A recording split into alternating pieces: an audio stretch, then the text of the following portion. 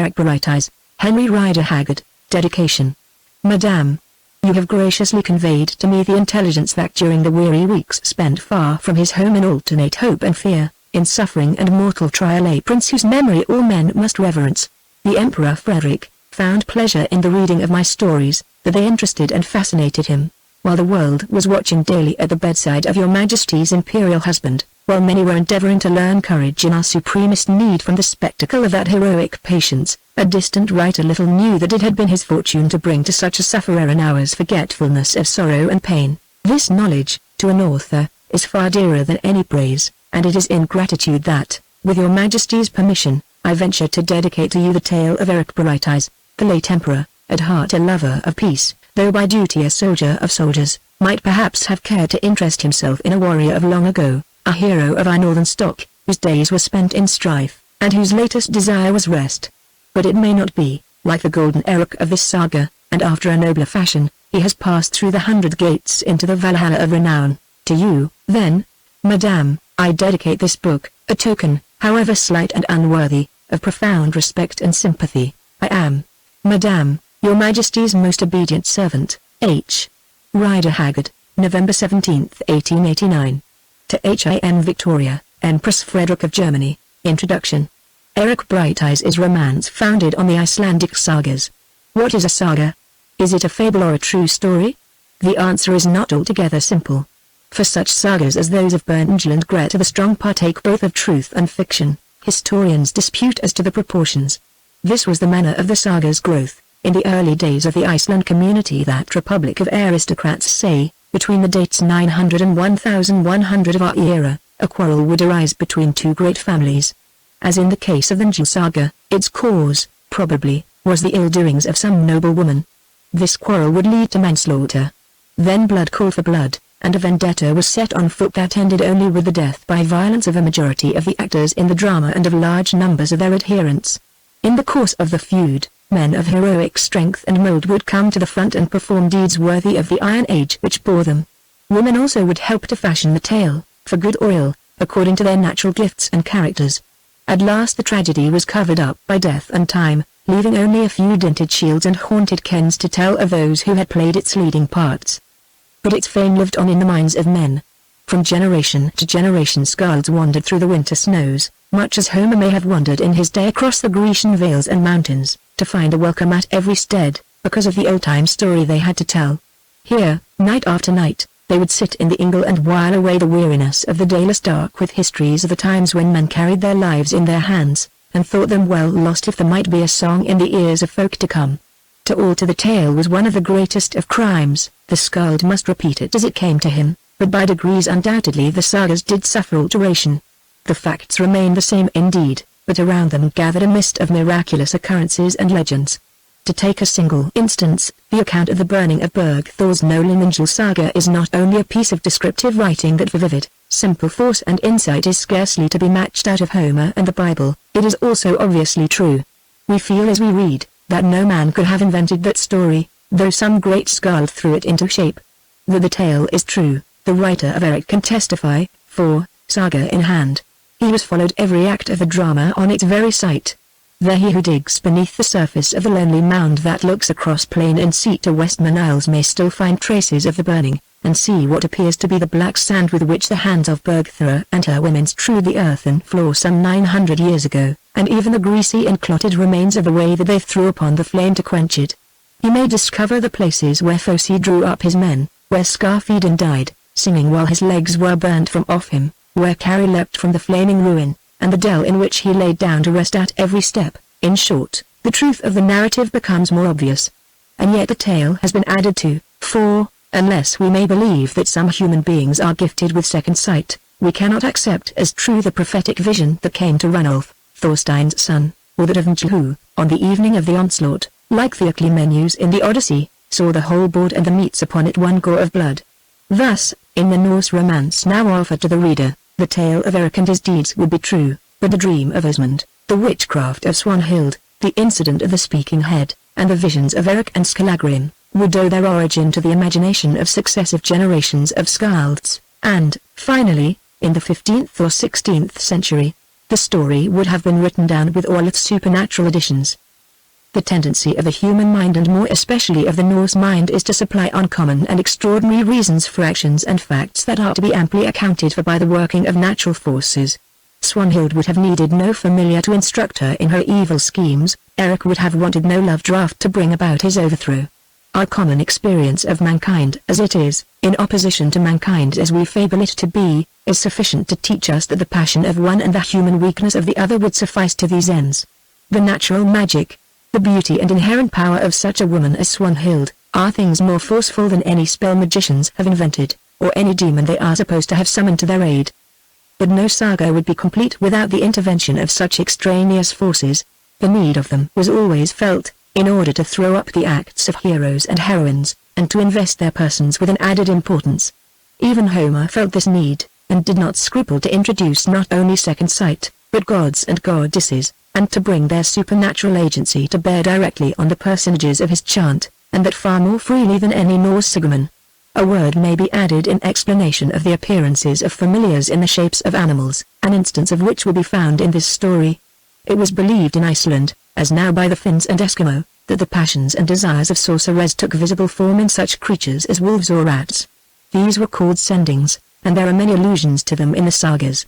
Another peculiarity that may be briefly alluded to as eminently characteristic of the sagas is their fatefulness. As we read we seem to hear the voice of doom speaking continually.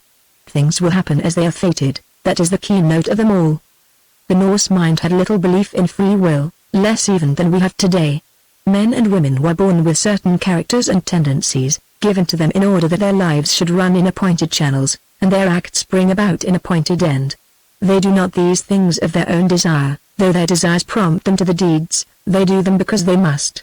The Norns, as they name fate, have mapped out their path long and long ago, their feet are set therein, and they must tread it to the end.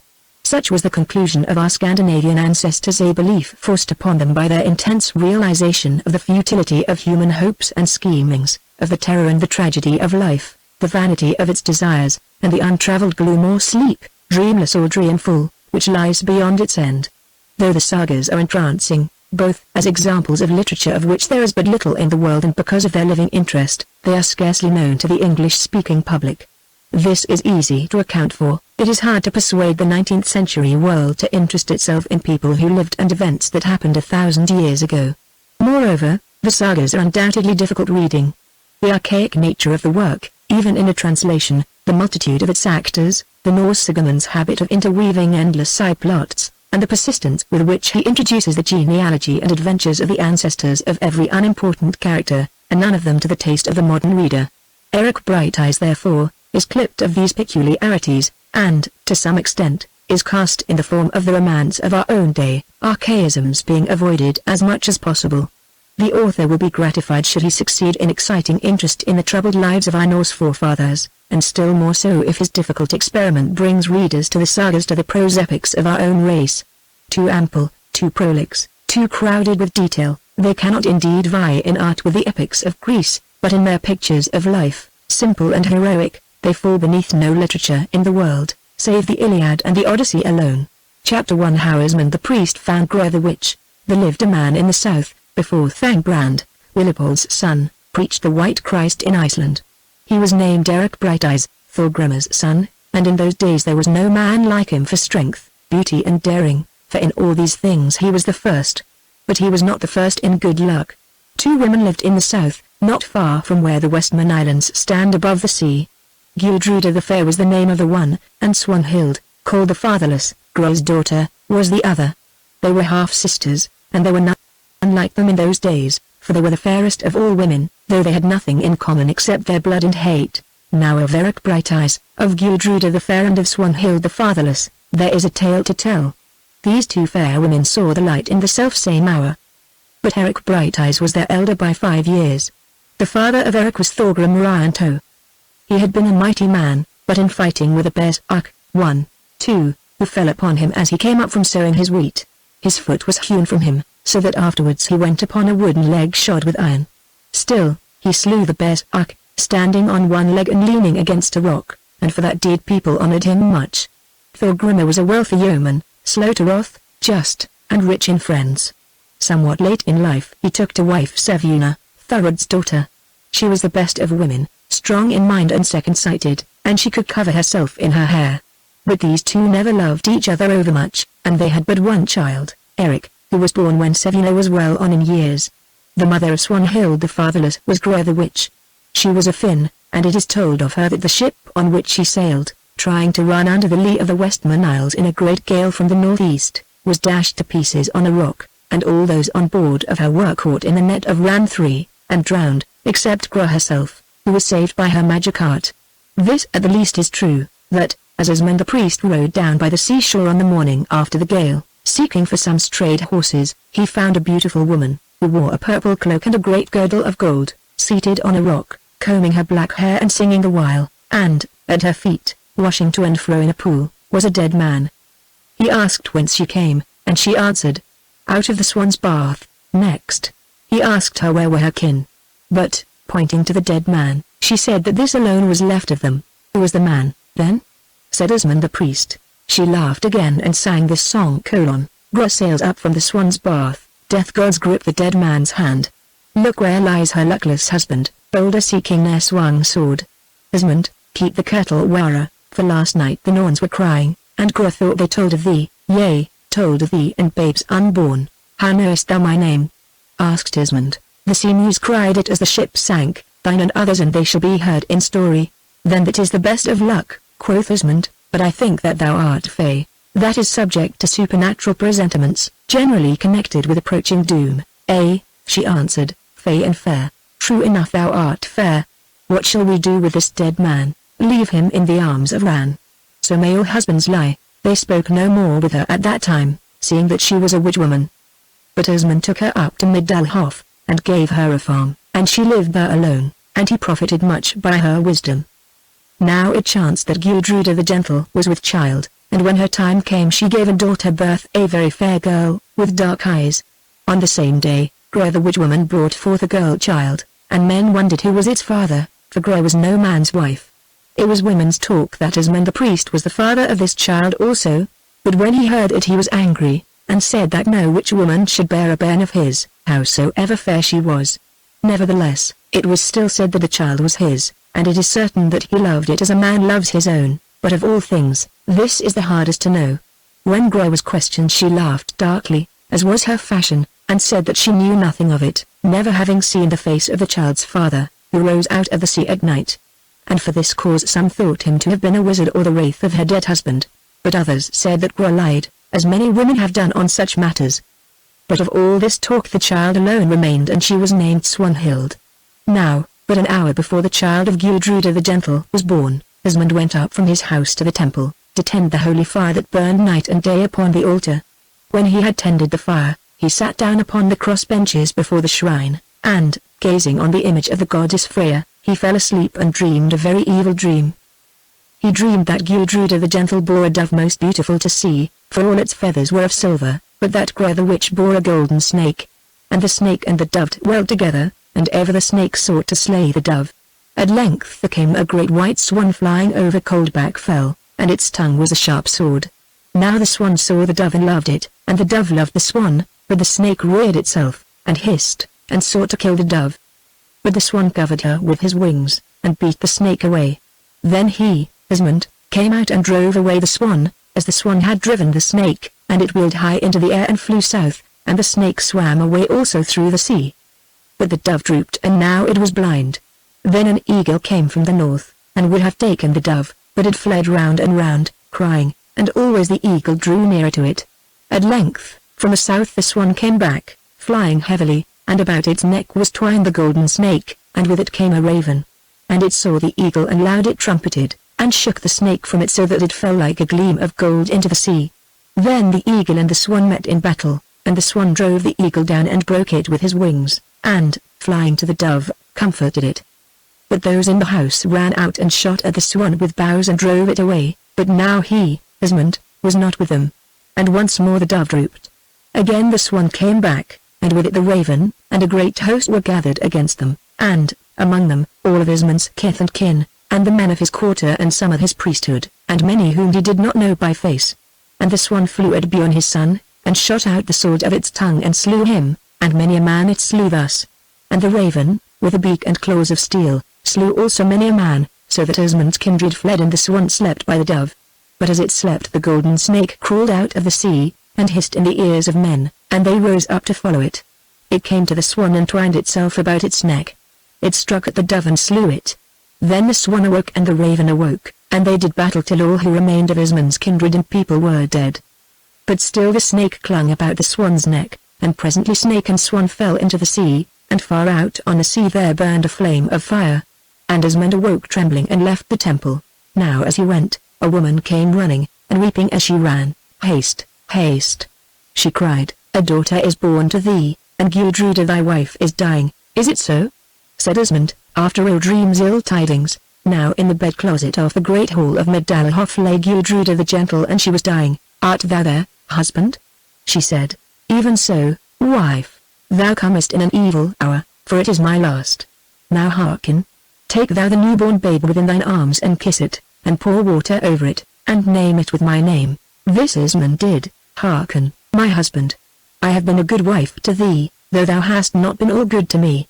But thus shalt thou atone. Thou shalt swear that, though she is a girl, thou wilt not cast this pen forth to perish, but wilt cherish and nurture her." "I swear it," he said.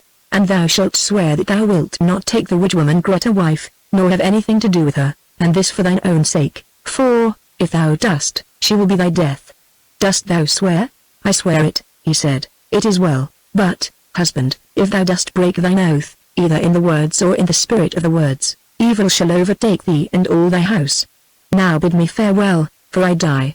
He bent over her and kissed her, and it is said that Asmund wept in that hour, for after his fashion he loved his wife.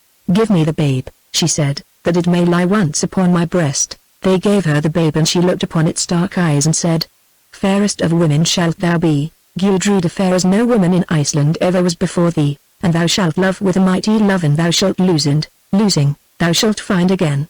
Now, it is said that, as she spoke these words, her face grew bright as a spirit's, and, having spoken them, she fell back dead. And they laid her in earth, but Asmund mourned her much. But, when all was over and done, the dream that he had dreamed lay heavy on him. Now of all diviners of dreams Gra was the most skilled, and when Gudruda had been in earth 7 full days, Asmund went to Gra, though doubtfully, because of his oath. He came to the house and entered. On a couch in the chamber lay Gra, and her babe was on her breast, and she was very fair to see. "Greeting, Lord," she said. "What wouldest thou here? I have dreamed a dream, and thou alone canst read it." "That is as it may be," she answered. "It is true that I have some skill in dreams. At the least I will hear it." Then he unfolded it to her every word. "What wilt thou give me if I read thy dream?" she said. "What dost thou ask?" "Methinks I have given thee much." "Yea, Lord," and she looked at the babe upon her breast. "I ask but a little thing, that thou shalt take this pen in thy arms, pour water over it and name it. Men will talk if I do this, for it is the Father's part. It is a little thing what men say, talk goes by as the wind. Moreover, thou shalt give them the lie in the child's name, for it shall be Swanhild the fatherless. Nevertheless that is my price. Pay it if thou wilt. Read me the dream and I will name the child. Nay, first name thou the babe, for then no harm shall come to her at thy hands." So Asmund took the child, poured water over her, and named her. Then Gra spoke, "This, Lord, is the reading of thy dream, else my wisdom is at fault. The silver dove is thy daughter Gudruda, the golden snake is my daughter Swanhild, and these two shall hate one the other and strive against each other. But the swan is a mighty man whom both shall love, and, if he love not both, yet shall belong to both. And thou shalt send him away, but he shall return and bring bad luck to thee in thy house, and thy daughter shall be blind with love of him. And in the end he shall slay the eagle, a great lord from the north who shall seek to wed thy daughter, and many another shall he slay, by the help of that raven with a bill of steel who shall be with him. But Swanhild shall triumph over thy daughter Gudruda, and this man, and the two of them, shall die at her hands, and, for the rest, who can say? But this is true, that the mighty man shall bring all thy race to an end. See now, I have read thy rede." Then Asmund was very wroth. "Thou wast wise to beguile me to name thy bastard brat," he said, "else had I been its death within this hour. This thou canst not do, Lord, seeing that thou hast held it in thy arms." Gra answered, laughing, "Go rather and lay out Gudruda the fair on Coldback Hill. So shalt thou make an end of the evil, for Gudruda shall be its very root. Learn this. Moreover, that thy dream does not tell all, seeing that thou thyself must play a part in the fate. Go, send forth the babe Gudruda, and be at rest. That cannot be, for I have sworn to cherish it, and with an oath that may not be broken. It is well, laughed Gro. Things will befall as they are fated, let them befall in their season. There is space for Kens on Coldback, and the sea can shroud its dead. And Esmond went thence, angered at heart. Chapter 2 How Eric told his love to Gudruda in the snow on Coldback. Now, it must be told that, 5 years before the day of the death of Gudruda the Gentle, Sevuna, the wife of Thorgrim Ryanto, gave birth to a son, at Coldback in the marsh, on Ran River, and when his father came to look upon the child he called out aloud. Here we have a wondrous Ben, for his hair is yellow like gold and his eyes shine bright as stars. And Thorgrim named him Eric Brighteyes. Now, Coldback is but an hour's ride from Middalhof, and it chanced, in after years, that Thorgrim went up to Middalhof, to keep the Yule feast and worship in the temple, for he was in the priesthood of Esmundus Munson, bringing the boy Eric with him. There also was Gro with Swanhild, for now she dwelt at Middalhof, and the 3 fair children were set together in the hall to play, and men thought it great sport to see them. Now, Gudruda had a horse of wood and would ride it while Eric pushed the horse along. But Swanhild smote her from the horse and called to Eric to make it move, but he comforted Gudruda and would not, and at that Swanhild was angry and lisped out, "Push thou must, if I will it, Eric." Then he pushed sideways and with such good will that Swanhild fell almost into the fire of the hearth, and, leaping up, she snatched a brand and threw it at Gudruda, firing her clothes. Men laughed at this, but Gro, standing apart, frowned and muttered which words. "Why lookest thou so darkly, housekeeper?" said Esmond. "The boy is bonny and high of heart." He is bonny as no child is, and he shall be bonny all his life days. Nevertheless, she shall not stand against his ill luck. This I prophesy of him, that women shall bring him to his end, and he shall die a hero's death, but not at the hand of his foes." And now the years went by peacefully. Gro dwelt with her daughter Swanhild up at Middalhof and was the love of Esmundus Munson. But, though he forgot his oath thus far, yet he would never take her to wife. The witch wife was angered at this, and she schemed and plotted much to bring it about that Esmond should wed her. But still he would not, though in all things else she led him as it were by a halter. 20 full years had gone by since Gudruda the Gentle was laid in earth, and now Gudruda the Fair and Swanhild the Fatherless were women too. Eric, too, was a man of 25 years, and no such man had lived in Iceland. For he was strong and great of stature, his hair was yellow as gold, and his grey eyes shone with the light of swords. He was gentle and loving as a woman, and even as a lad his strength was the strength of 2 men, and there were none in all the quarter who could leap or swim or wrestle against Eric Brighteyes. Men held him in honour and spoke well of him, though as yet he had done no deeds, but lived at home on Coldback, managing the farm, for now Thorgrim Ryanto, his father, was dead. But women loved him much, and that was his bane, for of all women he loved but one, Gudruda the Fair, Esmund's daughter. He loved her from a child, and her alone till his day of death, and she, too, loved him and him only. For now Gudruda was a maid of maids, most beautiful to see and sweet to hear. Her hair, like the hair of Eric, was golden, and she was white as the snow on Hecla, but her eyes were large and dark, and black lashes drooped above them. For the rest she was tall and strong and comely, merry of face, yet tender, and the most witty of women. Swanhild also was very fair. She was slender, small of limb, and dark of hue, having eyes blue as the deep sea, and brown curling hair, enough to veil her to the knees, and a mind of which none knew the end, for, though she was open in her talk, her thoughts were dark and secret. This was her joy, to draw the hearts of men to her and then to mock them. She beguiled many in this fashion, for she was the cunningest girl in matters of love, and she knew well the arts of women, with which they bring men to nothing. Nevertheless she was cold at heart, and desired power and wealth greatly, and she studied magic much, of which her mother Gro also had a store. But Swanhild, too, loved a man, and that was the joint in her harness by which the shaft of fate tempted her heart, for that man was Eric Brighteyes, who loved her not. But she desired him so sorely that, without him, all the world was dark to her, and her soul but as a ship driven rudderless upon a winter night. Therefore she put out all her strength to win him, and bent her witcheries upon him, and they were not few nor small.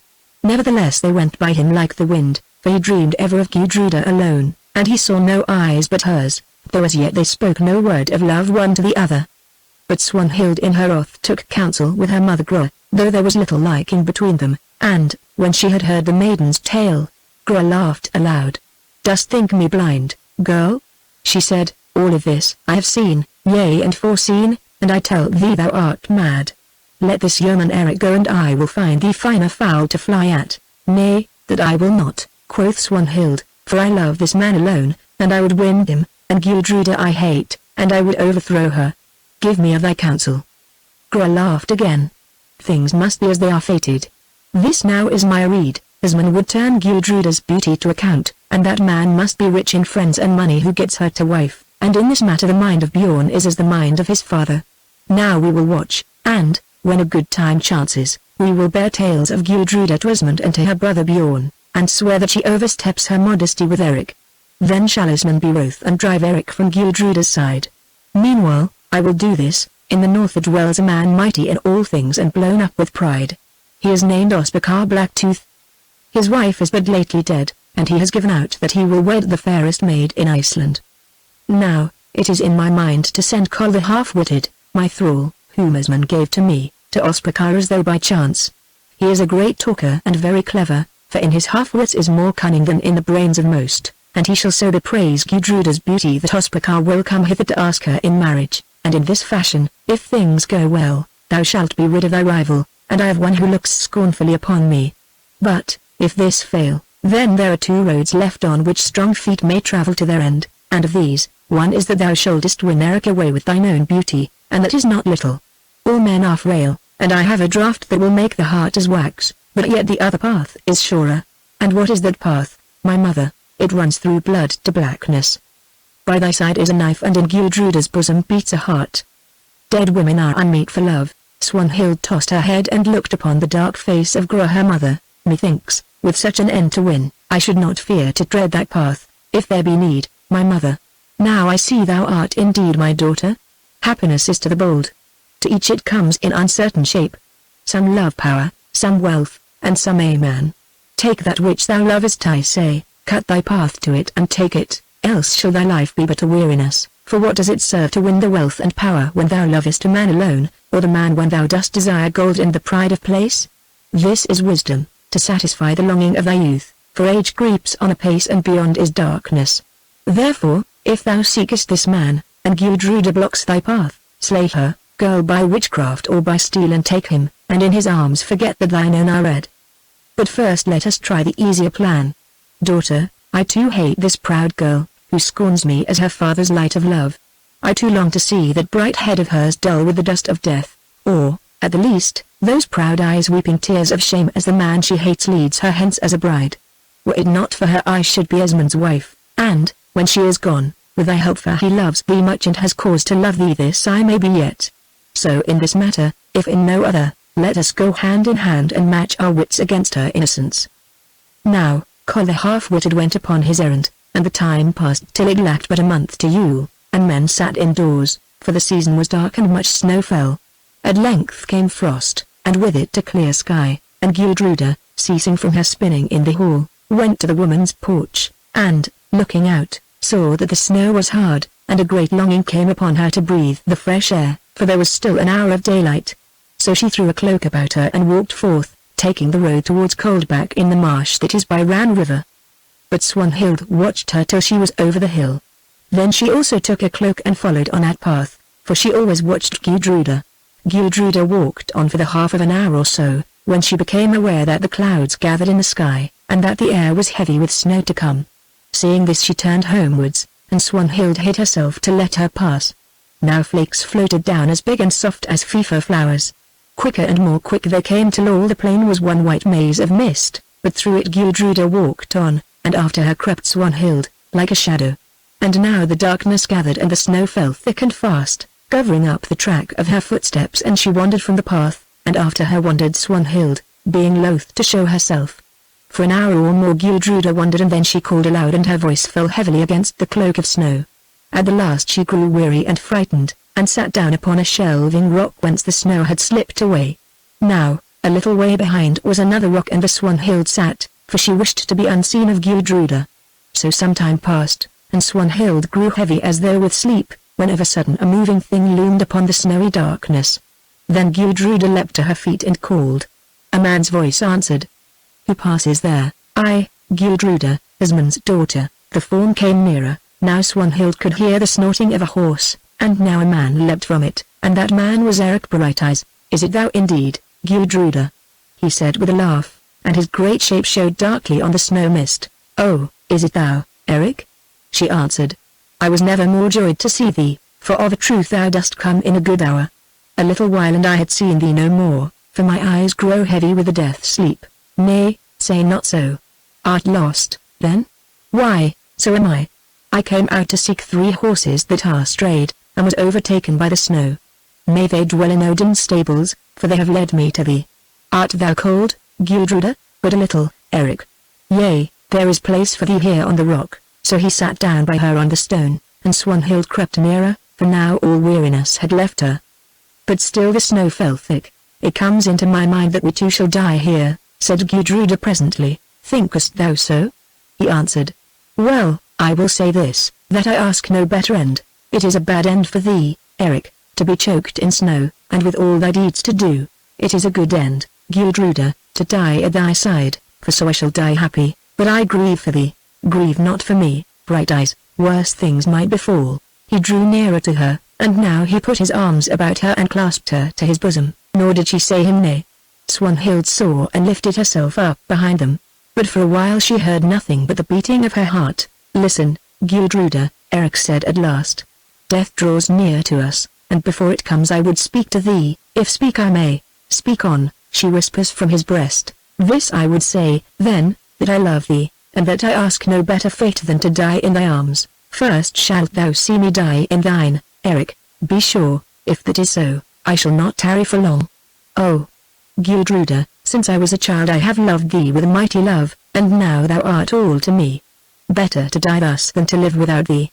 Speak, then, while there is time. I will not hide from thee, Eric, that thy words are sweet in my ears. And now Gudruda sobs and the tears fall fast from her dark eyes. Nay, weep not. Dost thou, then, love me? Sure enough, Eric. Then kiss me before we pass. A man should not die thus, and yet men have died worse. And so these two kissed, for the first time, out in the snow on Coldback, and that first kiss was long and sweet. Swanhild heard and her blood seethed within her as water seethes in a boiling spring when the fires wake beneath. She put her hand to her kirtle and gripped the knife at her side. She half drew it, then drove it back. Cold kills as sure as steel, she said in her heart. If I slay her I cannot save myself or him. Let us die in peace, and let the snow cover up our troubling. And once more she listened. Ah, sweet, said Eric, even in the midst of death there is hope of life. Swear to me, then, that if by chance we live thou wilt love me always as thou lovest me now. Eric, I swear that and readily. And swear, come what may, that thou wilt wed no man but me. I swear, if thou dost remain true to me, that I will wed none but thee, Eric. Then I am sure of thee. Boast not overmuch, Eric. If thou dost live thy days are all before thee, and with times come trials. Now the snow whirled down faster and more thick, till these two, clasped heart to heart, were but a heap of white, and all white was the horse, and Swanhild was nearly buried. Where go we when we die, Eric? Said Gudruda, in Odin's house there is no place for maids, and how shall my feet fare without thee? Nay, sweet, my May, Valhalla shuts its gates to me, a deedless man. Up Bifrost's rainbow bridge I may not travel, for I do not die with Brightey on breast and sword aloft. To Hela shall we go, and hand in hand. Art thou sure, Eric, that men find these abodes? To say sooth, at times I misdoubt me of them. I am not so sure but that I also doubt. Still, I know this, that where thou goest there I shall be, Gudruda. Then things are well, and well work the Norns. Still, Eric, of a sudden I grow fey, for it comes upon me that I shall not die tonight, but that, nevertheless, I shall die with thy arms about me, and at thy side. There, I see it on the snow. I lie by thee, sleeping, and one comes with hands outstretched and sleep falls from them like a mist by Freya. It is Swanhild's self. Oh, it is gone. The northern fates, it was nothing, Gudruda, but a vision of the snow, an untimely dream that comes before the sleep. I grow cold and my eyes are heavy. Kiss me once again. It was no dream, Eric, and ever I doubt me of Swanhild, for I think she loves thee also, and she is fair and my enemy, says Gudruda, laying her snow-cold lips on his lips. Oh, Eric, awake. Awake. See, the snow is done. He stumbled to his feet and looked forth. Lo! Out across the sky flared the wild northern fires, throwing light upon the darkness. Now it seems that I know the land, said Eric. Look, yonder are Golden Falls, though we did not hear them because of the snow, and there, out at sea, loomed the Westmans, and that dark thing is the Templehof, and behind it stands the stead.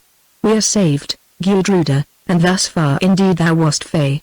Now rise, ere thy limbs stiffen, and I will set thee on the horse, if he still can run, and lead thee down to Medalhof before the witch lights fail us. So it shall be, Eric. Now he led Gudruda to the horse that, seeing its master, snorted and shook the snow from its coat, for it was not frozen, and set her on the saddle, and put his arm about her waist, and they passed slowly through the deep snow. And Swanhild, too, crept from her place, for her burning rage had kept the life in her, and followed after them. Many times she fell, and once she was nearly swallowed in a drift of snow and cried out in her fear. Who called aloud? Said Eric, turning. I thought I heard a voice. Nay, answers Gudruda, it was but a night hawk screaming. Now Swanhild lay quiet in the drift, but she said in her heart, a night hawk that shall tear out those dark eyes of thine, mine enemy. The two go on, and at length they come to the banked roadway that runs past the temple to Esmond's hall. Here Swanhild leaves them, and, climbing over the turf wall into the home meadow, passes round the hall by the outbuildings, and so comes to the west end of the house, and enters by the men's door unnoticed of any. For all the people, seeing a horse coming and a woman seated on it, were gathered in front of the hall. But Swanhild ran to that shut bed where she slept, and, closing the curtain, threw off her garments, shook the snow from her hair, and put on a linen kirtle. Then she rested a while, for she was weary, and, going to the kitchen, warmed herself at the fire. Meanwhile Eric and Gudruda came to the house, and Esmond greeted them well, for he was troubled in his heart about his daughter, and very glad to know her living, seeing that men had but now begun to search for her, because of the snow and the darkness. Now Gudruda told her tale, but not all of it, and Esmond bade Eric to the house. Then one asked about Swanhild, and Eric said that he had seen nothing of her, and Esmond was sad at this, for he loved Swanhild. But as he told all men to go and search, an old wife came and said that Swanhild was in the kitchen, and while the carline spoke she came into the hall, dressed in white, very pale, and with shining eyes and fair to see. Where hast thou been, Swanhild? Said Esmond. I thought certainly thou wast perishing with Gudruda in the snow, and now all men go to seek thee while the witch lights burn. Nay, foster father, I have been to the temple, she answered, lying. So Gudruda has but narrowly escaped the snow, thanks be to Brighteyes yonder. Surely I am glad of it, for we could ill spare our sweet sister, and, going up to her, she kissed her. But Gudruda saw that her eyes burned like fire and felt that her lips were cold as ice, and shrank back wondering. Chapter 3 How Esmond bade Eric to his Yule feast. Now it was supper time, and men sat at meat while the women waited upon them. But as she went to and fro, Gudruda always looked at Eric, and Swanhild watched them both. Supper being over, people gathered round the hearth, and, having finished her service, Gudruda came and sat by Eric, so that her sleeve might touch his. They spoke no word, but there they sat and were happy. Swanhild saw and bit her lip. Now, she was seated by Esmond and Bjorn his son. Look, foster father, she said, yonder sit a pretty pair. That cannot be denied, answered Esmond. One may ride many days to see such another man as Eric Brighteyes, and no such maid as Gudruda flowers between Medalhof and London town, unless it be thou, Swanhild. Well, so her mother said that it should be, and without doubt she was foresighted at her death. Nay, name me not with Gudruda, foster father, I am but a grey goose by thy white swan. But these shall be well wed, and that will be a good match for Eric. Let not thy tongue run on so fast, said Esmond sharply. Who told thee that Eric should have Gudruda? None told me, but in truth, having eyes and ears, I grew certain of it, said Swanhild. Look at them now, surely lovers wear such faces. Now it chanced that Gudruda had rested her chin on her hand, and was gazing into Eric's eyes beneath the shadow of her hair. Methinks my sister will look higher than to wed a simple yeoman, though he is large as two other men, said Bjorn with a sneer. Now Bjorn was jealous of Eric's strength and beauty, and did not love him.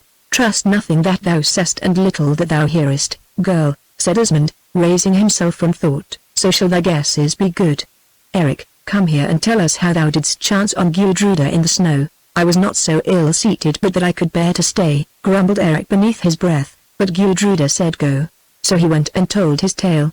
But not all of it, for he intended to ask Gudruda in marriage on the morrow, though his heart prophesied no luck in the matter, and therefore he was not over-swift with it. In this thing thou hast done me and mine good service, said Esmond coldly, searching Eric's face with his blue eyes. It had been said if my fair daughter had perished in the snow, for, know this, I would set her high in marriage, for her honor and the honor of my house, and so some rich and noble man had lost great joy. But take thou this gift in memory of the deed, and Gudruda's husband shall give thee another such upon the day that he makes her wife, and he drew a gold ring off his arm. Now Eric's knees trembled as he heard, and his heart grew faint as though with fear. But he answered clear and straight. Thy gift had been better without thy words, ring giver, but I pray thee to take it back, for I have done nothing to win it, though perhaps the time will come when I shall ask thee for a richer. My gifts have never been put away before, said Esmond, growing angry. This wealthy farmer holds the good gold of little worth. It is foolish to take fish to the sea, my father, sneered Bjorn. Nay, Bjorn, not so, Eric answered, but, as thou sayest, I am but a farmer, and since my father, Thorgrim Rianto, died things have not gone too well on Ran River. But at the least I am a free man, and I will take no gifts that I cannot repay worth for worth. Therefore I will not have the ring. As thou wilt, said Esmond. Pride is a good horse if thou ridest wisely, and he thrust the ring back upon his arm. Then people go to rest. But Swanhild seeks her mother, and tells her all that has befallen her, nor does Gro fail to listen. Now I will make a plan, she says, for these things have chanced well and Esmond is in a right humour. Eric shall come no more to Middalhof till Gudruda is gone hence, led by Ospakar Blacktooth, and if Eric does not come here, how shall I see his face? For, mother, I long for the sight of it. That is thy matter, thou lovesick fool. Know this, that if Eric comes hither and gets speech with Gudruda, there is an end of thy hopes, for, fair as thou art, she is too fair for thee, and, strong as thou art, in a way she is too strong. Thou hast heard how these two love, and such loves mock at the will of fathers. Eric will win his desire or die beneath the swords of Esmond and Bjorn, if such men can prevail against his might. Nay, the wolf Eric must be fenced from the land till he grows hungry. Then let him search the fold and make spoil of thee, for, when the best is gone, he will desire the good. So be it, mother. As I sat crouched behind Gudruda in the snow at Coldback, I had half a mind to end her love words with this knife, for so I should have been free of her. Yes, and fast in the doom ring, thou wildcat. The gods help this Eric, if thou winnest him. Nay, choose thy time and, if thou must strike, strike secretly and home. Remember also that cunning is mightier than strength, that lies pierce further than swords, and that witchcraft wins where honesty must fail. Now I will go to Esmond, and he shall be an angry man before tomorrow comes. Then Gro went to the shut bed where Esmond the priest slept. He was sitting on the bed and asked her why she came. For love of thee, Esmond, and thy house, though thou dost treat me ill, who hast profited so much by me and my foresight. Say now, wilt thou that this daughter of thine, Gudruda the Fair, should be the light may of yonder long-legged yeoman? That is not in my mind, said Esmond, stroking his beard. Knowest thou, then, that this very day your white Gudruda sat on Eric's lap in the snow, while he fondled her to his heart's content? Most likely it was for warmth. Men do not dream on love in the hour of death. Who saw this? Swanhild, who was behind, and hid herself for shame, and therefore she held that these two must soon be wed. Ah, thou art foolish now, Esmond. Young blood makes light of cold or death.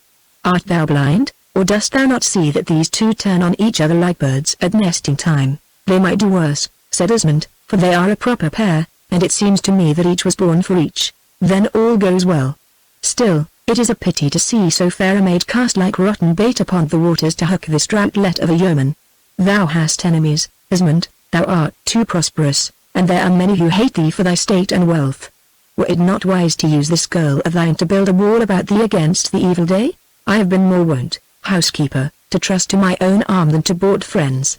But tell me, for at the least thou art far-seeing, how may this be done? As things are, though I spoke roughly to him last night, I am inclined to let Eric Brighteyes take Gudruda. I have always loved the lad, and he will go far. Listen, Esmond. Surely thou hast heard of Ospakar Blacktooth the priest who dwells in the north. I have heard of him, and I know him. There is no man like him for ugliness, or strength, or wealth and power.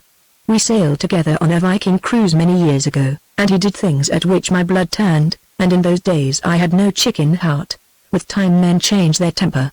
Unless I am mistaken, this Ospakar wishes above all to have Gudruda in marriage, for, now that everything is his, this alone is left for him to ask the fairest woman in Iceland as a housewife. Think then, with Ospakar for a son-in-law, who is there that can stand against thee? I am not so sure of this matter, nor do I altogether trust thee, Gro.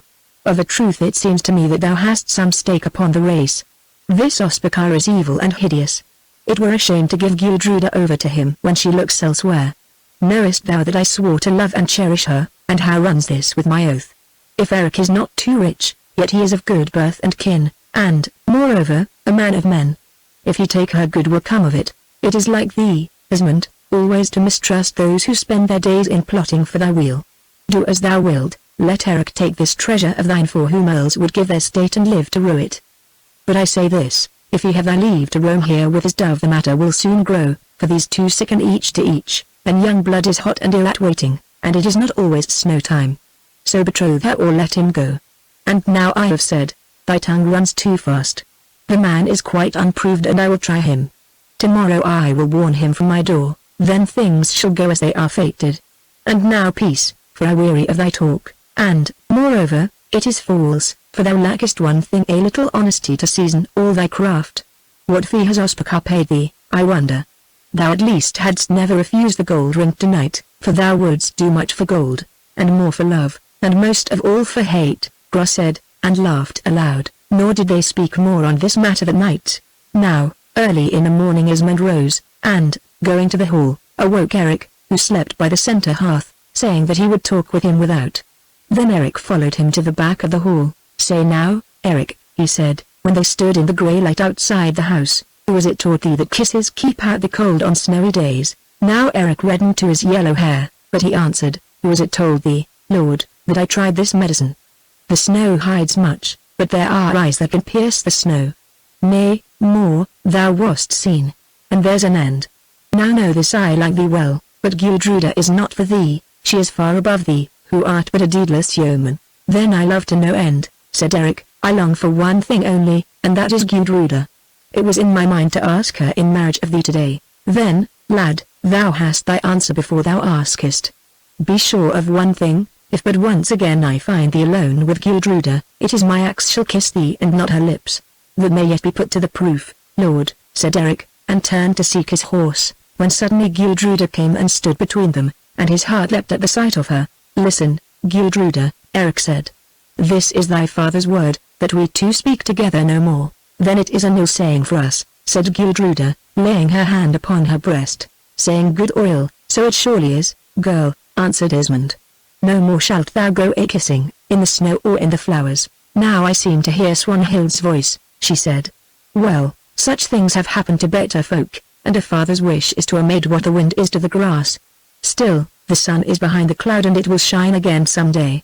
Till then, Erik, fare thee well. It is not thy will, Lord, said Erik, that I should come to thy Yule feast as thou hast asked me these 10 years past. Now Esmond grew wroth, and pointed with his hand towards the great golden falls that thunder down the mountain named Stonefell that is behind Middelhof, and there are no greater waterfalls in Iceland. A man may take 2 roads, Erik, from Coldback to Middelhof, one by the bridle path over Coldback and the other down Golden Falls, but I never knew traveller to choose this way. Now, I bid thee to my feast by the path over Golden Falls, and, if thou comest that way, I promise thee this, if thou livest I will greet thee well, and if I find thee dead in the great pool I will bind on thy hell shoes and lay thee to earth neighbourly fashion. But if thou comest by any other path, then my thralls shall cut thee down at my door. And he stroked his beard and laughed. Now Esmond spoke thus mockingly because he did not think it possible that any man should try the path of the Golden Falls. Erik smiled and said, I hold thee to thy word, Lord. Perhaps I shall be thy guest at Yule. But Gudruda heard the thunder of the mighty falls as the wind turned, and cried nay, nay it were thy death. Then Erik finds his horse and rides away across the snow. Now it must be told of Kolle half-witted that at length he came to Swinefell in the north. Having journeyed hard across the snow, here Ospakar Blacktooth had his great hall, in which day by day 100 men sat down to meat. Now Kolle entered the hall when Ospakar was at supper, and looked at him with big eyes, for he had never seen so wonderful a man. He was huge in stature, his hair was black, and black his beard, and on his lower lip there lay a great black fang. His eyes were small and narrow, but his cheekbones were set wide apart and high, like those of a horse. Cole thought him an ill man to deal with and half a troll, and grew afraid of his errand, since in Cole's half-wittedness there was much cunning, for it was a cloak in which he wrapped himself. But as Ospakar sat in the high seat, clothed in a purple robe, with his sword Whitefire on his knee, he saw Cole, and called out in a great voice, "An able-bodied goblin, who is this red fox that creeps into my earth?" For, to look at, Cole was very like a fox. "My name is Cole the half-witted, Gro's thrall, Lord. Am I welcome here?" He answered, "That is as it may be." "Why do they call thee half-witted?" "Because I love not work overmuch, Lord." "Then all my thralls are fellow to thee. Say, what brings thee here, this lord?" "It was told among men down in the south that thou wouldst give a good gift to him who should discover to thee the fairest maid in Iceland. So I asked leave of my mistress to come on a journey and tell thee of her. Then a lie was told thee. Still, I love to hear of fair maids, and seek one for a wife if she be but fair enough. So speak on, Cole the fox, and lie not to me, I warn thee, else I will knock what wits are left there from that red head of thine." So Cole took up the tale and greatly bepraised Gudruda's beauty, nor in truth, for all his talk, could he praise it too much. He told of her dark eyes and the whiteness of her skin, of the nobleness of her shape and the gold of her hair, of her wit and gentleness, till at length Ospakar grew afire to see this flower of maids. "By Thor, thou Cole," he said, "if the girl be but half of what thou sayest, her luck is good, for she shall be wife to Ospakar. But if thou hast lied to me about her, beware. For soon there shall be an ave the less in Iceland." Now a man rose in the hall and said that Cole spoke truth, for he had seen Gudruda the fair, Asmund's daughter, and there was no maid like her in Iceland. "I will do this now," said Blacktooth. "Tomorrow I will send a messenger to Midalhof, saying to Asmund the priest that I purpose to visit him at the time of the Yule feast. Then I shall see if the girl pleases me. Meanwhile, Cole, take thou a seat among the thralls, and here is something for thy pains." And he took off the purple cloak and threw it to him. "Thanks to thee, gold scatterer," said Cole. "It is wise to go soon to Midalhof, for such a bloom as this maid does not lack a bee. There is a young dilling in the south, named Eric Brighteyes, who loves Gudruda, and she, I think, loves him, though he is but a yeoman of small wealth and is only 25 years old." "Ho! Ho!" laughed great Ospakar, "and I am 45. But let not the suckling cross my desire, lest men call him Eric Hollow Eyes." Now the messenger of Ospakar came to Midalhof, and his words pleased Asmund, and he made ready a great feast. And Swanhild smiled, but Gudruda was afraid. Chapter 4 How Eric Came Down Golden Falls. Now Ospakar rode up to Midalhof on the day before the Yule feast. He was splendidly apparelled, and with him came his 2 sons, Giza the lawman and Maud, young men of promise, and many armed thralls and servants. Gudruda, watching at the women's door, saw his face in the moonlight and loathed him. "What thinkest thou of him who comes to seek thee in marriage, foster sister?" asked Swanhild, watching at her side. "I think he is like a troll, and that, seek as he will, he shall not find me. I had rather lie in the pool beneath Golden Falls than in Ospakar's hall." "That shall be proved," said Swanhild. "At the least he is rich and noble, and the greatest of men in size. It would go hard with Eric were those arms about him." "I am not so sure of that," said Gudruda, "but it is not likely to be known. Comes Eric to the feast by the road of Golden Falls, Gudruda?" "Nay, no man may try that path and live. Then he will die, for Eric will risk it." Now Gudruda thought, and a great fire burned in her heart and shone through her eyes. "If Eric dies," she said, "on thee be his blood, Swanhild, on thee and that dark mother of thine, for ye have plotted to bring this evil on us. How have I harmed thee that thou shouldst deal thus with me?" Swanhild turned white and wicked looking, for passion mastered her, and she gazed into Gudruda's face and answered, "How hast thou harmed me? Surely I will tell thee. Thy beauty has robbed me of Eric's love. It would be better to prate of Eric's love when he had told it thee, Swanhild. Thou hast robbed me, and therefore I hate thee, and therefore I will deliver thee to Ospakar, whom thou dost loathe, and yet win Brighteyes to myself. Am I not also fair, and can I not also love, and shall I see thee snatch my joy? By the gods, never. I will see thee dead, and Eric with thee, ere it shall be so. But first I will see thee shamed. Thy words are ill-suited to a maiden's lips, Swanhild. But of this be sure, I fear thee not, and shall never fear thee. And one thing I know well, that, whether thou or I prevail, in the end thou shalt harvest the greatest shame, and in times to come men shall speak of thee with hatred and name thee by ill names. Moreover, Eric shall never love thee, from year to year he shall hate thee with a deeper hate, though it may well be that thou wilt bring ruin on him. And now I thank thee that thou hast told me all thy mind, showing me what indeed thou art." And Gudruda turned scornfully upon her heel and walked away. Now Asmund the priest went out into the courtyard, and meeting Ospakar Blacktooth, greeted him heartily, though he did not like his looks, and took him by the hand and led him to the hall, that was bravely decked with tapestries, and seated him by his side on the high seat. And Ospakar's thralls brought good gifts for Asmund, who thanked the giver well. Now it was supper time, and Gudruda came in, and after her walked Swanhild. Ospakar gazed hard at Gudruda, and a great desire entered into him to make her his wife. But she passed coldly by, nor looked on him at all. "This, then, is that maid of thine of whom I have heard tell, Asmund? I will say this, fairer was never born of a woman." Then Menet and Ospakar drank much ale, but all the while he stared at Gudruda and listened for her voice. But as yet he said nothing of what he came to seek, though all knew his errand. And his two sons, Gizzer and Maud, stared also at Gudruda, for they thought her most wonderfully fair. But Gizzer found Swanhild also fair, and so the night wore on till it was time to sleep.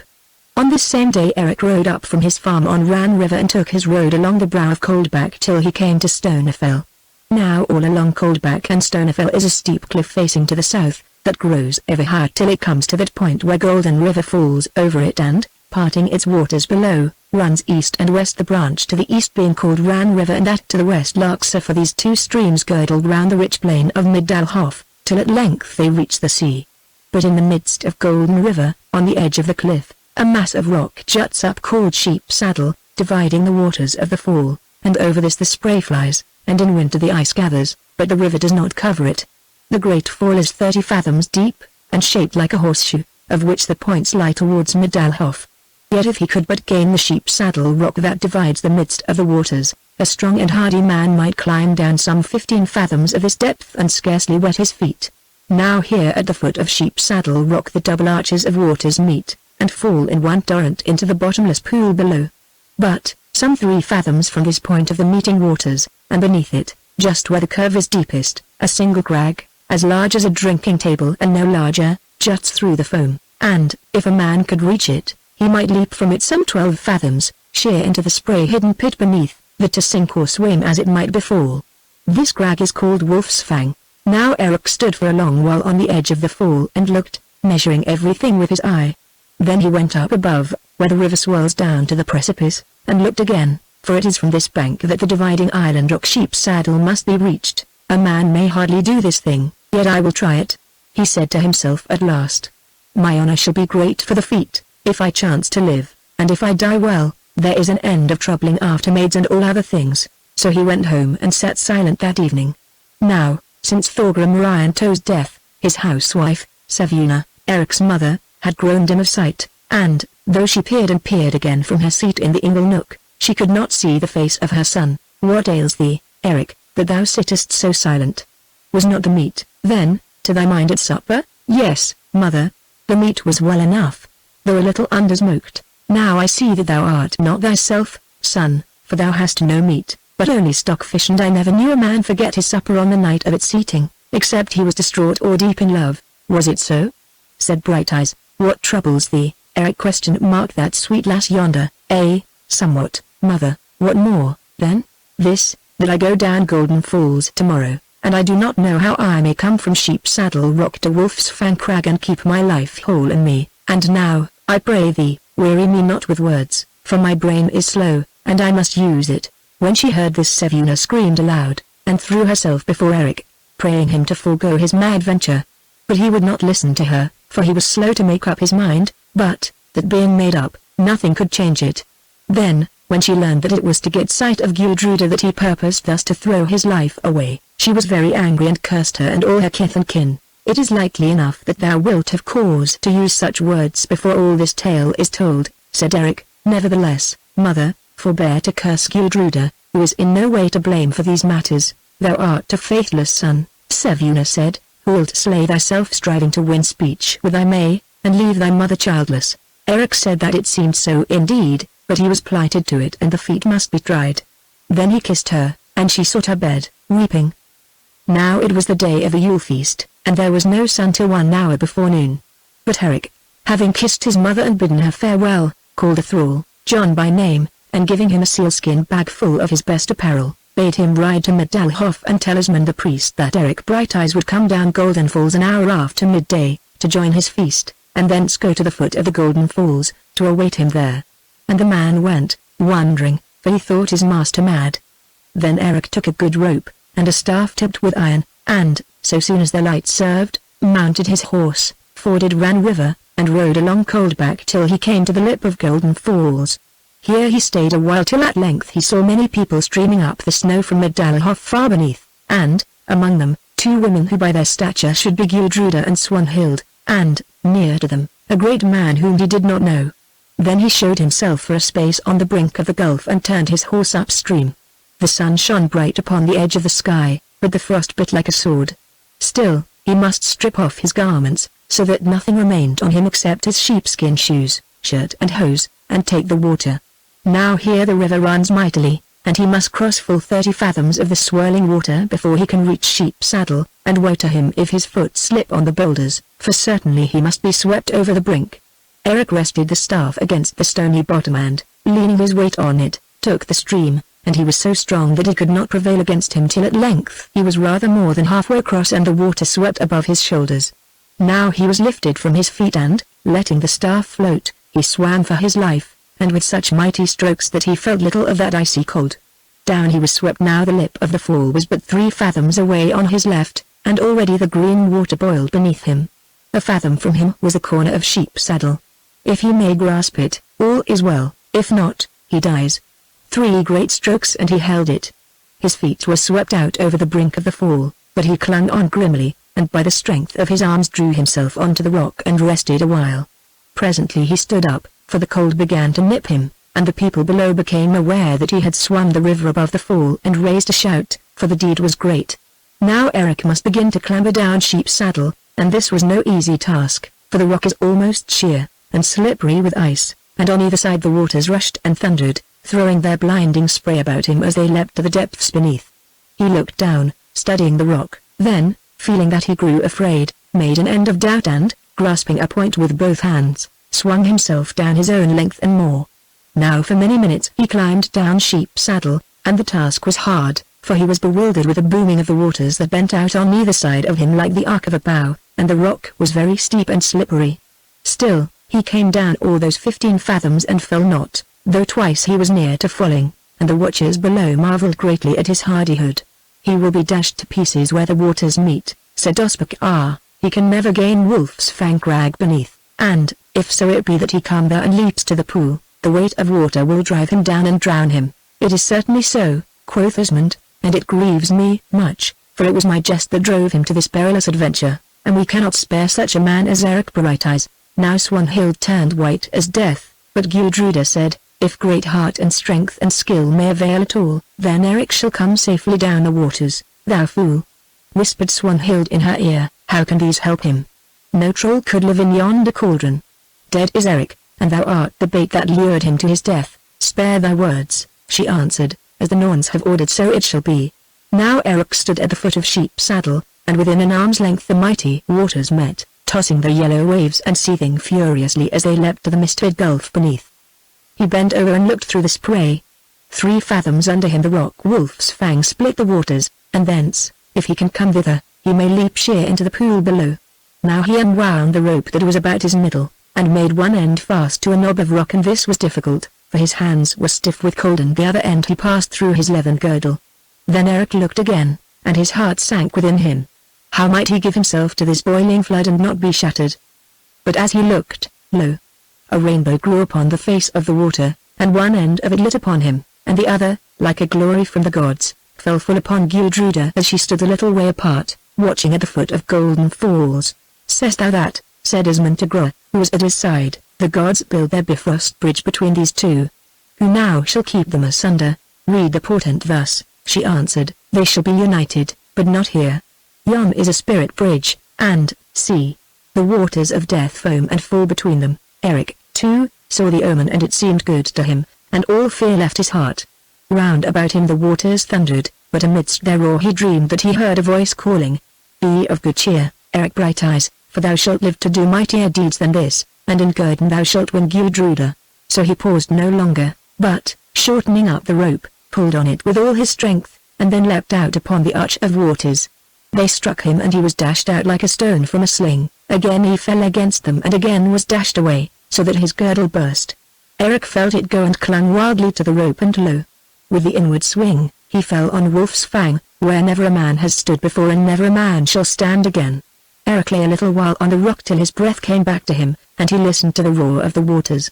Then, rising on his hands and knees, he crept to its point, for he could scarcely stand because of the trembling of the stone beneath the shock of the fall, and when the people below saw that he was not dead, they raised a great shout, and the sound of their voices came to him through the noise of the waters. Now, 12 fathoms beneath him was the surface of the pool, but he could not see it because of the wreaths of spray. Nevertheless, he must leap, and that swiftly, for he grew cold. So of a sudden Eric stood up to his full height, and, with a loud cry and a mighty spring, bounded out from the point of Wolf's Fang far into the air, beyond the reach of the falling flood, and rushed headlong towards the gulf beneath. Now all men watching held their breath as his body travelled, and so great is the place and so high the leap that through the mist Eric seemed but as a big white stone hurled down the face of the arching waters. He was gone, and the watchers rushed down to the foot of the pool, for there, if he rose at all, he must pass to the shallows. Swanhild could look no more, but sank upon the ground. The face of Gudruda was set like a stone with doubt and anguish. Ospakar saw and read the meaning, and he said to himself, "Now Odin grant that this youngling rise not again. For the maid loves him dearly, and he is too much a man to be lightly swept aside." Eric struck the pool. Down he sank, and down, for the water falling from so far must almost reach the bottom of the pool before it can rise again, and he with it. Now he touched the bottom, but very gently, and slowly began to rise, and, as he rose, was carried along by the stream. But it was long before he could breathe, and it seemed to him that his lungs would burst. Still, he struggled up, striking great strokes with his legs. "Farewell to Eric," said Asmund, "he will rise no more now." But just as he spoke Gudruda pointed to something that gleamed, white and golden, beneath the surface of the current, and lo! The bright hair of Eric rose from the water, and he drew a great breath, shaking his head like a seal, and, though but feebly, struck out for the shallows that are at the foot of the pool. Now he found footing, but was swept over by the fierce current, and cut his forehead, and he carried that scar till his death. Again he rose, and with a rush gained the bank unaided and fell upon the snow. Now people gathered about him in silence and wondering, for none had known so great a deed. And presently Eric opened his eyes and looked up, and found the eyes of Gudruda fixed on his, and there was that in them which made him glad he had dared the path of Golden Falls. Chapter 5 How Eric Won the Sword Whitefire. Now Asmund the priest bent down, and Eric saw him and spoke. "Thou badest me to thy Yule feast, Lord, by yonder slippery road, and I have come. Dost thou welcome me well?" "No man better," quoth Asmund. "Thou art a gallant man, though foolhardy, and thou hast done a deed that shall be told of while skalds sing and men live in Iceland." "Make place, my father," said Gudruda, "for Eric bleeds." And she loosed the kerchief from her neck and bound it about his wounded brow, and, taking the rich cloak from her body, threw it on his shoulders, and no man said her nay.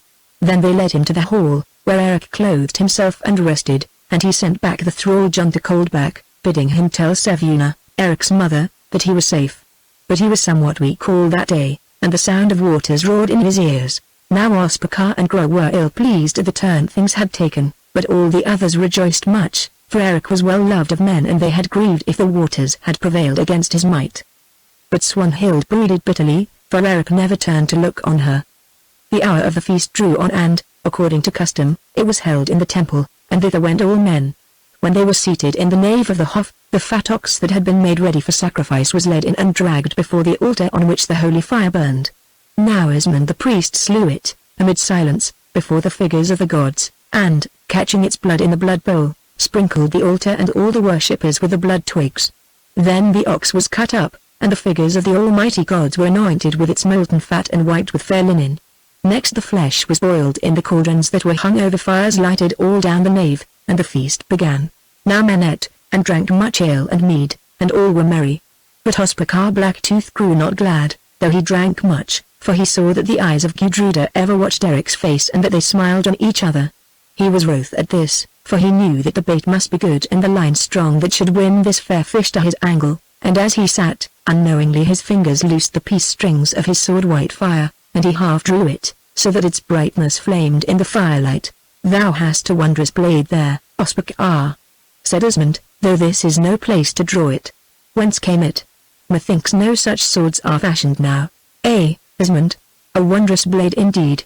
There is no other such in the world, for the dwarfs forged it of old, and he shall be unconquered who holds it aloft. This was King Odin's sword, and it is named Whitefire. Ralph the Red took it from King Eric's cairn in Norway, and he strove long with the barrow dweller, before he wrenched it from his grasp. But my father won it, and silly Ralph, though he had never done this, had Whitefire been aloft against him. But Ralph the Red, being in drink when the ships met in battle, fought with an axe, and was slain by my father, and since then Whitefire has been the last light that many a chief's eyes have seen. Look at it, Esmond. The ghost in the ken." Now he drew the great sword, and men were astonished as it flashed aloft. Its hilt was of gold, and blue stones were set therein.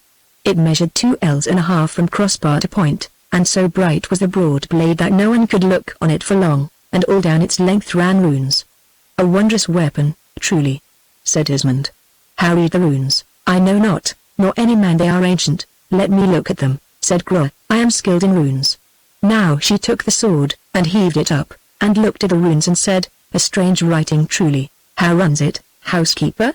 said Esmond. "Thus, Lord, if my skill is not at fault: Whitefire is my name, dwarf folk forged me. Odin's sword was I, Eric's sword was I, Eric's sword shall I be, and where I fall there he must follow me." Now Gudruda looked at Eric Brighteyes wonderingly, and Ospakar saw it and became very angry. "Look not so, maiden," he said, "for it shall be another Eric than yon flapperduck who holds Whitefire aloft, though it may very well chance that he shall feel its edge." Now Gudruda bit her lip, and Eric burned red to the brow and spoke.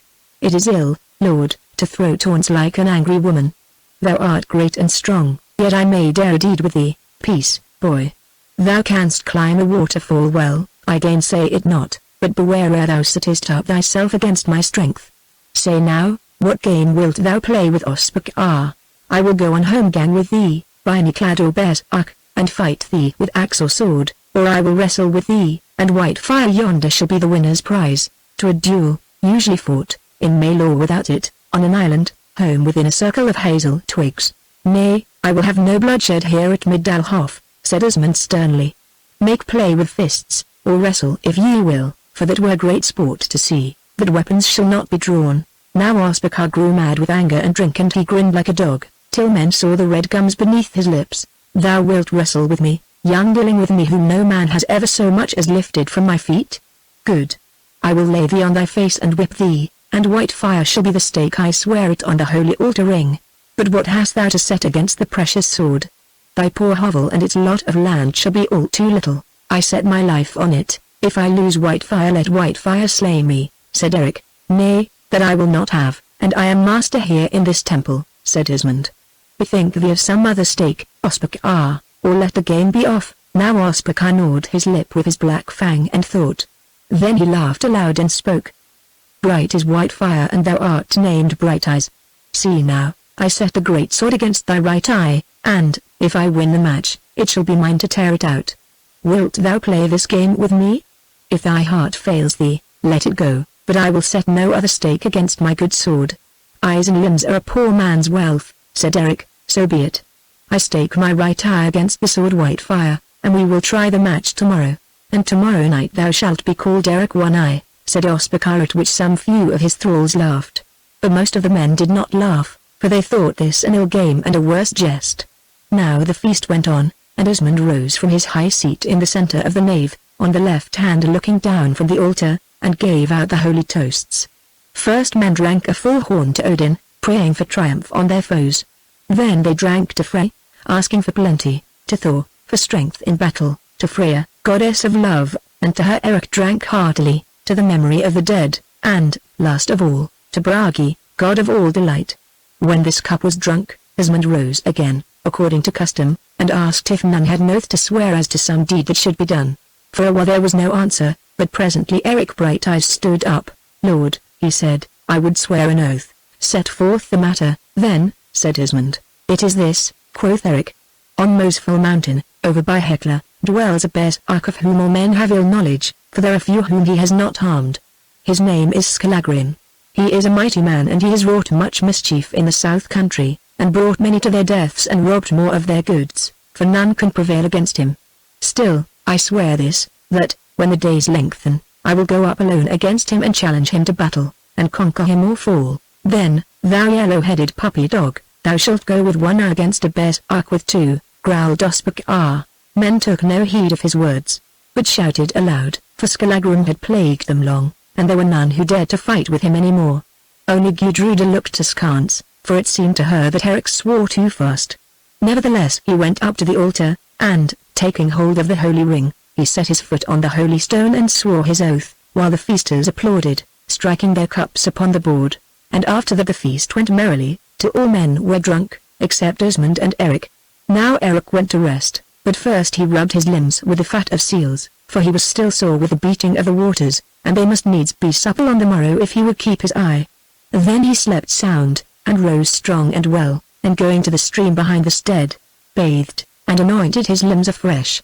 But Ospakar did not sleep well, because of the ale that he had drunk. Now as Eric came back from bathing, in the dark of the morning, he met Gudruda, who watched for his coming, and, there being none to see, he kissed her often, but she chided him because of the match that he had made with Ospakar and the oath that he had sworn. Surely, she said, thou wilt lose thine eye, for this Ospakar is a giant, and strong as a troll, also he is merciless. Still, thou art a mighty man, and I shall love thee as well with one eye as with two. Oh, Eric, methought I should have died yesterday when thou didst leap from Wolf's Fang.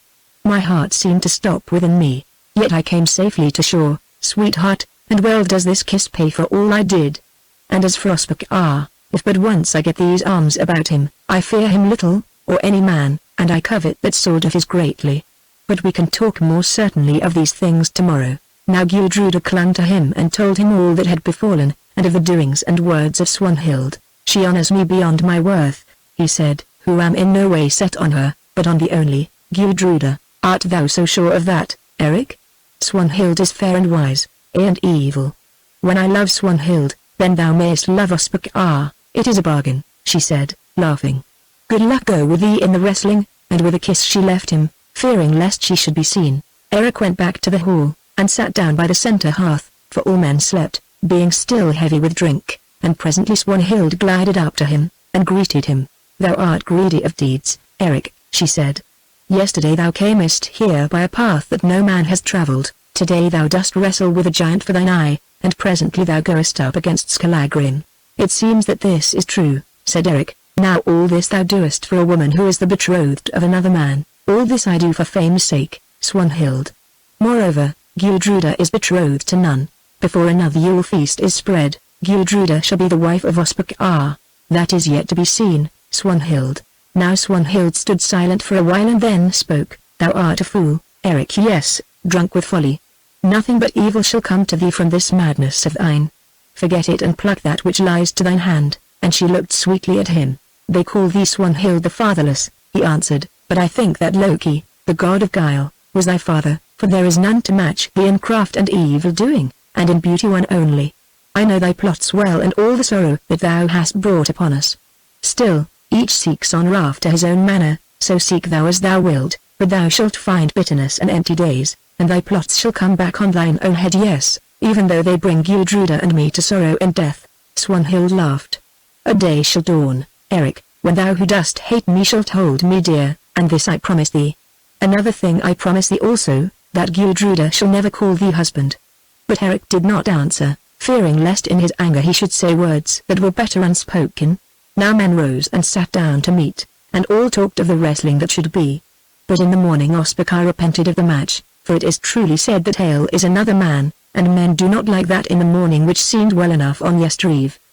He remembered that he held Whitefire dear above all things, and that Eric's sigh had no worth to him, except that the loss of it would spoil his beauty, so that perhaps Gudruda would turn from him.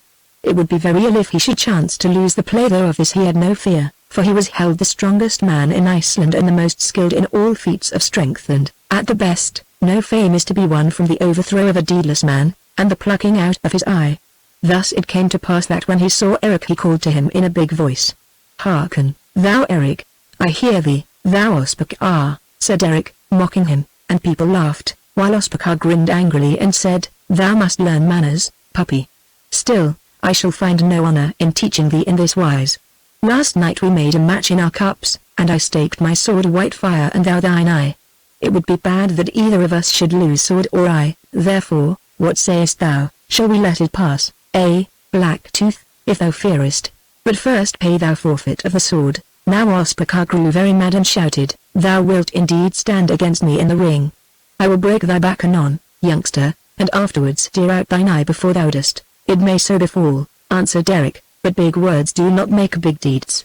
Presently the light came and thralls went out with spades and cleared away the snow in a circle 2 rods across, and brought dry sand and sprinkled it on the frozen turf, so that the wrestlers should not slip. And they piled the snow in a wall around the ring.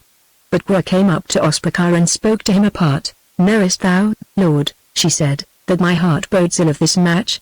Eric is a mighty man, and, great though thou art, I think that thou shalt lout low before him. It will be a bad business if I am overthrown by an untried man," said Ospakar, and was troubled in his mind, "and it would be evil moreover to lose the sword. For no price would I have it so. What wilt thou give me, lord, if I bring thee victory?" "I will give thee 200 in silver. Ask no questions and it shall be so," said Gra. Now Eric was without, taking note of the ground in the ring, and presently Gra called to her the thrall called the half-witted, whom she had sent to Swinefell. "See," she said, "yonder by the wall stand the wrestling shoes of Eric Brighteyes. Haste thee now and take grease, and rub the soles with it, then hold them in the heat of the fire, so that the fat sinks in. Do this swiftly and secretly, and I will give thee 3 pennies." Carl grinned, and did as he was bid, setting back the shoes just as they were before. Scarcely was the deed done when Eric came in, and made himself ready for the game, binding the greased shoes upon his feet, for he feared no trick. Now everybody went out to the ring, and Ospakar and Eric stripped for wrestling. They were clad in tight woolen jerkins and hose, and sheepskin shoes were on their feet. They named Esmond master of the game, and his word must be law to both of them. Eric claimed that Esmond should hold the sword Whitefire that was at stake, but Ospakar gainsaid him, saying that if he gave Whitefire into Esmond's keeping, Eric must also give his eye, and about this they debated hotly. Now the matter was brought before Esmond as umpire, and he gave judgment for Eric, "For," he said, "if Eric yield up his eye into my hand, I can return it to his head no more if he should win, but if Ospakar gives me the good sword and conquers, it is easy for me to pass it back to him unharmed." Men said that this was a good judgment. Thus then was the arm game set. Ospakar and Eric must wrestle thrice, and between each bout there would be a space while men could count 1,000. They might strike no blow at one another with hand, or head, or elbow, foot or knee, and it should be counted no fall if the haunch and the head of the fallen were not on the ground at the self-same time. He who suffered 2 falls should be adjudged conquered and lose his stake. Esmond called these rules aloud in the presence of witnesses, and Ospakar and Eric said that should bind them. Ospakar drew a small knife and gave it to his son Chizza to hold. "Thou shalt soon know, youngling, how steel tastes in the eyeball," he said. "We shall soon know many things," Eric answered. Now they drew off their cloaks and stood in the ring. Ospakar was great beyond the bigness of men, and his arms were clothed with black hair like the limbs of a goat. Beneath the shoulder joint they were almost as thick as a girl's thigh. His legs also were mighty, and the muscles stood out upon him in knotty lumps. He seemed a very giant, and fierce as a bear's arc, but still somewhat round about the body and heavy in movement. From him men looked at Eric. "Lo!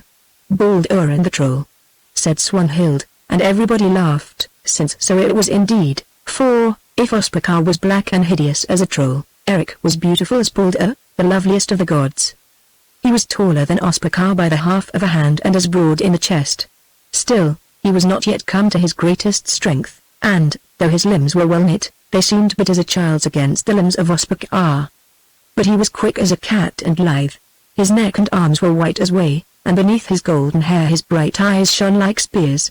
Now they stood face to face, with arms outstretched, waiting the word of Esmond. He gave it and they circled round each other with arms held low. Presently Ospakar made a rush and, seizing Eric about the middle, tried to lift him, but with no avail. Thrice he strove and failed, then Eric moved his foot and lo! It slipped upon the sanded turf. Again Eric moved and again he slipped, a third time and he slipped a third time, and before he could recover himself he was full on his back and fairly thrown. Gudruda saw and was sad at heart, and those around her said that it was easy to know how the game would end. "What said I?" quoth Swanhild, that it would go badly with Eric or Ospakar's arms about him. All is not done yet, answered Gudruda. Methinks Eric's feet slipped most strangely, as though he stood on ice. But Eric was very sore at heart and could make nothing of this matter, for he was not overthrown by strength. He sat on the snow and Ospakar and his sons mocked him. But Gudruda drew near and whispered to him to be of good cheer, for fortune might yet change. I think that I am bewitched, said Eric sadly, my feet have no hold of the ground. Gudruda covered her eyes with her hand and thought. Presently she looked up quickly. I seem to see guile here, she said. Now look narrowly on thy shoes. He heard, and, loosening his shoestring, drew a shoe from his foot and looked at the sole. The cold of the snow had hardened the fat, and there it was, all white upon the leather. Now Eric rose in wrath. Methought, he cried, that I dealt with men of honorable mind, not with cheating tricksters. See now. It is little wonder that I slipped, for grease has been set upon my shoes and, by Thor, I will cleave the man who did it to the chin. And as he said it his eyes blazed so dreadfully that folk fell back from him. Asmund took the shoes and looked at them. Then he spoke. Brighteyes tells the truth, and we have a sorry knave among us. Ospakar, canst thou clear thyself of this ill deed? I will swear on the holy ring that I know nothing of it, and if any man in my company has had a hand therein he shall die, said Ospakar. That we will swear also, cried his sons Gizzer and Maud. This is more like a woman's work, said Gudruda, and she looked at Swanhild. It is no work of mine, quoth Swanhild. Then go and ask thy mother of it, answered Gudruda. Now all men cried aloud that this was the greatest shame, and that the match must be set afresh. Only Ospakar bethought him of that 200 in silver which he had promised to Groa, and looked around, but she was not there. Still, he gainsaid Eric in the matter of the match being set afresh. Then Eric cried out in his anger that he would let the game stand as it was, since Ospakar swore himself free of the shameful deed. Men thought this a mad saying, but Asmund said it should be so. Still, he swore in his heart that, even if he were worsted, Eric should not lose his eye, no, not if swords were held aloft to take it. For of all tricks this seemed to him the very worst. Now Ospakar and Eric faced each other again in the ring, but this time the feet of Eric were bare. Ospakar rushed to get the upper hold, but Eric was too swift for him and sprang aside. Again he rushed, but Eric dropped and gripped him round the middle. Now they were face to face, hugging each other like bears, but moving little. For a time things went thus, while Ospakar strove to lift Eric, but in no wise could he stir him. Then of a sudden Eric put out his strength, and they staggered round the ring, tearing at each other till their jerkins were rent from them, leaving them almost bare to the waist. Suddenly, Eric seemed to give, and Ospakar put out his foot to trip him. But Brighteyes was watching. He caught the foot in the crook of his left leg, and threw his weight forward on the chest of Blacktooth. Backward he went, falling with the thud of a tree on snow. And there he lay on the ground, and Eric over him. Then men shouted a fall. A fair fall. And were very glad, for the fight seemed most uneven to them, and the wrestlers rolled asunder, breathing heavily. Gudruda threw a cloak over Eric's naked shoulders. That was well done, Brighteyes, she said. The game is still to play, sweet, he gasped, and Ospakar is a mighty man. I threw him by skill, not by strength. Next time it must be by strength or not at all. Now breathing time was done, and once more the two were face to face. Thrice Ospakar rushed, and thrice did Eric slip away, for he would waste Blacktooth's strength. Again Ospakar rushed, roaring like a bear, and fire seemed to come from his eyes, and the steam went up from him and hung upon the frosty air like the steam of a horse. This time Eric could not get away, but was swept up into the great grip, for Ospakar had the lower hold. Now there is an end of Eric, said Swanhild. The arrow is yet on the bow, answered Gudruda. Blacktooth put out his might and reeled round and round the ring, dragging Eric with him. This way and that he twisted, and time on time Eric's leg was lifted from the ground, but so he might not be thrown. Now they stood almost still, while men shouted madly, for no such wrestling had been known in the Southlands. Grimly they hugged and strove, forsooth it was a mighty sight to see. Grimly they hugged, and their muscles strained and cracked, but they could stir each other no inch. Ospakar grew fearful, for he could make no play with this youngling. Black rage swelled in his heart. He ground his fangs, and thought on guile. By his foot gleamed the naked foot of Eric. Suddenly he stamped on it so fiercely that the skin burst. Ill done! Ill done! Folk cried, but in his pain Eric moved his foot. Lo! He was down, but not altogether down, for he did but sit upon his haunches, and still he clung to Blacktooth's thighs, and twined his legs about his ankles. Now with all his strength Ospakar strove to force the head of Brighteyes to the ground, but still he could not, for Eric clung to him like a creeper to a tree. A losing game for Eric, said Esmond, and as he spoke Brighteyes was pressed back till his yellow hair almost swept the sand. Then the folk of Ospakar shouted in triumph, but Gildruda cried aloud, "Be not overthrown, Eric, loose thee and spring aside." Eric heard, and of a sudden loosed all his grip. He fell on his outspread hand, then, with a swing sideways and a bound, once more he stood upon his feet. Ospakar came at him like a bull made mad with goading, but he could no longer roar aloud. They closed, and this time Eric had the better hold. For a while they struggled round and round till their feet tore the frozen turf, then once more they stood face to face. Now the two were almost spent, yet Blacktooth gathered up his strength and swung Eric from his feet, but he found them again. He grew mad with rage, and hugged him till Brighteyes was nearly pressed to death, and black bruises sprang upon the whiteness of his flesh. Ospakar grew mad, and madder yet, till at length in his fury he fixed his fangs in Eric's shoulder and bit till the blood spurted. "Ill-kissed, thou rat!" gasped Eric, and with the pain and rush of blood, his strength came back to him. He shifted his grip swiftly. Now his right hand was beneath the fork of Blacktooth's thigh and his left on a hollow of Blacktooth's back. Twice he lifted, twice the bulk of Ospakar rose from the ground, a third mighty lift so mighty that the wrapping on Eric's forehead burst, and the blood streamed down his face, and lo! Great Blacktooth flew in air. Up he flew, and backward he fell into the bank of snow, and was buried there almost to the knees. Chapter 6. How Esmond the priest was betrothed to Unna. For a moment there was silence, for all that company was wonderstruck at the greatness of the deed. Then they cheered and cheered again, and to Eric it seemed that he slept, and the sound of shouting reached him but faintly, as though he heard through snow. Suddenly he woke and saw a man rush at him with axe aloft. It was Maud, Ospakar's son, mad at his father's overthrow.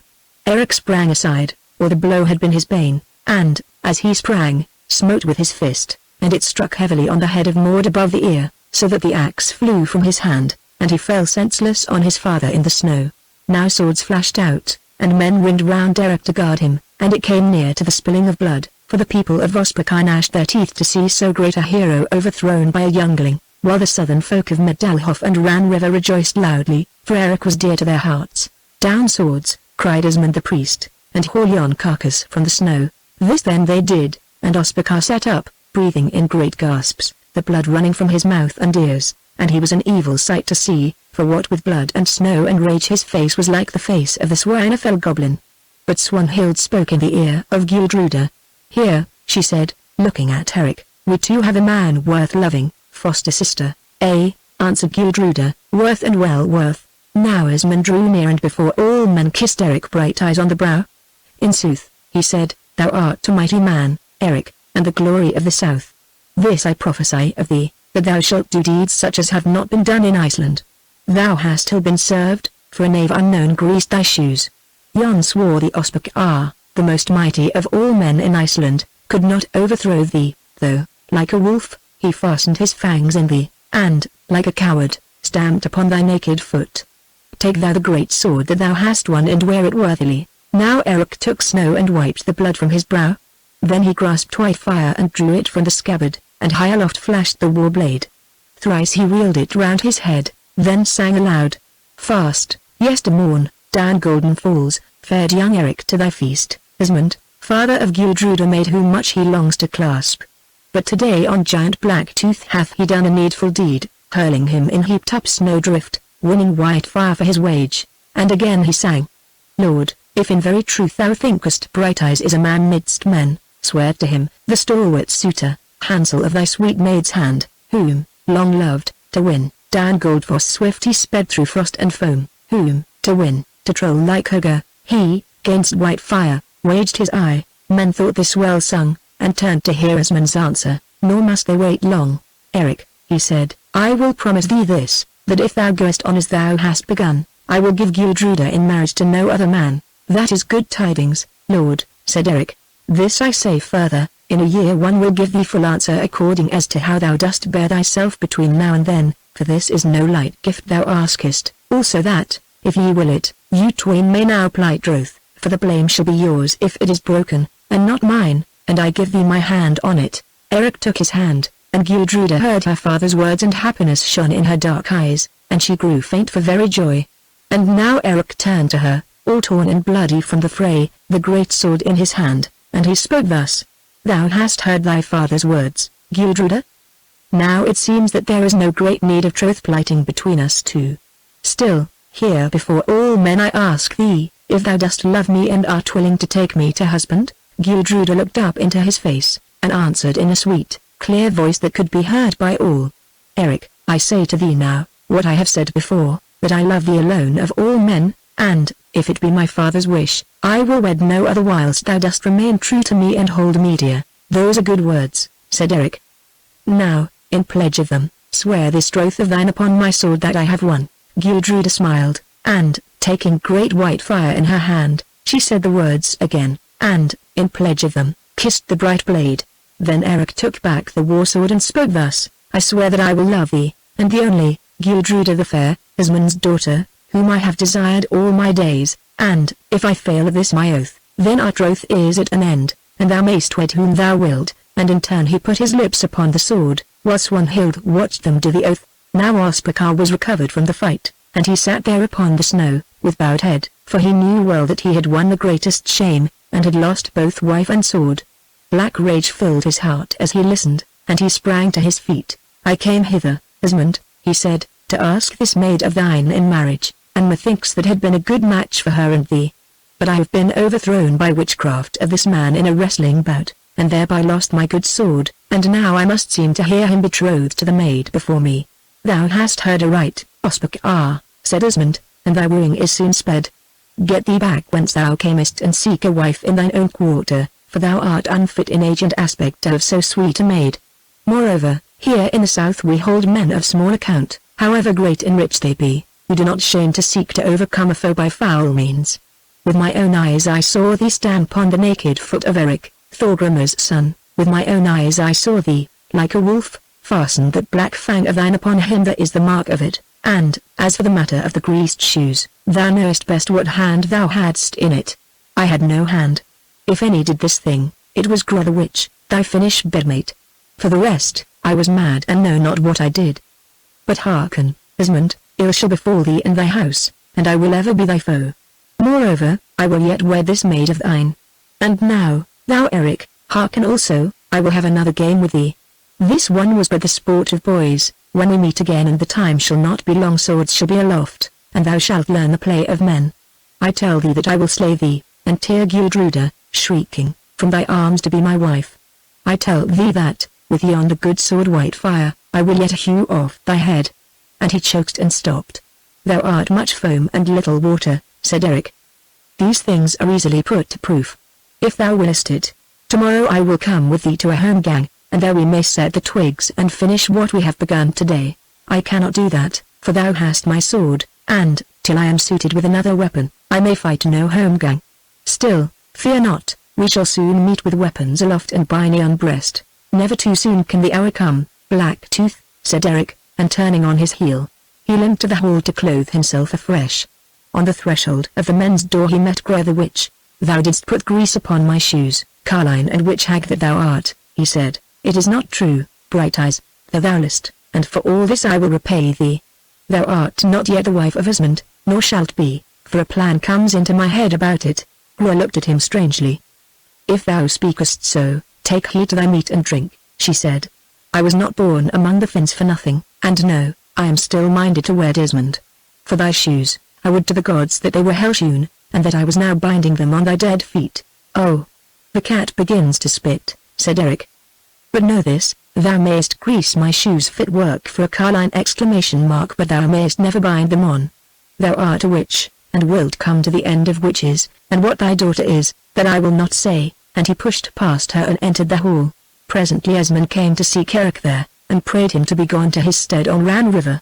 The horses of Ospakar had strayed, and he must stop at Medalhof till they were found, but, if these two should abide under the same roof, bloodshed would come of it, and that Asmund knew. Eric said yea to this, and, when he had rested a while, he kissed Gildruda, and, taking a horse, rode away to Coldback, bearing the sword White Fire with him, and for a time he saw no more of Ospakar. When he came there, his mother Serena greeted him as one risen from the dead, and hung about his neck.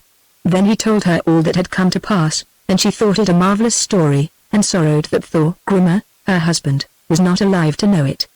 But Eric mused a while, and spoke. "Mother," he said, "now my uncle Thorod of Greenfell is dead, and his daughter, my cousin Anna, has no home. She is a fair woman and skilled in all things. It comes into my mind that we should bid her here to dwell with us." "Why, I thought thou wast betrothed to Gudruda the Fair," said Sevuna. "Wherefore, then, wouldst thou bring Anna hither?" "For this cause," said Eric, "because it seems that Asmund the priest wearies of Gro the witch, and would take another wife, and I wish to draw the bands between us tighter. If it may befall so, Gro will take it ill," said Sevuna. "Things cannot be worse between us than they are now, therefore I do not fear Gro," he answered. "It shall be as thou wilt, son. Tomorrow we will send to Anna and bid her here, if it pleases her to come." Now Ospakar stayed 3 more days at Midalhof, till his horses were found, and he was fit to travel, for Eric had shaken him sorely. But he had no words with Gudruda and few with Asmund. Still, he saw Swanhild, and she bid him to be of good cheer, for he should yet have Gudruda. For now that the maid had passed from him, the mind of Ospakar was set in winning her.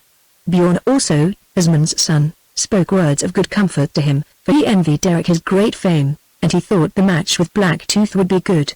And so at length Ospakar rode away to Swinefell with all his company, but Gizur, his son, left his heart behind, for Swanhild had not been idle this while. Her heart was sore, but she must follow her ill nature, and so she had put out her woman's strength and beguiled Gizur into loving her. But she did not love him at all, and the temper of Asmund the priest was so angry that Gizur dared not ask her in marriage. So nothing was said of the matter. Now Anna came to Coldback, to dwell with Sevuna, Eric's mother, and she was a fair and buxom woman. She had been once wedded, but within a month of her marriage her husband was lost at sea, this 2 years gone. At first Gudruda was somewhat jealous of this coming of Anna to Coldback, but Eric showed her what was in his mind, and she fell into the plan, for she hated and feared Gro greatly, and desired to be rid of her. Since this matter of the greasing of Eric's wrestling shoes, great loathing of Gro had come into Asmund's mind, and he bethought him often of those words that his wife Gudruda the Gentle spoke as she lay dying, and grieved that the oath which he swore then had in part been broken. He would have no more to do with Gro now, but he could not be rid of her, and, notwithstanding her evil doings, he still loved Swanhild. But Gro grew thin with spite and rage, and wandered about the place glaring with her great black eyes, and people hated her more and more. Now Asmund went to visit at Coldback, and there he saw Anna, and was pleased with her, for she was a blithe woman and a bonny.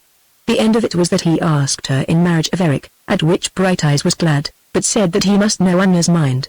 Anna hearkened, and did not say no, for though Asmund was somewhat gone in years, still he was an upstanding man, wealthy in lands, goods, and moneys out at interest, and having many friends. So they plighted troth, and the wedding feast was to be in the autumn after hay harvest.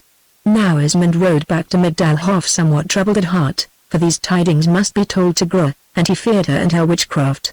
In the hall he found her, standing alone. "Where hast thou been, Lord?" she asked. "At Coldback," he answered, "to see Anna, Eric's cousin." "Perchance, that is so. What is Anna to thee, then, Lord?" "This much, that after hay harvest she will be my wife, and that is ill news for thee, Gro." Now Gro turned and grasped fiercely at the air with her thin hands. Her eyes started out, foam was on her lips, and she shook in her fury like a birch tree in the wind, looking so evil that Asmund drew back a little way, saying, "Now a veil is lifted from thee and I see thee as thou art. Thou hast cast a glamour over me these many years, Gro, and it is gone.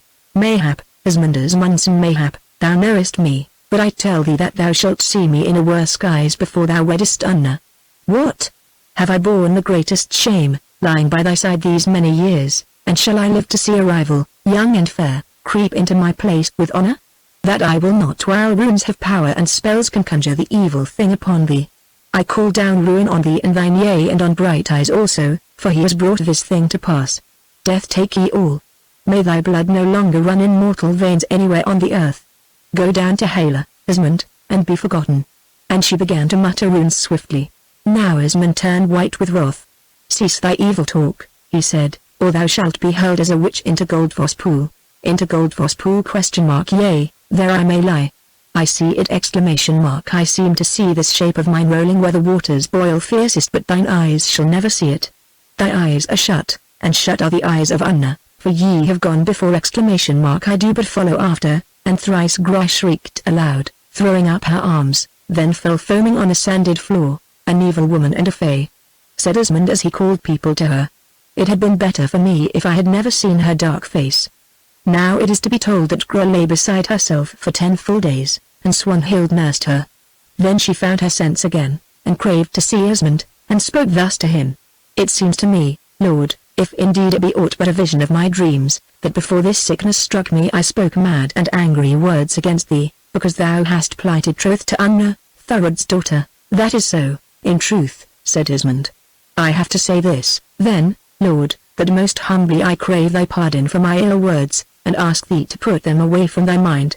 Sore heart makes sour speech, and thou knowest well that, howsoever great my faults, at least I have always loved thee and laboured for thee, and methinks that in some fashion thy fortunes are the debtor to my wisdom. Therefore when my ears heard that thou hadst of a truth put me away, and that another woman comes an honoured wife to rule in Middelhof, my tongue forgot its courtesy, and I spoke words that are of all words the farthest from my mind. For I know well that I grow old, and have put off the beauty with which I was adorned of yore, and that held thee to me. Carline Eric Brighteyes named me, and Carline I am an old hag, no more. Now, forgive me, and, in memory of all that has been between us, let me creep to my place in the ingle and still watch and serve thee and thine till my service is outworn. Out of Ran's net I came to thee, and, if thou drivest me hence, I tell thee that I will lie down and die upon thy threshold, and when thou sinkest into eld surely the memory of it shall grieve thee." Thus she spoke and wept much, till Esmond's heart softened in him, and, though with a doubting mind, he said it should be as she willed. So Gra stayed on at Middelhof, and was lowly in her bearing and soft of speech. Chapter 7 How Eric went up Mosfell against Skallagrim the Bear's Ark. Now Atli the Good, Earl of the Orkneys, comes into the story. It chanced that Atli had sailed to Iceland in the autumn on a business about certain lands that had fallen to him in right of his mother Helga, who was an Icelander, and he had wintered west of Regains. Spring being come, he wished to sail home, and, when his ship was bound, he put to sea full early in the year. But it chanced that bad weather came up from the southeast, with mist and rain, so he must needs beach his ship in a creek under shelter of the Westman Islands. Now Atli asked what people dwelt in these parts, and, when he heard the name of Esmond as Munson the priest, he was glad, for in old days he and Esmond had gone many a Viking cruise together. "We will leave the ship here," he said, "till the weather clears, and go up to Middelhof to stay with Esmond." So they made the ship snug, and left men to watch her, but 2 of the company, with Earl Atli, rode up to Middelhof. It must be told of Atli that he was the best of the earls who lived in those days, and he ruled the Orkneys so well that men gave him a by name and called him Atli the Good. It was said of him that he had never turned a poor man away unsuccoured, nor bowed his head before a strong man, nor drawn his sword without cause, nor refused peace to him who prayed it. He was 60 years old, but age had left few marks on him, except that of his long white beard. He was keen-eyed, and well-fashioned of form and face, a great warrior and the strongest of men. His wife was dead, leaving him no children, and this was a sorrow to him, but as yet he had taken no other wife, for he would say, "Love makes an old man blind, and when age runs with youth, both shall fall," and again, "Mix grey locks and golden and spoil 2 heads." For this earl was a man of many wise sayings. Now Atli came to Middelhof just as men sat down to meat and, hearing the clatter of arms, all sprang to their feet, thinking that perhaps Ospakar had come again as he had promised. But when Esmond saw Atli he knew him at once, though they had not met for nearly 30 years, and he greeted him lovingly, and put him in the high seat, and gave place to his men upon the cross benches. Atli told all his story, and Esmond bade him rest a while at Middelhof till the weather grew clearer. Now the earl saw Swanhild and thought the maid wondrous fair, and so indeed she was, as she moved scornfully to and fro in her kirtle of white. Soft was her curling hair and deep were her dark blue eyes, and bent were her red lips as is a bow above her dimpled chin, and her teeth shone like pearls. "Is that fair maid thy daughter, Esmond?" asked Atli. "She is named Swanhild the Fatherless," he answered, turning his face away. "Well," said Atli, looking sharply on him, "were the maid sprung from me, she would not long be called the Fatherless, for few have such a daughter." "She is fair enough," said Esmond, "in all save temper, and that is bad to cross, in every sort of flaw," answers Atli, "but what has an old man to do with young maids and their beauty?" And he sighed. "I have known younger men who would seem less brisk at bridals," said Esmond, and for that time they talked no more of the matter. Now, Swanhild heard something of this speech, and she guessed more, and it came into her mind that it would be the best of sport to make this old man love her, and then to mock him and say him nay. So she set herself to the task, as it ever was her wont, and she found it easy. For all day long, with downcast eyes and gentle looks, she waited upon the earl, and now, at his bidding, she sang to him in a voice soft and low, and now she talked so wisely well that Atli thought no such maid had trod the earth before. But he checked himself with many learned saws, and on a day when the weather had grown fair, and they sat alone, he told her that his ship was bound for Orkney Isles. Then, as though by chance, Swanhild laid her white hand in his, and on a sudden looked deep into his eyes, and said with trembling lips, "Go not yet, Lord!" I pray thee, go not yet." And, turning, she fled away. But Atli was much moved, and he said to himself, "Now a strange thing is come to pass, a fair maid loves an old man, and yet, methinks, he who looks into those eyes sees deep waters," and he beat his brow and thought. But Swanhild in her chamber laughed till the tears ran from those same eyes, for she saw that the great fish was hooked and now the time had come to play him, for she did not know that it was otherwise fated. Gudruda, too, saw all these things and knew not how to read them, for she was of an honest mind, and could not understand how a woman may love a man as Swanhild loved Eric and yet make such play with other men, and that of her free will. For she guessed little of Swanhild's guilefulness, nor of the coldness of her heart to all save Eric, nor of how this was the only joy left to her, to make a sport of men and put them to grief and shame. Atli said to himself that he would watch this maid well before he uttered a word to Esmond, and he deemed himself very cunning, for he was wondrous cautious after the fashion of those about to fall.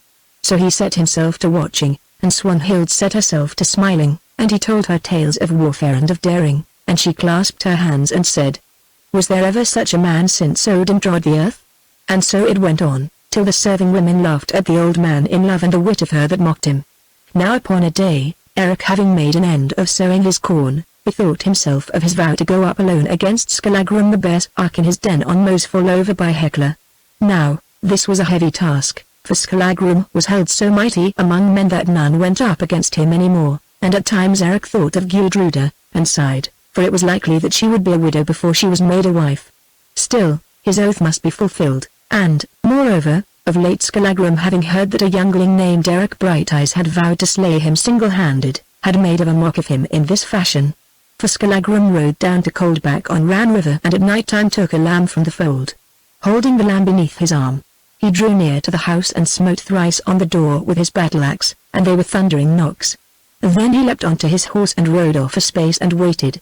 Presently Eric came out, but half-clad, a shield in one hand and white fire in the other, and, looking, by the bright moonlight he saw a huge black-bearded man seated on a horse, having a great axe in one hand and the lamb beneath his arm.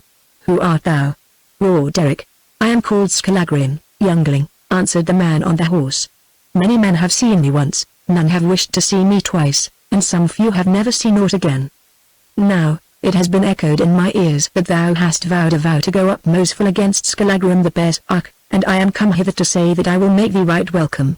See," and with his axe he cut off the lamb's tail on the pommel of his saddle. "Of the flesh of this lamb of thine I will brew broth, and of his skin I will make me a vest.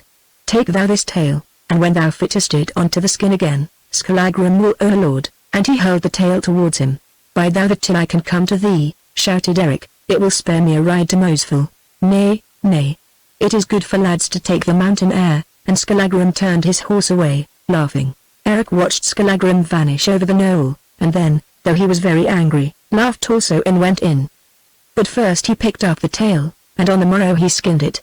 Now the time was come when the matter must be tried, and Eric bade farewell to Sevuna his mother, and Unna his cousin, and girt white fire round him and set upon his head a golden helm with wings on it.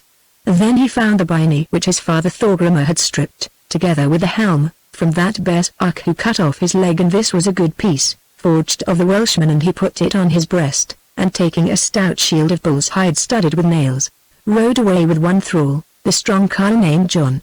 But the women misdoubted them much of this venture. Nevertheless Eric might not be gainsayed. Now, the road to Mosfall runs past Middelhof, and thither he came. Atli, standing at the men's door, saw him and cried aloud, "Ho! A mighty man comes here." Swanhild looked out and saw Eric, and he was a goodly sight in his war gear. For now, week by week, he seemed to grow more fair and great, as the full strength of his manhood rose in him, like sap in the spring grass, and Gudruda was very proud of her lover. That night Eric stayed at Middelhof, and sat hand in hand with Gudruda and talked with Erlikli.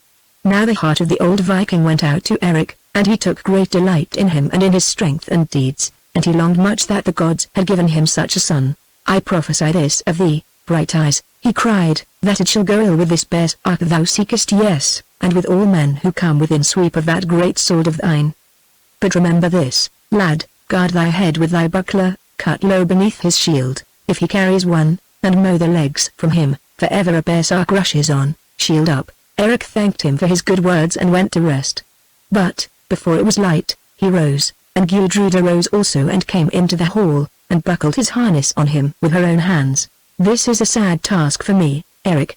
She sighed, for how do I know that berserk's hands shall not loose this helm of thine? That is as it may be, sweet, he said, but I fear not the berserk or any man. How goes it with Swanhild now? I know not. She makes herself sweet to that old earl and he is fain of her, and that is beyond my sight. I have seen as much, said Eric. It will be well for us if he should wed her, and ill for him, but it is to be doubted if that is in her mind. Now Eric kissed her soft and sweet, and went away, bidding her look for his return on the day after the morrow. Gudruda bore up bravely against her fears till he was gone, but then she wept a little. Now it is to be told that Eric and his thrall John rode hard up Stonefell and across the mountains and over the black sand, till, 2 hours before sunset, they came to the foot of Mosfell, having Hekla on their right. It is a grim mountain, grey with moss, standing alone in the desert plain, but between it and Hekla there is good grassland. Here is the fox's earth. Now to start him, said Eric.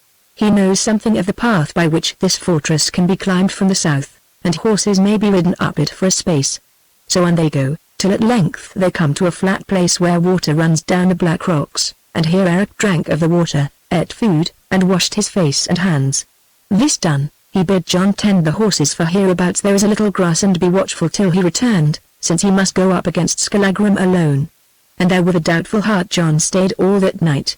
For of all that came to pass he saw but one thing, and that was the light of white fire as it flashed out high above him on the brow of the mountain when first Brighteyes smote at foe. Eric went warily up the berserk path, for he would keep his breath in him, and the light shone redly on his golden helm. High he went, till at length he came to a pass narrow and dark and hedged on either side with sheer cliffs, such as 2 armed men might hold against a score. He peered down this path, but he saw no berserk, though it was worn by berserk feet.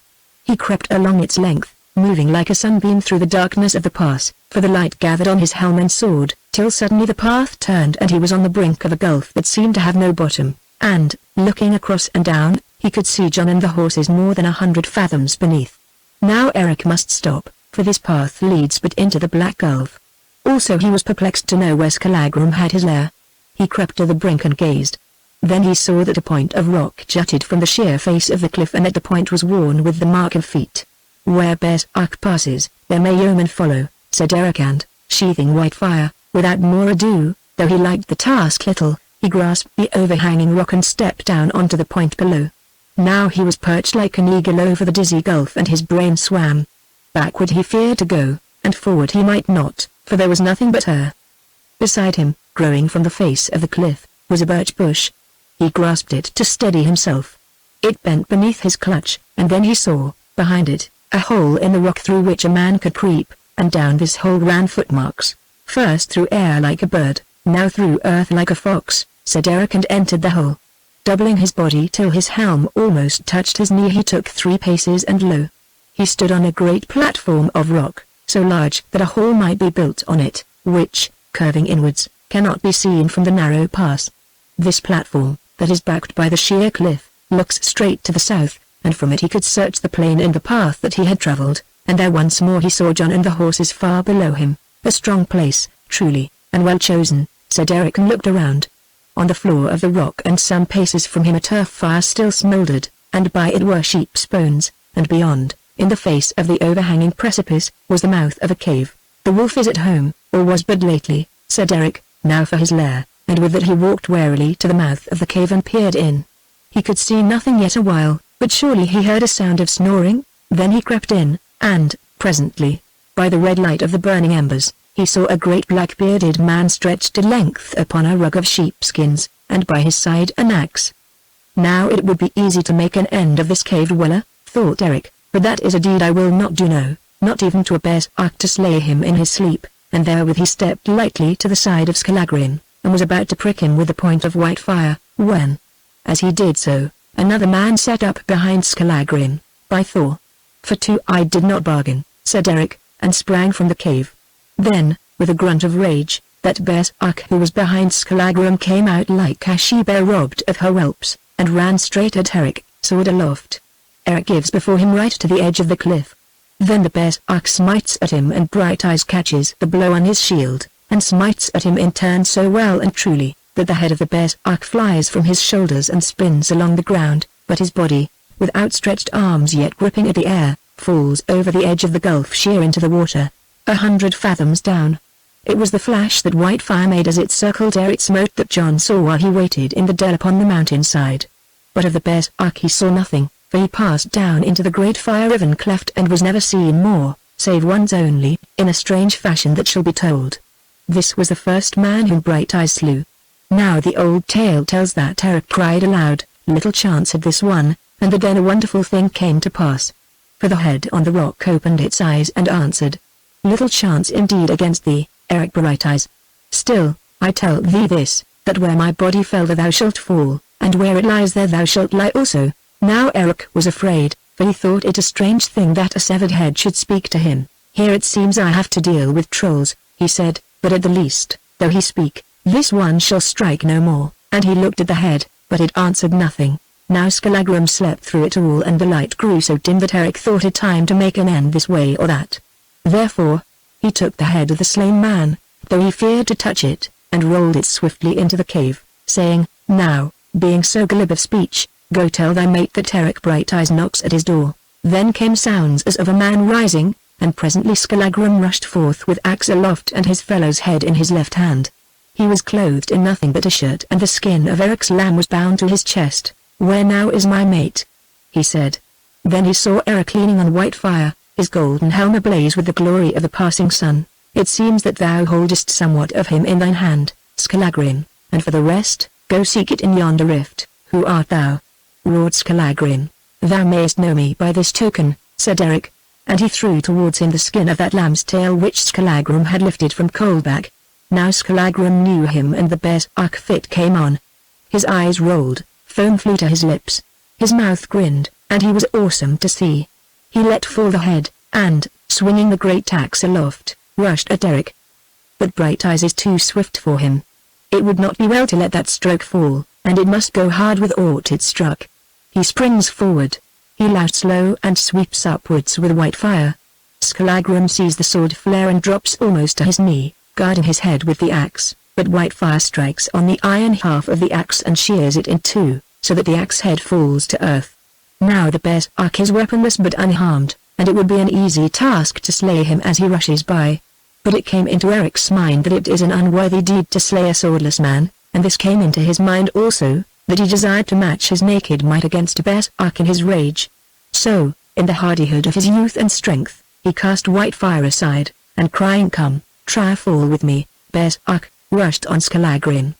Thou art mad, yells the berserk, and they are at it hard. Now they grip and rend and tear. Ospakar was strong, but the berserk strength of Skallagrim is more than the strength of Ospakar, and soon Brighteyes thinks longingly on white fire that he has cast aside. Eric is mighty beyond the might of men, but he can scarcely hold his own against this mad man, and very soon he knows that only one chance is left to him, and that is to cling to Skallagrim till the berserk fit be past and he is once more like other men. But this is easier to tell of than to do, and presently, strive as he will, Eric is on his back, and Skallagrim on him. But still he holds the berserk as with bands of iron, and Skallagrim may not free his arms, though he strive furiously. Now they roll over and over on the rock, and the gloom gathers fast about them till presently Eric sees that they draw near to the brink of that mighty rift down which the severed head of the cave dweller has foretold his fall. Then we go together, says Eric, but the berserk does not heed. Now they are on the very brink, and here as it chances, or as the Norns decree, a little rock juts up and this keeps them from falling. Eric is uppermost, and, strive as he will, Skallagrim may not turn him on his back again. Still, Brighteyes' strength may not endure very long, for he grows faint, and his legs slip slowly over the side of the rift till now he clings, as it were, by his ribs and shoulder blades alone, that rub against the little rock. The light dies away, and Eric thinks on sweet Gudruda and makes ready to die also, when suddenly a last ray from the sun falls on the fierce face of Skallagrim, and lo! Brighteyes sees it change, for the madness goes out of it, and in a moment the berserk becomes but as a child in his mighty grip. "Hold," said Skallagrim, "I crave peace," and he loosed his clasp, not too soon. Then, gasped Eric as, drawing his legs from over the brink of the rift, he gained his feet and, staggering to his sword, grasped it very thankfully. "I am fordone," said Skallagrim, "come, drag me from this place, for I fall, or, if thou wilt, hew off my head. "I will not serve thee thus," said Eric. "Thou art a gallant foe," and he put out his hand and drew him into safety. For a while Skallagrim lay panting, then he gained his hands and knees and crawled to where Eric leaned against the rock. "Lord," he said, "give me thy hand." Eric stretched forth his left hand, wondering, and Skallagrim took it. He did not stretch out his right, for, fearing guile, he gripped white fire in it. "Lord," Skallagrim said again, "of all men who ever were, thou art the mightiest. 5 other men had not stood before me in my rage, but, scorning thy weapon, thou didst overcome me in the noblest fashion, and by thy naked strength alone. Now hearken. Thou hast given me my life, and it is thine from this hour to the end. Here I swear fealty to thee. Slay me if thou wilt, or use me if thou wilt, but I think it will be better for thee to do this rather than that, for there is but one who has mastered me, and thou art he, and it is borne in upon my mind that thou wilt have need of my strength, and that shortly." "That may well be, Skallagrim," said Eric, "yet I put little trust in outlaws and cave dwellers. How do I know, if I take thee to me, that thou wilt not murder me in my sleep, as it would have been easy for me to do by thee but now?" "What is it that runs from thy arm?" asked Skallagrim. "Blood," said Eric. "Stretch out thine arm, Lord." Eric did so, and the berserk put his lips to the scratch and sucked the blood, then said, "In this blood of thine I pledge thee, Eric Brighteyes. May Valhalla refuse me and Haggard take me, may I be hunted like a fox from earth to earth, may trolls torment me and wizards sport with me o' night, may my limbs shrivel and my heart turn to water, may my foes overtake me, and my bones be crushed across the doomstone if I fail in one jot from this my oath that I have sworn. I will guard thy back, I will smite thy enemies, thy hearthstone shall be my temple, thy honor my honor. Thrall am I of thine, and thrall I will be, and whiles thou wilt we will live one life, and, in the end, we will die one death. It seems that in going to seek a foe I have found a friend," said Eric, "and it is likely enough that I shall need one. Skallagrim, berserk and outlaw as thou art, I take thee at thy word. Henceforth, we are master and man and we will do many a deed side by side, and in token of it I lengthen thy name and call thee Skallagrim Lambstail. Now, if thou hast it, give me food and drink, for I am faint from that hug of thine, old bear." Chapter 8 How Ospakar Blacktooth found Eric Brighteyes and Skallagrim Lambstail on Horsehead Heights. Now Skallagrim led Eric to his cave and fed the fire and gave him flesh to eat and ale to drink. When he had eaten his fill Eric looked at the berserk. He had black hair streaked with grey that hung down upon his shoulders. His nose was hooked like an eagle's beak, his beard was wild and his sunken eyes were keen as a hawk's. He was somewhat bent and not over tall, but of a mighty make, for his shoulders must pass many a door sideways. "Thou art a great man," said Eric, "and it is something to have overcome thee. Now tell me what turned thee berserk." "A shameful deed that was done against me, Lord. 10 years ago I was a yeoman of small wealth in the north.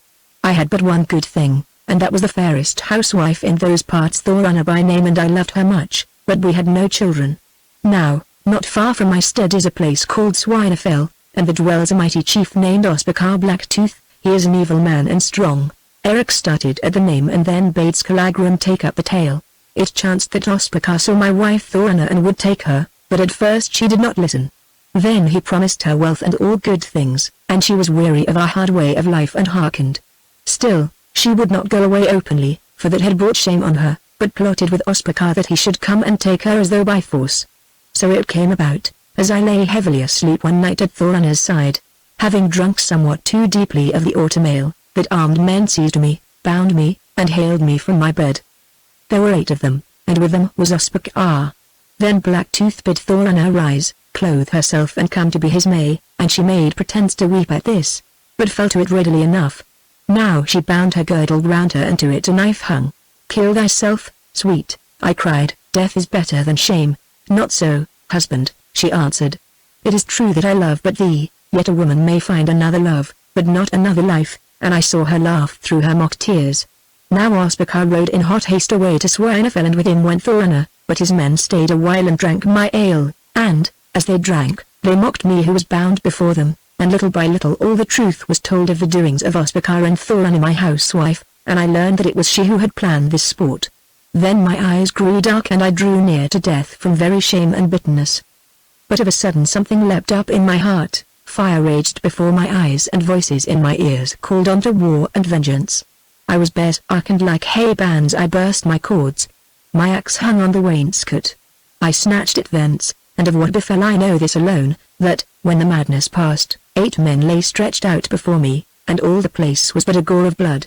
Then I drew the dead together and piled drinking tables over them, and benches, and turf, and anything else that would burn, and put cod's oil on a pile, and fired the stead above them, so that the tale went abroad that all these men were burned in their cups, and I with them. But I took the name of Skallagrim and swore an oath against all men, and women too, and away I went to the wood folk and worked much mischief, for I spared few, and so on to Mosfell. Here I have stayed these 5 years, awaiting the time when I shall find Ospakar and Thorunna the harlot, and I have fought many men, but, till thou camest up against me, none could stand before my might. A strange tale, truly, said Eric, but now hearken thou to a stranger, for of a truth it seems that we have not come together by chance. And he told him of Gildruda and the wrestling and of the overthrow of Blacktooth, and showed him Whitefire which he won out of the hand of Ospakar. Skallagrim listened and laughed aloud. "Surely," he said, "this is the work of the Norns. See, Lord, thou and I will yet smite this Ospakar. He has taken my wife and he would take thy betrothed. Let it be. Let it be. Ah, would that I had been there to see the wrestling. Ospakar had never risen from his snow bed. But there is time left to us, and I shall yet see his head roll along the dust. Thou hast his goodly sword, and with it thou shalt sweep Blacktooth's head from his shoulders, or perchance that shall be my lot." And with this Skallagrim sprang up, gnashing his teeth and clutching at the air. "Peace," said Eric. "Blacktooth is not here. Save thy rage until it can run along thy sword and strike him. Nay, not here, nor yet so far off, Lord. Hearken, I know this Ospakar. If he has set eyes of longing on Gildruda, Asmund's daughter, he will not rest 1 hour till he have Aurora slain, and if he has set eyes of hate on thee, then take heed to thy going and spy down every path before thy feet tread it. Soon shall the matter come on for judgment, and even now Odin's Valkyries choose their own. The course-choosing sisters who were bidden by Odin to single out those warriors whose hour had come to die in battle and win Valhalla. It is well, then, said Eric. Yea, Lord, it is well, for we too have little to fear from any 6 men, if so be that they fall on us in fair fight. But I do not altogether like thy tale. Too many women are mixed up in it, and women stab in the back. A man may deal with swords aloft, but not with tricks, and lies, and false women's witchery. It was a woman who greased thy wrestling soles, mayhap it will be a woman that binds on thy hell shoes when all is done, and who makes them ready for thy feet. Of women, as of men, answered Eric, there is this to be said, that some are good and some evil. Yes, Lord, and this also, that the evil ones plot the ill of their evil, but the good do it of their blind foolishness. Forswear women, and so shalt thou live happy and die in honor. Cherish them and live in wretchedness and die an outcast. Thy talk is foolish, said Eric. Birds must to the air, the sea to the shore, and man must to woman. As things are, so let them be, for they will soon seem as though they had never been. I had rather kiss my dear and die, if so it pleases me to do, than kiss her not and live. For at the last the end will be one end, and kisses are sweet. That is a good saying, said Skallagrim, and they fell asleep side by side, and Eric had no fear. Now they awoke, and the light was already full, for they were weary and their sleep had been heavy. Hard by the mouth of the cave is a little well of water that gathers there from the rocks above, and in this Eric washed himself. Then Skallagrim showed him the cave and the goodly store of arms that he had won from those whom he had slain and robbed. A wondrous place, truly, said Eric, and well fitted to the uses of such a chapman as thou art. But, say, how didst thou find it, merchant? I followed him who was here before me and gave him choice to go, or to fight for the stronghold. But he needs must fight, and that was his bane, for I slew him. Who was that, then? Asked Eric, whose head lies yonder. A cave dweller, Lord, whom I took to me because of the lonesomeness of the wintertide. He was an evil man, for though it is good to be berserk from time to time, yet to dwell with one who is always berserk is not good, and thou didst a needful deed in smiting his head from him and now let it go to find its trunk, and he rolled it over the edge of the great rift. Knowest thou, Skallagrim, that this head spoke to me after it had left the man's shoulders, saying that where its body fell there I should fall, and where it lay there I should lie also. Then, Lord, that is likely to be thy doom, for this man was foresighted, and, but the night before last, as we rode out to seek sheep, he felt his head, and said that, before the sun sank again, 100 fathoms of air should link it to his shoulders. It may be so, answered Eric. I thought as I lay in thy grip yonder that the fate was near. And now arm thyself, and take such goods as thou needest, and let us hence, for that thrall of mine who waits me yonder will think thou hast been too mighty for me. Skallagrim went to the edge of the rift and searched the plain with his hawk eyes. No need to hasten, Lord, he said. See yonder rides thy thrall across the black sand, and with him goes thy horse. Surely he thought thou camest no more down the path by which thou wentest up, and it is not thrall's work to seek Skallagrim in his lair and ask for tidings. Wolves take him for a fool, said Eric in anger. He will ride to Medalhof and sing my death song, and that will sound sadly in some ears. It is pleasant, Lord, said Skallagrim, when good tidings dog the heels of bad, and womenfolk can spare some tears and be little poorer.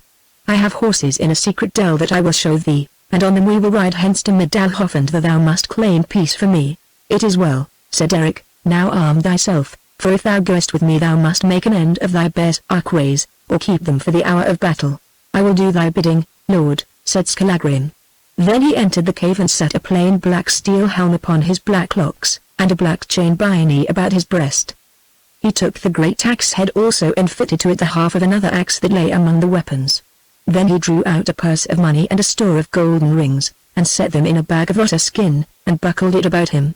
But the other goods he wrapped up in skins and hid behind some stones which were at the bottom of the cave, purposing to come another time and fetch them. Then they went forth by that same perilous path which Eric had trod, and Skallagrim showed him how he might pass the rock in safety. A rough road this, said Eric as he gained the deep cleft. Yea, Lord, and, till thou camest, one that none but wood folk have trodden. I would dread it no more, said Eric again, and yet that fellow thief of thine said that I should die here, and for a while his heart was heavy. Now Skallagrim Lambstail led him by secret paths to a dell rich in grass, that is hid in the round of the mountain, and here 3 good horses were at feed. Then, going to a certain rock, he brought out bits and saddles, and they caught the horses, and, mounting them, rode away from Moseful.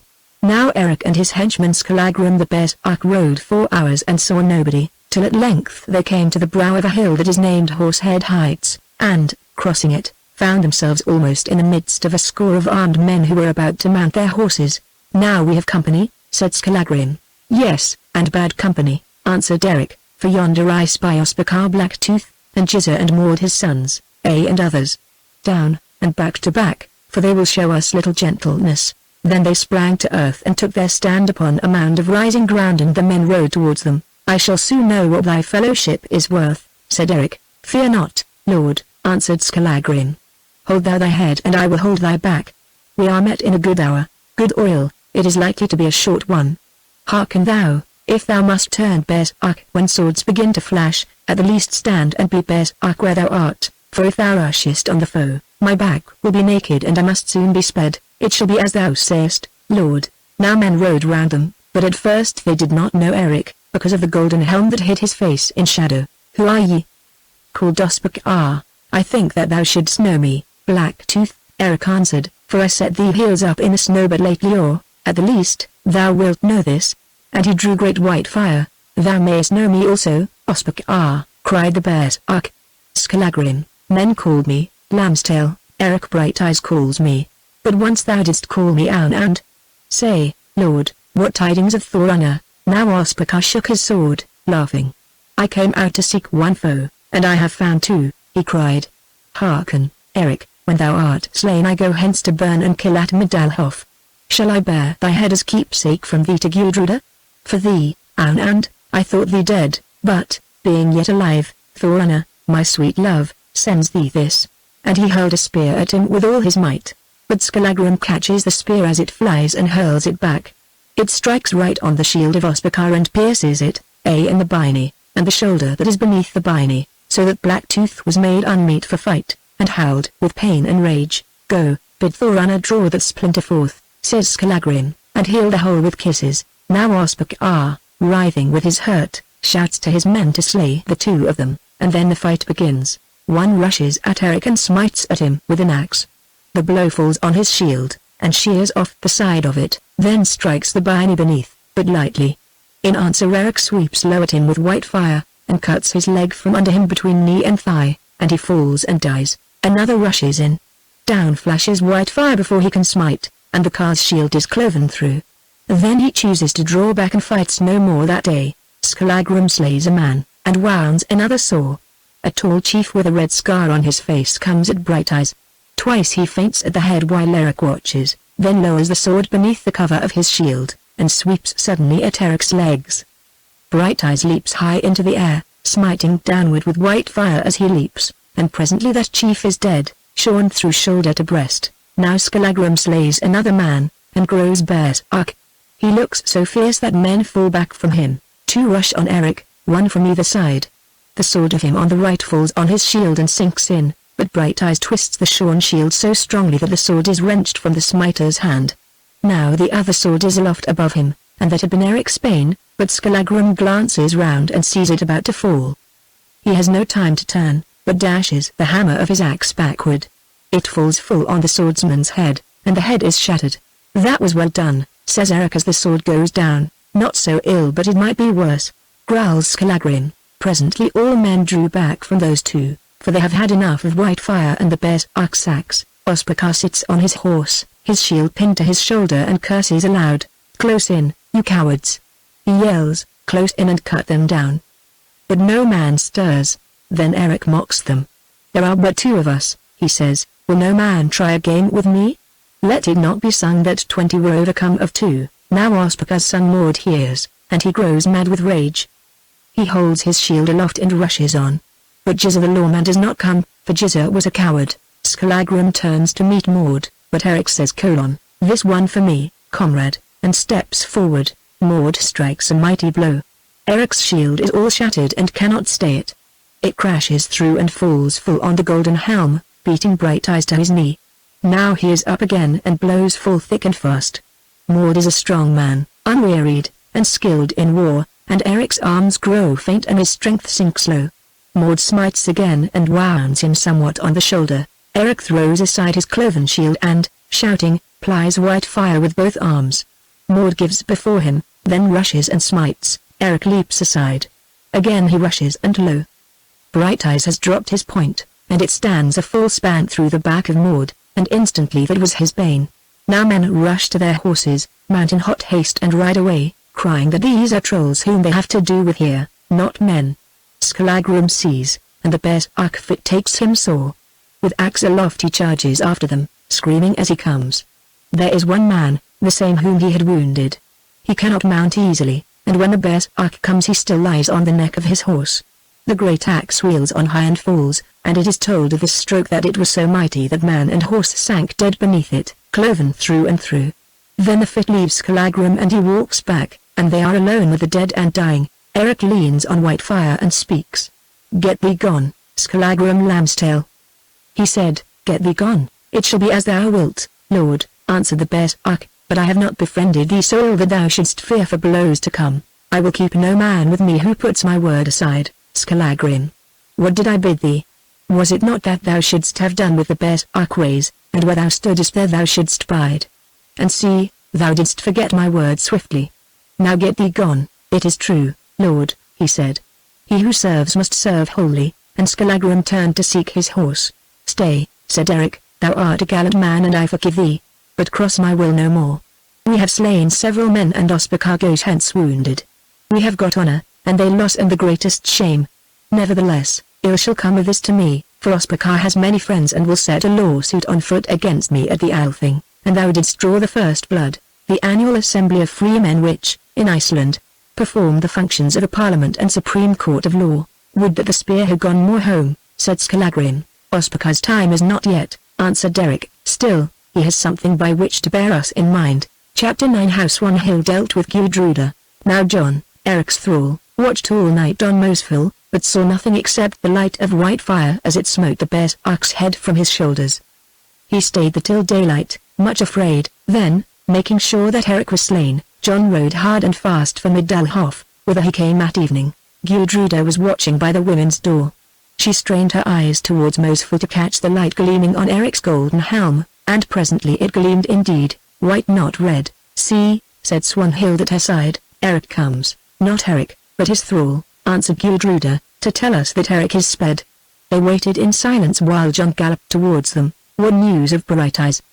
cried Swanhild. "Little need to ask," said Gudruda, "look at his face." Now John told his tale and Gudruda listened, clinging to the doorpost. But Swanhild cursed him for a coward, so that he shrank before her eyes. Gudruda turned and walked into the hall, and her face was like the face of death. Men saw her, and Asmund asked why she wore so strange a mien. Then Gudruda sang this song. Up to Mosfell, battle-eager, rode Hound Brighteye to the fray. Back from Mosfell, battle-shunning, slunk yon coward thrall I ween. Now shall maid Gudruda never know a husband's dear embrace. Widowed is she sunk in sorrow, Erik dreads Valhalla's halls.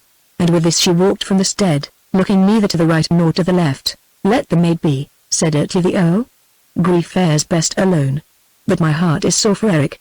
It should go ill with that berserk if I might get a grip of him. That I will have before summer is gone," said Asmund, for the death of Erik seemed to him the worst of sorrows. Gudruda walked far, and, crossing Larksa by the stepping stones, climbed Stonefell till she came to the head of Golden Falls, for, like a stricken thing, she desired to be alone in her grief. But Swanhild saw her and followed, coming on her as she sat watching the water thunder down the mighty cleft. Presently Swanhild's shadow fell athwart her, and Gudruda looked up. "What wouldst thou with me, Swanhild?" she asked. "Art thou come to mock my grief?" "Nay, foster sister, for then I must mock my own. I come to mix my tears with thine. See, we loved Erik, thou and I, and Erik is dead. Let our hate be buried in his grave, whence neither may draw him back." Gudruda looked upon her coldly, for nothing could stir her now. "Get thee gone," she said. "Weep thine own tears and leave me to weep mine. Not with thee will I mourn Erik." Swanhild frowned and bit her lip. "I will not come to thee with words of peace a second time, my rival," she said. "Erik is dead, but my hate that was born of Erik's love for thee lives on and grows, and its flower shall be thy death, Gudruda. Now that Brighteyes is dead, I would fain follow on his path, so, if thou listest, throw the gates wide," Gudruda answered, and heeded her no more. Swanhild went, but not far. On the further side of a knoll of grass she flung herself to earth and grieved as her fierce heart might. She shed no tears, but sat silently, looking with empty eyes adown the past, and onward to the future, and finding no good therein. But Gudruda wept as the weight of her loss pressed in upon her, wept heavy silent tears, and cried in her heart to Erik who was gone, cried to death to come upon her and bring her sleep or Erik. So she sat and so she grieved till, quite outworn with sorrow, sleep stole upon her and she dreamed. Gudruda dreamed that she was dead and that she sat nigh to the golden door that is in Odin's house at Valhalla, by which the warriors pass and repass forever. Thus she sat from age to age, listening to the thunder of 10,000 tramping feet, and watching the fierce faces of the chosen as they marched out in armies to do battle in the meads. And as she sat, at length the one-eyed man, clad in gleaming garments, drew near and spoke to her.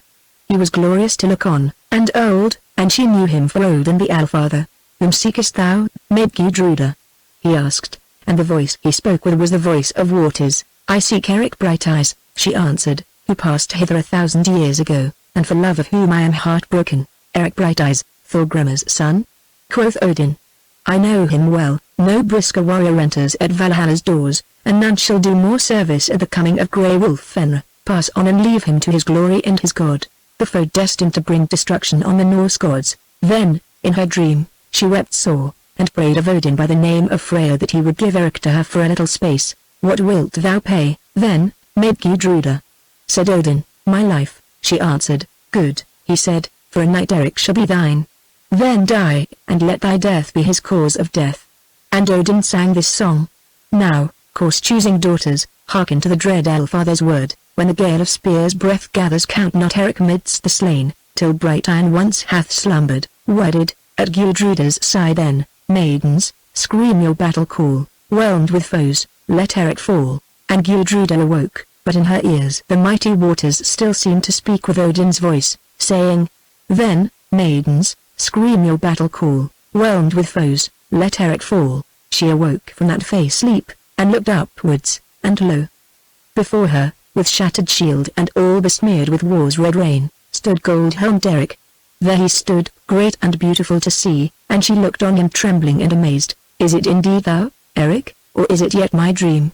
She said. "I am no dream, surely," said Eric, "but why lookest thou thus on me, Gudruda?" She rose slowly.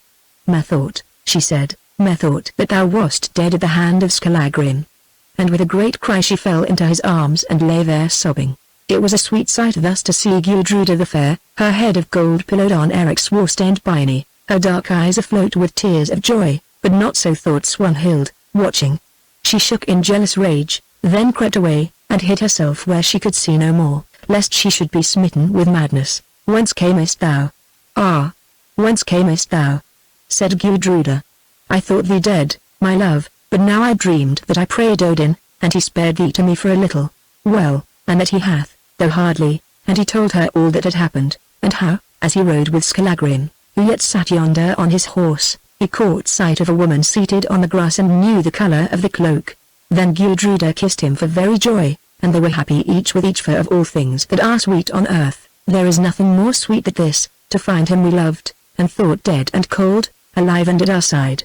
And so they talked and were very glad with the gladness of youth and love, till Eric said he must on to Medalhof before the light failed, for he could not come on horseback the way that Gudruda took, but must ride round the shoulder of the hill, and, moreover, he was spent with toil and hunger, and Skallagrim grew weary of waiting. "Go," said Gudruda, "I will be there presently." So he kissed her and went, and Swanhild saw the kiss and saw him go. "Well, lord," said Skallagrim, "hast thou had thy fill of kissing?" "Not altogether," answered Eric. They rode a while in silence. "I thought the maid seemed very fair," said Skallagrim. "There are women less favored, Skallagrim, rich bait for mighty fish," said Skallagrim. "This I tell thee, that, strive as thou mayst against thy fate, that maid will be thy bane and mine also." "Things foredoomed will happen," said Eric, "but if thou fearest a maid, the cure is easy, depart from my company." "Who was the other?" asked the bear's Akshi, who crept and peered, listened, then crept back again, hid her face in her hands, and talked with a grey wolf that came to her like a dog. "That must have been Swanhild," said Eric, "but I did not see her. Ever did she hide like a rat in the thatch, and as for the wolf, he must be her familiar, for, like Gro, her mother, Swanhild plays much with witchcraft. Now I will away back to Gudruda, for my heart misdoubts me of this matter. Stay thou here till I come, Lambstail." And Eric turns and gallops back to the head of Goldfoss. When Eric left her, Gudruda drew yet nearer to the edge of the mighty falls, and seated herself on their very brink. Her breast was full of joy, and there she sat and let the splendor of the night and the greatness of the rushing sound sink into her heart. Yonder shone the setting sun, poised, as it were, on Westman's distant peaks, and here sped the waters, and by that path Eric had come back to her. Yea, and there on Sheep's Saddle was the road that he had trod down Goldfoss, and but now he had slain one Bearsark and won another to be his thrall, and they two alone had smitten the company of Osbach and come thence with honor and but little harmed. Surely no such man as Eric had ever lived, none so fair and strong and tender, and she was right happy in his love. She stretched out her arms towards him whom but an hour gone she had thought dead, but who had lived to come back to her with honor, and blessed his beloved name, and laughed loud in her joyousness of heart, calling, "Eric! Eric!" But Swanhild, creeping behind her, did not laugh. She heard Gudruda's voice and guessed Gudruda's gladness, and jealousy arose within her and rent her. Should this fair rival like to take her joy from her? Grey Wolf, Grey Wolf! What sayest thou? See, now, if Gudruda were gone, if she rolled a corpse into those boiling waters, Eric might yet be hers, or, if he was not hers, yet Gudruda's he could never be. Grey Wolf, Grey Wolf! What is thy counsel? Right on the brink of the great gulf sat Gudruda. One stroke and all would be ended. Eric had gone, there was no eye to see, none save the Grey Wolf's, there was no tongue to tell the deed that might be done. Who could call her to account? The gods. Who were the gods? What were the gods? Were they not dreams? There were no gods save the gods of evil, the gods she knew and communed with. Grey Wolf, Grey Wolf! What is thy rede? There sat Gudruda, laughing in the triumph of her joy, with the sunset glow shining on her beauty, and there, behind her, Swanhild crept like a fox upon his sleeping prey. Now she is there, I hear thee, Grey Wolf. Back to my breast, Grey Wolf. Surely Gudruda heard something? She half turned her head, then again felt a calling aloud to the waters. Eric. Beloved Eric! Ah. Is there ever a light like the light of thine eyes? Is there ever a joy like the joy of thy kiss? Swanhild heard, and her springs of mercy froze. Hate and fury entered into her. She rose upon her knees and gathered up her strength. Seek, then, thy joy in Goldfoss, she cried aloud, and with all her force she thrust. Gudruda fell a fathom or more, then, with a cry, she clutched wildly at a little ledge of rock, and hung there, her feet resting on a shelving bank.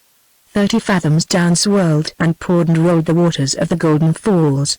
A fathom above, red in the red light of evening, lowered the pitiless face of Swanhild. Gudruda looked beneath her and saw. Pale with agony she looked up and saw, but she said naught. Let go, my rival, let go. Cried Swanhild, there is none to help thee, and none to tell thy tale. Let go, I say, and seek thy marriage bed in Goldfoss. But Gudruda clung on and gazed upwards with white face and piteous eyes. What? Art thou so fain of a moment's life? Said Swanhild. Then I will save thee from thyself, for it must be ill to suffer thus. And she ran to seek a rock. Now she finds one and, staggering beneath its weight to the brink of the gulf, peers over. Still Gudruda hangs. Space yawns beneath her, the waters roar in her ears, the red sky glows above. She sees Swanhild come and shrieks aloud. Eric is there, though Swanhild hears him not, for the sound of his horse's galloping feet is lost in the roar of waters. But that cry comes to his ears, he sees the poised rock, and all grows clear to him. He leaps from his horse, and even as she looses the stone, clutches Swanhild's kirtle and hurls her back. The rock bounds sideways and presently is lost in the waters. Eric looks over. He sees Gudruda's white face gleaming in the gloom. Down he leaps upon the ledge, though this is no easy thing. Hold fast. I come, hold fast.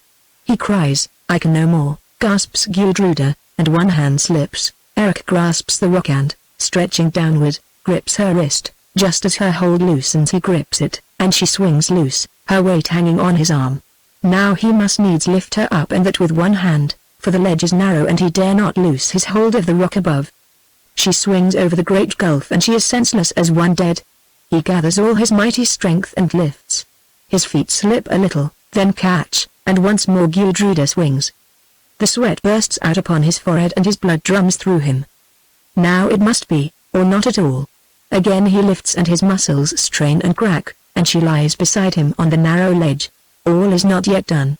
The brink of the cleft is the height of a man above him. There he must lay her, for he may not leave her to find aid, lest she should wake and roll into the chasm.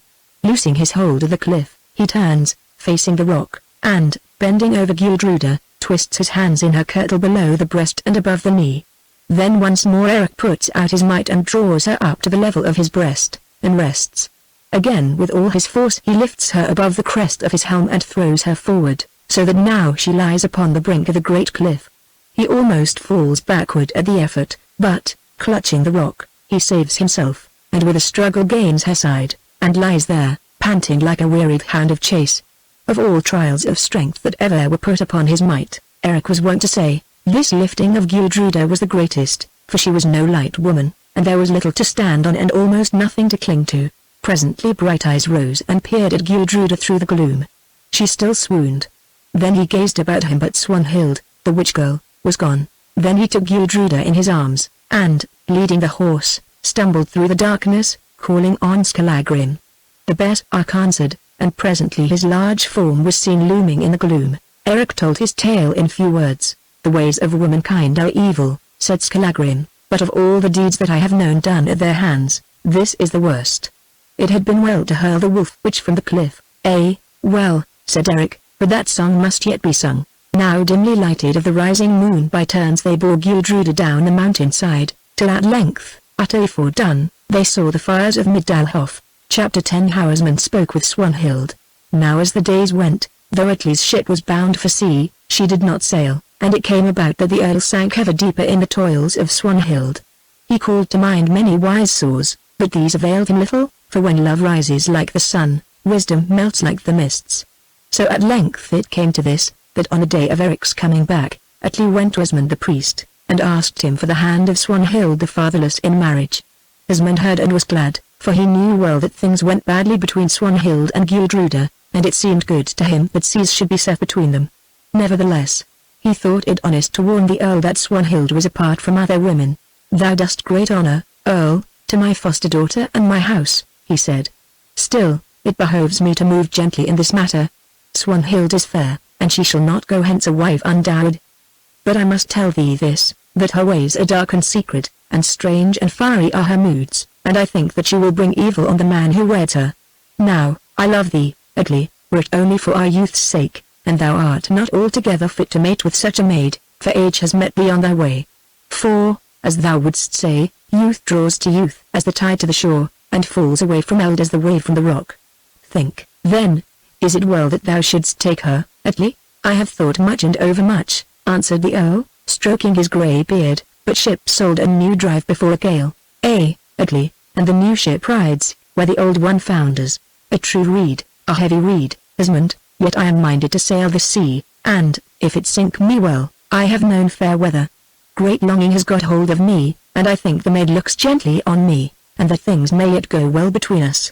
I have many things to give such as women love. At the least, if thou givest me thy good word, I will risk it, Esmond, for the bold thrower sometimes wins the stake. Only I say this, that, if Swanhild is unwilling, let there be an end of my wooing, for I do not wish to take a bride who turns from my grey hairs." Esmond said that it should be so, and they made an end of talking just as the light faded. Now Esmond went out seeking Swanhild, and presently he met her near the stead. He could not see her face, and that was well, for it was not good to look on, but her mien was wondrous wild. "Where hast thou been, Swanhild?" he asked, mourning Eric Brighteyes. She made answer, "It is meeter for Gudruda to mourn over Eric than for thee, for her loss is heavy," Esmond said sternly. "What hast thou to do with Eric, little, or much, or all? Read it as thou wilt, foster father. Still, all wept for are not lost, nor all who are lost wept for. Little do I know of thy dark reeds," said Esmond. "Where is Gudruda now? High is she or low, sleeping or perchance awakened? Naught reck I." She also mourned for Eric, and we went night a mingling tears near together were brown curls and golden, and she laughed aloud. "Thou art surely Fay, thou evil girl," said Esmond. "Foster father, Fay, yet is this but the first of my faydom. Here starts the road that I must travel, and my feet shall be red ere the journey's done." "Leave thy dark talk," said Esmond, "for to me it is as the wind song, and listen, a good thing has befallen thee, good beyond thy deserving." "Is it so? Well, I stand greatly in need of good. What is thy tidings, foster father?" "This, Atli the Earl asks thee in marriage, and he is a mighty man, well honored in his own land, and set higher, moreover, than I had looked for thee." Answered Swanhild, "set like the snow above the fells, set in the years that long are dead.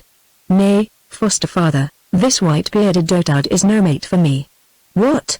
Shall I mix my fire with his frost, my breathing youth with the creeping palsy of his age? Never.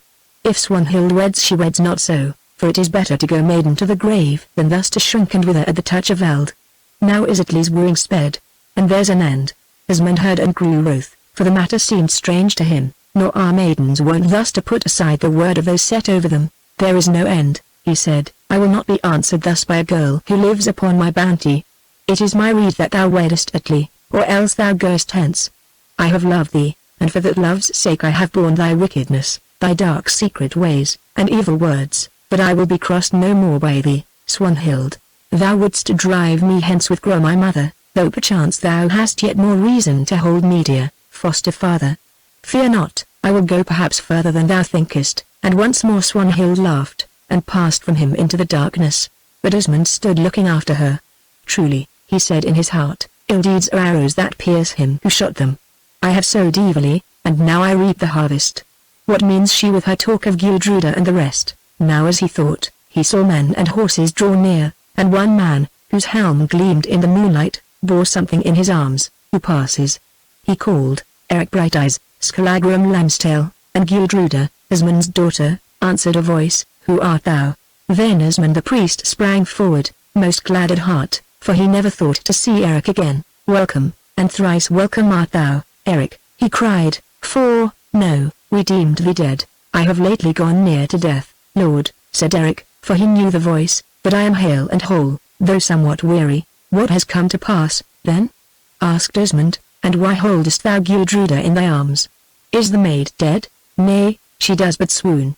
See, even now she stirs." And as he spake Gildruda awoke, shuddering, and with a little cry threw her arms about the neck of Eric. He set her down and comforted her, then once more turned to Esmond. "3 things have come about," he said. "First, I have slain one berserk, and won another to be my thrall, and for him I crave thy peace, for he has served me well. Next, we 2 were set upon by Ospakar Blacktooth and his fellowship, and, fighting for our hands, have wounded Ospakar, slain Maud his son, and 6 other men of his following. That is good news and bad," said Esmond, "since Ospakar will ask a great regild for these men, and thou wilt be outlawed, Eric. The penalty for manslaying. That may happen, Lord. There is time enough to think of it. Now there are other tidings to tell. Coming to the head of Goldfoss I found Gildruda, my betrothed, mourning my death, and spoke with her. Afterwards I left her, and presently returned again, to see her hanging over the gulf, and Swanhild hurling rocks upon her to crush her. These are tidings in truth," said Esmond, "such tidings as my heart feared." "Is this true, Gildruda?" "It is true, my father," answered Gildruda, trembling. "As I sat on the brink of Goldfoss, Swanhild crept behind me and thrust me into the gulf. There I clung above the waters, and she brought a rock to hurl upon me, when suddenly I saw Eric's face, and after that my mind left me and I can tell no more." Now Esmond grew as one mad. He plucked at his beard and stamped on the ground. "Maid though she be," he cried, "yet shall Swanhild's back be broken on the stone of doom for a witch and a murderess, and her body hurled into the pool of faithless women, and the earth will be well rid of her." Now Gildruda looked up and smiled. "It would be ill to wreak such a vengeance on her, father," she said, "and this would also bring the greatest shame on thee, and all our house. I am saved, by the mercy of the gods and the might of Eric's arm, and this is my counsel, that nothing be told of this tale, but that Swanhild be sent away where she can harm us no more. She must be sent to the grave." "Then," said Esmond, and fell to thinking. Presently he spoke again. "But yon man fall back, I would speak with you twain," and Skallagrim went grumbling.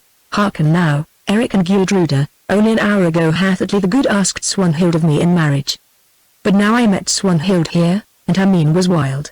Still, I spoke of the matter to her, and she would have none of it. Now, this is my counsel, that choice be given to Swanhild, either that she go hence Atli's wife, or take her trial in the Doom Ring." "That will be bad for the Earl then," said Eric. "Methinks he is too good a man to be played on thus." "Ben first, then friend," answered Esmond. "Now I will tell thee something that, till this hour, I have hidden from all, for it is my shame.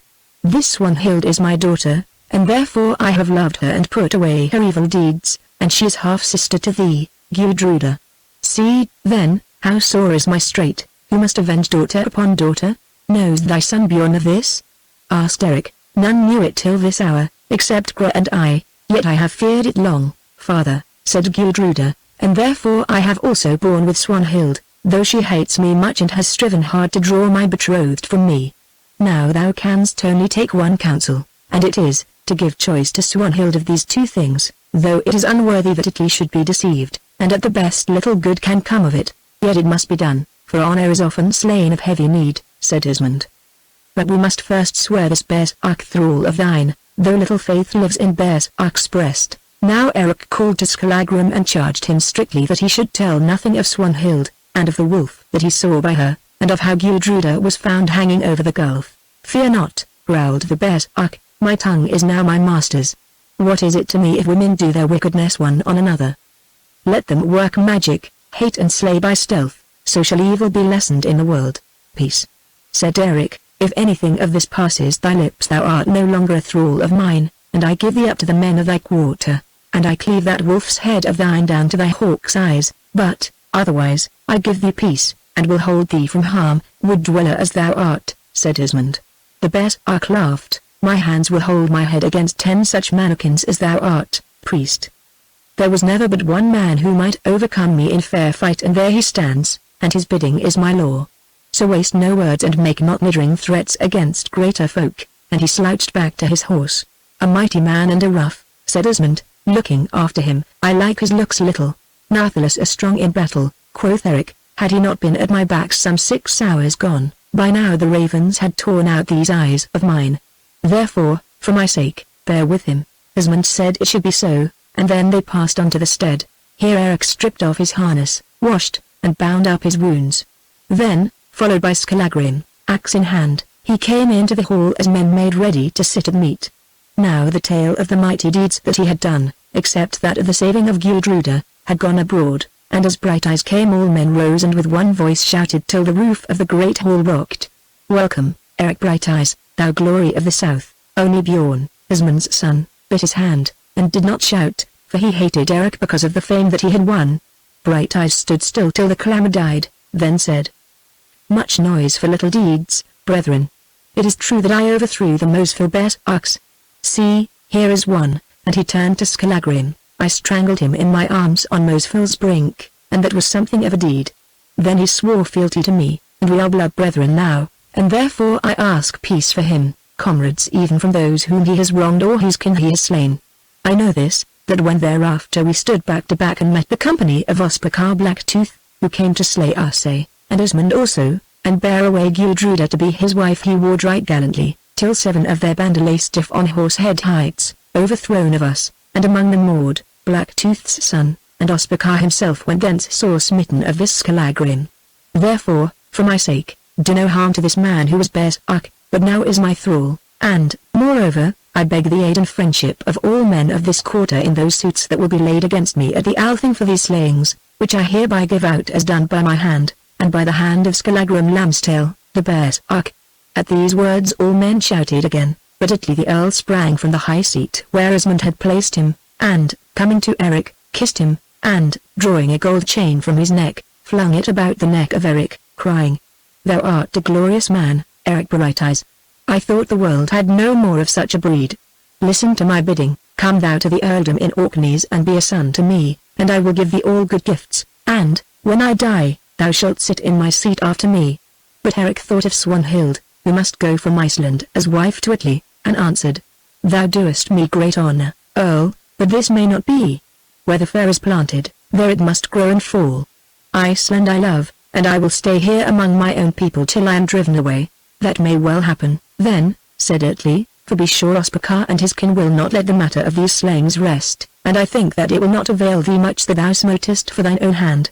Then, come thou and be my man. Where the Norns lead there I must follow," said Eric, and sat down to meat.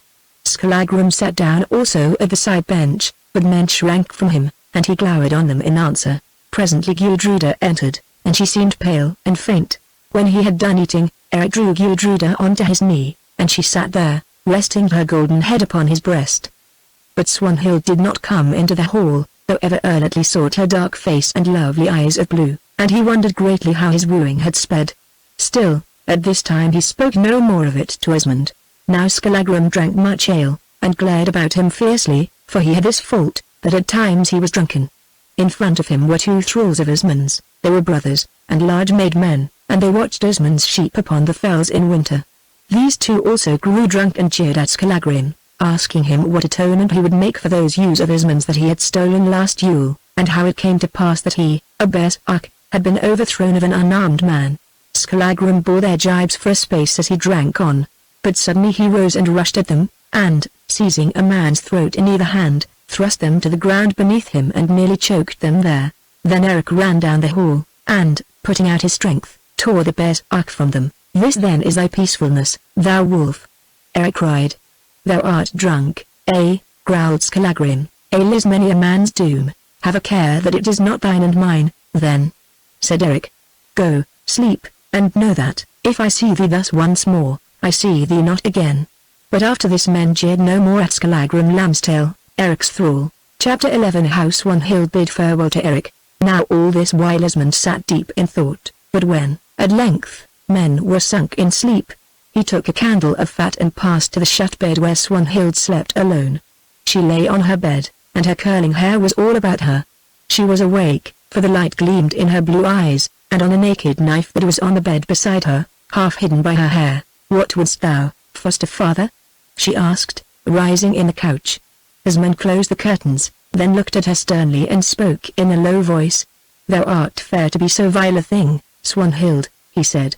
"Who now would have dreamed that heart of thine could talk with goblins and with werewolves, that those eyes of thine could bear to look on murder, and those white hands find strength to do the sin?" She held up her shapely arms and, looking on them, laughed. Would that they had been fashioned in a stronger mold, she said. May they wither in their woman's weakness. Else had the deed been done outright. Now my crime is as heavy upon me and nothing gained by it. Say what fate for me, foster father, the stone of doom and the pool where faithless women lie?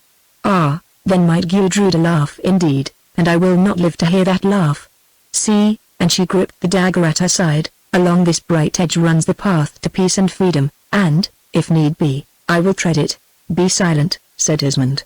This Gildruda, my daughter, whom thou wouldst have foully done to death, is thine own sister, and it is she who, pitying thee, hath pleaded for thy life. I will naught of her pity who have no pity, she answered, and this I say to thee who art my father, shame be on thee who hast not dared to own thy child.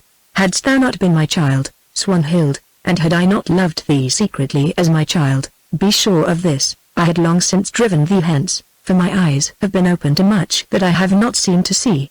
But at length thy wickedness has overcome my love, and I will see thy face no more. Listen, none have heard of this shameful deed of thine save those who saw it, and their tongues are sealed. Now I give thee choice, wed Atli and go, or stand in the doom ring and take thy fate. Have I not said, father, while death may be sought otherwise, that I will never do this last? Nor will I do the first. I am not all of the tame breed of you Iceland folk, other and quicker blood runs in my veins, nor will I be sold in marriage to a dotard as a mare is sold at a market. I have answered, fool. Think again, for I go not back upon my word. Wed Atli or die by thy own hand, if thou wilt there I will not gainsay thee, or, if thou fearest this, then anon in the doom ring. Now Swanhild covered her eyes with her hands and shook the long hair about her face, and she seemed wondrous fair to Esmond the priest who watched. And as she sat thus, it came into her mind that marriage is not the end of a young maid's life, that old husbands have been known to die, and that she might rule this Atli and his earldom and become a rich and honoured woman, setting her sails in such fashion that when the wind turned it would fill them. Otherwise she must die shamed and leave Gildruda with her love. Suddenly she slipped from the bed to the floor of the chamber, and, clasping the knees of Esmond, looked up through the meshes of her hair, while tears streamed from her beautiful eyes. I have sinned, she sobbed, I have sinned greatly against thee and my sister. Hearken, I was mad with love of Eric, whom from a child I have turned to, and Gildruda is fairer than I, and she took him from me. Most of all was I mad this night when I wrought the deed of shame, for ill things counselled me things that I did not call, and oh, I thank the gods if there are gods that Gildruda died not at my hand. See now, father, I put this evil from me and tear Eric from my heart, and she made as though she rent her bosom. I will wed Atli, and be a good housewife to him, and I crave but this of Gildruda, that she forgive me her wrong, for it was not done of my will, but of my madness, and of the driving of those whom my mother taught me to know. Esmond listened, and the springs of his love thawed within him. Now thou dost take good counsel, he said, and of this be sure, that so long as thou art in that mood none shall harm thee, and for Gildruda, she is the most gentle of women, and it may well be that she will put away thy sin. So weep no more, and have no more dealings with thy Finnish witchcraft, but sleep, and tomorrow I will bear thy word to Atli, for his ship is bound and thou must swiftly be made a wife. He went out, bearing the light with him. But Swanhild rose from the ground and sat on the edge of the bed, staring into the darkness and shuddering from time to time. I shall soon be made his wife, she murmured, who would be but one man's wife, and methinks I shall soon be made a widow also. Thou wilt have me, dotard, take me and thy fate. Well, well, better to wed an earl than to be shamed and stretched across the doomstone. Oh, weak arms that failed me at my need, no more will I put trust in you. When next I wound, it shall be with the tongue, when next I strive to slay, it shall be by another's hand. Curses on thee, thou ill counsellor of darkness, who didst betray me at the last. Is it for this that I worshipped thee and swore the oath? The morning came, and at the first light Esmond sought the earl. His heart was heavy because of the guile that his tongue must practice, and his face was dark as a winter dawn. What news, Esmond? Asked Atli. Early tidings are bad tidings, so runs the saw, and thy looks give weight to it, not altogether bad, Earl. Swanhild gives herself to thee, of her own will, Esmond, of her own will. But I have warned thee of her temper. Her temper. Little hangs to a maid's temper. Once a wife and it will melt in softness like the snow when summer comes. These are glad tidings, comrade, and methinks I grow young again beneath the breath of them. Why art thou so glum then? There is something that must yet be told of Swanhild, said Esmond. She is called the fatherless, but, if thou wilt have the truth, why here it is for thee she is my daughter, born out of wedlock, and I know not how that will please thee." Atli laughed aloud, and his bright eyes shone in his wrinkled face. "It pleases me well, Esmond, for then the maid is sprung from a sound stock. The name of the priest of Middalhof is famous far south of Iceland, and never did Iceland bred a comelier girl. Is that all? One more thing, oh. This I charge thee, watch thy wife, and hold her back from witchcraft and from dealings with evil things and trolls of darkness. She is of Finnish blood, and the women of the Finns are much given to such wicked work. I set little store by witchwork, goblins and their kin," said Atli. "I doubt me much of their power, and I shall soon wean Swanhild from such ways, if indeed she practiced them." Then they fell to talking of Swanhild's dower, and that was not small. Afterwards Esmond sought Eric and Gudruda, and told them what had come to pass, and they were glad at the news, though they grieved for Atli the Earl. And when Swanhild met Gudruda, she came to her humbly, and humbly kissed her hand, and with tears craved pardon of her evil doing, saying that she had been mad, nor did Gudruda withhold it, for of all women she was the gentlest and the most forgiving. But to Eric, Swanhild said nothing. The wedding feast must be held on the third day from this, for Atli would sail on that same day, since his people wearied of waiting and his ship might lie bound no longer. Blithe was Atli the Earl, and Swanhild was all changed, for now she seemed the gentlest of maids, and, as befitted one about to be made a wife, moved through the house with soft words and downcast eyes. But Skallagrim, watching her, bethought him of the grey wolf that he had seen by Goldfoss, and this seemed not well to him. "It would be bad now," he said to Eric, as they rode to Coldback, "to stand in yon old earl's shoes. This woman's weather has changed too fast, and after such a calm will come a storm indeed.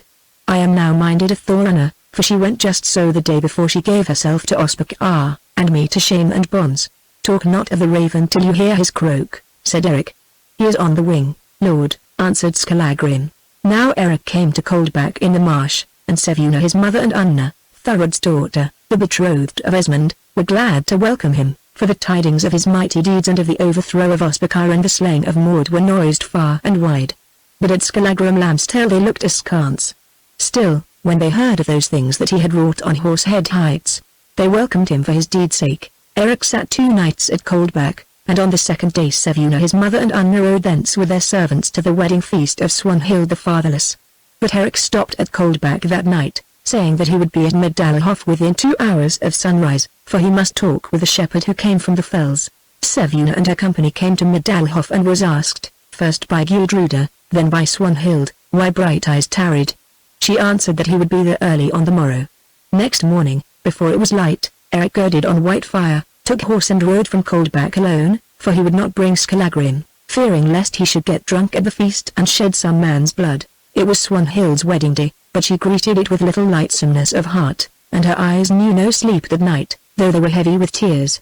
At the first light she rose, and, gliding from the house, walked through the heavy dew down the path by which Eric must draw near, for she desired to speak with him. Gudruda also rose a while after, though she did not know this, and followed on the same path, for she would greet her lover at his coming. Now 3 furlongs or more from the stead stood a vetch stack, and Swanhild waited on the further side of this stack. Presently she heard a sound of singing come from behind the shoulder of the fell and of the tramp of a horse's hooves. Then she saw the golden wings of Eric's helm all ablaze with the sunlight as he rode merrily along, and great bitterness laid hold of her that Eric could be of such a joyous mood on the day when she who loved him must be made the wife of another man. Presently he was before her, and Swanhild stepped from the shadow of the stack and laid her hand upon his horse's bridle. "Eric," she said humbly and with bowed head, "Gudruda sleeps yet. Canst thou, then, find time to hearken to my words?" He frowned and said, "Methinks, Swanhild, it would be better if thou gavest thy words to him who is thy lord." She let the bridle rein drop from her hands. "I am answered," she said, "ride on." Now pity stirred in Eric's heart, for Swanhild's mien was most heavy, and he leapt down from his horse. "Nay," he said, "speak on, if thou hast anything to tell me. I have this to tell thee, Eric, that now, before we part forever, I am come to ask thy pardon for my ill-doing, and to wish all joy to thee and thy fair love." And she sobbed and choked. "Speak no more of it, Swanhild," he said, "but let thy good deeds cover up the ill, which are not small, so thou shalt be happy." She looked at him strangely, and her face was white with pain. "How then are we so differently fashioned that thou, Eric, canst prate to me of happiness when my heart is racked with grief? Oh, Eric, I blame thee not, for thou hast not wrought this evil on me willingly, but I say this, that my heart is dead, as I would that I were dead. See those flowers, they smell sweet, for me they have no odor. Look on the light leaping from Coldback to the sea, from the sea to Westman Isles, and from the Westman crown of rocks far into the wide heavens above. It is beautiful, is it not? Yet I tell thee, Eric, that now to my eyes howling winter darkness is every whit as fair. Joy is dead within me, music's but a jangled madness in my ears, food hath no savour on my tongue, my youth is sped ere my dawn is day. Nothing is left to me, Eric, save this fair body that thou didst scorn, and the dreams which I may gather from my hours of scanty sleep, and such shame as befalls a loveless bride. Speak not so, Swanhild, he said, and clasped her by the hand, for, though he loathed her wickedness, being soft-hearted and but young, it grieved him to hear her words and see the anguish of her mind. For it is so with men, that they are easily moved by the pleading of a fair woman who loves them, even though they love her not.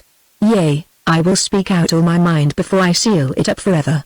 See, Eric, this is my state, and thou hast set this crown of sorrow on my brows, and thou comest singing down the fell, and I go weeping o'er the sea. I am not also ill at heart. It was love of thee that drove me down to sin, as love of thee might otherwise have lifted me to holiness. But, loving thee as thou sayest, this day I wed a dotard, and go his chattel and his bride across the sea, and leave thee singing on the fell, and by thy side her who is my foe. Thou hast done great deeds, Brighteyes, and still greater shalt thou do, yet but as echoes they shall reach my ears. Thou wilt be to me as one dead, for it is Gudruda's to bind the byrnie on thy breast when thou goest forth to war, and hers to loose the winged helm from thy brow when thou returnest, battle-worn and conquering. Now Swanhild ceased, and choked with grief, then spoke again. So now farewell, doubtless I weary thee, and Gudruda waits. Nay, look not on my foolish tears, they are the heritage of woman, of naught else is she sure. While I live, Eric, morn by morn the thought of thee shall come to wake me as the sun wakes yon snowy peak, and night by night thy memory shall pass as a tepee passes from the valleys, but to dawn again in dreams. For, Eric, 'tis thee I wed today, at heart I am thy bride, thine and thine only, and when shalt thou find a wife who holds thee so dear as that Swanhild whom once thou knewest? So now farewell. Yes, this time thou shalt kiss away my tears, then let them stream forever. Thus, Eric. And thus. And thus. Do I take farewell of thee.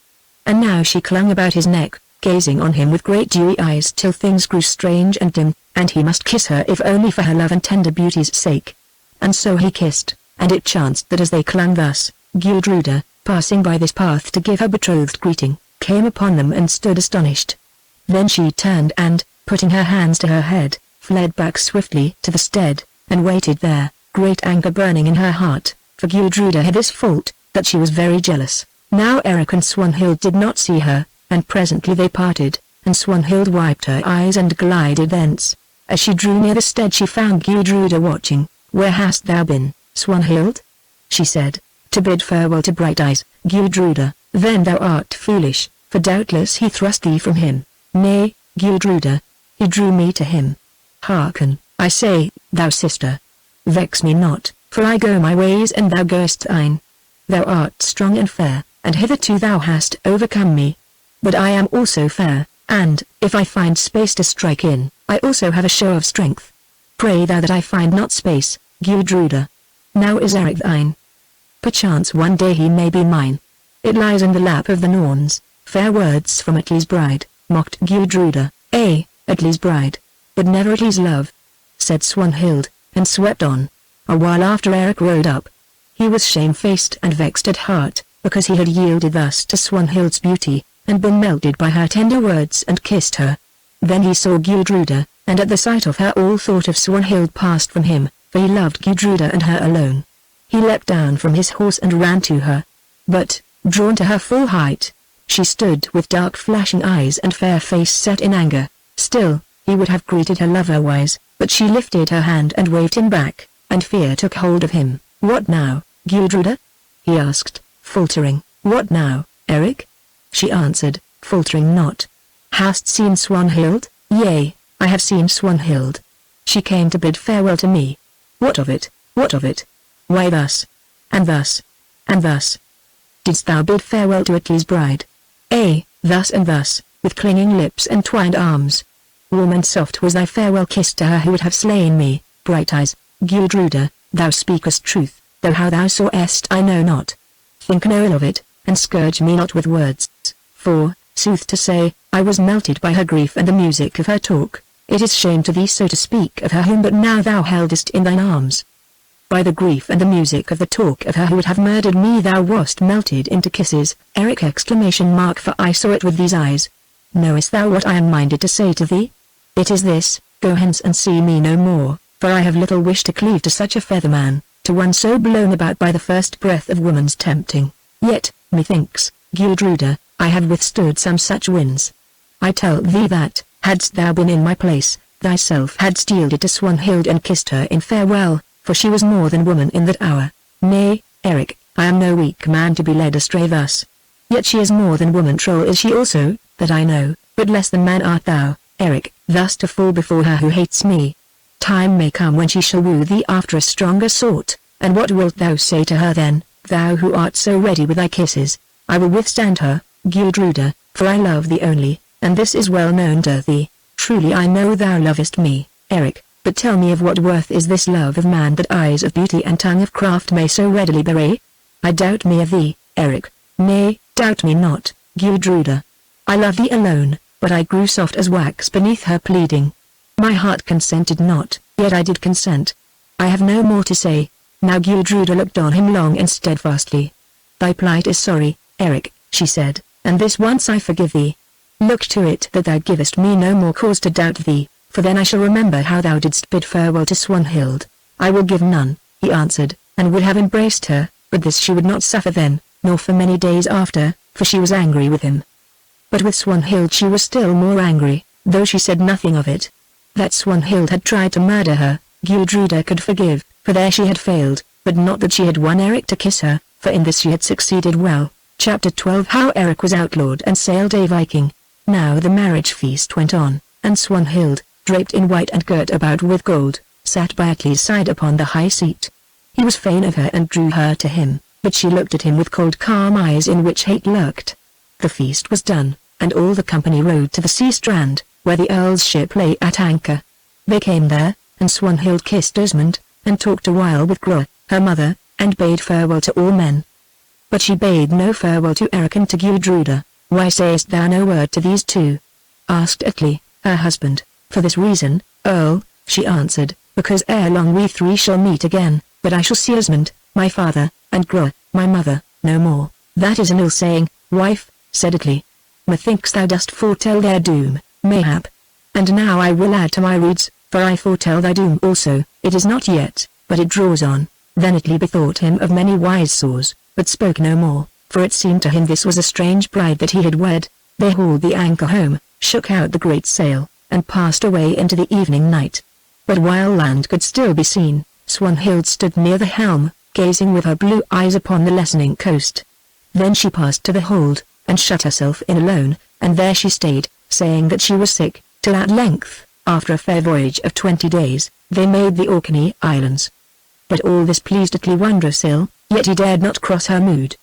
Now, in Iceland the time drew on when men must ride to the Althing, and notice was given to Eric Brighteyes of many suits that were laid against him, in that he had brought Maud, Ospakar's son, to his death, dealing him a brain or a body or a marrow wound, and others of that company. But no suits were laid against Skallagrim, for he was already outlaw. Therefore he must go in hiding, for men were out to slay him, and this he did unwillingly, at Eric's bidding. Osmond took up Eric's case, for he was the most famous of all lawmen in that day, and when 13 full weeks of summer were done, they too rode to the Thing, and with them a great company of men of their quarter. Now, men go up to the Logberg, and there came Ospakar, though he was not yet healed of his wound, and all his company, and laid their suits against Eric by the mouth of Gizur the lawman, Ospakar's son. The pleadings were long and cunning on either side, but the end of it was that Ospakar brought it about, by the help of his friends, and of these had many, that Eric must go into outlawry for 3 years. But no ejode was to be paid to Ospakar and his men for those who had been killed, and no atonement for the great wound that Skallagrim Lambsdale gave him, or for the death of Maud, his son, inasmuch as Eric fought for his own hand to save his life. The party of Ospakar were ill pleased at this finding, and Eric was not overglad, for it was little to his mind that he should sail a warring across the seas, while Gildruda sat at home in Iceland. Still, there was no help for the matter. Now Ospakar spoke with his company, and the end of it was that he called on them to take their weapons and avenge themselves by their own might. Esmond and Eric, seeing this, mustered their army of free men and thralls. There were 105 of them, all stout men, but Ospakar Blacktooth's band numbered 133, and they stood with their backs to the Raven's Rift. Now I will that Skallagrim was here to guard my back, said Eric, for before this fight is done few will left standing to tell its tale. It is a sad thing, said Esmond, that so many men must die because some men are now dead. A very sad thing, said Eric, and took this counsel. He stalked alone towards the ranks of Ospakar and called in a loud voice, saying, "It would be grievous that so many warriors should fall in such a matter. Now hearken, you company of Ospakar Blacktooth. If there be any two among you who will dare to match their might against my single sword in Holmgang, here I, Eric Brighteyes, stand and wait them. It is better that one man, or perchance 3 men, should fall, than that anon so many should roll in the dust. What say ye?" Now all those who watched called out that this was a good offer and a manly one, though it might turn out ill for Eric, but Ospakar answered, "Were I but well of my wound I alone would cut that golden comb of thine, thou braggart. As it is, be sure that 2 shall be found." "Who is the braggart?" answered Eric. "He who twice has learned the weight of this arm and yet boasts his strength, or I who stand craving that 2 should come against me. Get thee hence, Ospakar, get thee home and bid Thorunna, thy leman, whom thou didst beguile from the town and who now is named Skallagrim Lambstail the Bear's Ark, nurse thee whole of the wound her husband gave thee. Be sure we shall yet stand face to face, and that combs shall be cut then, combs black or golden. Nurse thee. Nurse thee. Cease thy prating, get thee home, and bid Thorunna nurse thee. But first name thou the 2 who shall stand against me in Holmgang in Oxera's stream." Folk laughed aloud while Eric mocked, but Ospakar gnashed his teeth with rage. Still, he named the 2 mightiest men in his company, bidding them take up their swords against Brighteyes. This, indeed, they were loath to do, still, because of the shame that they must get if they hung back, and for fear of the wrath of Ospakar, they made ready to obey his bidding. Then all men passed down to the bank of Oxera, and, on the other side, people came from their booths and sat upon the slope of All Man's Raft, for it was a new thing that one man should fight 2 in Holmgang. Now Eric crossed to the island where Holmgangs are fought to this day, and after him came the 2 chosen, flourishing their swords bravely, and taking counsel how one should rush at his face, while the other passed behind his back and spitted him, as would folk spit a lamb. Eric drew white fire and leaned on it, waiting for the word, and all the women held him to be wondrous fair as, clad in his byrnie and his golden helm, he leaned thus on white fire. Presently the word was given, and Eric, standing not to defend himself as they deemed he surely would, whirled white fire round his helm and rushed headlong on his foes, shield aloft. The great cars saw the light that played on Whitefire's edge and the other light that burned in Eric's eyes, and terror got hold of them. Now he was almost come, and Whitefire sprang aloft like a tongue of flame. Then they stayed no more, but, running one this way and one that, cast themselves into the flood and swam for the river edge. Now from me the bank rose up a roar of laughter, that grew and grew, till it echoed against the lava rifts and scared the ravens from their nests. Eric, too, stopped his charge and laughed aloud, then walked back to where Esmond stood, unarmed, to second him in the Holmgang. "I can get little honor from such champions as these," he said. "Nay," answered Esmond, "thou hast got the greatest honor, and they, and Ospakar, such shame as may not be wiped out." Now when Blacktooth saw what had come to pass, he well nigh choked, and fell from his horse in fury. Still, he could find no stomach for fighting, but, mustering his company, rode straightway from the thing home again to Swinefell. But he caused those 2 whom he had put up to do battle with Eric to be set upon with staves and driven from his following, and the end of it was that they might stay no more in Iceland, but took ship and sailed south, and now they are out of the story. On the next day, Esmond, and with him Eric and all their men, rode back to Middelhof. Gudruda greeted Eric well, and for the first time since Swanhild went away she kissed him. Moreover, she wept bitterly when she learned that he must go into outlawry, while she must bide at home. "How shall the days pass by, Eric?" she said, "when thou art far, and I know not where thou art, nor how it goes with thee, nor if thou livest or art already dead." "In sooth I cannot say, sweet," he answered, "but of this I am sure that, wheresoever I am, yet more weary shall be my hours. 3 years," she went on, 3 long, cold years, "and no sight of thee, and perchance no tidings from thee, till mayhap I learn that thou art in that land whence tidings cannot come. Oh, it would be better to die than to part thus." "Well, I wot that it is better to die than to live," and better never to have been born than to live and die, answered Eric sadly. Here, it would seem, is nothing but hate and strife, weariness and bitter envy to fret away our strength, and at last, if we come so far, sorrowful age and death, and thereafter we know not what. Little of good do we find to our hands, and much of evil, nor know I for what ill-doing these burdens are laid upon us.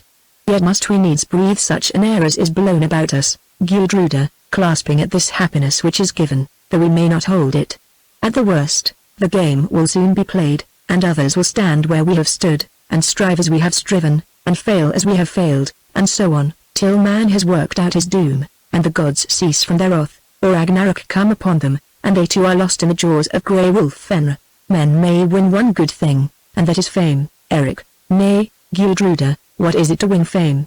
Is it not to raise up foes, as it were, from the very soil, who, made with secret hate, seek to stab us in the back? Is it not to lose peace, and toil on from height to height only to be hurled down at last? Happy, then, is the man whom fame flies from, for hers is a deadly gift. Yet there is one thing left that thou hast not numbered, Eric, and it is love, for love is to our life what the sun is to the world, and, though it seems to set in death, yet it may rise again. We are happy, then, in our love, for there are many who live their lives and do not find it, so these two, Eric Brighteyes and Gudruda the Fair, talked sadly, for their hearts were heavy, and on them lay the shadow of sorrows that were to come. Say, sweet, said Eric at length, wilt thou that I go not into banishment? Then I must fall into outlawry, and my life will be in the hands of him who may take it, yet I think that my foes will find it hard to come by while my strength remains, and at the worst I do but turn to meet the fate that dogs me. Nay, that I will not suffer, Brighteyes. Now we will go to my father, and he shall give thee his dragon of war. She is a good vessel, and thou shalt man her with the briskest men of our quarter, for there are many who will be glad to fare abroad with thee, Eric. Soon she shall be bound, and thou shalt sail at once, Eric, for the sooner thou art gone the sooner the 3 years will be sped, and thou shalt come back to me. But, oh, that I might go with thee. Now Gudruda and Eric went to Esmond and spoke of this matter. I desired, he answered, that thou, Eric, shouldst bide here in Iceland till after harvest, for it is then that I would take Anna, Thorod's daughter, to wife, and it was meet that thou shouldst sit at the wedding feast and give her to me. Nay, father, let Eric go, said Gudruda, for well begun is, surely, half done. He must remain 3 years in outlawry, add thou no day to them, for, if he stays here for long, I know this, that I shall find no heart to let him go, and, if go he must, then I shall go with him. That may never be, said Esmond, thou art too young and fair to sail a Viking down the sea path. Hearken, Eric, I give thee the good ship, and now we will go about to find stout men to man her. That is a good gift, said Eric, and afterwards they rode to the seashore and overhauled the vessel as she lay in her shed. She was a great dragon of war, long and slender, and standing high at stem and prow. She was fashioned of oak, all bolted together with iron, and at her prow was a gilded dragon most wonderfully carved. Eric looked on her and his eyes brightened. Here ist's a wave horse that shall bear a Viking well, he said. Ay, answered Esmond, of all the things I own this ship is the very best. She is so swift that none may catch her, and she can almost go about in her own length. That gale must be heavy that shall fill her, with thee to steer, yet I give her to thee freely, Eric, and thou shalt do great deeds with this my gift, and, if things go well, she shall come back to this shore at last, and thou in her. Now I will name this war gift with a new name, said Eric. Gudruda, I name her, for, as Gudruda here is the fairest of all women, so is this the fairest of all war dragons. So be it, said Esmond. Then they rode back to Midalhof, and now Eric Brighteyes let it be known that he needed men to sail the seas with him. Nor did he ask in vain, for, when it was told that Eric went a Viking, so great was his fame grown, that many a stout yeoman and many a great limbed carl reached down sword and shield and came up to Midalhof to put their hands in his. For mate, he took a certain man named Hall of Lithdale, and this because Bjorn asked it, for Hall was a friend to Bjorn, and he had, moreover, great skill in all manner of seamanship, and had often sailed the northern seas and round England to the coast of France. But when Gudruda saw this man, she did not like him, because of his sharp face, uncanny eyes, and smooth tongue, and she prayed Eric to have nothing to do with him. It is too late now to talk of that, said Eric. Hall is a well-skilled man, and, for the rest, fear not, I will watch him, then evil will come of it, said Gudruda. Skallagrim also liked Hall little, nor did Hall love Skallagrim and his great axe, At length all were gathered. They were 50 in number, and it is said that no such band of men ever took ship from Iceland. Now the great dragon was bound and her faring goods were aboard of her, for Eric must sail on the morrow, if the wind should be fair. All day long he stalked to and fro among his men. He would trust nothing to others, and there was no sword or shield in his company, but he himself had proved it. All day long he stalked, and at his back went Skallagrim Lambstail, axe on shoulder, for he would never leave Eric if he had his will, and they were a mighty pair. At length all was ready and men sat down to the faring feast in the hall at Middelhof, and that was a great feast. Eric's folk were gathered on the side benches, and by the high seat at Asmund's side sat Brighteyes, and near to him were Bjorn, Asmund's son, Gudruda, Anna, Asmund's betrothed, and Sevuna, Eric's mother. For this had been settled between Asmund and Eric, that his mother Sevuna, who was somewhat sunk in age, should flit from Coldback and come with Anna to dwell at Middelhof. But Eric set a trusty grieve to dwell at Coldback and mind the farm. When the faring toasts had been drunk, Eric spoke to Asmund and said, I fear one thing, Lord, and it is that when I am gone Ospakar will trouble thee. Now, I pray you all to beware of Blacktooth, for, though the hound is whipped, he can still bite, and it seems that he has not yet put Gudruda from his mind. Now Bjorn had sat silently, thinking much and drinking more, for he loved Eric less than ever on this day when he saw how all men did him honor and mourned his going, and his father not the least of them. Methinks it is thou, Eric, he said, whom Ospakar hates, and thee on whom he would work his vengeance, and that for no light cause. When bad fortune sits in thy neighbor's house, she knocks upon thy door, Bjorn. Gudruda, thy sister, is my betrothed, and thou art a party to this feud, said Eric. Therefore it becomes thee better to hold her honor and thy own against this Northlander, than to gird at me for that in which I have no blame. Bjorn grew wroth at these words. Prate not to me, he said. Thou art an upstart who wouldst teach their duty to thy betters, puffed up with light one fame, like a feather on the breeze. But I say this, the breeze shall fail, and thou shalt fall upon the goose's back once more. And I say this also, that, had I my will, Gudruda should wed Ospakar, for he is a mighty chief, and not a long-legged cow, outlawed for manslaying. Now Eric sprang from his seat and laid hand upon the hilt of Whitefire, while men murmured in the hall, for they held this an ill speech of Bjorn's.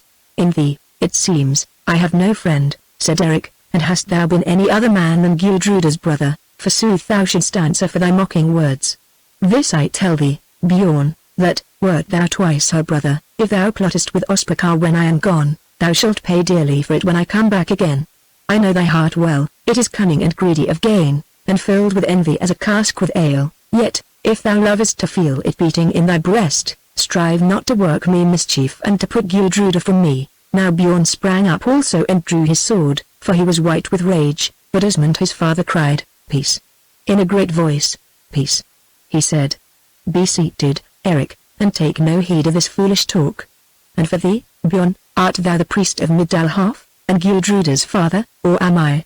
It has pleased me to betroth Brighteyes to Gudruda, and it pleased me not to betroth her to Ospakar, and that is enough for thee. For the rest, Ospakar would have slain Eric, not he Ospakar, therefore Eric's hands are clean.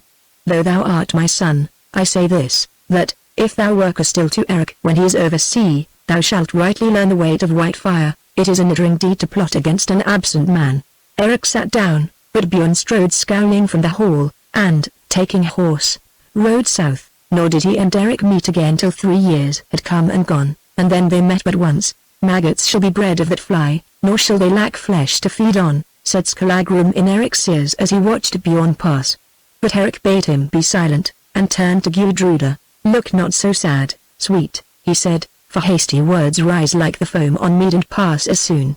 It vexes Bjorn that thy father has given me the good ship, but his anger will soon pass, or, at the very worst, I fear him not while thou art true to me. Then thou hast little to fear, Eric, she answered. Look now on thy hair, it grows long as a woman's, and that is ill, for at sea the salt will hang to it. Say, shall I cut it for thee? Yes, Gudruda. So she cut his yellow locks, and one of them lay upon her heart for many a day. Now thou shalt swear to me, she whispered in his ear, that no other man or woman shall cut thy hair till thou comest back to me and I clip it again. That I swear, and readily, he answered.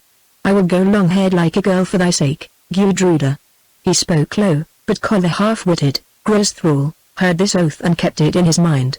Very early on the morrow all men rose, and, taking horse, rowed once more to the seaside, till they came to that shed where the Gudruda lay.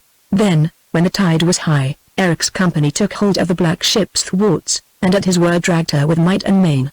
She ran down the greased blocks and sped on quivering to the sea, and as her dragon prow dipped in the water people cheered aloud. Now Eric must bid farewell to all, and this he did with a brave heart till at the last he came to Savuna, his mother, and Gudruda, his dear love. "Farewell, son," said the old dame. "I have little hope that these eyes shall look again upon that bonny face of thine, yet I am well paid for my birth pains, for few have borne such a man as thou. Think of me at times, for without me thou hadst never been. Be not led astray of women, nor lead them astray, or ill shall overtake thee. Be not quarrelsome because of thy great might, for there is a stronger than the strongest. Spare a fallen foe, and take not a poor man's goods or a brave man's sword, but, when thou smitest, smite home. So shalt thou win honor, and, at the last, peace, that is more than honor." Eric thanked her for her counsel, and kissed her, then turned to Gudruda, who stood, white and still, plucking at her golden girdle. "What can I say to thee?" he asked. "Say nothing, but go," she answered. "Go before I weep. Weep not, Gudruda, or thou wilt unman me. Say, thou wilt think on me, Eric, by day and by night, and thou wilt be true to me, till death and after, for so long as thou cleavest to me I will cleave to thee.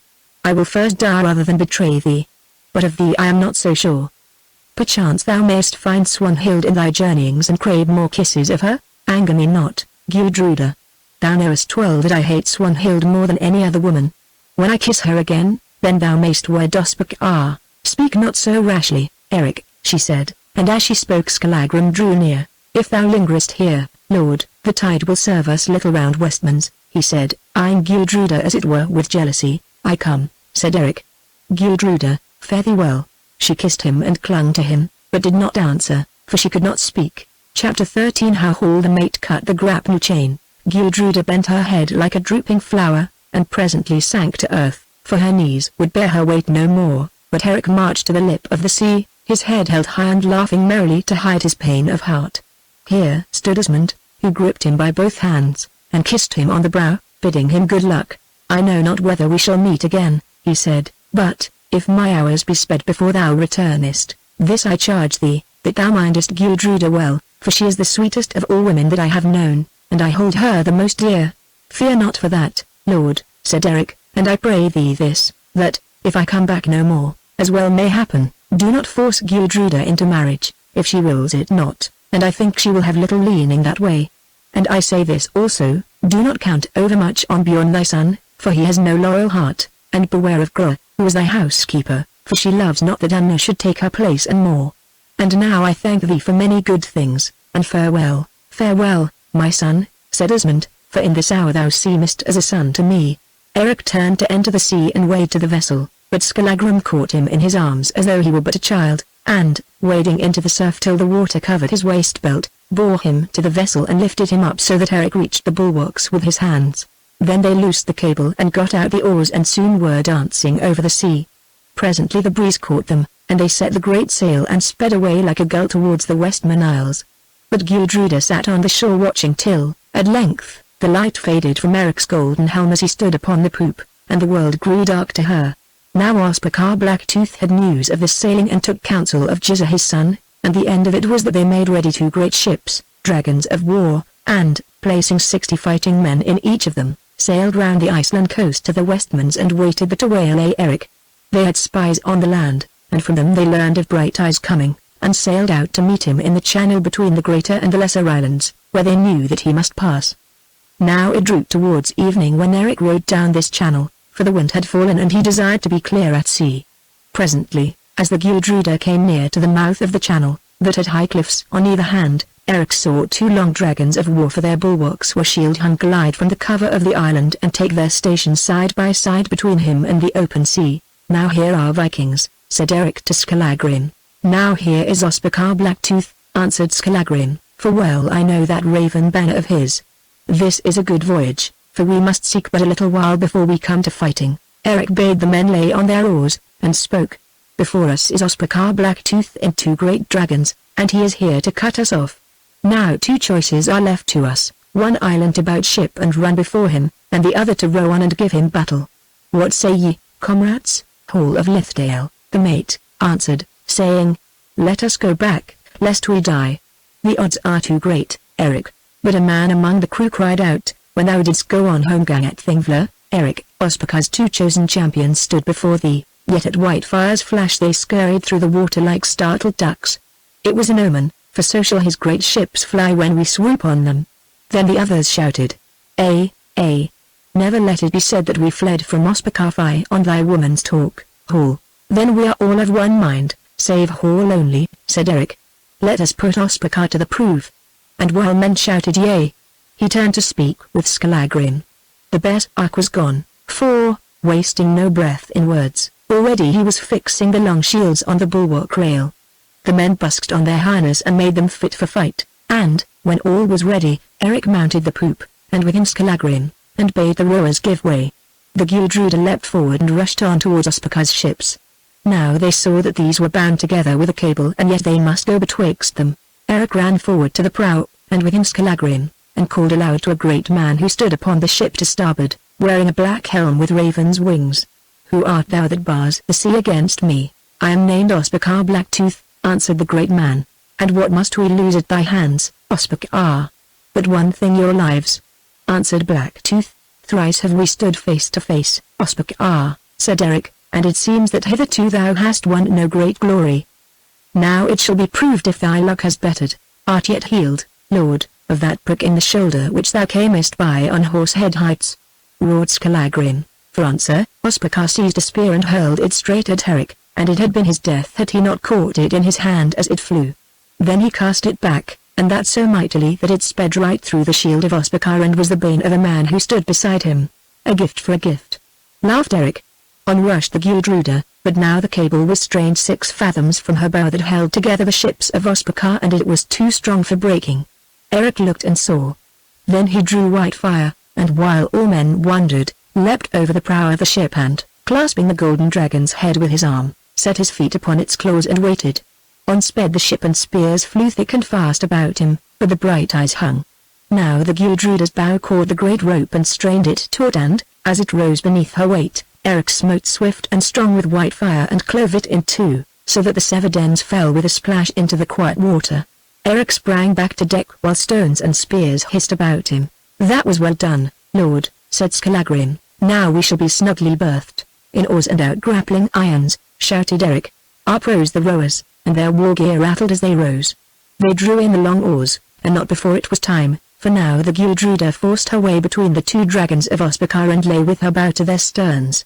Then with a shout Eric's men cast the irons and soon the ships were locked fast and the fight began. The spears flew thick, and on either side some got their death before them. Then the men of that vessel, named the Raven, which was to larboard of the Gudruda, made ready to board. On they came with a rush, and were driven back, though hardly, for there were many, and those who stood against them few. Again they came, scrambling over the bulwarks, and this time a score of them leapt aboard. Eric turned from the fight against the dragon of Ospakar and saw it. Then, with Skallagrim, he rushed to meet the boarders as they swarmed along the hold, and naught might they withstand the axe and sword. Through and through them swept the mighty pair, now Whitefire flashed, and now the great axe fell, and at every stroke a man lay dead or wounded. 6 of the boarders turned to fly, but just then the grappling iron broke and their ship drifted out with the tide towards the open sea, and presently no man of that 20 was left alive. Now the men of the ship of Ospakar and of the Gudruda pressed each other hard. Thrice did Ospakar strive to come aboard and thrice he was pushed back. Eric was ever where he was most needed, and with him Skallagrim, for these 2 threw themselves from side to side, and were now here and now there, so that it seemed as though there were not one golden helm and one black, but rather 4 on board the Gudruda. Eric looked and saw that the other ship was drawing round, though somewhat slowly, to come alongside of them once more. "Now we must make an end of Ospakar, else our hands will be over full," he said, and therewith sprang up upon the bulwarks and after him many men. Once they were driven back, but came on again, and now they thrust all Ospakar's men before them and passed up his ship on both boards. By the mast stood Ospakar and with him Gizur his son, and Eric strove to come to him. But many men were between them, and he could not do this. Presently, while the fight yet went on hotly and men fell fast, Brighteyes felt the dragon of Ospakar strike, and, looking, saw that they had drifted with the send of the tide onto the rocks of the island. There was a great hole in the hull amidships and the water rushed in fast. "Back! Men, back!" he cried, and all his folk that were unhurt, ran, and leapt on board the Gudruda, but Ospakar and his men sprang into the sea and swam for the shore. Then Skallagrim cut loose the grappling irons with his axe, and that not too soon, for, scarcely had they pushed clear with great toil when the long warship slipped from the rock and foundered, taking many dead and wounded men with her. Now Ospakar and some of his people stood safe upon the rocks, and Eric called to him in mockery, bidding him come aboard the Gudruda. Ospakar made no answer, but stood gnawing his hand, while the water ran from him. Only Jizza his son cursed them aloud. Eric was greatly minded to follow them, and land and fight them there, but he might not do this, because of the rocks and of the other dragon, that hung about them, fearing to come on and yet not willing to go back. "We will have her, at the least," said Eric, and bade the rowers get out their oars. Now, when the men on board the other ship saw the Gudruda drawing on, they took to their oars at once and rowed swiftly for the sea, and at this a great roar of laughter went down Eric's ship. "They shall not slip from us so easily," said Eric. "Give way, comrades," and after them. But the men were much wearied with fighting, and the decks were all cumbered with dead and wounded, so that by the time that the Gudruda had put about, and come to the mouth of the waterway, Ospakar's vessel had shaken out her sails and caught the wind, that now blew strong offshore, and sped away 6 furlongs or more from Eric's prow. "Now we shall see how the Gudruda sails," said Eric, and they spread their canvas and gave chase. Then Eric bade men clear the decks of the dead, and 10 the wounded. He had lost 7 men slain outright, and 3 were wounded, 1 to death. But on board the ship there lay of Ospakar's force 23 dead men. When all were cast into the sea, Menet and rested. "We have not done so badly," said Eric to Skallagrim. "We shall do better yet," said Skallagrim to Eric. "Rather had I seen Ospakar's head lying in the scuppers than those of all his cows, for he may get more men, but never another head." Now the wind freshened till by midnight it blew strongly. The mate Hall came to Eric and said, "The Gudruda dips her nose deep in Ran's cup. Say, Eric, shall we shorten sail?" "Nay," answered Eric, "keep her full and bail. Where yonder raven flies, my sea stag must follow," and he pointed to the warship that rode the waves before them. After midnight clouds came up, with rain, and hid the face of the night sun and the ship they sought. The wind blew ever harder, till at length, when the rain had passed and the clouds lifted, there was much water in the hold and the bailers could hardly stand at their work. Men murmured, and Hall the mate murmured most of all, but still Eric held on, for there, not 2 furlongs ahead of them, rode the dragon of Ospakar. But now, being afraid of the wind and sea, she had lowered her sail somewhat, and made as though she would put about and run for Iceland.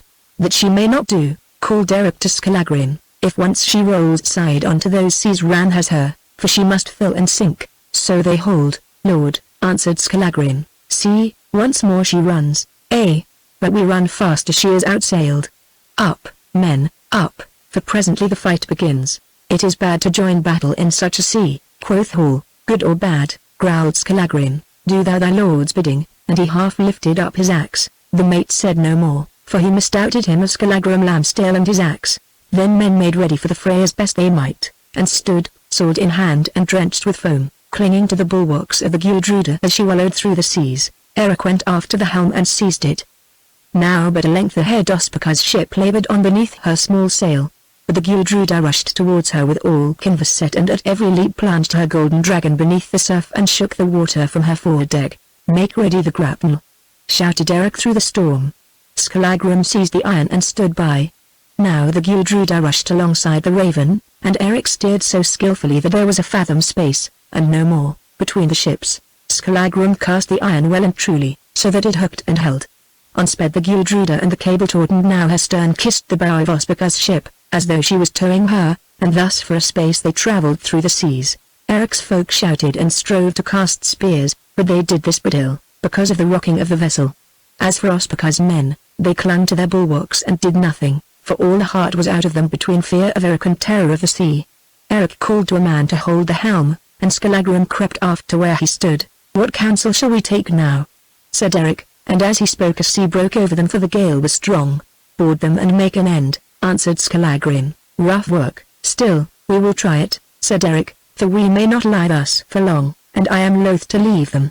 Then Eric called for men to follow him, and many answered, creeping as best they might to where he stood. "Thou art mad, Eric," said Hall the mate, "cut loose and let us drive." else we shall both founder, and that is a poor tale to tell." Eric took no heed, but, watching his chance, leapt onto the bows of the Raven, and after him leapt Skallagrim. Even as he did so, a great sea came and swept past and over them, so that half the ship was hid for foam. Now, all the mates stood near to the grapnel cable, and, fearing lest they should sink, out of the cowardice of his heart, he let his axe fall upon the chain, and severed it so swiftly that no man saw him, except Skallagrim only. Forward sprang the Gudruda, freed from her burden, and rushed away before the wind, leaving Eric and Skallagrim alone upon the Raven's prow. "Now we are in an evil plight," said Eric. "The cable has parted." "Ay," answered Skallagrim, "and that Looselhall hath parted it. I saw his axe fall." Chapter 14. How Eric dreamed a dream. Now, when the men of Ospakar, who were gathered on the poop of the Raven, saw what had come about, they shouted aloud and made ready to slay the bear.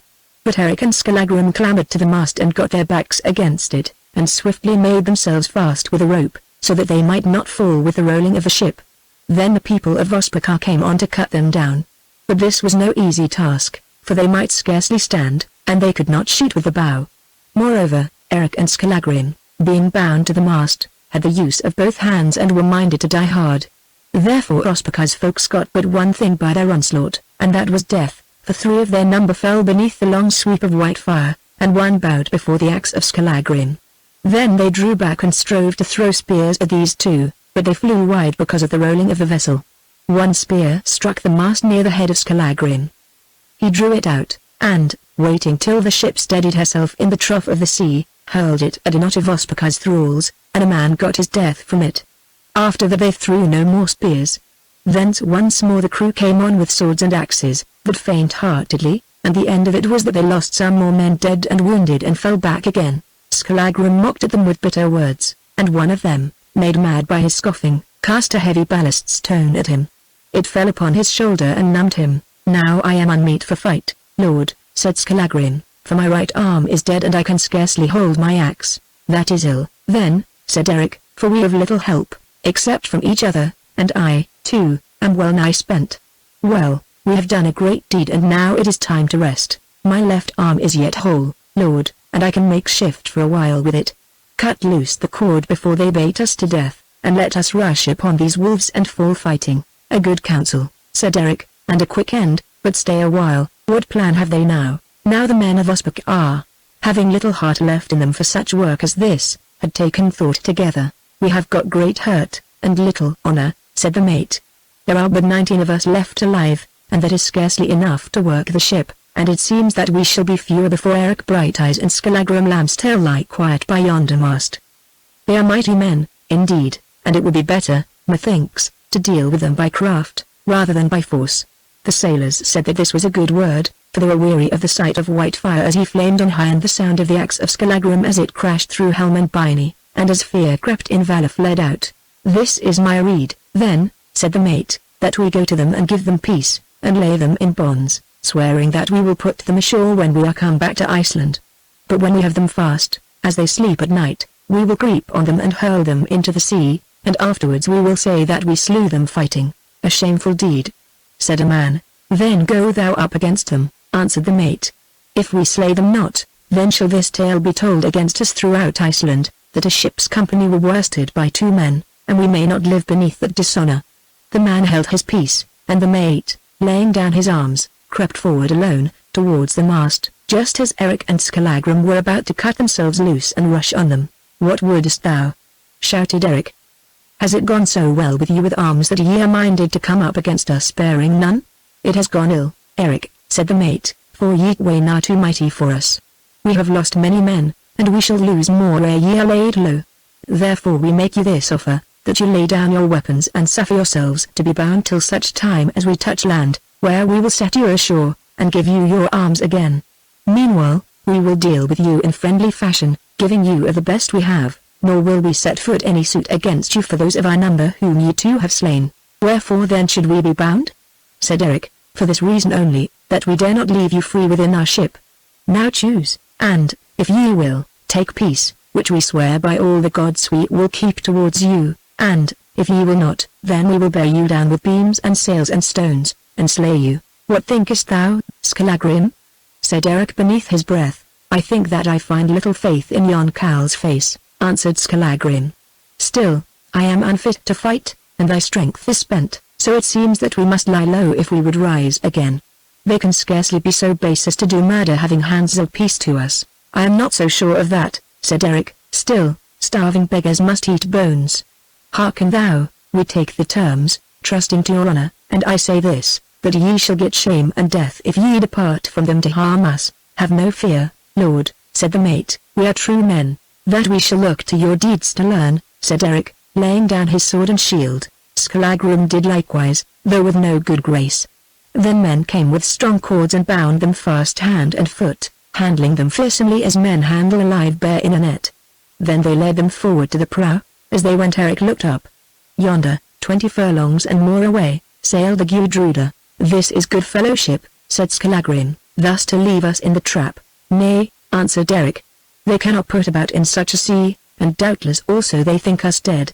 Nevertheless, if ever it comes about that Hall and I stand face to face again, there will be need for me to think of gentleness. I shall think little thereon, growled Skallagrim. Now they were come to the prow, and there was a half-deck under which they were set, out of reach of the wind and water. In the deck was a stout iron ring, and the men made them fast with ropes to it, so that they might move but little, and they set their helms and weapons behind them in such fashion that they could not come at them. Then they flung cloaks about them, and brought them food and drink, of which they stood much in need, and treated them well in every way. But for all this Skallagrim trusted them no more. We are new hooked, lord, he said, and they give us line. Presently they will haul us in. Even come soon enough, answered Eric, no need to run to greet it, and he fell to thinking of Gudruda, and of the day's deeds, till presently he dropped asleep, for he was very weary. Now it chanced that as Eric slept he dreamed a dream so strong and strange that it seemed to live within him. He dreamed that he slept beneath the Raven's deck, and that a rat came and whispered spells into his ear. Then he dreamed that Swanhild glided towards him, walking on the stormy seas. He saw her afar, and she came swiftly, and ever the sea grew smooth before her feet, nor did the wind so much as stir her hair. Presently she stood by him in the ship, and, bending over him, touched him on the shoulder, saying, "Awake, Eric Brighteyes. Awake. Awake." It seemed to him that he awoke and said, "What tidings, Swanhild?" And that she answered, "Ill tidings, Eric, so ill that I am come hither from Stormy, to tell of the May, come walking on the seas." Had Gudruda done so much, thinkest thou? Stroma, the southernmost of the Orkneys, Gudruda is no witch, he said in his dream. Nay, but I am a witch, and it is well for thee, Eric. I am a witch. Now do I seem to sleep at Atli's side, and lo! Here I stand by thine, and I must journey back again many a league before another day be born, nay, many a league, and all for love of thee, Eric. Hearken, for not long may the spell endure. I have seen this by my magic, that these men who bound thee come even now to take thee, sleeping, and cast thee and thy thrall into the deep, that to drown. If it is fated it will befall, he said in his dream. Nay, it shall not befall. Put forth all thy might and burst thy bonds. Then fetch white fire, cut away the bonds of Skallagrim, and give him his axe and shield. This done, cover yourselves with your cloaks, and wait till ye hear the murderers come. Then rise and rush upon them, the two of you, and they shall melt before your might. I have journeyed over the great deep to tell thee this, Eric. Had Gudruda done as much, thinkest thou? And it seemed to him that the wraith of Swanhild kissed him on the brow, sighed and vanished, bearing the rat in her bosom. Eric awoke suddenly, just as though he had never slept, and looked around. He knew by the lowness of the sun that it was far into the night, and that he had slept for many hours. They were alone beneath the deck, and far aft, beyond the mast, as the vessel rose upon the waves, for the sea was still rough, though the wind had fallen. Eric saw the mate of the Raven talking earnestly with some men of his crew. Skallagrim snored beside him. "Awake," Eric said in his ear. "Awake and listen." He yawned and roused himself. "What now, lord?" he said. "This," said Eric, and he told him the dream that he had dreamed. "That was a fey dream," said Skallagrim, "and now we must do as the wraith bade thee." "Easy to say, but hard to do," quoth Eric. "This is a great rope that holds us, and a strong." "Yes, it is great and strong, still, we must burst it." Now Eric and Skallagrim were made fast in this fashion, their hands were bound behind them, and their legs were lashed above the feet and above the knee. Moreover, a thick cord was fixed about the waist of each, and this cord was passed through the iron ring and knotted there. but it chanced that beneath the hollows of their knees ran an oaken beam, which held the forepart of the dragon together. "We may try this," said Eric, "to set our feet against the beam and strain with all our strength upon the rope, though I think that no two men can part it." "We shall know that presently," said Scalagrim, gathering up his legs. Then they set their feet against the beam and pulled till it groaned, but, though the rope gave somewhat, it would not break. They rested a while, then strained again till the sweat burst out upon them and the rope cut into their flesh, but still it would not part. "We have found our match," said Eric. "That is not altogether proved yet," answered the Berserk. "Many a shield is riven at the third stroke." So once again they set their feet against the beam, and put out all their strength. "The ring bends," gasped Eric. "Now, when the roll of the ship throws our way to leeward, in the name of Thor, pull." They waited, then put out their might, and lo! Though the rope did not break, the iron ring burst asunder and they rolled upon the deck. "Well pulled, truly," said Scalagrim as he struggled to his haunches. "I am marked about the middle with rope twists for many a day to come, that I will swear." "What next, Lord?" "Whitefire," answered Eric. Now, their arms were piled a fathom or more from where they sat, and right in the prow of the ship. Hither, then, they must crawl upon their knees, and this was weary work, for ever as the ship rolled they fell, and could in no wise save themselves from hurt. Eric was bleeding at the brow, and bloody was the hooked nose of Scalagrim, before they came to where Whitefire was. At length they reached the sword, and pushed aside the bucklers that were over it with their heads. The great war blade was sheathed, and Eric must needs lie upon his breast and draw the weapon somewhat with his teeth. "This is an ill razor to shave with," he said, rising, for the keen blade had cut his chin. "So some have thought and perchance more shall think," answered Scalagrim. "Now set the rope on the edge and rub." This they did, and presently the thick cord that bound them was in two. Then Eric knelt upon the deck and pressed the bonds that bound his legs upon the blade, and after him Scalagrim. They were free now, except for their hands, and it was no easy thing to cut away the bonds upon their wrists. It was done thus. Scalagrim sat upon the deck, and Eric pushed the sword between his fingers with his feet. Then the Berserk rose, holding the sword, and Eric, turning back to back with him, fretted the cords upon his wrists against the blade. Twice he cut himself, but the third time the cord parted and he was free. He stretched his arms, for they were stiff, then took Whitefire and cut away the bonds of Scalagrim. "How goes it with that hurt of thine?" he asked. "Better than I had thought," answered Scalagrim. "The soreness has come out with a bruise." "That is good news," said Eric, "for methinks, unless Swanhild walked the seas for nothing, thou wilt soon need thine arms." "They have never failed me yet," said Scalagrim and took his axe and shield. "What counsel now?" "This, Scalagrim, that we lie down as we were, and put the cloaks about us as though we were yet in bonds. Then, if these knaves come, we can take them unawares as they think to take us." So they went again to where they had been bound, and lay down upon their shields and weapons, drawing cloaks over them. Scarcely had they done this and rested a while, when they saw the mate and all the crew coming along both boards towards them. They bore no weapons in their hands. "None too soon did Swanhild walk," said Eric. "Now we shall learn their purpose. Be thou ready to leap forth when I give the word." "Aye, Lord," answered Scalagrim as he worked his stiff arms to and fro. "In such matters few have thought me backward." "What news, friends?" cried Eric as the men drew near. "Bad news for thee, Brighteyes," answered the mate. "And that Berserk thrall of thine, for we must loose your bands." "That is good news, then," said Eric, "for our limbs are numb and dead because of the nipping of the cords. Is land in sight?" "Nay, nor will be for thee, Eric." "How now, friend? How now?" "Sure, having hands of peace to us, you mean no harm towards two unarmed men?" "We swore to do you no harm, nor will we, Eric. This only will we do, deliver you, bound, to Ran, and leave her to deal with you as she may." "Bethink you, sirs," said Eric, "this is a cruel deed and most unmanly. We yielded to you in faith. Will you break your troth?" "War has no troth," he answered. "Ye are too great to let slip between our fingers.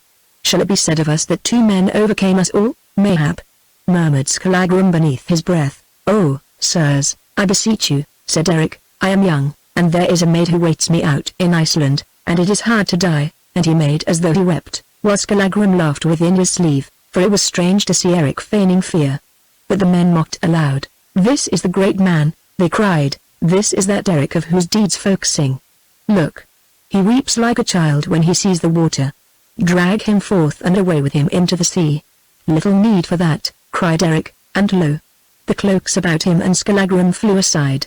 Out they came with a roar. They came out as a she-bear from her cave, and high above Brighteyes' golden curls white fire shone in the pale light, and nigh to it shone the axe of Scalagrim.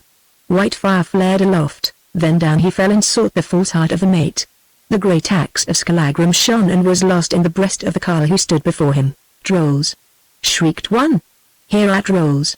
and turned to fly. But again white fire was up and that man flew not far one pace, and no more. Then they fled screaming and after them came axe and sword. They fled, they fell, they leapt into the sea, till none were left to fall and leap, for they had no time or heart to find or draw their weapons, and presently Eric Brighteyes and Scalagrim Lambsdale stood alone upon the deck alone with the dead. "Swanhild is a wise witch," gasped Eric, "and, whatever else she has done, I will remember this to her honor." "Little good comes of witchcraft," answered Scalagrim, wiping his brow. "Today it works for our hands, tomorrow it shall work against them." "To the helm," said Eric, "the ship yours and come side onto the seas." Scalagrim sprang to the tiller and put his strength on it, and but just in time, for one big sea came aboard them and left much water in the hold. "We owe this to thy bears Archways," said Eric. "Hadst thou not slain the steersman we had not filled with water." "True, lord," answered Scalagrim, "but when once my axe is aloft, it seems to fly of itself, till nothing is left before it." "What course now?" "The same on which the Gudruda was laid. Perhaps, if we may endure till we come to the Fairy Isles, we shall find her in harbour the Biffaroes." "There is not much chance of that," said Scalagrim. "Still, the wind is fair, and we fly fast before it." Then they lashed the tiller and set to bailing. They bailed long, and it was heavy work, but they rid the ship of much water. After that they ate food, for it was now morning, and it came on to blow yet more strongly. For 3 days and 3 nights it blew thus, and the Raven sped along before the gale. All this time, turn and turn about, Eric and Scalagrim stood at the helm and tended the sails. They had little time to eat, and none to sleep. They were so hard pressed also, and must harbour their strength so closely, that the bodies of the dead men yet cumbered the hold. Thus they grew very weary and like to fall from faintness, but still they held the Raven on her course. In the beginning of the 4th night a great sea struck the good ship so that she quivered from stem to stern. "Methinks I hear water bubbling up," said Scalagrim in a hoarse voice. Eric climbed down into the well and lifted the bottom planks, and beneath them was a leak through which the water spouted in a thin stream. He stopped up the rent as best he might with garments from the dead men, and placed ballast stones upon them, then clambered onto the deck again. "Our hours are short now," he said. "The water rushes in apace. Well, it is time to rest," said Scalagrim. "But see, lord." And he pointed ahead. "What land is that?" "It must be the fairies," answered Eric. "Now, if we can but keep afloat for 3 hours more, we may yet die ashore." After this the wind began to fall, but still there was enough to drive the Raven on swiftly. And ever the water gained in the hold. Now they were not far from land, for ahead of them the bleak hills towered up, shining in the faint midnight light, and between the hills was a cleft that seemed to be a fjord. Another hour passed, and they were no more than 10 furlongs from the mouth of the fjord, when suddenly the wind fell, and they were in calm water under shelter of the land. They went amidships and looked. The hold was half full of water, and in it floated the bodies of Ospaka's men. "She has not long to live," said Scalagrim, "but we may still be saved if the boat is not broken." Now aft, near the tiller, a small boat was bound on the half-deck of the Raven. They went to it and looked. It was whole, with oars lashed in it, but half full of water, which they must bail out. This they did as swiftly as they might. Then they cut the little boat loose, and, having made it fast with a rope, lifted it over the side rail and let it fall into the sea, and that was no great way, for the Raven had sunk deep. It fell on an even keel, and Eric let himself down the rope into it and called to Scalagrim to follow. "Bide a while, lord," he answered, "there is that which I would bring with me." For a space Eric waited and then called aloud, "Swift! Thou fool, swift! The ship sinks." And as he called, Scalagrim came, and his arms were full of swords and byrnies, and red rings of gold that he had found time to gather from the dead and out of the cabin. "Throw all aside and come," said Eric, laying onto the oars, for the Raven wallowed before she sank. "There is yet time, lord, and the gear is good," answered Scalagrim, and one by one he threw pieces down into the boat. As the last fell the Raven sank to her bulwarks. Then Scalagrim stepped from the sinking deck into the boat, and cut the cord. Not too soon, Eric gave way with all his strength, and, as he pulled, when he was no more than 5 fathoms from her, the Raven vanished with a huge swirl. "Hold still," he said, "or we shall follow." Round spun the boat in the eddy, she was sucked down till the water trickled over her gunwale, and for a moment they knew not if they were lost or saved.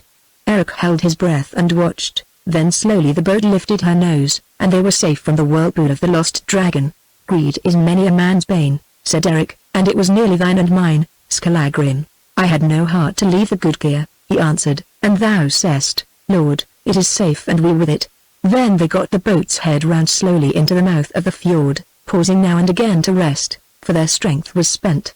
For 2 hours they rowed down a gulf, as it were, and on either side of them were barren hills. At length the waterway opened out into a great basin, and there, on the further side of the basin, they saw green slopes running down to the water's edge, strewn with white stockfish set to dry in the wind and sun, and above the slopes a large hall, and about it booths.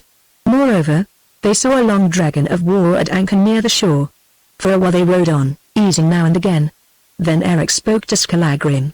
"What thinkest thou of yonder ship, Lamb's Tail?" "I think this, Lord, that she is fashioned wondrous like to the Gudruda." "That is in my mind also," said Eric, "and our fortune is good if it is she." They rowed on again, and presently a ray from the sun came over the hills, for now it was 3 hours past midnight, and, the ship having swung a little with the tide, lit upon her prow, and lo!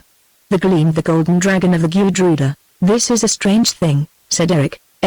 Lord, a strange and a merry, for now I shall talk with Hall the mate." And the bear's ox smiled grimly. "Thou shalt do no hurt to Hall," said Eric. "I am lord here, and I must judge." "Thy will is my will," said Skallagrim, "but if my will were thine, he would hang on the mast till seabirds nested amidst his bones." Now they were close to the ship, but they could see no man. Skallagrim would have called aloud, but Eric bade him hold his peace. "Either they are dead, and thy calling cannot wake them, or perchance they sleep and will wake of themselves.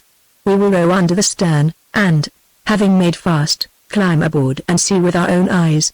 This, then, they did as silently as might be, and saw that the Gudruda had not been handled gently by the winds and waves, for her shield rail was washed away. This they found also, that all men lay deep in sleep.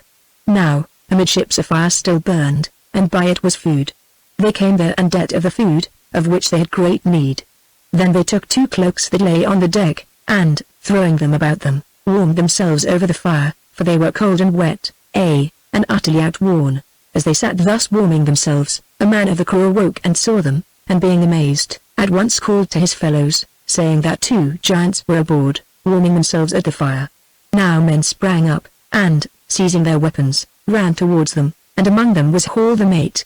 Then suddenly Eric Brighteyes and Skallagrim Lamb's Tail threw aside the cloaks and stood up. They were gaunt and grim to see. Their cheeks were hollow and their eyes stared wide with want of sleep. Thick was their harness with brine, and open wounds gaped upon their faces and their hands. Men saw and fell back in fear, for they held them to be wizards risen from the sea in the shapes of Eric and the bear's ark. Then Eric sang this song.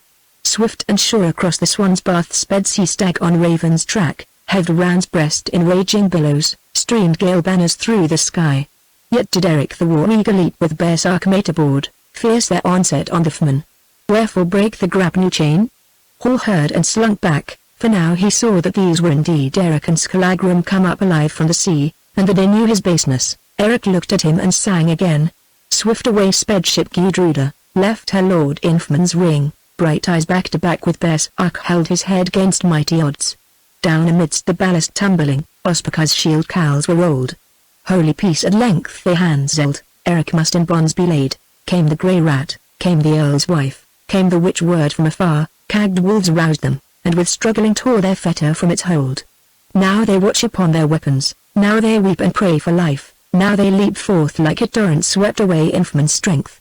Then alone upon the Raven 3 long days they steer and sail, till the waters, welling upwards, wash dead men about their feet. Fails the gale and sinks the dragon, barely may they win the boat, safe they stand on ship Gudruda say, who cut the grapnel chain. Chapter 15 How Eric dwelt in London town. Men stood astonished, but Hall the mate slunk back. Hold, comrade, said Eric, I have something to say that songs cannot carry. Hearken, my shield mates, we swore to be true to each other, even to death, is it not so? What then shall be said of that man who cut loose the Gudruda and left us 2 to die at the foeman's hand? Who was the man? Asked a voice. That man was Hall of Lithdale, said Eric. It is false, said Hall, gathering up his courage. The cable parted beneath the straining of the ship, and afterwards we could not put about because of the great sea. "Thou art false," roared Skallagrim. "With my eyes I saw thee let thine axe fall upon the cable. Liar art thou and dastard. Thou art jealous also of Brighteyes thy lord, and this was in thy mind, to let him die upon the raven and then to bind his shoes upon thy cowardly feet. Though none else saw, I saw, and I say this, that if I may have my will, I will string thee, living, to the prow in that same cable till gulls tear out thy fox heart." Now Hall grew very white and his knees trembled beneath him. "It is true," he said, "that I cut the chain, but not from any thought of evil. Had I not cut it the vessel must have sunk and all been lost. Did we not swear, Hall," said Eric sternly, "together to fight and together to fall, together to fare and, if need be, together to cease from faring, and dost thou read the oath thus? Say, mates, what reward shall be paid to this man for his good fellowship to us and his tenderness for your lives?" As with one voice the men answered, "Death." "Thou hearest, Hall?" said Eric. "Yet I would deal more gently with one to whom I swore fellowship so lately. Get thee gone from our company, and let us see thy cur's face no more. Get thee gone, I say, before I repent of my mercy." Then amidst a loud hooting, Hall took his weapons and without a word slunk into the boat of the Raven that lay astern, and rowed ashore, nor did Eric see his face for many months. "Thou hast done foolishly, Lord, to let that weasel go," said Skallagrim, "for he will live to nip thy hand, for good or evil." "He is gone," said Eric, "and now I am worn out and desire to sleep." After this Eric and Skallagrim rested 3 full days, and they were so weary that they were awake for little of this time.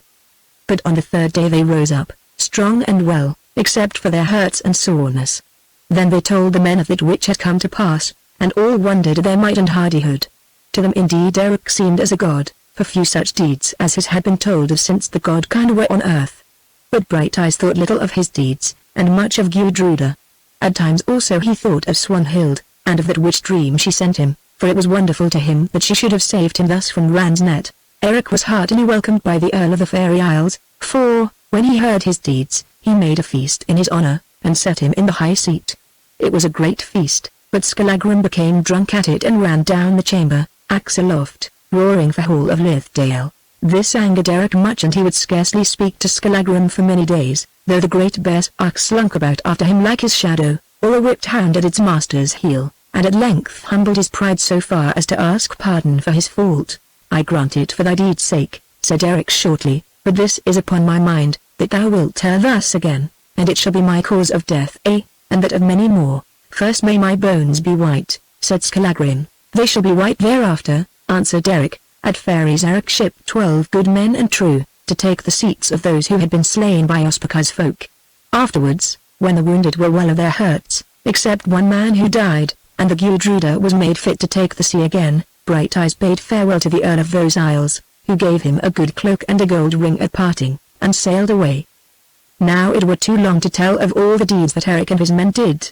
Never, so skalds sing, was there a Viking like him for strength and skill and hardihood, and, in those days, no such war dragon as the Gudruda had been known upon the sea. Wherever Eric joined battle, and that was in many places, he conquered, for none prevailed against him, till at last foes would fly before the terror of his name, and earls and kings would send from far craving the aid of his hands. Withal he was the best and gentlest of men. It is said of Eric that in all his days he did no base deed, nor hurt the weak, nor refused peace to him who prayed it, nor lifted sword against prisoner or wounded foe. From traders he would take a toll of their merchandise only and let them go, and whatever gains he won he would share equally, asking no larger part than the meanest of his band. All men loved Eric, and even his foes gave him honor and spoke well of him. Now that Hall of Lithdale was gone, there was no man among his mates who would not have passed to death for him, for they held him dearer than their lives. Women, too, loved him much, but his heart was set upon Gudruda, and he seldom turned to look on them.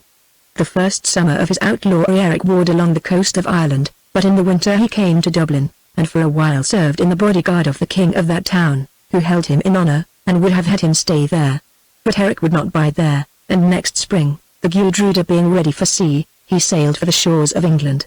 There he gave battle to 2 Vikings' ships of war, and took them after a hard fight. It was in this fight that Skallagrim Lambstail was wounded almost to death. For when, having taken one ship, Eric's boarded the other with but few men, he was driven back and fell over a beam, and would have been slain, had not Skallagrim thrown himself across his body, taking on his own back that blow of a battle-axe which was aimed at Eric's head. This was a great wound, for the axe shore through the steel of the byrnie and sank into the flesh. But when Eric's men saw their lord down, and Skallagrim, as they deemed, dead athwart him, they made so fierce a rush that the foemen fell before them like leaves before a winter gale, and the end of it was that the Vikings prayed peace of Eric. Skallagrim lay sick for many days, but he was hard to kill, and Eric nursed him back to life. After this these two loved each other as brother loves twin brother, and they could scarcely bear to be apart. But other people did not love Skallagrim, nor he them. Eric sailed on up the Thames to London, bringing the Viking ships with him, and he delivered their captains bound to Edmund, Edward's son, the king who was called Edmund the Magnificent. These captains the king hung, for they had wrought damage to his ships. Eric found much favour with the king, and, indeed, his fame had gone before him. So when he came into the court, bravely clad, with Skallagrim at his back, who was now almost recovered of his wound, the king called out to him to draw near, saying that he desired to look on the bravest Viking and most beauteous man who sailed the seas, and on that fierce berserk whom men called Eric's death shadow. So Eric came forward up the long hall that was adorned with things more splendid than ever his eyes had seen, and stood before the king. With him came Skallagrim, driving the two captive Viking chiefs before him with his axe, as a flesher drives lambs.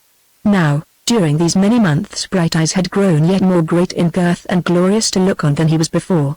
Moreover, his hair was now so long that it flowed like a flood of gold down towards his girdle, for since Gudruda trimmed it no shears had come near his head, and his locks grew fast as a woman's. The king looked at him and was astonished. Of a truth, he said, men have not lied about thee, Icelander, nor concerning that great wolf-hound of thine, and he pointed at Skallagrim with his sword of state. Never saw I such a man, and he bade all the mightiest men of his bodyguard stand forward that he might measure them against Eric. But Brighteyes was an inch taller than the tallest, and measured half a span more round the chest than the biggest. What wouldest thou of me, Icelander?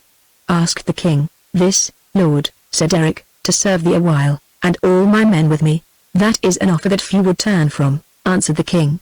Thou shalt go into my bodyguard, and, if I have my will, thou shalt be near me in battle, and thy wolf-dog also. Eric said that he asked no better, and thereafter he went up with Edmund the king to make war on the Danes of Mercia, and he and Skallagrim did great deeds before the eyes of the Englishmen. That winter Eric and his company came back to London, and abode with the king in much state and honour. Now, there was a certain lady of the court named Elfrida. She was both fair and wealthy, the sweetest of women, and of royal blood by her mother's side. So soon as her eyes fell on Eric she loved him, and no one thing did she desire more than to be his wife. But Brighteyes kept aloof from her, for he loved Gudruda alone, and so the winter wore away, and in the spring he went away warring, nor did he come back till autumn was at hand. The lady Elfrida sat at a window when Eric rode through London town in the king's following, and as he passed she threw him a wreath of flowers. The king saw it and laughed. My cold kinswoman seems to melt before those bright eyes of thine, Icelander, he said, as my foes melt before white fire's flame. Well, I could wish her a worse mate, and he looked on him strangely. Eric bowed, but made no answer. That night, as they sat at meat in the palace, the lady Elfrida, being bidden in jest of Edmund the king to fill the cup of the bravest, passed down the board, and, before all men, poured wine into Eric's cup, and, as she did so, welcomed him back with short sweet words. Eric grew red as dawn, and thanked her graciously, but after the feast he spoke with Skallagrim, asking him of the Gudruda, and when she could be ready to take the sea. In 10 days, lord, said Skallagrim, but stay we not here with the king this winter? It is late to sail. Nay, said Eric, we bide not here. I would winter this year in Fairies, for they are the nighest place to Iceland that I may reach. Next summer my 3 years of outlawry are over, and I would fare back homewards. Now, I see the shadow of a woman's hand, said Skallagrim. It is very late to face the northern seas, and we may sail to Iceland from London in the spring. It is my will that we should sail, answered Eric. Past Orkneys runs the road to Fairies, said Skallagrim, and in Orkneys sits a hawk to whom the lady Elfrida is but a dove. In faring from ill we may hap on worse. It is my will that we sail, said Eric stubbornly. As thou wilt, and as the king wills, answered Skallagrim. On the morrow Eric went in before the king, and craved a boon. There is little that thou canst ask, Brighteyes, said the king, that I will not give thee, for, by my troth, I hold thee dear. I am come back to seek no great thing, lord, answered Eric, but this only, leave to bid thee farewell. I would wend homeward. Say, Eric, said the king, have I not dealt well with thee? Well, and over well, lord. Why, then, wouldst thou leave me? I have this in my mind to bring thee to great honor. See, now, there is a fair lady in this court, and in her veins runs blood that even an Iceland Viking might be proud to mate with. She has great lands, and, mayhap, she shall have more. Canst thou not find a home on them, thinkest thou, Brighteyes? In Iceland only I am at home, lord, said Eric. Then the king was wroth, and bade him begone when it pleased him, and Eric bowed before him and went out. 2 days afterwards, while Eric was walking in the palace gardens, he met the Lady Elfrida face to face. She held white flowers in her hand, and she was fair to see and pale as the flowers she bore. He greeted her, and, after a while, she spoke to him in a gentle voice. They say that thou goest from England, Brighteyes? She said, Yes, lady, I go, he answered. She looked on him once and twice and then burst out weeping. Why goest thou hence to that cold land of thine? She sobbed, that hateful land of snow and ice. Is not England good enough for thee? I am at home there, lady, and there my mother waits me. There thy mother waits thee. Eric say, does a maid called Gudruda the Fair wait thee there also? There is such a maid in Iceland, said Eric. Yes, I know it all, she answered, drying her tears, and of a sudden growing cold and proud. Eric, thou art betrothed to this Gudruda, and, for thy welfare, somewhat over-faithful to thy troth. For hearken, Eric Brighteyes. I know this, that little luck shall come to thee from the maid Gudruda. It would become me ill to say more, nevertheless, this is true that here, in England, good fortune waits thy hand, and that in Iceland such fortune as men meet to their foes. Knowest thou this? Eric looked at her and answered, Lady, he said, men are not born of their own will, they live and do little that they will, they do and go. Perchance, with it they would not. Yet it may happen to a man that one meets him whose hand he fain would hold, if it be but for an hour's travel over icy ways, and it is better to hold that hand for this short hour than to wend his life through at a stranger's side. Perhaps there is wisdom in thy folly, said the Lady Elfrida. Still, I tell thee this, that no good luck waits thee there in Iceland. It well may be, said Eric, my days have been stormy, and the gale is still brewing.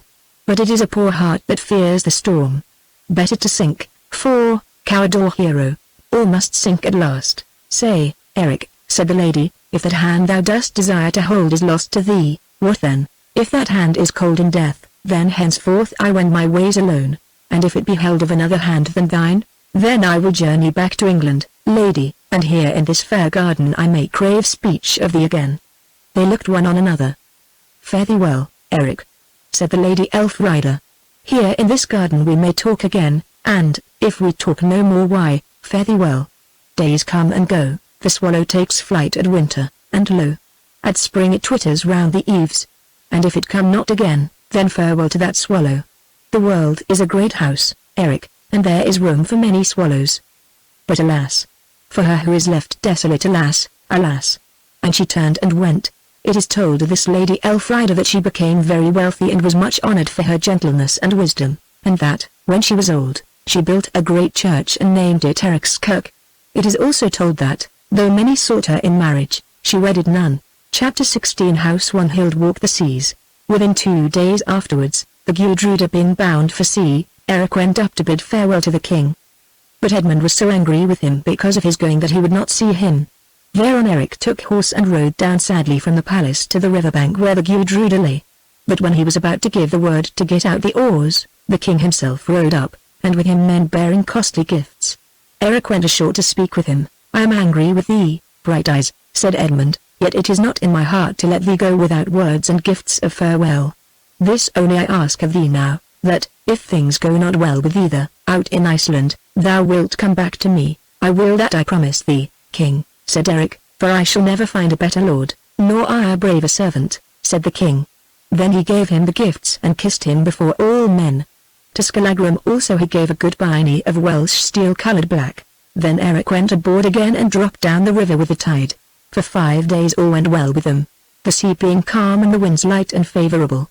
But on the 5th night, as they sailed slowly along the coasts of East Anglia over against Yarmouth sands, the moon rose red and ringed and the sea fell dead calm. Yonder hangs a storm lamp, lord, said Skallagrim, pointing to the angry moon. We shall soon be bailing, for the autumn gales draw near. Wait till they come, then speak, said Eric.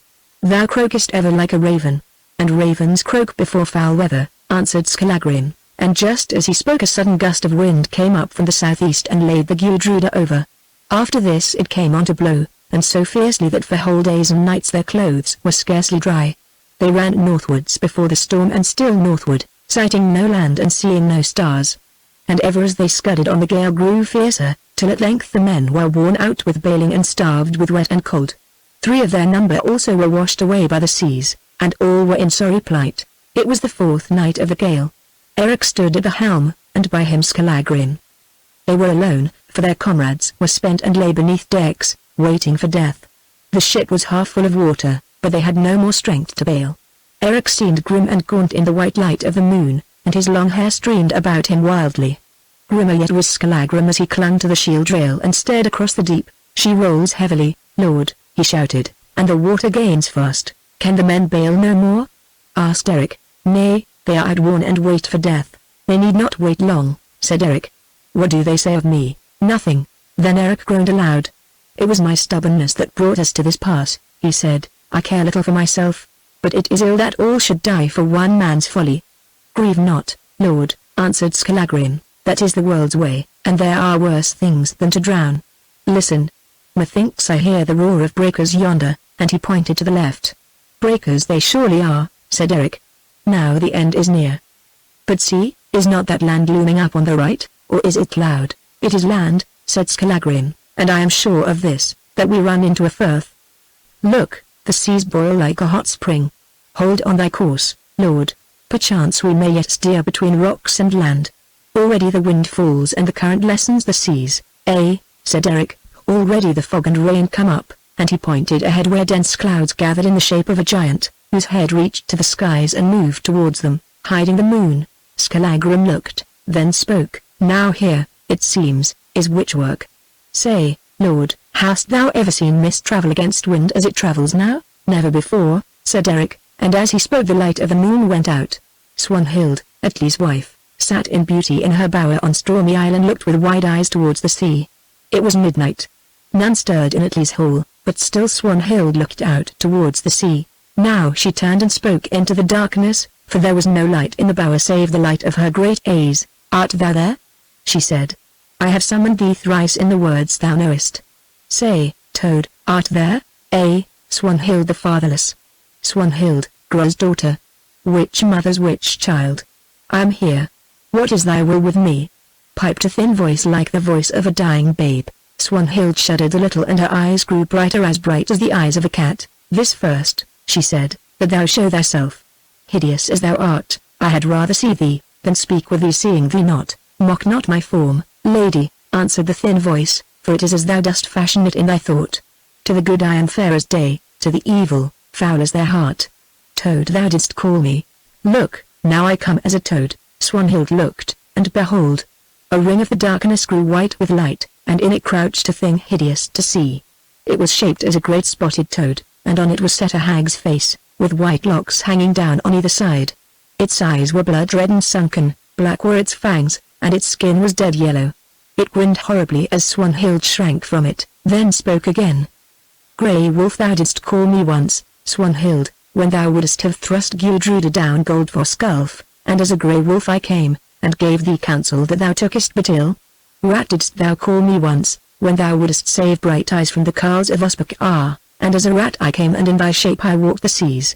Toad thou callest me now, and as a toad I creep about thy feet. Name thy will, Swanhild, and I will name my price. But be swift, for there are other fair ladies whose wish I must do ere dawn. Thou art hideous to look on, said Swanhild, placing her hand before her eyes. Say not so, lady, say not so. Look at this face of mine. Knowest thou it not? It is thy mother's dead Gro lent it me. I took it from where she lies, and my toad skin I drew from thy spotted heart, Swanhild, and more hideous than I am shalt thou be in a day to come, as once I was more fair than thou art today. Swanhild opened her lips to shriek, but no sound came. Troll, she whispered, mock me not with lies, but hearken to my bidding. Where sails Eric now? Look out into the night, lady, and thou shalt see. Swanhild looked, and the ways of the darkness opened before her, which sight. There at the mouth of Pentland Firth the Gudruda lay but heavily in the great seas, and by the tiller stood Eric, and with him Skallagrim. Say'st thou love? Asked the familiar. Yea, she answered, full clearly, he is worn with wind and sea, but more glorious than aforetime, and his hair is long. Say, what shall befall him if thou aidest not? This, that he shall safely pass the firth, for the gale falls, and come safely to Fairies, and from Fairies' Isles to Gudruda's arms. And what canst thou do, goblin? This, I can lure Eric's ship to wreck, and give his comrades, all save Skallagrim, Duran's net, and bring him to thy arms, Swanhild, which mother's witch child. She hearkened. Her breast heaved and her eyes flashed. And thy price, Toad? Thou art the price, lady, piped the goblin. Thou shalt give thyself to me when thy day is done, and merrily will we sisters dwell in Hela's halls, and merrily forever will we fare about the earth o' nights, doing such tasks as this task of thine, Swanhild, and working wicked woe till the last woe is worked on us. Art thou content? Swanhild thought. Twice her breath went from her lips in great sighs. Then she stood, pale and silent. Safely shall he sail the firth, piped the thin voice. Safely shall he sit in Fairies. Safely shall he lie in white Gudruda's arms. He. Think of it, lady. Then Swanhild shook like a birth tree in the gale, and her face grew ashen. I am content, she said. He. Brave lady. She is content. Ah, we sisters shall be merry. Hearken, if I aid thee thus I may do no more. Thrice has the night owl come at thy call, now it must wing away. Yet things will be as I have said, thine own wisdom shall guide the rest. Ere morn Brighteyes shall stand in Atli's hall, ere spring he will be thy love, and ere autumn Gudruda shall sit on the high seat in the hall of Medalhof the bride of Uspek. Draw nigh, give me thine arm, sister, that blood may seal our bargain. Swanhild drew near the Toad, and, shuddering, stretched out her arm, and then under the red blood ran, and there they sealed their sisterhood. And as the nameless deed was wrought, it seemed to Swanhild as though fire shot through her veins, and fire surged before her eyes, and in the fire a shape passed up weeping. It is done, blood sister, piped the voice, now I must away in thy form to be about thy tasks. Seat thee here before me so. Now lay thy brow upon my brow, fear not, it was thy mother's life on death. Curling locks on corpse hair. See, so we change. Now thou art the death Toad and I am Swanhild, Atli's wife, who shall be Eric's love. Then Swanhild knew that her beauty had entered into the foulness of the Toad, and the foulness of the Toad into her beauty, for before her stood her own shape, and here she crouched a Toad upon the floor. Away to work, away, said a soft low voice, her own voice speaking from her own body that stood before her, and lo, it was gone. But Swanhild crouched, in the shape of a hag-headed Toad, upon the ground in her bower of Atli's hall, and felt wickedness and evil longings and hate boil and seethe within her heart.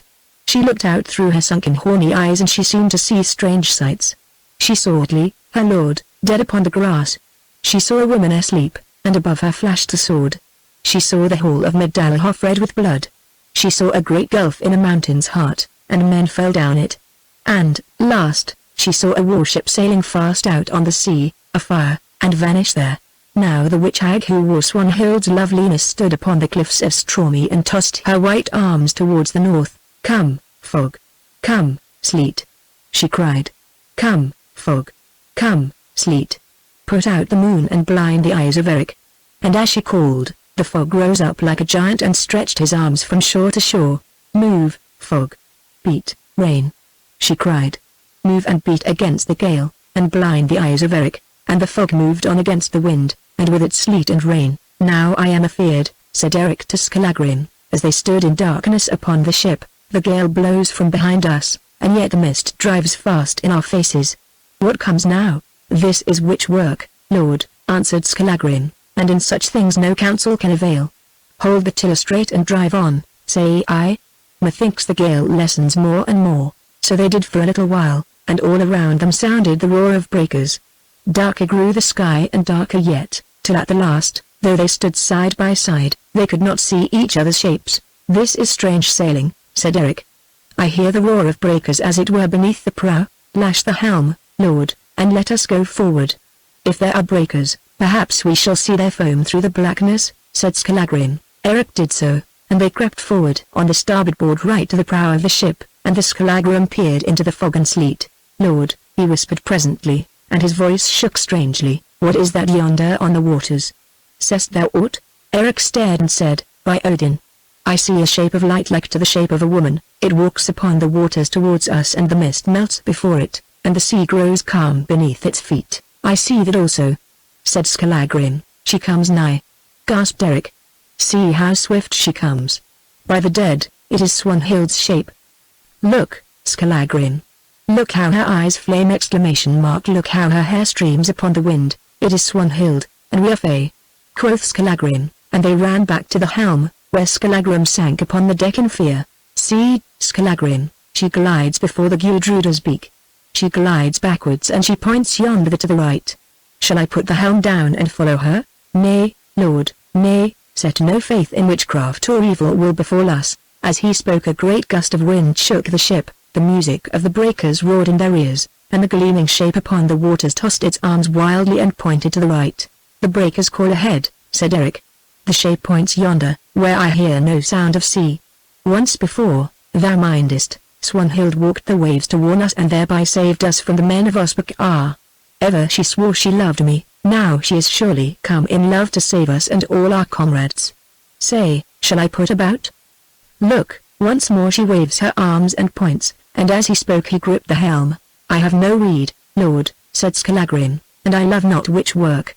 We can die but once, and death is all around, be it as thou wilt.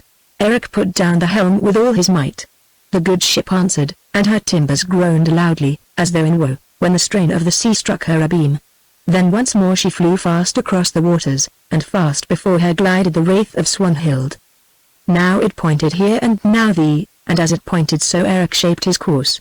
For a while the noise of breakers lessened, but now again came a thunder, like the thunder of waves smiting on a cliff, and about the sides of the Gudruda the waves hissed like snakes. Suddenly the shape threw up its arms and seemed to sink beneath the waves, while a sound like the sound of a great laugh went up from sea to sky. Now here is the end, said Skallagrim, and we are lured to doom. Ere ever the words had passed his lips the ship struck, and so fiercely that they were rolled upon the deck. Suddenly the sky grew clear. The moon shone out, and before them were cliffs and rocks, and behind them a great wave rushed on. From the hold of the ship there came a cry, for now their comrades were awake and they knew that death was here. Eric gripped Skallagrim round the middle and looked aft. On rushed the wave, no such wave had he ever seen. Now it struck and the Gudruda burst asunder beneath the blow. But Eric Brighteyes and Skallagrim Lambstill were lifted on its crest and knew no more. Swanhild, crouching in hideous guise upon the ground in the bower of Atli's hall, looked upon the visions that passed before her. Suddenly a woman's shape, her own shape, was there. It is done, blood sister, said a voice, her own voice. Merrily I walked the waves, and oh, merry was the cry of Eric's folk when Ran caught them in her net. Be thyself, again, blood sister, be fair as thou art foul, then arise, wake Atli thy lord, and go down to the sea's lip by the southern cliffs and see what thou shalt find. We shall meet no more till all this game is played and another game is set, and the shape of Swanhild crouched upon the floor before the hag-headed toad muttering pass. Pass. Then Swanhild felt her flesh come back to her, and as it grew upon her so the shape of the death-headed toad faded away. Farewell, blood sister, piped a voice, make merry as thou mayest, but merrier shall be our nights when thou hast gone a-sailing with Eric on the sea. Farewell. Farewell. Werewolf thou didst call me once, and as a wolf I came.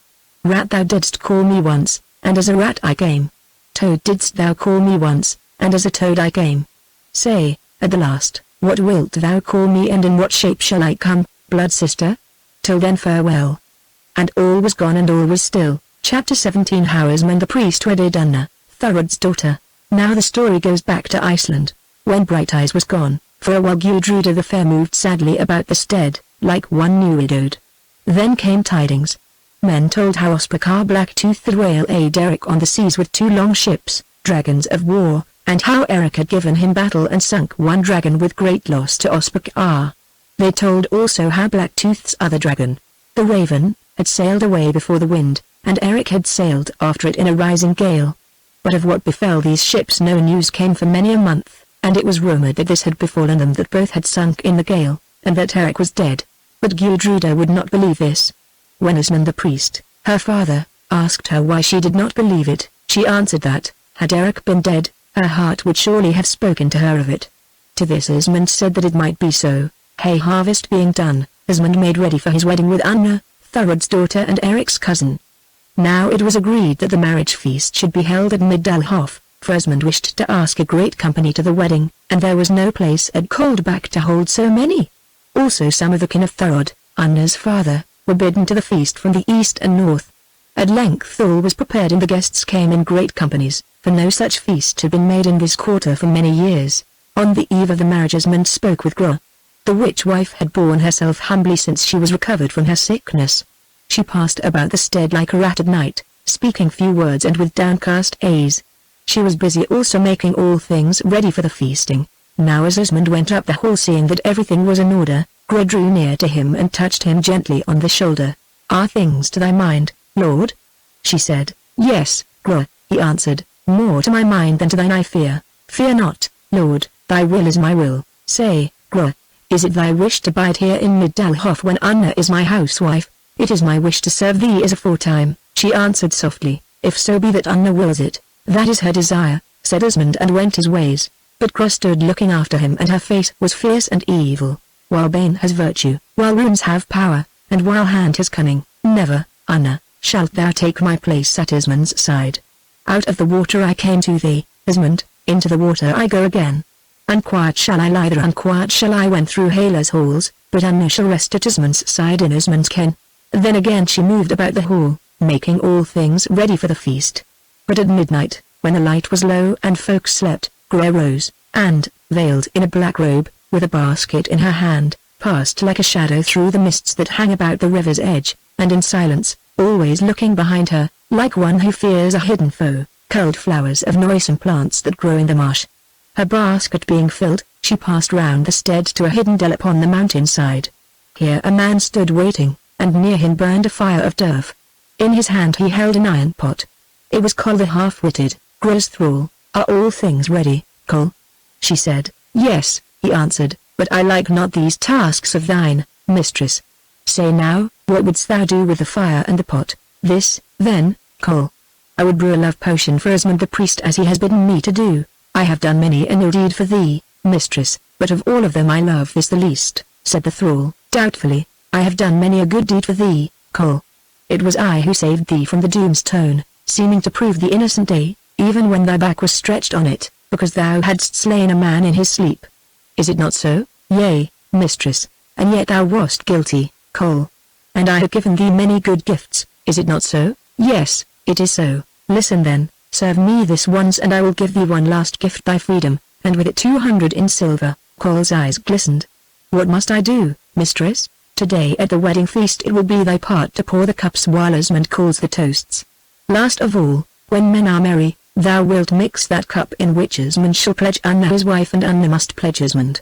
Now, when thou hast poured, thou shalt pass the cup to me, as I stand at the foot of the high seat, waiting to give the bride greeting on behalf of the serving women of the household.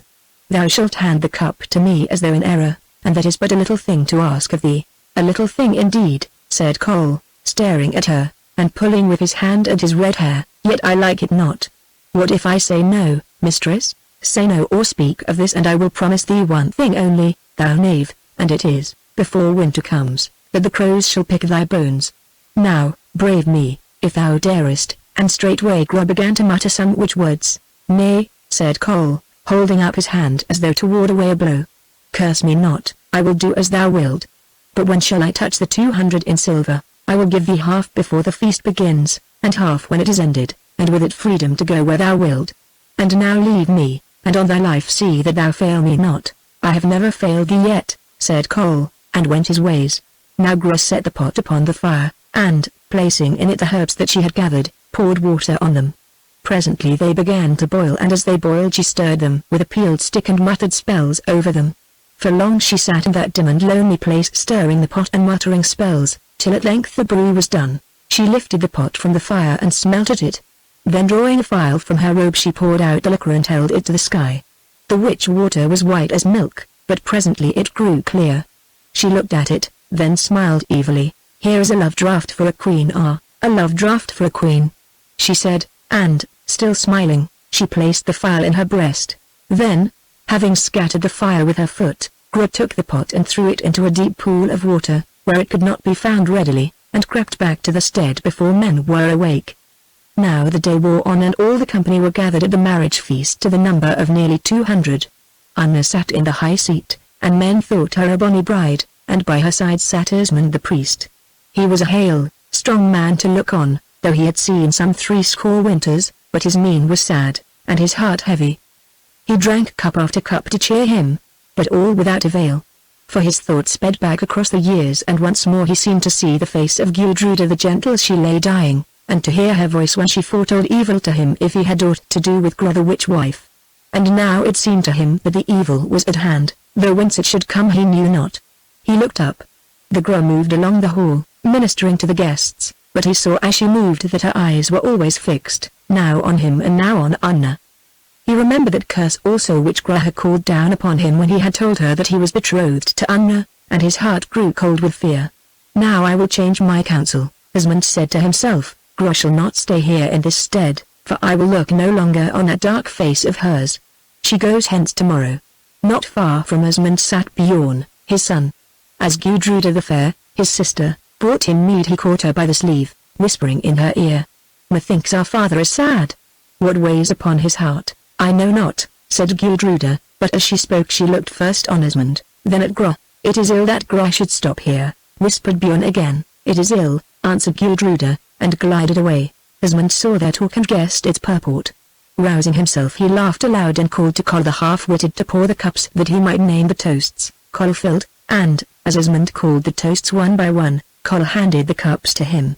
Asmund drank deep of each, till at length his sorrow passed from him, and, together with all who sat there, he grew merry. Last of all came the toast of the bride's cup. But before Asmund called it, the women of the household drew near the high seat to welcome Anna, when she should have drunk. Gudruda stood foremost, and Gro was next to her. Now Kol filled as before, and it was a great cup of gold that he filled. Asmund rose to call the toast, and with him all who were in the hall.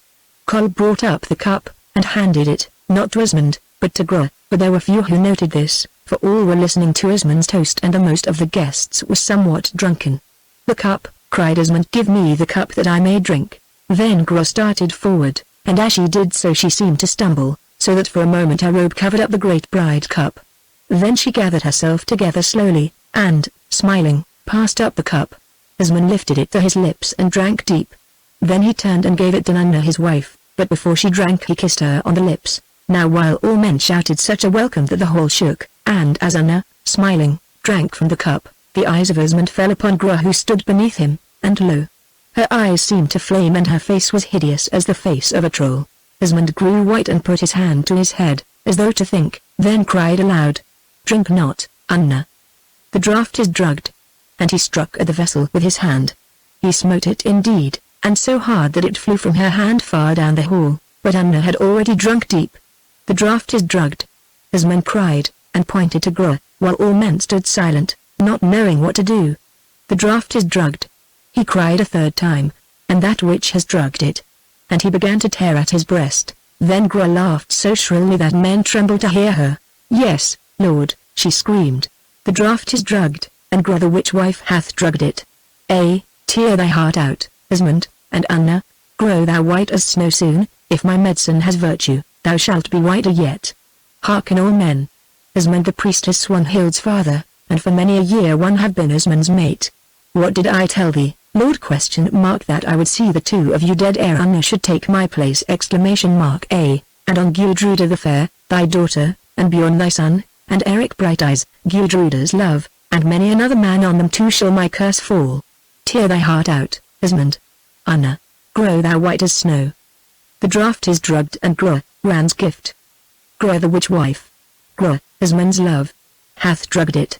And ere ever a man might lift a hand to stay her, Gro glided past the high seat and was gone. For a space all stood silent. Asmund ceased clutching at his breast. Rising he spoke heavily. Now I learn that sin is a stone to smite him who held it. Gudruda the Gentle spoke sooth when she warned me against this woman. New wed, new dead. Anna, fare thee well. And straightway Asmund fell down and died there by the high seat in his own hall. Anna gazed at him with ashen face. Then, plucking at her bosom, she sprang from the dais and rushed along the hall, screaming. Men made way for her, and at the door she also fell dead. This then was the end of Asmund Asmundson the priest, and Anna, Thurod's daughter, Eric's cousin, his new-made wife. For a moment there was silence in the hall. But before the echoes of Anna's screams had died away, Bjorn cried aloud, "The witch! Where is the witch?" Then with a yell of rage, men leapt to their feet, seizing their weapons, and rushed from the stead. Out they ran. There, On the hillside far above them, a black shape climbed and leapt swiftly. They gave tongue like dogs set upon a wolf and sped up the hill. They gained the crest of the hill, and now they were at Golfos brink. Lo! The witch-wife had crossed the bed of the torrent, for little rain had fallen and the river was low. She stood on Sheep's saddle, the water running from her robes. On Sheep's saddle she stood and cursed them. Bjorn took a bow and set a shaft upon the string. He drew it and the arrow sung through the air and smote her, speeding through her heart. With a cry Gra threw up her arms, then down she plunged. She fell on Wolf's Fang, where Eric once had stood and, bouncing thence, rushed to the boiling deeps below and was no more seen forever. Thus, then, did Asmund the priest wed Unna, Thurod's daughter, and this was the end of the feasting. Thereafter Bjorn, Asmund's son, ruled at Midalhof, and was priest in his place. He sought for Kol the half-witted to kill him, but Kol took the fells, and after many months he found passage in a ship that was bound for Scotland. Now Bjorn was a hard man and a greedy. He was no friend to Eric Brighteyes, and always pressed it on Gudruda that she should wed Ospakar Blacktooth. But to this counsel Gudruda would not listen, for day and night she thought upon her love. Next summer there came tidings that Eric was safe in Ireland, and men spoke of his deeds, and of how he and Skallagrim had swept the ship of Ospakar single-handed. Now after these tidings, for a while Gudruda walked singing through the meads, and no flower that grew in them was half so fair as she. That summer also Ospakar Blacktooth met Bjorn, Asmund's son, at the Thing, and they talked much together in secret, chatterating how Erlitli found Eric and Skallagrim on the southern rocks of Stormy Isle. Swanhild, robed in white, as though new risen from sleep, stood, candle in hand, by the bed of Atli the Earl, her lord, crying awake. "What passes now?" said Atli, lifting himself upon his arm. "What passes, Swanhild, and why dost thou ever wander alone at nights, looking so strangely? I love not thy dark witch ways, Swanhild, and I was wed to thee in an ill hour, wife who art no wife. In an ill hour indeed, Erlitli," she answered, "an ill hour for thee and me, for, as thou hast said, eld and youth are strange yoke fellows and pull different paths. Arise now, Earl, for I have dreamed a dream. Tell it to me on the morrow." "Then," quoth Atli, "there is small joyousness in thy dreams, that always point to evil, and I must bear enough evil of late. Nay, lord, my rede may not be put aside so. Listen now, I have dreamed that a great dragon of war has been cast away upon Stormy's southwestern rocks. The cries of those who drowned rang in my ears. But I thought that some came living to the shore, and lie there senseless, to perish of the cold. Arise, therefore, take men and go down to the rocks." "I will go at daybreak," said Atli, letting his head fall upon the pillow. "I have little faith in such visions, and it is too late for ships of war to try the passage of the Firth." "Arise, I say," answered Swanhild sternly, "and do my bidding, else I will myself go to search the rocks." Then Atli rose grumbling, and shook the heavy sleep from his eyes, for of all living folk he most feared Swanhild his wife. He donned his garments, threw a thick cloak about him, and, going to the hall where men snored around the dying fires, for the night was bitter, he awoke some of them. Now among those men whom he called was Hall of Lithdale, Hall the maid who had cut the grapnel chain. For this Hall, fearing to return to Iceland, had come hither saying that he had been wounded off ferries, in the great fight between Eric and Ospakar's men, and left there to grow well of his hurt or die. Then Atli, not knowing that the car lied, had bid him welcome for Eric's sake, for he still loved Eric above all men. But Hall loved not labour and night-farings to search for shipwrecked men of whom the Lady Swanhild had chanced to dream. So he turned himself upon his side and slept again. Still, certain of Atli's folk rose at his bidding, and they went together down to the southwestern rocks. But Swanhild, a cloak thrown over her night-gear, sat herself in the high seat of the hall and fixing her eyes, now upon the dying fires and now upon the blood marks in her arm, waited in silence. The night was cold and windy, but the moon shone bright, and by its light Atli and his people made their way to the southwestern rocks, on which the sea beat madly. "What lies yonder?" said Atli, pointing to some black things that lay beneath them upon the rock, cast there by the waves. A man climbed down the cliff's side that is here as though it were cut in steps, and then cried aloud. "A ship's mast, new broken, lord. It seems that Swanhild dreams true," muttered Atli, "but I am sure of this, that none have come ashore alive in such a sea." Presently the man who searched the rocks below cried aloud again. Here lie two great men, locked in each other's arms. They seem to be dead. Now all the men climb down the slippery rocks as best they may, though the spray wets them, and with them goes Atli. The Earl is a brisk man, though old in years, and he comes first to where the two lie.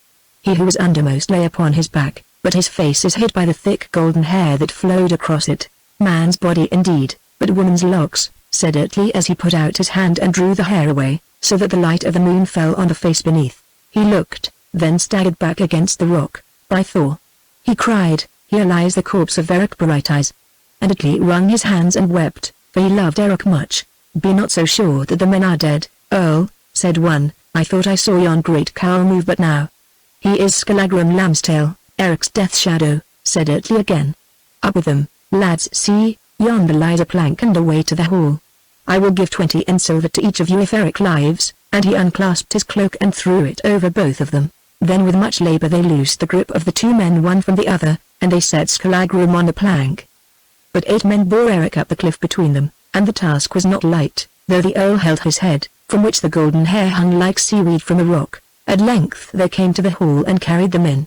Swanhild, seeing them come, moved down from the high seat. Bring lamps, and pile up the fires, cried Atli.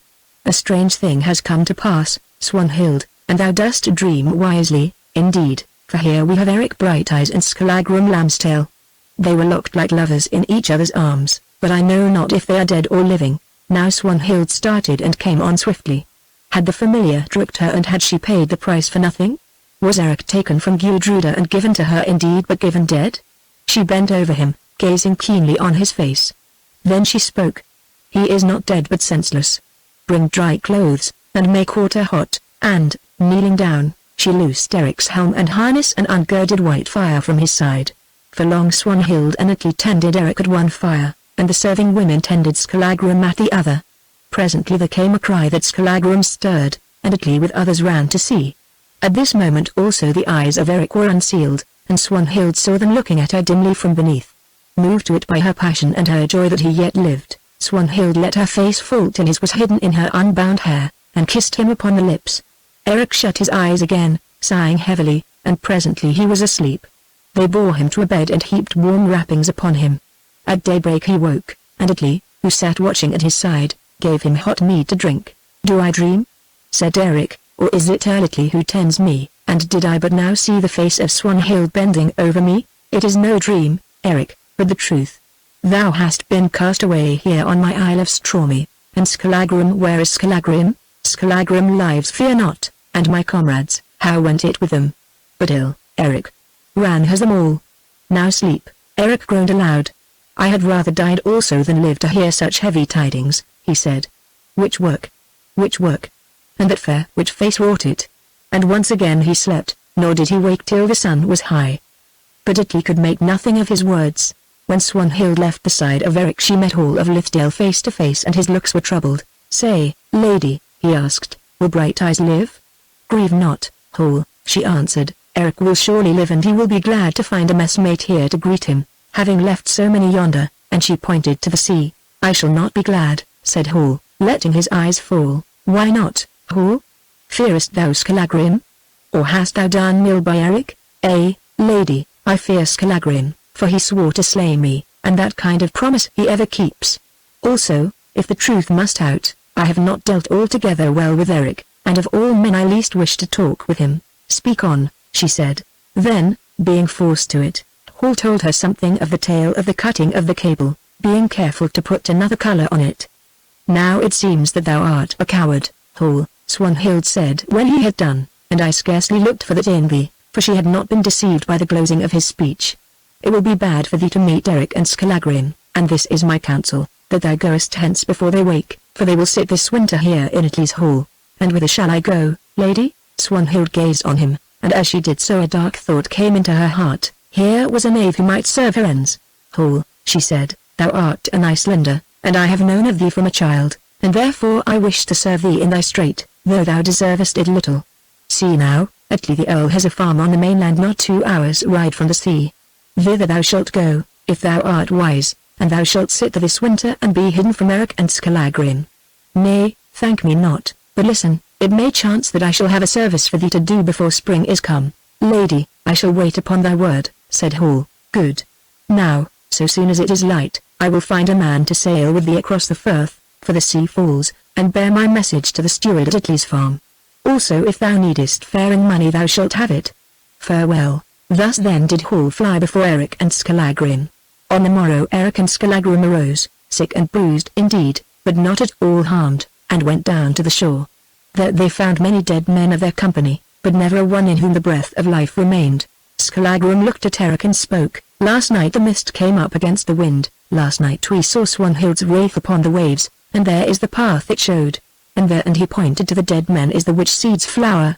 Now today we sit in Atli's hall, and here we must stay this winter at Swanhild's side, and in all this there lies a riddle that I cannot read." But Eric shook his head, making no answer. Then, leaving Skallagrim with the dead, he turned, and striding back alone towards the hall, sat down on a rock in the home meadows and, covering his face with his hands, wept for his comrades. As he wept Swanhild came to him, for she had seen him from afar, and touched him gently on the arm. "Why weepest thou, Eric?" she said. "I weep for the dead, Swanhild," he answered. "Weep not for the dead, they are at peace. If thou must weep, weep for the living. Nay, weep not at all, rejoice rather that thou art here to mourn. Hast thou no word of greeting for me who have not heard thy voice these many months? How shall I greet thee, Swanhild, who would never have seen thy face again if I might have had my will? Knowest thou that yesternight, as we laboured in yonder firth, we saw a shape walking the waters to lead us to our doom? How shall I greet thee, Swanhild, who art a witch and evil? And knowest thou, Eric, that yesternight I woke from sleep, having dreamed that thou didst lie upon the shore, and thus I saved thee alive, as perchance I have saved thee aforetime? If thou didst see a shape walking the waters, it was that shape which led thee here. Hadst thou sailed on, not only those thou mournest, but Skallagrim and thou thyself had now been numbered with the lost. Better so than thus, said Brighteyes. Knowest thou also, Swanhild, that when last night my life came back again in Atli's hall, methought that Atli's wife leaned over me and kissed me on the lips. That was an ill dream, Swanhild. Some had found it none so ill, Eric, she made answer, looking on him strangely. Still, it was but a dream. Thou didst dream that Atli's wife breathed back the breath of life into thy pale lips. Be sure of it, thou didst but dream. Ah, Eric, fear me no more, forget the evil that I have wrought in the blindness and folly of my youth. Now things are otherwise with me. Now I am a wedded wife and faithful-hearted to my lord. Now, if I still love thee, it is with a sister's love. Therefore forget my sins, remember only that as children we played upon the Iceland fells. Remember that, as boy and girl, we rode along the marshes, while the sea mews clamoured round our heads. The world is cold, Eric, and few are the friends we find in it. Many are already gone, and soon the friendless dark draws near. So put me not away, my brother and my friend, but, for a little space, whilst thou art here in Atli's hall, let us walk hand in hand as we walked long years ago in Iceland, gathering up the fever bloom, and watching the midnight shadows creep up the icy Jökull's crest. Thus Swanhild spoke to him most sweetly, in a low voice of music, while the tears gathered in her eyes, talking ever of Iceland that he loved, and of days long dead, till Eric's heart softened in him.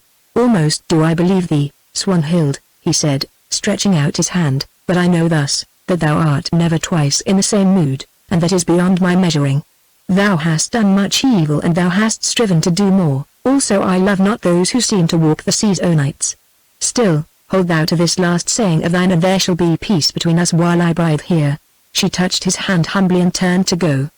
But as she went Eric spoke again, say, Swanhild, hast thou tidings from Iceland yonder? I have heard no word of Esmond or of Gudruda for 2 long years and more. She stood still, and a dark shadow that he could not see flitted across her face. I have few tidings, Eric, she said, turning, and those few, if I may trust them, bad enough. For this is the rumour that I have heard, that Esmond the priest, my father, is dead, that Groa, my mother, is dead how, I know not, and, lastly, that Gudruda the fair, thy love, is betrothed to Ospakar Blacktooth and weds him in the spring. Now Eric sprang up with an oath and grasped the hilt of Whitefire. Then he sat down again upon the stone and covered his face with his hands. Grieve not, Eric, she said gently, I put no faith in this news, for rumour, like the black-backed gull, often changes colour in its flight across the seas. Also I had it but at 5th hand. I am sure of this, at least, that Gudruda will never forsake thee without a cause. It shall go ill with Ospakar if this be true, said Eric, smiling grimly, for Whitefire is yet left to me and with it one true friend. Run not to meet the evil, Eric. thou shalt come to Iceland with the summer flowers and find Gudruda faithful and yet fairer than of yore. Knowest thou that Hall of Lithdale, who was thy mate, has sat here these 2 months? He is gone but this morning, I know not whither, leaving a message that he returns no more. He did well to go, said Eric, and he told her how Hall had cut the cable.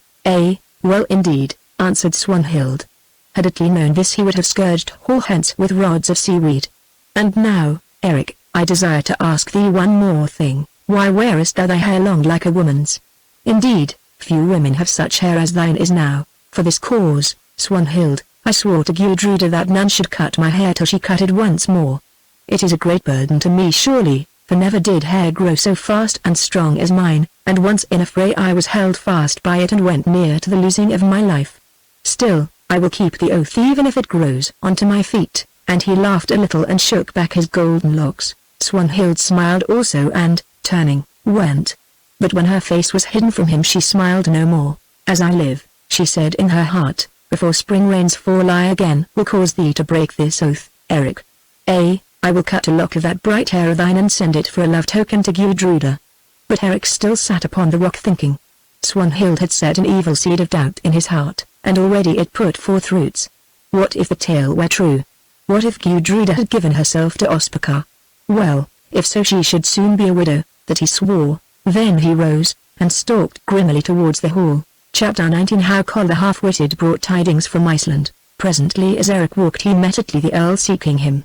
Atli greeted him. I have seen strange things, Eric, he said, but none more strange than this coming of thine and the manner of it.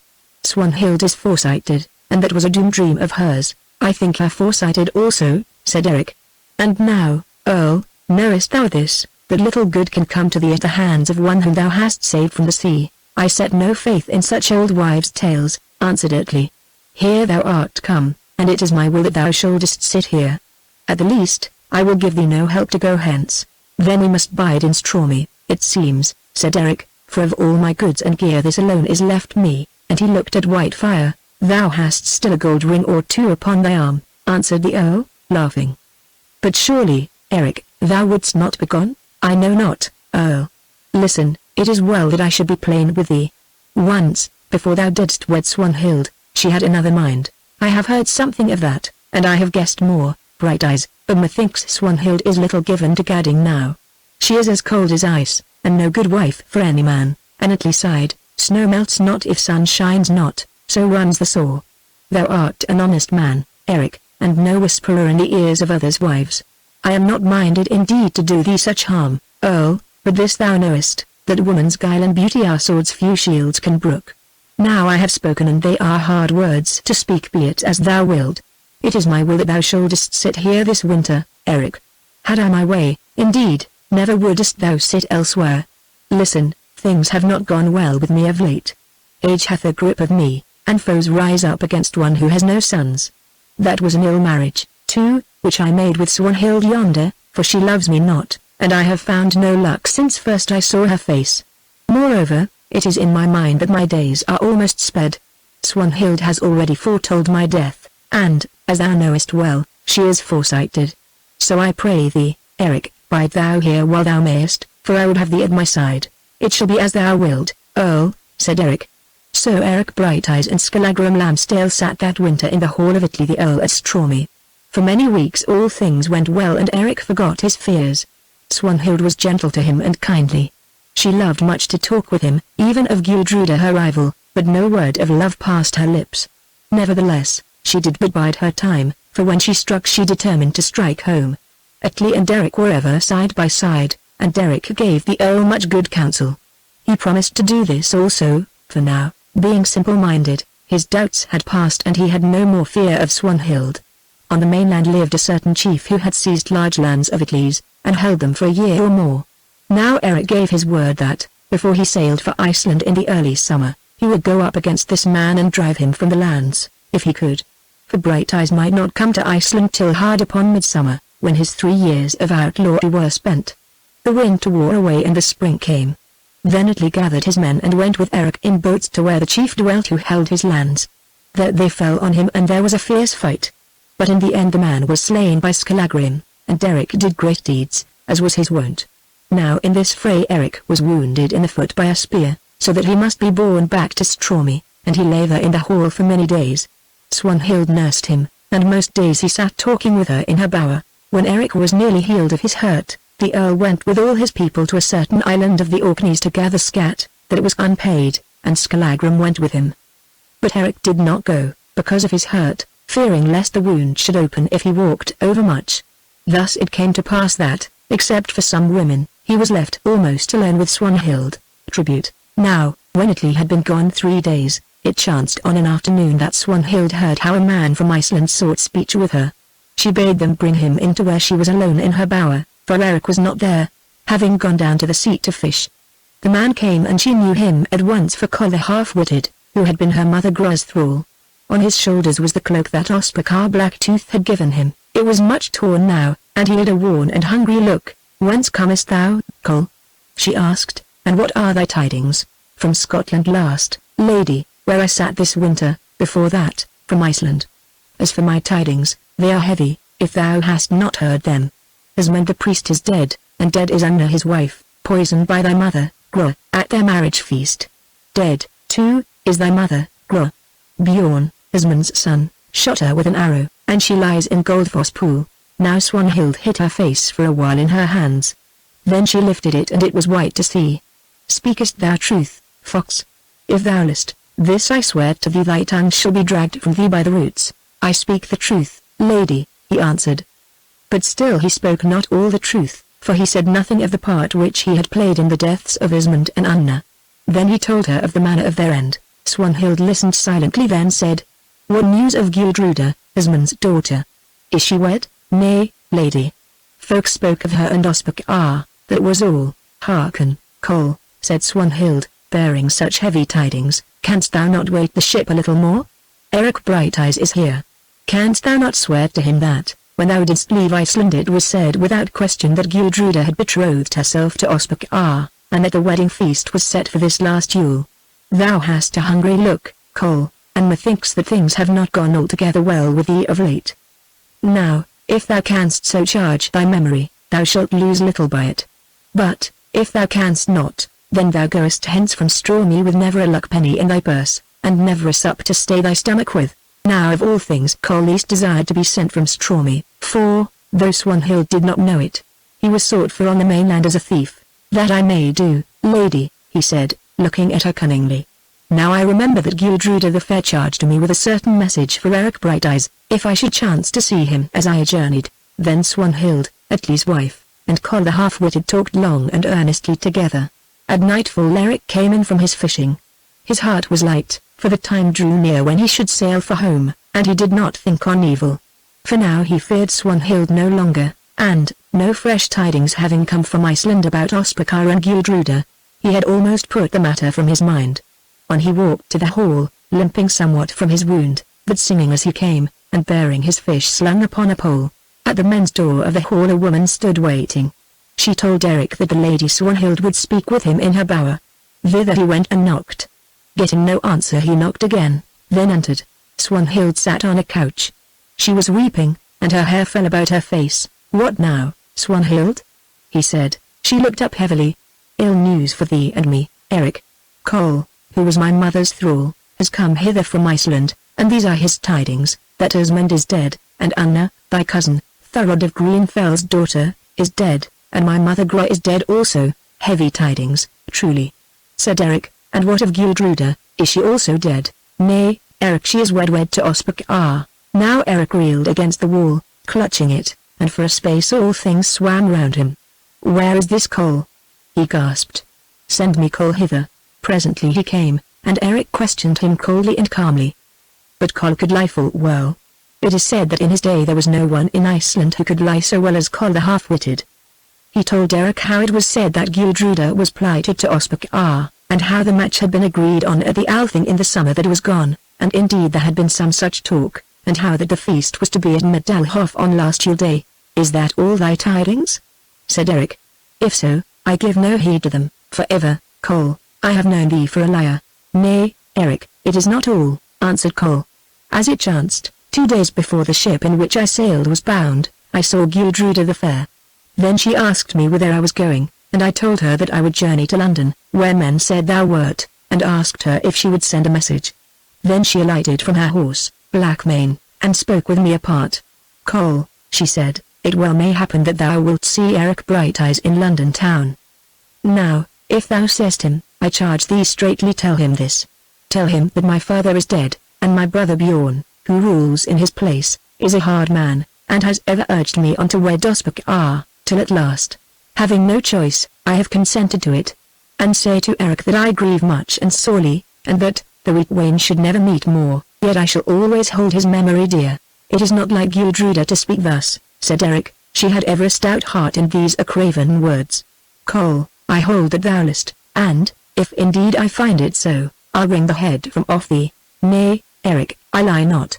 Wherefore should I lie? Hearken, thou hast not heard all my tale. When the Lady Gildruda had made an end of speaking, she drew something from her breast and gave it me, saying, Give this to Eric, in witness of my words. Show me the token, said Eric. Now, many years ago, when they were yet boy and girl, it chanced that Eric had given to Gildruda the half of an ancient gold piece that he had found upon the shore. He had given her half, and half he had kept, wearing it next his heart. But he knew not this, for she feared to tell him, that Gildruda had lost her half. Nor indeed had she lost it, for Swanhild had taken the love token and hidden it away. Now she brought it forth for Cole to build his lies upon. Then Cole drew out the half-piece from a leather purse and passed it to him. Eric plunged his hand into his breast and found his half. He placed the two side by side, while Swanhild watched him. Lo! They fitted well.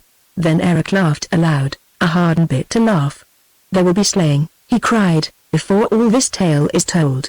Take thy fee and begone, thou messenger of ill, and he cast the broken piece at Cole. For once thou hast spoken the truth. Cole stooped, found the gold and went, leaving Brighteyes and Swanhild face to face. He hid his brow in his arms and groaned aloud.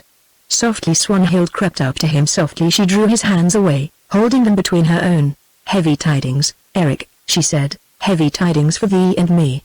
She is a murderess who gave me birth, and she has slain my own father, my father, and thy cousin Unna also. Gildruda is a traitress fair and false. I did ill to be born of such a woman, thou didst ill to put thy faith in such a woman.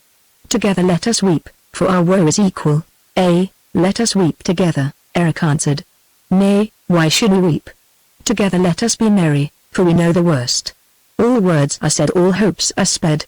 Let us be merry, then, for now we have no more tidings to fear. Swanhild answered, looking on him darkly, we will be merry and laugh our sorrows down.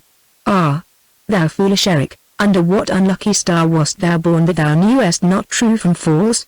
And she called the serving women, bidding them bring food and wine. Now Eric sat alone with Swanhild in her bower and made pretence to eat. But he could eat little, though he drank deep of the southern wine. Close beside him sat Swanhild, filling his cup. She was wondrous fair that night, and it seemed to Eric that her eyes gleamed like stars. Sweetly she spoke also and wisely. She told strange tales and she sang strange songs, and ever her eyes shone more, and ever she crept closer to him. Eric's brain was afire, though his heart was cold and dead. He laughed loud and mightily. He told great tales of deeds that he had done, growing boastful in his folly, and still Swanhild's eyes shone more, and still she crept closer, wooing him in many ways. Now of a sudden Eric thought of his friend, Erletli, and his mind grew clear. This may not be, Swanhild, he said. Yet I would that I had loved thee from the first, and not the false Gildruda, for, with all thy dark ways, at least thou art better than she. Thou speakest wisely, Eric, Swanhild answered, though she meant not that he should go. The Norns have appointed us an evil fate, giving me as wife to an old man whom I do not love, and thee for a lover to a woman who has betrayed thee. Ah, Eric Brighteyes, thou foolish Eric. Why knewest thou not the false from the true while yet there was time? Now are all words said and all things done, nor can they be undone. Go hence, Eric, ere ill come of it, but, before thou goest, drink one cup of parting, and then farewell. And she slipped from him and filled the cup, mixing in it a certain love potion that she had made ready. Give it me that I may swear an oath on it, said Eric. Swanhild gave him the cup and stood before him, watching him. Hearken, he said, I swear this, that before snow falls again in Iceland I will see Osbekar dead at my feet, all I dead at the feet of Osbekar. Well spoken, Eric, Swanhild answered. Now, before thou drinkest, grant me one little boon. It is but a woman's fancy, and thou canst scarce deny me. The years will be long when thou art gone, for from this night it is best that we should meet no more, and I will keep something of thee to call back thy memory and the memories of our youth when thou hast passed away and I grow old. What wouldst have then, Swanhild? I have nothing left to give, except white fire alone. I do not ask white fire, Eric, though white fire shall kiss the gift. I ask nothing but one tress of that golden hair of thine. Once I swore that none should touch my hair again except Gudruda's self. It will grow long, then, Eric, for now Gudruda tends black locks and thinks little on golden. Broken are all oaths, Eric groaned. All oaths are broken in sooth, he said. Have then thy will, and, loosing the peace strings, he drew white fire from its sheath and gave her the great war sword. Swanhild took it by the hilt, and, lifting a tress of Eric's yellow hair, she shore through it deftly with white fire's razor edge, smiling as she shore. With the same war blade on which Eric and Gudruda had pledged their troth, did Swanhild cut the locks that Eric had sworn no hand should clip except Gudruda's. He took back the sword and sheathed it, and, knotting the long tress, Swanhild hid it in her bosom. Now drink the cup, Eric, she said, pledge me and go. Eric drank to the dregs and cast the cup down, and lo! All things changed to him, for his blood was afire, and seas seemed to roll within his brain. Only before him stood Swanhild like a shape of light and glory, and he thought that she sang softly over him, always drawing nearer, and that with her came a scent of flowers like the scent of the Iceland meads in May. All oaths are broken, Eric, she murmured, all oaths are broken indeed, and now must new oaths be sworn. For cut is thy golden hair, Brighteyes, and not by Gudruda's hand. Chapter 20. How Eric was named anew. Eric dreamed. He dreamed that Gudruda stood by him looking at him with soft, sad eyes, while with her hand she pointed to his hair, and spake. Thou hast done ill, Eric, she seemed to say. Thou hast done ill to doubt me, and now thou art forever shamed, for thou hast betrayed Atli, thy friend. Thou hast broken thy oath, and therefore hast thou fallen into this pit, for when Swanhild shore the lock of thine, my watching spirit passed, leaving thee to Swanhild and thy fate. Now, I tell thee this, that shame shall lead to shame, and many lives shall pay forfeit for thy sin, Eric. Eric awoke, thinking that this was indeed an evil dream which he had dreamed. He woke, and lo! By him was Swanhild, Atli's wife. He looked upon her beauty, and fear and shame crept into his heart, for now he knew that it was no dream, but he was lost indeed. He looked again at Swanhild, and hatred and loathing of her shook him. She had overcome him by her arts, that cup was drugged which he had drunk, and he was mad with grief. Yes, she had played upon his woe like a harper on a harp, and now he was ashamed now he had betrayed his friend who loved him. Had white fire been to his hand at that moment, Eric had surely slain himself. But the great sword was not there, for it hung in Swanhild's bower. Eric groaned aloud, and Swanhild turned at the sound. But he sprang away and stood over her, cursing her. Thou witch! He cried, what hast thou done? What didst thou mix in that cup yestrin? Thou hast brought me to this that I have betrayed Atli, my friend Atli, thy lord, who left thee in my keeping. He seemed so terrible in his woe and rage that Swanhild shrank from him, and, throwing her hair about her face, peeped at him through its meshes as once she had peeped at Ismund. It is like a man, she said, gathering up her courage and her wit, 'tis like a man, having won my love, now to turn upon me and upbraid me. Fie upon thee, Eric. Thou hast dealt ill with me to bring me to this. Now Eric ceased his raving, and spoke more calmly. Well, thou knowest the truth, Swanhild, he said. Hearken, Eric, she answered. Let this be secret between us. Atli is old, and methinks that not for long shall he bide here in Stormy. Soon he will die, it is upon my mind that he soon will die, and, being childless, his lands and goods pass to me. Then, Eric, thou shalt sit in Atli's hall, and in all honor shall Atli's wife become thy bride. Eric listened coldly. I can well believe, he said, that thou hast it in mind to slay thy lord, for all evil is in thy heart, Swanhild. Now know this, that if in honor or dishonor my lips touch that fair face of thine again, may the limbs rot from thy trunk, and may I lie a log forever in the halls of Hela. If ever my eyes of their own will look again upon thy beauty, may I go blind and beg my meat from homestead to homestead. If ever my tongue whisper word of love into thy ears, may dumbness seize it, and may it wither to the root. Swanhild heard and sank upon the ground before him, her head bowed almost to her feet. Now, Swanhild, fare thee well, said Eric. Living or dead, may I never see thy face again. She gazed up through her falling hair, her face was wild and white, and her eyes glowed in it as live embers glow in the ashes of burnt wood. "We are not so easily parted, Eric," she said. "Not for this came I to witchcraft and to sin." "Thou fool! Hast thou never heard that, of all the foes a man may have, none is so terrible as the woman he has scorned? Thou shalt learn this lesson, Eric Brighteyes, Thorgrimmer's son, for here we have but the beginning of the tale. For its end, I will write it in runes of blood." "Write on," said Eric. "Thou canst do no worse than thou hast done," and he passed thence. For a while Swanhild crouched upon the ground, brooding in silence. Then she rose, and, throwing up her arms, wept aloud. "Is it for this that I have sold my soul to the hell hag?" she cried. "Is it for this that I have become a witch, and sunk so low as I sank last night, to be scorned, to be hated, to be betrayed?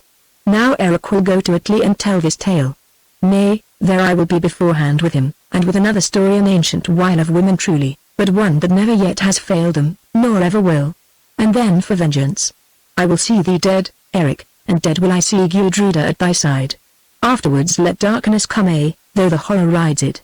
Swift exclamation mark, I must be swift." Eric passed into Swanhild's bower, and, finding white fire, bore it thence. On the table was food. He took it. Then, going to the place where he was wont to sleep, he armed himself, girding his byrnie on his breast and his golden helm upon his head, and taking shield and spear in his hand. Then he passed out. By the men's door he found some women spreading fish in the sun. Eric greeted them, saying that when the Earl came back, for he was to come on that morning, he would find him on the southwestern rocks nigher where the Gudruda sank. This he bade of them to tell Atli, for he desired speech with him. The women wondered that Brighteyes should go forth thus and fully armed, but, holding that he had some deed to do, they said nothing. Eric came to the rocks, and there he sat all day long looking on the sea, and grieving so bitterly that he thought his heart would burst within him. For of all the days of Eric's life this was the heaviest, except one other only. But Swanhild, going to her bower, caused Kol the half-witted to be summoned.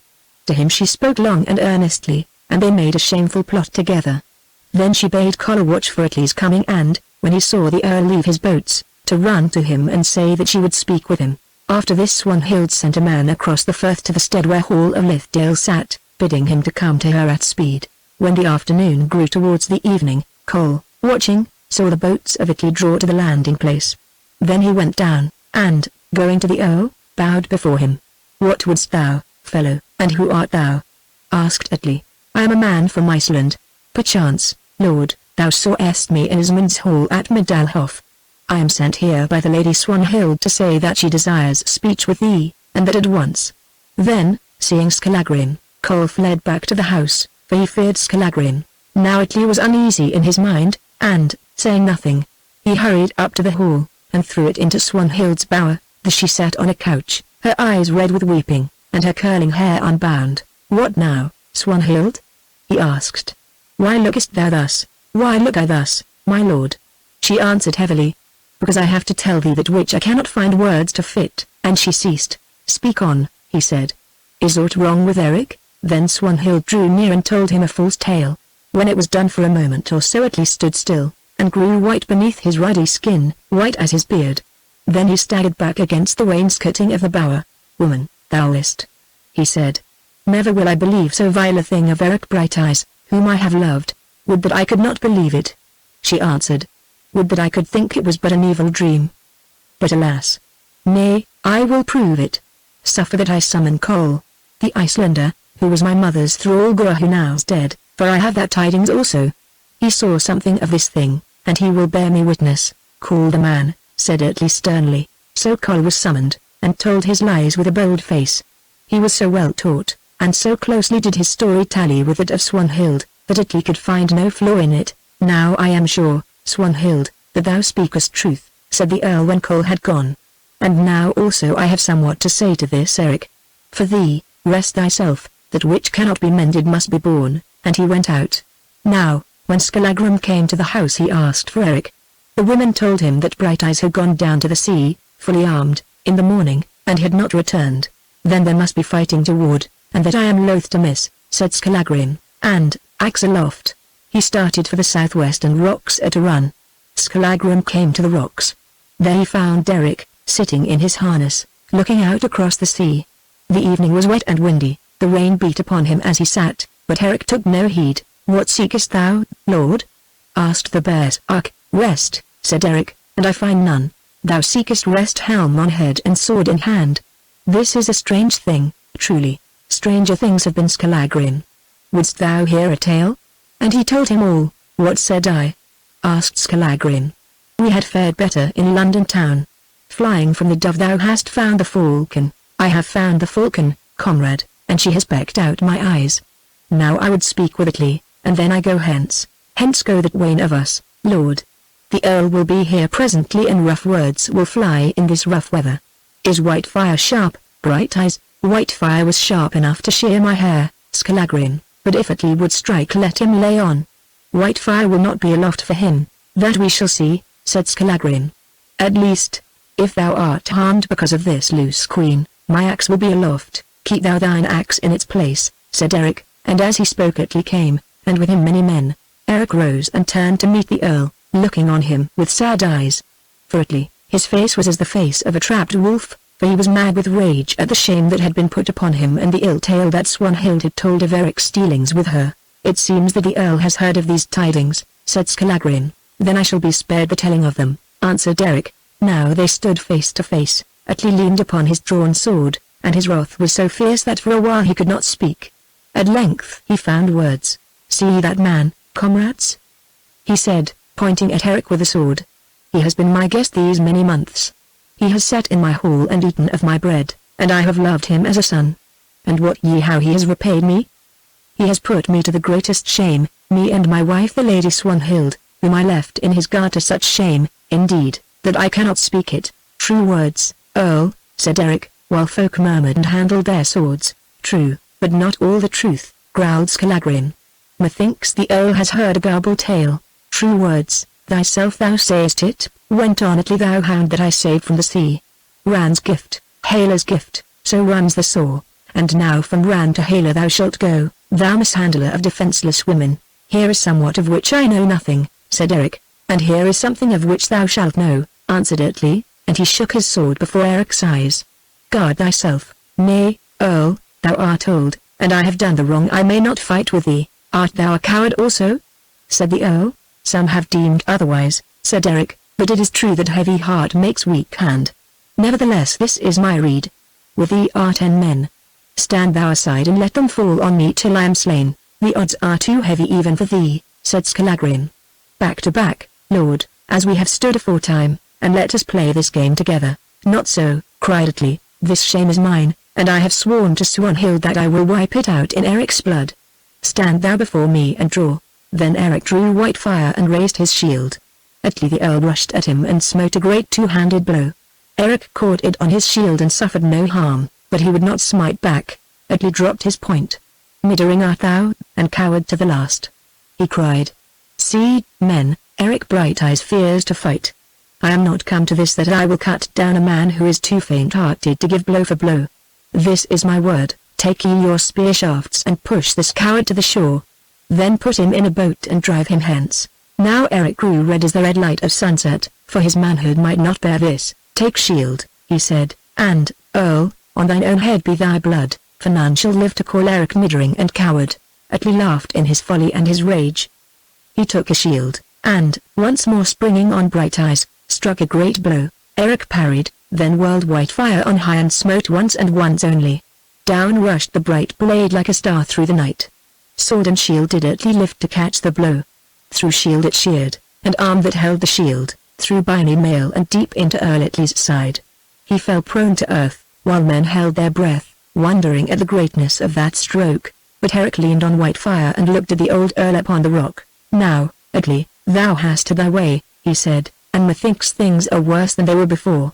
But I will say this, would that I lay there and thou stoodest to watch me die, for as lief would I have slain my father as thee, Earl Italy.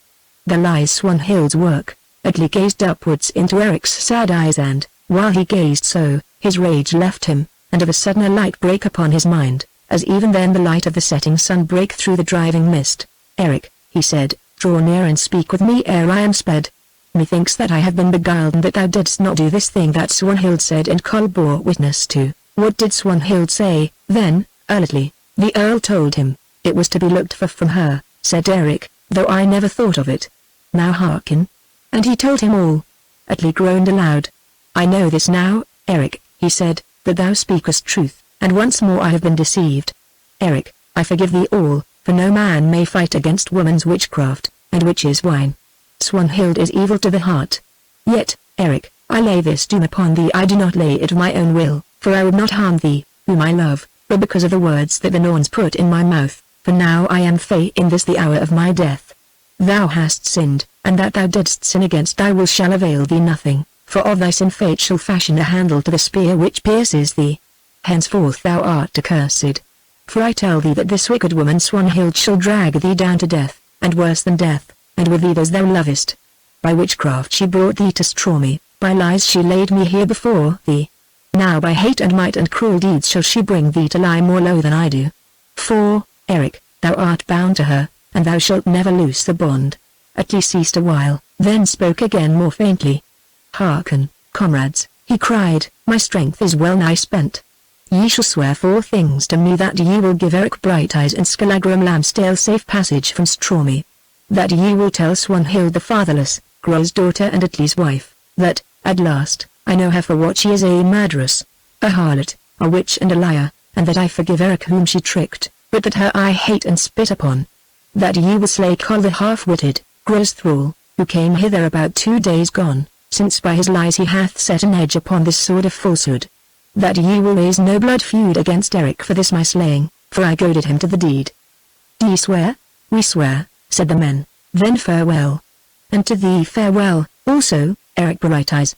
Now take my hand and hold it while I die. Behold, I give thee a new name, and by that name thou shalt be called in story. I name thee Eric the Unlucky.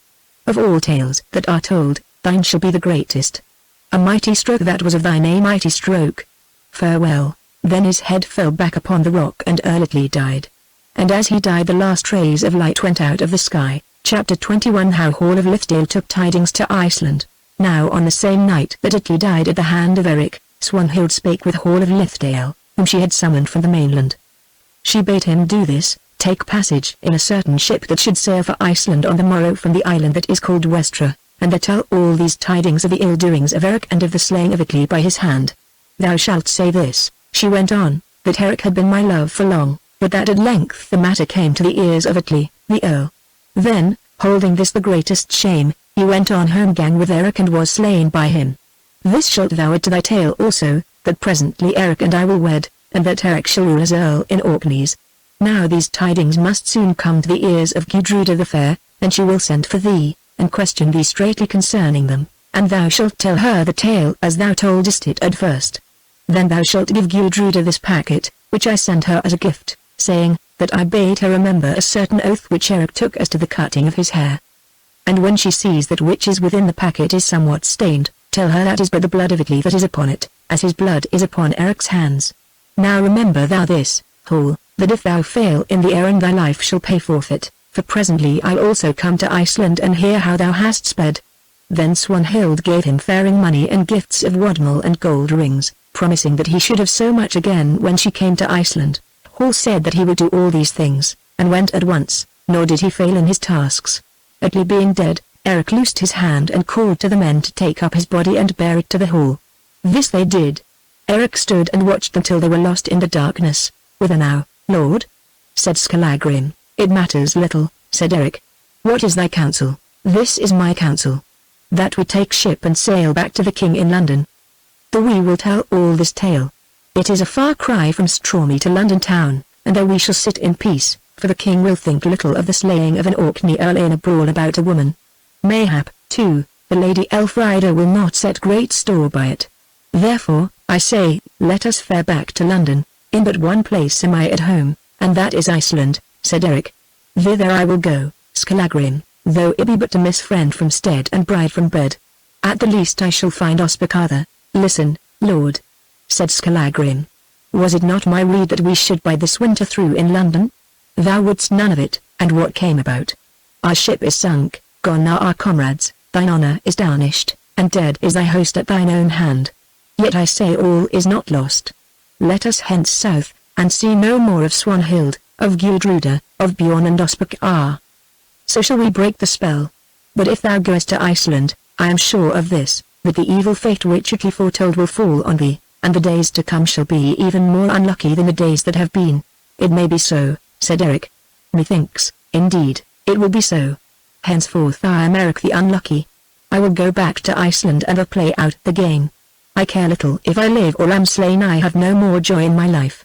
I stand alone, like a fir upon a mountain top, and every wind from heaven and every storm of hail and snow beats upon my head. But I say to thee, Skallagrim, go thy road, and leave a luckless man to his ill fate. Otherwise it shall be thine also. Good friend hast thou been to me, now let us part and wend south and north. The king will be glad to greet thee yonder in London, Lambstail. But one severing shall be no, lord, said Skallagrim, and that shall be sword's work, nor will it be for long. It is ill to speak such words as these of the parting of lord and thrall. Bethink thee of the oath I swore on Mosfell. Let us go north, since it is thy will. In 50 years it will count for little which way we wended from the isles. So they went together down to the shore, and, finding a boat and men who as yet knew nothing of what had chanced to Atli, they sailed across the firth at the rising of the moon. 2 days afterwards they found the ship at Wick that was bound for Fairies, and sailed in her, Eric buying a passage with the half of a gold ring that the king had given him in London. Here at Fairies they sat a month or more, but not in the Earl's hall as when Eric came with honouring of Gudruda, but in a farmer's stead. For the tale of Eric's dealings with Atli and Atli's wife had reached Fairies, and the Earl there had been a friend of Atli's.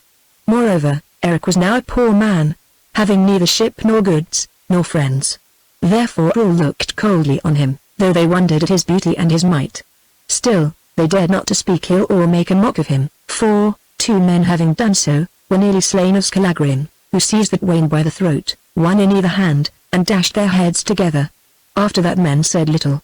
They sat there a month, till at length the chapman put in at Fairies, bound for Iceland, and they took passage with him, Eric paying the other half of his gold ring for ship room.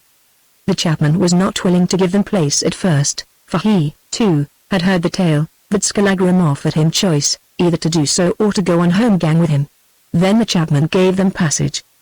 Now it is told that when his thralls and housecarls bore the corpse of Atli the Earl to his hall in Straumy, Swanhild met it and wept over it. And when the spokesman among them stood forward and told her those words that Atli had bidden them to say to her, sparing none, she spoke thus. My lord was distraught and weak with the loss of blood when he spoke thus. The tale I told him was true, and now Eric has added to his sin by shedding the blood of him whom he wronged so sorely. And thereafter she spoke so sweetly and with so much gentleness, craft, and wisdom that, though they still doubted them, all men held her words weighty. For Swanhild had this art, that she could make the false sound true in the ears of men and the true sound false. Still, being mindful of their oath, they hunted for Colin found him. And when the thrall knew that they would slay him he ran thence screaming. Nor did Swanhild lift a hand to save his life, for she desired that Col should die, lest he should bear witness against her. Away he ran towards the cliffs, and after him sped Atli's housecarls, till he came to the great cliffs that edge in the sea. Now they were close upon him and their swords were aloft. Then, sooner than know the kiss of steel, the liar leapt from the cliffs and was crushed, dying miserably on the rocks below. This was the end of Col the half-witted, gross thrall. Swanhild sat in Stormy for a while, and took all Atli's heritage into her keeping, for he had no male kin, nor did any say her nay. Also she called in the moneys that he had out at interest, and that was a great sum, for Atli was a careful and a wealthy man. Then Swanhild made ready to go to Iceland. Atli had a great dragon of war, and she manned that ship and filled it with stores and all things needful. This done, she set stewards and grieves over the Orkney lands and farms, and, when the Earl was 6 weeks dead, she sailed for Iceland, giving out that she went thither to set a blood suit on foot against Eric for the death of Atli, her lord. There she came in safety just as folk rode to the Thing. Now Hall of Liftdale came to Iceland and told his tale of the doings of Eric and the death of Atli. Oft and loud he told it, and soon people gossiped of it in field and fair instead. Bjorn, Asmund's son, heard this talk and sent for Hall.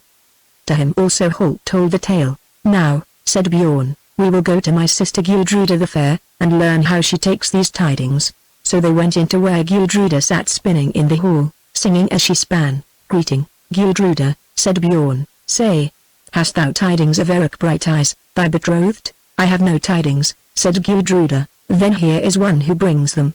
Now for the first time Gudruda the Fair saw Hall of Lithdale. Up she sprang. "Thou hast tidings of Eric, Hall? Ah! Thou art welcome, for no tidings have come of him for many a month. Speak on," and she pressed her hand against her heart and leaned towards him. "My tidings are ill, lady. Is Eric dead?" "Say not that my love is dead, he is worse than dead," said Hall. "He is shamed, thou list, Hall," she answered. "Shame and Eric are things apart. Mayst thou think so when thou hast heard my tale, lady," said Hall, "for I am sad at heart to speak it of one who was my mate." "Speak on, I say," answered Gudruda, in such a voice that Hall shrank from her. "Speak on, but of this I warn thee, that if in one word thou liest, that shall be thy death when Eric comes." Now Hall was afraid, thinking of the axe of Skallagrim. Still, he might not go back upon his word. So he began at the beginning, telling the story of how he was wounded in the fight with Ospakar's ships and left Fairy Isles, and how he came thence to Scotland and sat in Atli's hall on Orkneys. Then he told how the Gudruda was wrecked on Stormy, and, of all aboard, Eric and Skallagrim alone were saved because of Swanhild's dream. "Herein I see witch work," said Gudruda. Then Holt told that Eric became Swanhild's love, but of the other tale which Swanhild had whispered to Atli he said nothing.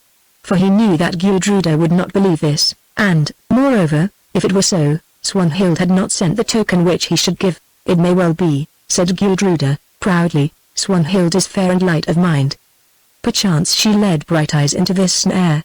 But, though she spoke thus, bitter jealousy and anger burned in her breast, and she remembered the sight which she had seen when Eric and Swanhild met on the morn of Atli's wedding. Then Holt told of the slaying of Atli the Good by Eric, but he said nothing of the Earl's dying words, nor of how he goaded Brighteyes with his bitter words. "It was an ill deed in sooth," said Gudruda, "for Eric to slay an old man whom he had wronged. Still, it may chance that he was driven to it for his own life's sake." Then Hall said that he had seen Swanhild after Atli's slaying, and that she had told him that she and Eric should wed shortly, and that Eric would rule in Orkneys by her side. Gudruda asked if that was all his tale. "Yes, lady," answered Hall, "that is all my tale, for after that I sailed and know not what happened. But I am charged to give something to thee, and that by the Lady Swanhild. She bade me say this also, that, when thou lookest on the gift, thou shouldst think on a certain oath which Eric took as to the cutting of his hair." And he drew a linen packet from his breast and gave it to her. Thrice Gudruda looked on it, fearing to open it. Then, seeing the smile of mockery on Bjorn's cold face, she took the shears that hung at her side and cut the thread with them. And as she cut, a lock of golden hair rose from the packet, untwisting itself like a living snake. The lock was long, and its end was caked with gore. "Whose hair is this?" said Gudruda, though she knew the hair well. "Eric's hair," said Hall, "that Swanhild cut from his head with Eric's sword." Now Gudruda put her hand to her bosom. She drew out a satchel, and from the satchel a lock of yellow hair. Side by side she placed the locks, looking first at one and then at the other. "This is Eric's hair in sooth," she said. "Eric's hair that he swore none but I should cut. Eric's hair that Swanhild shore with white fire from Eric's head, white fire whereon we plighted troth. Say now, whose blood is this that stains the hair of Eric?" "It is Atli's blood, whom Eric first dishonored and then slew with his own hand," answered Hall. Now there burned a fire on the hearth, for the day was cold. Gudruda the Fair stood over the fire, and with either hand she let the 2 locks of Eric's hair fall upon the embers. Slowly they twisted up and burned. She watched them burn, then she threw up her hands and with a great cry fled from the hall. Bjorn and Hall of Lithdale looked on each other. "Thou hadst best go hence," said Bjorn, "and of this I warn thee, Hall, though I hold thy tidings good, that, if thou hast spoken one false word, that will be thy death. For then it would be better for thee to face all the wolves in Iceland than to stand before Eric in his rage." Again Hall bethought himself of the axe of Skallagrim, and he went out heavily. That day a messenger came from Gudruda to Bjorn, saying that she would speak with him. He went to where she sat alone upon her bed. Her face was white as death, and her dark eyes glowed. "Eric has dealt badly with thee, sister, to bring thee to this sorrow," said Bjorn. "Speak no evil of Eric to me," Gudruda answered. "The evil that he has done will be paid back to him. There is little need for thee to heap words upon his head. Hearken, Bjorn my brother, is it yet thy will that I should wed Ospakar Blacktooth?" "That is my will, surely. There is no match in Iceland as this Ospakar, and I should win many friends by it. Do this then, Bjorn. Send messengers to Swinefell and say to Ospakar that if he would still wed Gudruda the Fair, Asmund's daughter, let him come to Medalhof when folk ride from the thing, and he shall not go hence alone." "Nay, I have done," Now, I pray thee speak no more to me of Eric or of Ospakar. Of the one I have seen and heard enough, and of the other I shall hear and see enough in the years that are to come. Chapter 22 How Eric came home again. Swanhild made a good passage from the Orkneys, and was in Iceland 35 days before Eric and Skallagrim set foot there. But she did not land by Westman Isles, for she had no wish to face Gudruda at that time, but by Regina's. Now she rode thence with her company to Thingvalla, for here all men were gathered for the thing. At first people hung aloof from her, notwithstanding her wealth and beauty, but Swanhild knew well how to win the hearts of men. For now she told the same story of Eric that she had told to Atli, and there were none to say her nay. So it came to pass that she was believed, and Eric Brighteyes held to be shamed indeed. Now, too, she set a suit on foot against Eric for the death of Atli at his hand, claiming that sentence of the greater outlaw should be passed against him, and that his lands at Coldback in the marsh on Ran River should be given, half to her in atonement for the Earl's death, and half to the men of Eric's quarter. On the day of the opening of the thing Ospakar Blacktooth came from the north, and with him his son Giza and a great company of men. Ospakar was blithe, for from the thing he should ride to Midalhof, that to wed Gudruda the fair. Then Swanhild clad herself in beautiful attire, and, taking men with her, went to the booth of Ospakar. Blacktooth sat in his booth and by him sat Giza his son the lawman. When he saw a beauteous lady, very richly clad, enter the booth he did not know who it might be. But Giza knew her well, for he could never put Swanhild from his mind. Lo! Here comes Swanhild the fatherless, Atli's widow, said Giza, flushing red with joy at the sight of her. Then Ospakar greeted her heartily, and made place for her by him at the top of the booth. Ospakar Blacktooth, she said, I am come to ask this of thee, that thou shalt befriend me in the suit which I have against Eric Brighteyes for the slaying of Erlikli, my husband. Thou couldst have come to no man who is more willing, said Ospakar, for, if thou hast something against Eric, I have yet more. I would ask this, too, Ospakar, that thy son Giza should take up my suit and plead it, for I know well that he is the most skilful of all lawmen. I will do that, said Giza, his eyes yet fixed upon her face. I looked for no less from thee, said Swanhild, and be sure of this, that thou shalt not plead for nothing, and she glanced at him meaningly. Then she set out her case with a lying tongue, and afterwards went back to her booth, glad at heart. For now she learned that Hall had not failed in his errand, seeing that Gudruda was about to wed Ospakar. Giza gave warning of the blood suit, and the end of it was that, though he had no notice and was not there to answer to the charge, against all right and custom Eric was declared outlaw and his lands were given, half to Swanhild and half to the men of his quarter.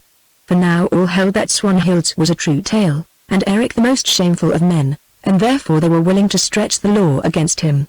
Also, being absent, he had few friends, and those men of small account, whereas Ospakar, who backed Swanhild's suit, was the most powerful of the northern chiefs, as Giza was the most skilled lawman in Iceland. Moreover, Bjorn the priest, Asmund's son, was among the judges, and, though Swanhild's tale seemed strange to him after that which he had heard from Hall of Lithdale, he loved Eric little. He feared also that if Eric came a free man to Iceland before Gudruda was wed to Ospakar, her love would conquer her anger, for he could see well that she still loved Brighteyes. Therefore he strove with might and main that Eric should be brought in guilty, nor did he fail in this. So the end of it was that Eric Brighteyes was outlawed, his lands declared forfeit, and his head a wolf's head, to be taken by him who might, should he set foot in Iceland. Thereafter, the Althing being ended, Bjorn, Giza, and Ospakar, with all their company, rode away to Midalhof to sit at the marriage feast. But Swanhild and her folk went by sea in the long warship to Westmans. For this was her plan, to seize on Coldback and to sit there for a while, till she saw if Eric came out to Iceland. Also she desired to see the wedding of Ospakar and Gudruda, for she had been bidden to it by Bjorn, her half-brother. Now Ospakar came to Midalhof, and found Gudruda waiting his coming. She stood in the great hall, pale and cold as April snow, and greeted him courteously. But when he would have kissed her, she shrank from him, for now he was more hideous in her sight than he had ever been, and she loathed him in her heart. That night there was feasting in the hall, and at the feast Gudruda heard that Eric had been made outlaw. Then she spoke. This is an ill deed, thus to judge an absent man. Say, Gudruda, said Bjorn in her ear. Hast thou not also judged Eric who is absent? She turned her head and spoke no more of Eric, but Bjorn's words fixed themselves in her heart like arrows. The tale was strange to her, for it seemed that Eric had been made outlaw at Swanhild's suit, and yet Eric was Swanhild's love, for Swanhild's self had sent the lock of Brighteyes' hair by Hall, saying that he was her love and soon would wed her. How, then, did Swanhild bring a suit against him who should be her husband? Moreover, she heard that Swanhild sailed down to Coldback, and was bidden to the marriage feast, that should be on the 3rd day from now. Could it be, then, when all was said and done, that Eric was less faithless than she deemed? Gudruda's heart stood still and the blood rushed to her brow when she thought on it. Also, even if it were so, it was now too late. And surely it was not so, for had not Eric been made outlaw? Men were not made outlaw for a little thing. Nay, she would meet her fate, and ask no more of Eric and his doings. On the morrow, as Gudruda sat in her chamber, it was told her that Sevuna, Thorgrimur's widow and Eric's mother, had come from Coldback to speak with her.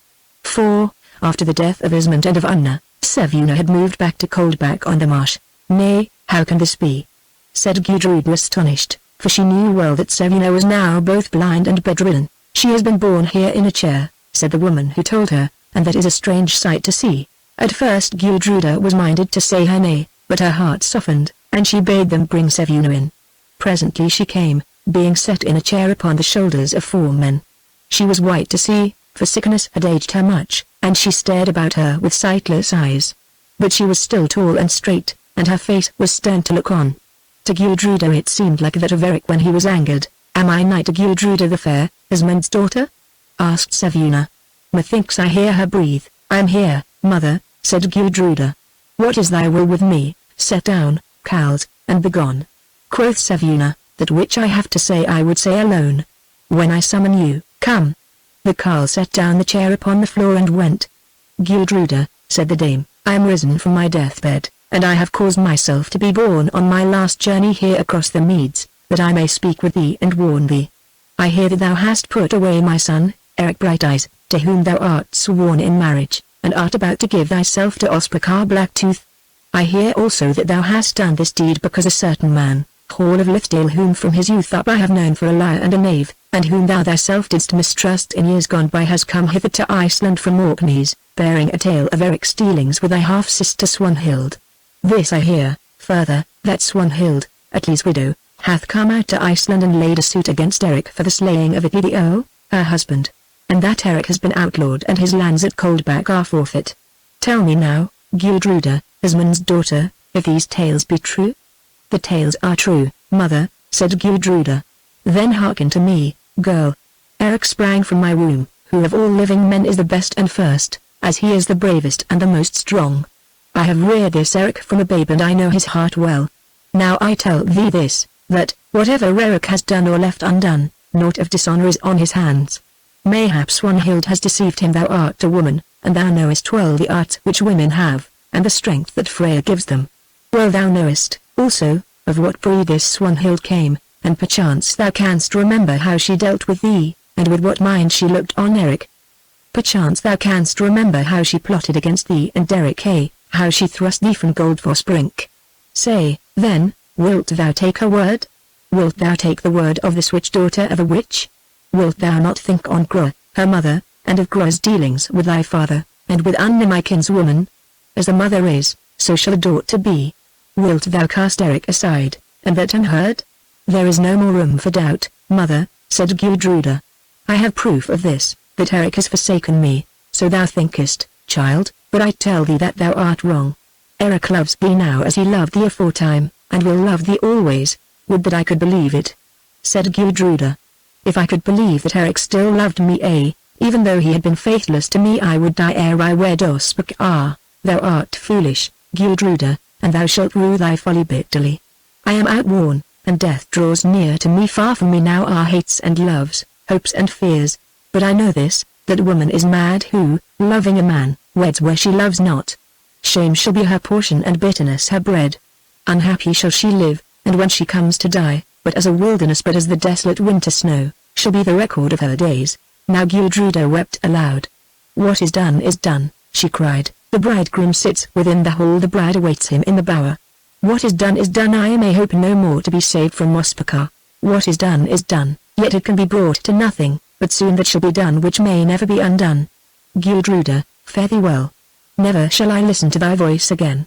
I hold thee shameless, thou unfaithful woman, who in thy foolish jealousy art ready to sell thyself to the arms of one thou hatest. Ho! Cows, come hither. Bear me hence. Now the men came in and took up Sevuna's chair. Gudruda watched them bear her forth. Then suddenly she sprang from her seat and ran after her into the hall, weeping bitterly. Now as Sevuna, Eric's mother, was carried out, she was met by Ospakar and Bjorn. Stay, said Bjorn. What does this carline here ? And why weeps Gudruda, my sister? The men halted. Who calls me carline? Said Sevuna. Is the voice I hear the voice of Bjorn, Asmund's son? It is my voice, truly, said Bjorn, and I would know this, and this would Ospakar, who stands at my side, know also why thou comest here, carline. And why Gudruda weeps? Gudruda weeps because she has good cause to weep, Bjorn. She weeps because she has betrayed her love, Eric Brighteyes, my son, and is about to be sold in marriage, to be sold to thee, Ospakar Blacktooth, like a heifer at a fair. Then Bjorn grew angry and cursed Sevuna, nor did Ospakar spare to add his ill words. But the old dame sat in her chair, listening silently till all their curses were spent. Ye are evil, but wane of you, she said, and ye have told lies of Eric, my son, and ye have taken his bride for lust and greed, playing on the jealous folly of a maid like harpers on a harp. Now I tell you this, Bjorn and Ospakar. My blind eyes are opened and I see this hall of Middelhof, and lo! It is but a gore of blood. Blood flows upon the board, blood streams along the floor, and ye yeet Wayne ! Lie dead thereon, and about your shapes are shrouds, and on her feet are hell-shewn. Eric comes and white fire is aloft, and no more shall ye stand before him whom ye have slandered than stands the birch before the lightning stroke. Eric comes. I see his angry eyes, I see his helm flash in the doorplace. Red was that marriage feast at which sat Anna, my kinswoman, and Asmund, thy father. Redder shall be the feast where sit Gudruda, thy sister, and Ospakar. The wolf howls at thy door, Bjorn. The grave worm opens his mouth. Trolls run to and fro upon thy threshold, and the ghosts of men speed hellwards. Ill were the deeds of Gra, worse shall be the deeds of Gra's daughter. Red is thy hall with blood, Bjorn! The white fire is aloft, and I tell thee Eric comes. And with one great cry she fell back dead. Now they stood amazed, and trembling in their fear. Sevuna hath spoken strange words, said Bjorn. Shall we be frightened by a dead hag? Quoth Ospakar, drawing his breath again. Fellows, bear this carrion forth, or we fling it to the dogs. Then the men tied the body of Sevuna, Thorgrimr's widow, Eric's mother, fast in the chair, and bore it thence. But when at length they came to Coldback, they found that Swanhild was there with all her following, and had driven Eric's grieve and his folk to the fells. But one old carline, who had been nurse to Eric, was left there, and she sat wailing in an outhouse, being too weak to move. Then the men set down the corpse of Sevuna in the outhouse, and, having told all their tale to the carline, they fled also. That night passed, and passed the morrow, but on the next day at dawn Eric Brighteyes and Skallagrim Lambstail landed near Westman Isles. They had made a bad passage from ferries, having been beat about by contrary winds, but at length they came safe and well to land. Now this was the day of the marriage feast of Gudruda the Fair and Ospakar, but Eric knew nothing of these tidings. Where to now, lord? Said Skallagrim. To Coldback first, to see my mother, if she yet lives, and to learn tidings of Gudruda. Then as it may chance, near to the beach was a yeoman's house. Thither they went to hire horses, but none were in the house, for all had gone to Gudruda's marriage feast. In the home meadow ran 2 good horses, and in the outhouses were saddles and bridles. They caught the horses, saddled them and rode for Coldback. When they had ridden for something over an hour, they came to the crest of a height whence they could see Coldback in the marsh. Eric drew rein and looked, and his heart swelled within him at the sight of the place where he was born. But as he looked he saw a great train of people ride away from Coldback towards Middelhof, and in the company a woman wearing a purple cloak. Now what may this mean? Said Eric. Ride on and we shall learn, answered Skallagrim. So they rode on, and as they rode Eric's breast grew heavy with fear.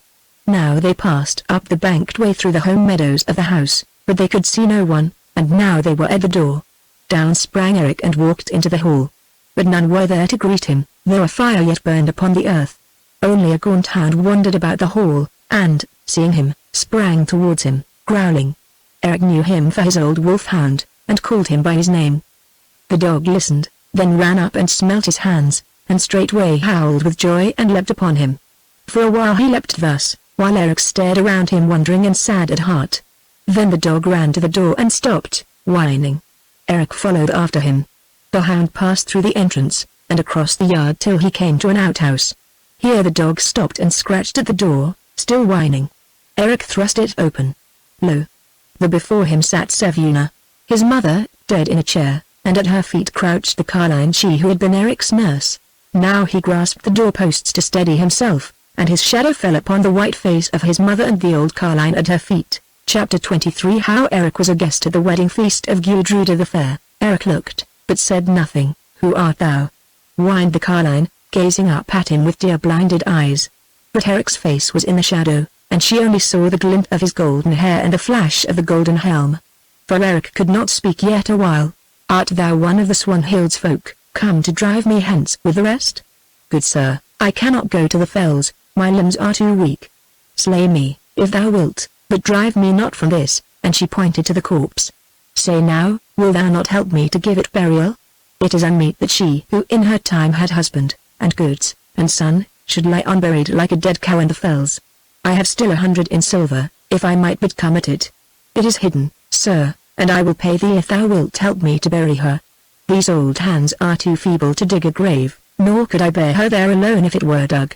Thou wilt not help me? Then may thine own mother's bones lie uncovered, and be picked of gulls and ravens. Oh, that Eric Brighteyes would come home again. Oh, that Eric was here. There is work to do and never a man to do it. Now Eric gave a great sob and cried, Nurse, nurse. Knowest thou me not? I'm Eric Brighteyes. She uttered a loud cry, and, clasping him by the knees, looked up into his face. Thanks be to Odin. Thou art Eric, come home again. But alas, thou hast come too late. What has happened, then? Said Eric. What has happened? All evil things. Thou art outlawed, Eric, at the suit of Swanhild for the slaying of Itty the Earl. Swanhild sits here in Coldback, for she hath seized thy lands. Sevuna, thy mother, died 2 days ago in the hall of Middelhof, whither she went to speak with Gudruda. Gudruda. What of Gudruda? Cried Eric. This, Brighteyes, today she weds Ospakar Blacktooth. Eric covered his face with his hand.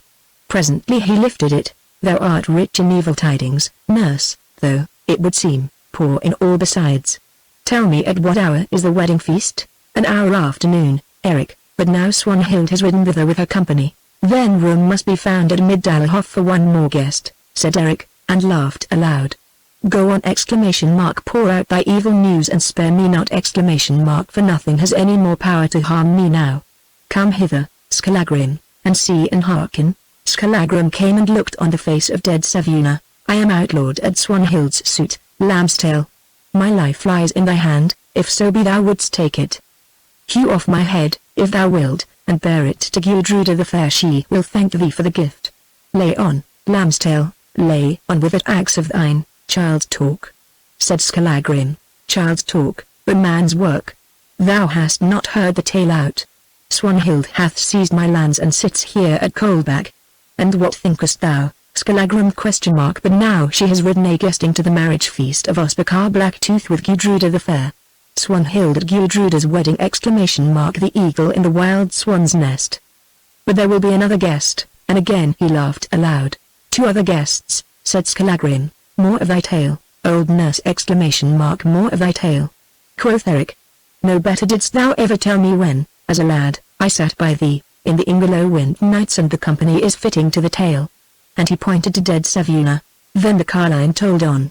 She told how Hall of Liftdale had come out to Iceland, and of the story that he brought to Gudruda, and of the giving of the lock of hair. What did I say, Lord? Broke in Skallagrim. That in Hall thou hadst let a weasel go who would live to nip thee. Him I will surely live to shorten by a head. Quoth Eric. Nay, Lord, this one for me, Ospakar for thee, Hall for me. As thou wilt, Berserk. Among so many there is room to pick and choose. Tell on, nurse. Then she told how Swanhild came out to Iceland, and, having won Ospakar Blacktooth and Jizza to her side, had laid a suit against Eric at the Thing, and the bore false witness against him, so that Brighteyes was declared outlaw, being absent. She told, too, how Gudruda had betrothed herself to Ospakar, and how Swanhild had moved down to Coldback and seized the lands. Lastly she told of the rising of Sevuna from her deathbed, of her going to Middelhof, of the words she spoke to Bjorn and Ospakar, and of her death in the hall at Middelhof. When all was told, Eric stooped and kissed the cold brow of his mother. "There is little time to bury thee now, my mother," he said, "and perchance before 6 hours are sped there will be one to bury at thy side. Nevertheless, thou shalt sit in a better place than this." Then he cut loose the cords that bound the body of Sevuna to the chair, and, lifting it in his arms, bore it to the hall. There he set the corpse in the high seat of the hall. "We need not start yet a while, Skallagrim," said Eric, "if indeed thou wouldst go a guesting with me to Middelhof. Therefore let us eat and drink, for there are deeds to do this day." So they found meat and mead and ate and drank. Then Eric washed himself, combed out his golden locks, and looked well to his harness and to Whitefire's edge. Skallagrim also ground his great axe upon the whetstone in the yard, singing as he ground. When all was ready, the horses were caught, and Eric spoke to the carline. "Hearken, nurse. If it may be that thou canst find any of our folk and perchance now that they see that Swanhild has ridden to Middelhof some one of them will come down to spy, thou shalt say this to them. Thou shalt say that, if Eric Brighteyes yet lives, he will be at the foot of Mosfell tomorrow before midday, and if, for the sake of old days and fellowship, they are minded to befriend a friendless man, let them come thither with food, for by then food will be needed, and I will speak with them. And now farewell." And Eric kissed her and went, leaving her weeping. As it chanced, before another hour was sped, John, Eric's thrall, who had stayed at home in Iceland, seeing Coldback empty, crept down from the fells and looked in. The carline saw him, and told him these tidings. Then he went thence to find the other men. Having found them he told them Eric's words, and a great gladness came upon them when they learned that Brighteyes still lived, and was in Iceland. Then they gathered food and gear, and rode away to the foot of Mosfell that is now called Eriksfell. Ospakar sat in the hall at Middelhof, near to the high seat. He was fully armed, and a black helm with a raven's crest was on his head. For, though he said nothing of it, not a little did he fear that Sevuna spoke sooth, that her words would come true, and, before this day was done, he and Eric should once more stand face to face. At his side sat Gudruda the fair, robed in white, a worked headdress on her head, golden clasps upon her breast and golden rings about her arms. Never had she been more beautiful to see, but her face was whiter than her robes. She looked with loathing on Blacktooth at her side, rough like a bear, and hideous as a troll. But he looked on her with longing, and laughed from side to side of his great mouth when he thought that at last he had got her for his own. Ah, if Eric would become, faithless though he be! If Eric would become, thought Gudruda, but no Eric came to save her. The guests gathered fast, and presently Swanhild swept in with all her company, wrapped about in her purple cloak. She came up to the high seat where Gudruda sat, and bent the knee before her, looking on her with lovely mocking face and hate in her blue eyes. "Greeting, Gudruda, my sister," she said. "When last we met I sat, Atli's bride, where today thou sittest the bride of Ospakar. Then Eric Brighteyes held thy hand, and little thou didst think of wedding Ospakar. Now Eric is afar, so strangely do things come about, and Blacktooth, Brighteyes' foe, hold that fair hand of thine." Gudruda looked on her and turned white yet in her pain, but she answered never a word. "What? No word for me, sister?" said Swanhild. "And yet it is through me that thou comest to this glad hour. It is through me that thou art rid of Eric, and it is I who have given thee to the arms of mighty Ospakar. No word of thanks for so great a service! Fie on thee, Gudruda. Fie." Then Gudruda spoke. "Strange tales are told of thee and Eric, Grill's daughter. I have done with Eric, but I have done with thee also. Thou hast thrust thyself here against my will, and, if I may, I would see thy face no more." "Wouldst thou see Eric's face?" Gudruda say, "Wouldst see Eric's face? I tell thee it is fair." But Gudruda answered nothing, and Swanhild fell back, laughing. Now the feast began, and men waxed merry. But ever Gudruda's heart grew heavier, for in it echoed those words that Sevuna had spoken. Her eyes were dim, and she seemed to see naught but the face of Eric as it had looked when he came back to her that day on the brink of Goldfoss Falls, and she had thought him dead. Oh! What if he still loved her and were yet true at heart? Swanhild mocked her! What if this was a plot of Swanhild's? Had not Swanhild plotted aforetime, and could a wolf cease from ravening or a witch from witch work? Nay, she had seen Eric's hair that he had sworn none save she should touch. Perchance he had been drugged, and the hair shorn from him in his sleep? Too late to think. Of what use was thought? Beside her sat Ospakar. In one short hour she would be his. Ah! That she could see him dead, the troll who had trafficked her to shame, the foe she had summoned in her wrath and jealousy. She had done ill, she had fallen into Swanhild's snare, and now Swanhild came to mock her. The feast went on, cup followed cup. Now they poured the bride cup.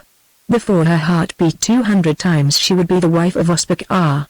Blacktooth took the cup, pledged her in it, and drank deep. Then he turned and strove to kiss her. But Gudruda shrank from him with horror in her eyes, and all men wondered. Still she must drink the bridal cup. She took it. Dimly she saw the upturned faces, faintly she heard the murmur of 100 voices. What was that voice she caught above them all there without the hall? Holding the cup in her hand, Gudruda bent forward, staring down the sky. Then she cried aloud, pointing to the door, and the cup fell clattering from her hand and rolled along the ground. Men turned and looked. They saw this: there on the threshold stood a man, glorious to look at, and from his winged helm of gold the rays of light flashed through the dusky hall. The man was great and beautiful to see. He had long yellow hair bound in about his girdle, and in his left hand he held a pointed shield, in his right a spear, and at his thigh there hung a mighty sword. Nor was he alone, for by his side, a broad axe on his shoulder and shield in hand, stood another man, clad in black-hued Malay man, well nigh as broad and big, with hawk's eyes, eagle beak, and black hair streaked with grey. For a moment there was silence. Then a voice spoke. "Lo! Here be the gods!" bawled Thor! Come from Valhalla to grace the marriage feast. Then the man with golden hair cried aloud in a voice that made the rafters ring. "Here are Eric Brighteyes and Skallagrim Lambstail, his thrall, come from oversea to grace the feast." "Indeed, I could have looked for no worse guests," said Bjorn, beneath his breath, and rose to bid men thrust them out. But before he could speak, lo! Goldhound Eric and Blackhound Skallagrim were stalking up the length of that great hall. Side by side they stalked, with faces fierce and cold, nor stay they till they stood before the high seat. Eric looked up and round, and the light of his eyes was as the light of a sword. Men marveled at his greatness and his wonderful beauty, and to Gudruda he seemed like a god. "Here I see faces that are known to me," said Eric. "Greetings, comrades, greetings, Brighteyes," shouted the Madalhoff folk and the company of Swanhild, but the carls of Ospakar laid hand on sword. They too knew Eric. For still all men loved Eric, and the people of his quarter were proud of the deeds he had done oversea. "Greeting, Bjorn, Asmund's son," quoth Eric. "Greeting, Ospakar Blacktooth." "Greeting, Swanhild the fatherless, Atli's witch wife Groswitch Ben." "Greeting, Hall of Lithdale, Hall the lyre Hall who cut the grapnel chain." "And to thee, sweet bride, to thee Gudruda the fair, greeting." Now Bjorn spoke. "I will take no greeting from a shamed and outlawed man. Get thee gone, Eric Brighteyes, and take thy wolf-hound with thee, lest thou bidest here stiff and cold. Speak not so loud, rat, lest hound's fang worry thee," growled Skallagrim. But Eric laughed aloud and cried, "Words must be said, and perchance men shall die, ere ever I leave this hall." Bjorn. Chapter 24. How the feast went. "Hearken all men," said Eric. "Thrust him out." Quoth Bjorn. "Nay, cut him down," said Ospakar. "He is an outlawed man." "Words first, then deeds," answered Skallagrim. "Thou shalt have thy fill of both, Blacktooth, before day is done." "Let Eric say his say," said Gudruda, lifting her head. "He has been doomed unheard, and it is my will that he shall say his say." "What hast thou to do with Eric?" snarled Ospakar. "The bride cup is not yet drunk, lord," she answered. "To thee, then, I will speak, lady," quoth Eric. "How comes it that, being betrothed to me, thou dost sit by the bride of Ospakar?" "Ask of Swanhild," said Gudruda in a low voice. "Ask also of Hall of Lithdale yonder, who brought me Swanhild's gift from Stormy." "I must ask much of Hall and he must answer much," said Eric. "What tale, then, did he bring thee from Stormy?" "He said this, Eric," Gudruda answered, "that thou wast Swanhild's love, that for Swanhild's sake thou hadst basely killed Atli the Good, and that thou wast about to wed Swanhild's self and take the Earl's seat in Orkneys. And for what cause was I made outlaw at the Althing?" "For this cause, Eric," said Bjorn, "that thou hadst dealt evilly with Swanhild, bringing her to shame against her will, and thereafter that thou hadst slain the Earl, her husband. Which, then, of these tales is true?" "For both cannot be true," said Brighteyes. "Speak, Swanhild." "Thou knowest well that the last is true," said Swanhild boldly. "How then comes it that thou didst charge Hall with that message to Gudruda?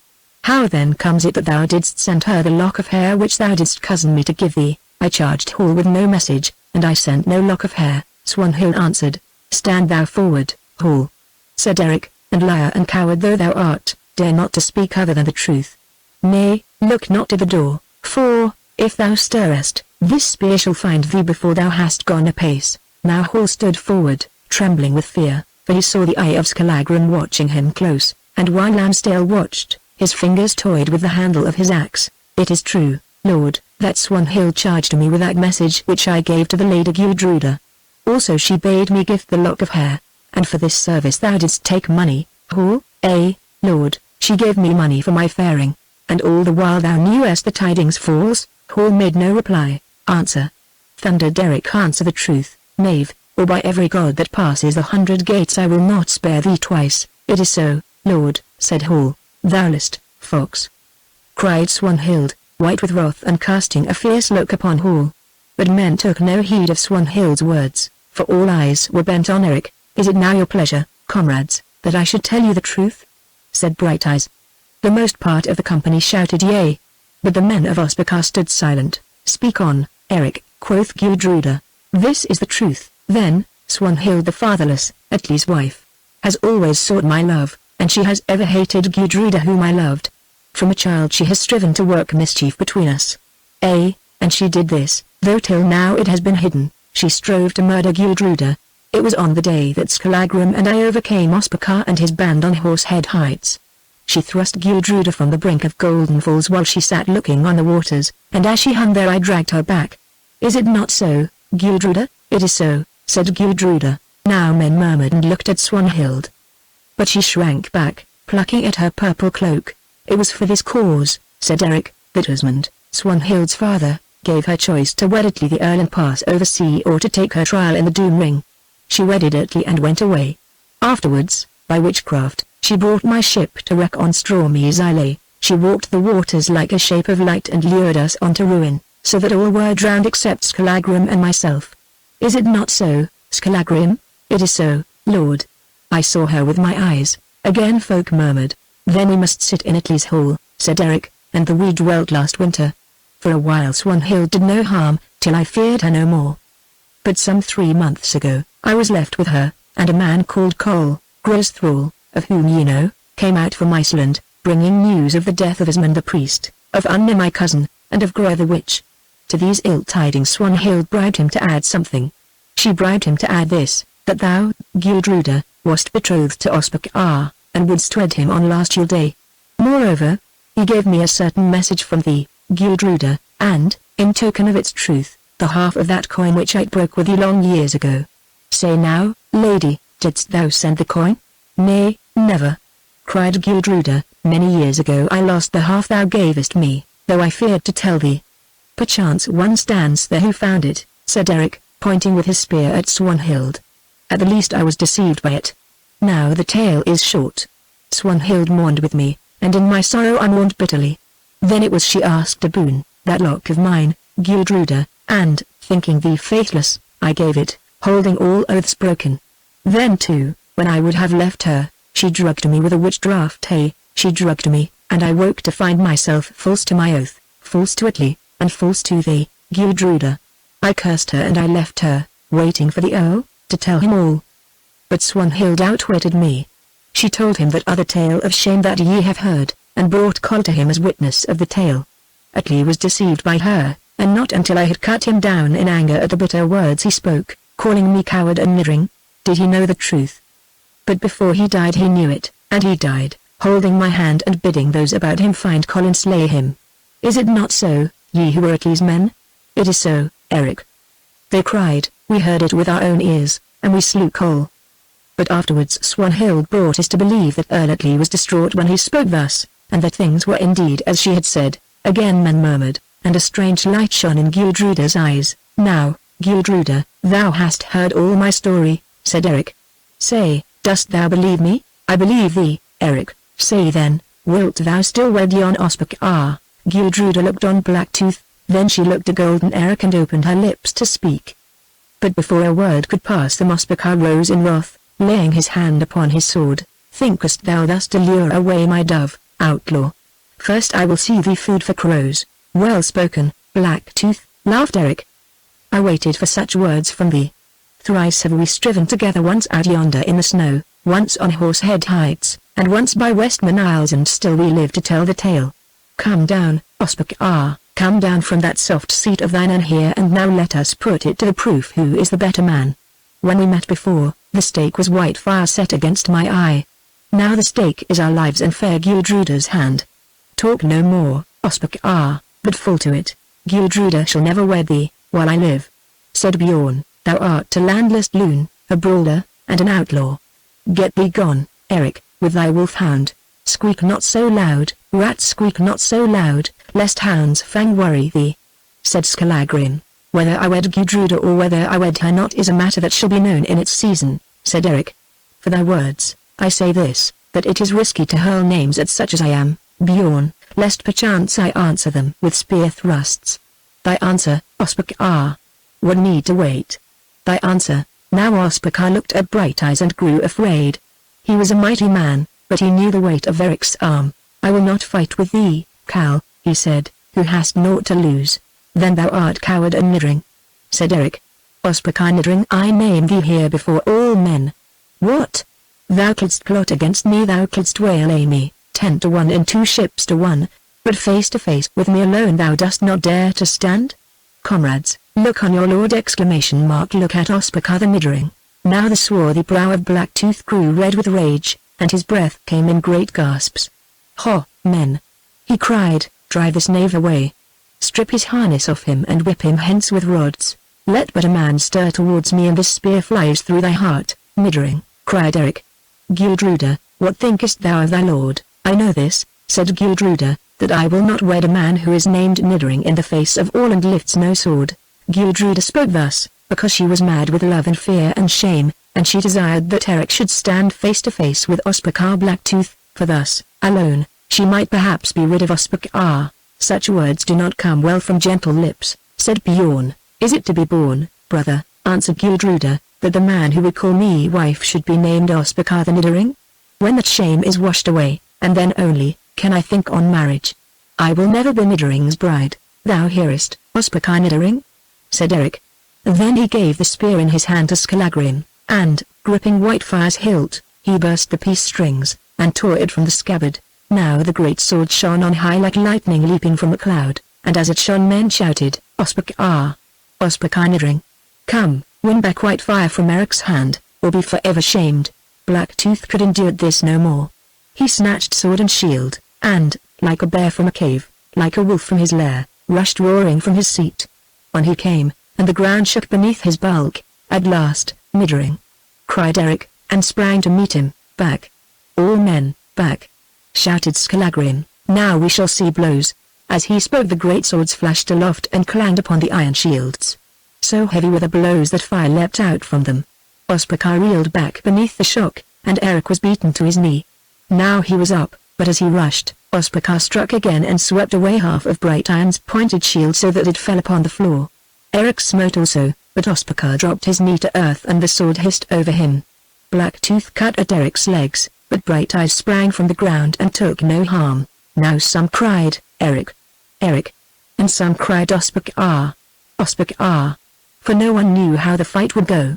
Gildruda sat watching in the high seat, and as blows fell her color came and went. Swanhild drew near, watching also, and she desired in her fierce heart to see Eric brought to shame and death, for, should he win, then Gildruda would be rid of Ospakar. Now by her side stood Gizur, Ospakar's son, and near to her was Bjorn. These two held their breath, for, if Eric conquered, all their plans were brought to nothing. Even as he sprang into the air, Eric smote down with all his strength. The blow fell on Ospakar's shield. It shore through the shield and struck on the shoulder beneath. But Blacktooth's spine was good, nor did the sword bite into it. Still the stroke was so heavy that Ospakar staggered back 4 paces beneath it, then fell upon the ground. Now folk raised a shout of Eric! Eric! For it seemed that Ospakar was sped. Brighteyes, too, cried aloud, then rushed forward. Now, as he came, Swanhild whispered neither word into the ear of Bjorn. By Bjorn's foot lay that half of Eric's shield which had been shorn away by the sword of Ospakar. Gildruda, watching, saw Bjorn push it with his shoe so that it slid before the feet of Brighteyes. His right foot caught on it, he stumbled heavily, stumbled again, then fell prone on his face, and, as he fell, stretched out his sword hand to save himself, so that white fire flew from his grasp. The blade struck its hilt against the ground, then circled in the air and fixed itself, point downwards, in the clay of the flooring. The hand of Ospakar rising from the ground smote against the hilt of white fire. He saw it. With a shout he cast his own sword away and clasped white fire. Away circled the sword of Ospakar, and of that cast this strange thing is told, false or true. Far in the corner of the hall lurked Thorna, she who had betrayed Skallagrim when he was named down, and she had come with a heavy heart to Midalhof in the company of Ospakar, but when she saw Skallagrim, her husband whom she had betrayed, and who had turned berserk because of her wickedness, shame smote her, and she crept away and hid herself behind the hangings of the hall. The sword sped along point first, it rushed like a spear through the air. It fell on the hangings, piercing them, piercing the heart of Thorna, who cowered behind them, so that with one cry she sank dead to earth, slain by her lover's hand. Now when men saw that Ospakar once more held white fire in his hand, white fire that Brighteyes had won from him, they called aloud that it was an omen. The sword of Blacktooth had come back to Blacktooth, and now Eric would surely be slain of it. Eric sprang from the ground. He heard the shouts and saw white fire blazing in Ospakar's hand. Now thou art weaponless, fly. Brighteyes, fly. Cried some. Gildruda's cheek grew white with fear, and for a moment Eric's heart failed him. Fly not. Roared Skallagrim. Bjorn tripped thee. Yet hast thou half a shield. Ospakar rushed on, and white fire flickered over Eric's helm. Down it came and shore one wing from the helm. Again it shone and fell, but Brighteyes caught the blow on his broken shield. Then, while men waited to see him slain, Eric gave a great war shout and sprang forward. Thou art mad! Shouted the folk. Ye shall see! Ye shall see! Screamed Skallagrim. Again Ospakar smote, and again Eric caught the blow, and behold! He struck back, thrusting with the point of the shorn shield straight at the face of Ospakar. Beck! Eagle, Beck! Cried Skallagrim. Once more white fire shone above him. Eric rushed in beneath the sword, and with all his mighty strength thrust the buckler point at Blacktooth's face. It struck fair and full, and lo! The helm of Ospakar burst asunder. He threw wide his giant arms, then fell as a pine falls upon the mountain edge. He fell back, and he lay still, but Eric, stooping over him, took white fire from his hand. Chapter 25. How the feast ended. For a moment there was silence in the hall, for men had known no such fight as this. Why, then, d'ye gape? Laughed Skallagrim, pointing with a spear. Dead is Ospakar! Slain by the swordless man. Eric Brighteyes hath slain Ospakar Blacktooth. Then there went up such a shout as never was heard in the hall of Midalhof. Now when Gildruda knew that Ospakar was sped, she looked at Eric as he rested, leaning on his sword, and her heart was filled with awe and love. She sprang from her seat, and, coming to where Brighteyes stood, she greeted him. Welcome to Iceland, Eric, she said. Welcome, thou glory of the south. Now Swanhild grew wild, for she saw that Eric was about to take Gildruda in his arms and kiss her before all men. Say, Bjorn, she cried, wilt thou suffer that this outlaw, having slain Ospakar, should lead Gildruda hence as wife? He shall never do so while I live, cried Bjorn, nearly mad with rage. This is my command, sister, that thou dost see Eric no more. Say, Bjorn, answered Gildruda, did I dream, or did I indeed see thee thrust the broken buckler before Eric's feet, so that he stumbled on it and fell? That thou sawest, lady, said Skallagrim, for I saw it also. Now Bjorn grew white in his anger. He did not answer Gildruda, but called aloud to his men to slay Eric and Skallagrim. Jizza called also to the folk of Ospakar, and Swanhild to those who came with her. Then Gildruda fled back to her seat. But Eric cried aloud also, Ye who love me, cleave to me. Suffer it not that Brighteyes be cut down of northerners and outland men. Hear me, Atli's folk, hear me, Carls of Coldback and of Midalhof. And so greatly did many love Eric that half of the thralls of Bjorn, and almost all of the company of Swanhild who had been Atli's shield men and Brighteyes' comrades, drew swords, shouting Eric, Eric. But the Carls of Ospakar came on to make an end of him. Bjorn saw, and, drawing sword, smote at Brighteyes, taking him unawares. But Skallagrim caught the blow upon his axe, and before Bjorn could smite again white fire was aloft and down fell Bjorn, dead. That was the end of Bjorn, Asmund's son. Thou hast squeaked thy last, rat. What did I tell thee? Cried Skallagrim. Take Bjorn's shield and back to back, lord, for here come foes. There goes one, answered Eric, pointing to the door. Now Hall of Liftdale slunk through the doorway hall, the liar, who cut the grapnel chain, for he wished to see the last of Skallagrim. But the bear's axe still held Eric's spear in his hand. He whirled it aloft, and it hissed through the air. The aim was good, for, as he crept away, the spear struck Hall between neck and shoulder, pinning him to the doorpost. And there the liar died. "Now the weasel is nailed to the beam," said Skallagrim. "Hall of Lithdale, what did I promise thee? Guard thy head and my back," quoth Eric. Blows fall. Now men smote at Eric and Skallagrim, nor did they spare to smite in turn. And as foes fell before him, Eric stepped one pace forward towards the door, and Skallagrim, who, back to back with him, held off those who pressed behind, took one step rearwards. Thus, a foe for every step, they won their way down a long hall. Fierce raged the fray around them, for, mid with hate and drink and the lust of fight, Swanhild's folk, Eric's friends, remembering the words of Atli, fell on Ospakar's, and the people of Bjorn fell on each other, brother on brother, and father on son, nor might the fray be stayed. The boards were overthrown, dead men lay among the meats and mead, and the blood of freeman, lord and thrall ran down the floor. Everywhere through the dusky hall glittered the sheen of flashing swords and rose the clang of war. Darts clove the air like tongues of flame, and the clamor of battle beat against the roof. Blinded of the Norns who brought these things to pass, men sought no mercy and they gave none, but smote and slew till few were left to slay. And still Gudruda sat in her bride seat, and, with eyes fixed in horror, watched the waxing of the war. Near to her stood Swanhild, marking all things with a fierce set face, and calling down curses on her folk, who one and all cried Eric, Eric, and swept the thralls of Ospakar as corn is swept of the sickle. And there, nigh to the door, pale of face and beautiful to see, golden Eric clove his way, and with him went black Skallagrim. Terrible was the flare of white fire as he flicked aloft like the levin in the cloud. Terrible was the flare of white fire, but more terrible was the light of Eric's eyes, for they seemed to flame in his head, and wherever that fire fell it lighted men the way to death. White fire sang and flickered, and crashed the axe of Skallagrim, and still through the press of war they won their way. Now Jesus stands before them, spear aloft, and white fire leaps up to meet him. Lo! He turns and flies. The coward son of Ospakar does not seek the fate of Ospakar. The door is won. They stand without but little harmed, while women wail aloud, "To horse!" cried Skallagrim, "To horse, ere our luck fail us." "There is no luck in this," gasped Eric, "for I have slain many men, and among them is Bjorn, the brother of her whom I would make my bride." "Better one such fight than many brides," said Skallagrim, shaking his red axe. "We have won great glory this day, Brighteyes, and Ospakar is dead, slain by a swordless man." Now Eric and Skallagrim ran to their horses, none hindering them, and, mounting, rode towards Mosfell. All that evening and all the night they rode, and at morning they came across the black sand to Mosfell slopes that are by the Hekla. Here they rested, and, taking off their armor, washed themselves in the stream, for they were very weary and foul with blood and wounds. When they had finished washing and had buckled on their harness again, Skallagrim, peering across the plain with his hawk's eyes, saw men riding fast towards them. "Foes are soon afoot, Lord," he said. "I thought we had stayed their hunger for a while. Would that I might stay mine," quoth Eric. "I am weary, and unfit for fight. I have still strength for one or two," said Skallagrim, "and then good night." "But these are no foes. They are of the Coldback folk.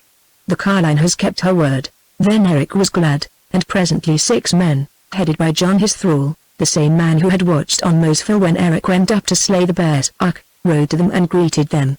"Beggar women," said John, whom they met at Ran River, had told them of the death of Ospakar, and of the great slaying at Midalhof, and they would know if the tidings were true. "It is true, John," said Eric. "But first give us food, if ye have it, for we are hungered and spent. When we have eaten we will speak." So they led up a pack horse and from it took stockfish and smoked meat, of which Eric and Skallagrim ate heartily, till their strength came back to them. Then Eric spoke. "Comrades," he said, "I am an outlawed man, and, though I have not sought it, much blood is on my head. Atli is dead at my hand, Ospakar is dead at my hand, Bjorn the priest, Asmund's son, is dead at my hand, and with them many another man. Nor may the matter stay here, for Gizur, Blacktooth's son, yet lives, and Bjorn has kin in the south, and Swanhild will buy friends with gold, and all these will set on me to slay me, so that at the last I die by the sword." "No need for that," said Skallagrim. "Our vengeance is wrought, and now, as before, the sea is open, and I think that a welcome awaits us in London." "Now Gudruda is widowed before she was fully wed," said Eric, "therefore I bide an outlawed man here in Iceland. I go hence no more, though it be death to stay, unless indeed Gudruda the fair goes with me, it will be death." "Then," said Skallagrim, "and the swords are forged that we shall feel." "The odds are too heavy, Lord." "Mayhap," answered Eric. "No man may flee his fate, and I shall not altogether grieve when mine finds me.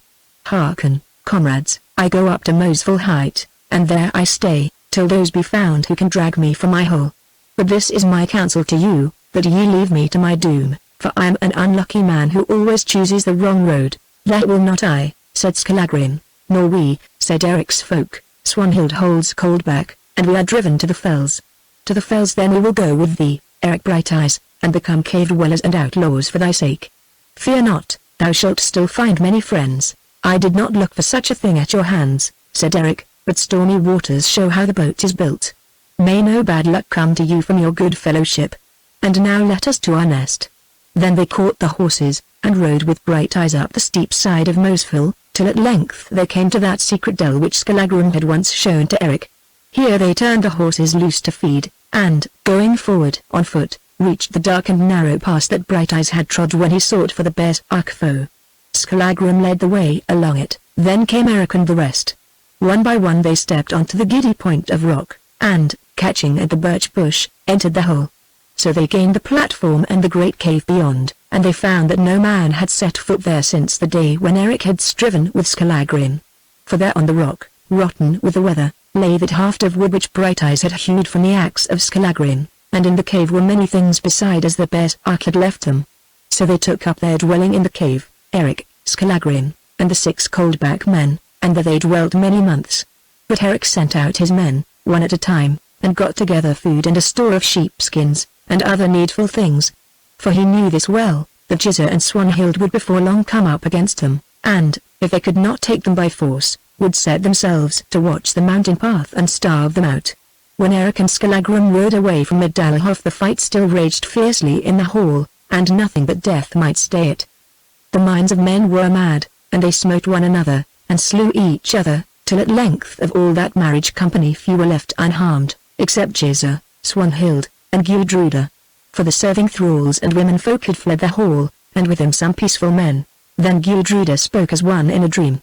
Sevuna's prophecy was true, she said. Red was the marriage feast of Asmund my father, redder has been the marriage feast of Ospak. She saw the hall of Midalhof one gore of blood, and lo! It is so. Look upon thy work, Swanhild, and she pointed to the piled up dead. Look upon thy work, witch sister, and grow fearful, for all this death is on thy head. Swanhild laughed aloud. I think it a merry sight, she cried. The marriage feast of Asmund our father was red, and thy marriage feast, Gudruda, has been redder. Would that thy blood and the blood of Eric ran with the blood of Bjorn and Ospak. That tale must yet be told, Gudruda. There shall be binding on of hell shoes at Midalhof, but I bind them not. My task is still to come, for I will live to fasten the hell shoes on the feet of Eric, and on thy feet, Gudruda. At the least, I have brought about this much, that thou canst scarcely wed Eric the outlaw, for with his own hand he slew Bjorn our brother, and because of this I count all that death as nothing. Thou canst not mate with Brighteyes, lest the wide wounds of Bjorn thy brother should take tongues and cry thy shame from sea to sea. Gudruda made no answer, but sat as one carved in stone. Then Swanhild spoke again. Let us away to the north, Gizur, that to gather strength to make an end of Eric. Say, wilt thou help us, Gudruda? The blood feud for the death of Bjorn is thine. Ye are enough to bring about the fall of one unfriended man, Gudruda said. Go, and leave me with my sorrow and the dead. Nay. Before thou goest, listen, Swanhild, for there is that in my heart which tells me I shall never look again upon thy face. From evil to evil thou hast ever gone, Swanhild, and from evil to evil thou wilt go. It may well chance that thy wickedness will win. It may well chance that thou wilt crown thy crimes with my slaying and the slaying of the man who loves me. But I tell thee this, traitorous murderess, as thou art, that here the tale ends not. Not by death, Swanhild, shalt thou escape the deeds of life.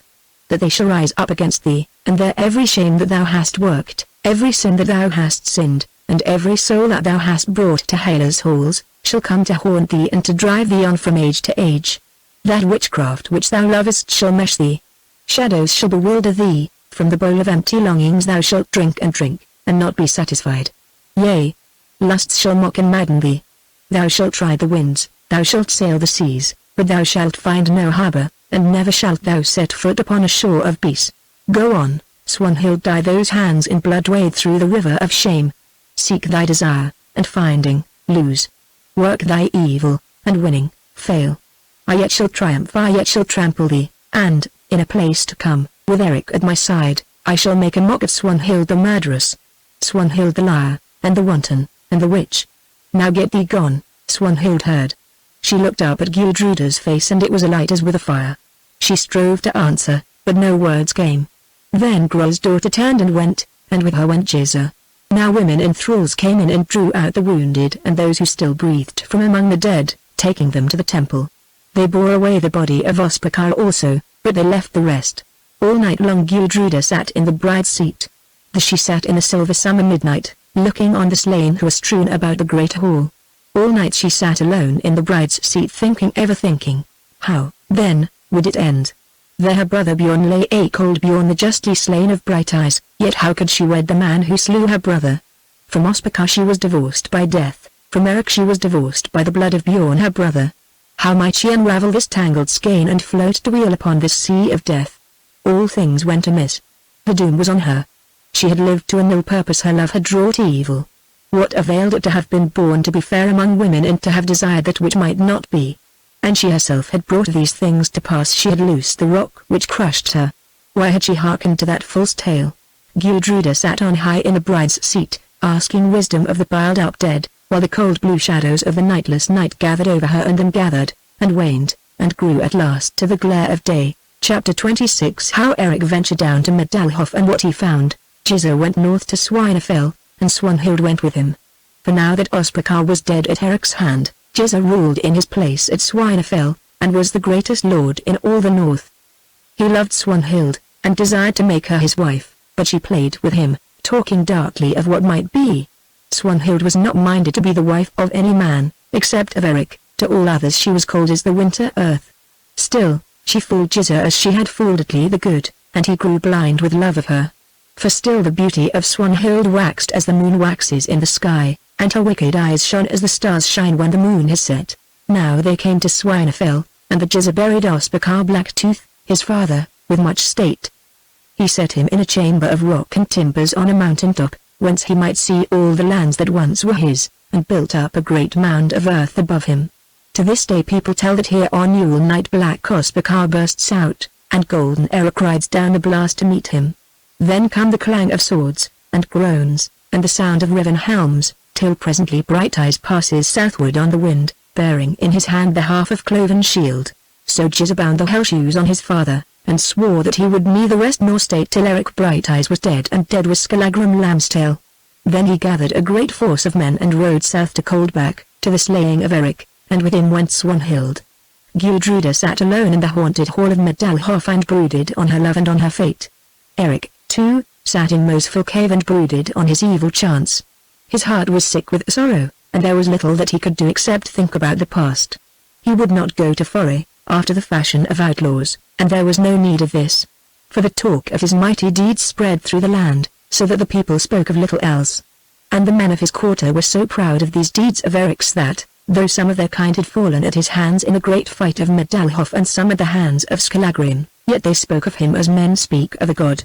Moreover they brought him gifts of food and clothing and arms, as many as his people could carry away, and laid them in a booth that is on the plain near the foot of Mosful, which thenceforth was named Ericsfell.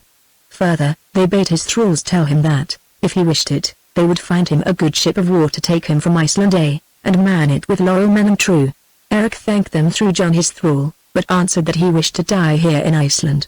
Now, when Eric had sat 2 months and more in Mosful cave and autumn was coming, he learned that Giza and Swanhild had moved down to Coldback, and with them a great company of men who were sworn to slay him. He asked if Gudruda the Fair had also gathered men for his slaying. They told him no, that Gudruda stayed with her thralls and women at Medalhof, mourning for Bjorn her brother. From these tidings Eric took some heart of hope, at the least Gudruda laid no blood feud against him. For he waited, thinking, if indeed she yet loved him, that Gudruda would send him some word or token of her love. But no word came, since between them ran the blood of Bjorn. On the morrow of these tidings Skallagrim spoke to Eric. This is my counsel, Lord, he said, that we ride out by night and fall on the folk of Giza at Coldback, and burn the stead over them, putting them to the sword. I am weary of sitting here like an eagle in a cage. Such is no counsel of mine, Scalagrin, answered Brighteyes. I am weary of sitting here, indeed, but I am yet more weary of bringing men to their death. I will shed no more blood, unless it is to save my own head. When the people of Giza came to seek me on Mosfell, they shall find me here, but I will not go to them. Thy heart is out of thee, Lord, said Scalagrin. Thou wast not wont to speak thus. Scalagrin, said Eric.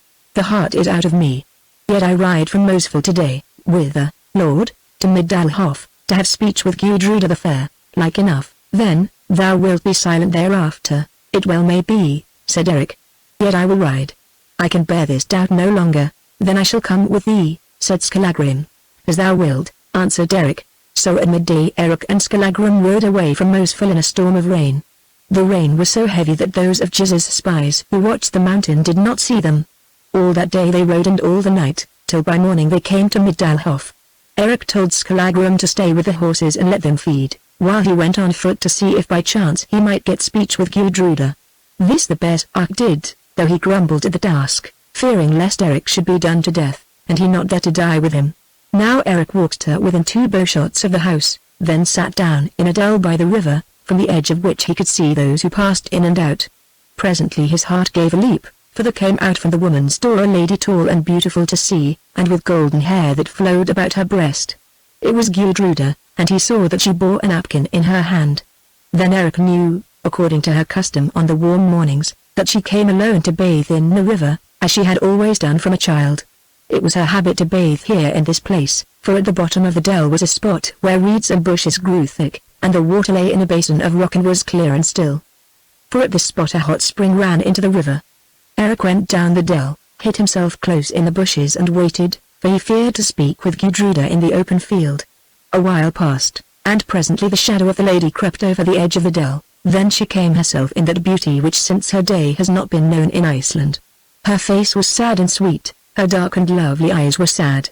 On she came, till she stood within a spear's length of where Eric lay, crouched in the bush, and looking at her through the hedge of reeds. Here a flat rock overhung the water, and Gudruda sat herself on this rock, and, shaking off her shoes, dipped her white feet in the water. Then suddenly she threw aside her cloak, baring her arms, and, gazing upon the shadow of her beauty in the mirror of the water, sighed and sighed again, while Eric looked at her with a bursting heart, for as yet he could find no words to say. Now she spoke aloud. Of what use to be so fair? She said. Oh, wherefore was I born so fair to bring death to many and sorrow on myself and him I love? And she shook her golden hair about her arms of snow, and, holding the napkin to her eyes, wept softly. But it seemed to Eric that between her sobs she called upon his name. Now Eric could no longer bear the sight of Gudruda weeping.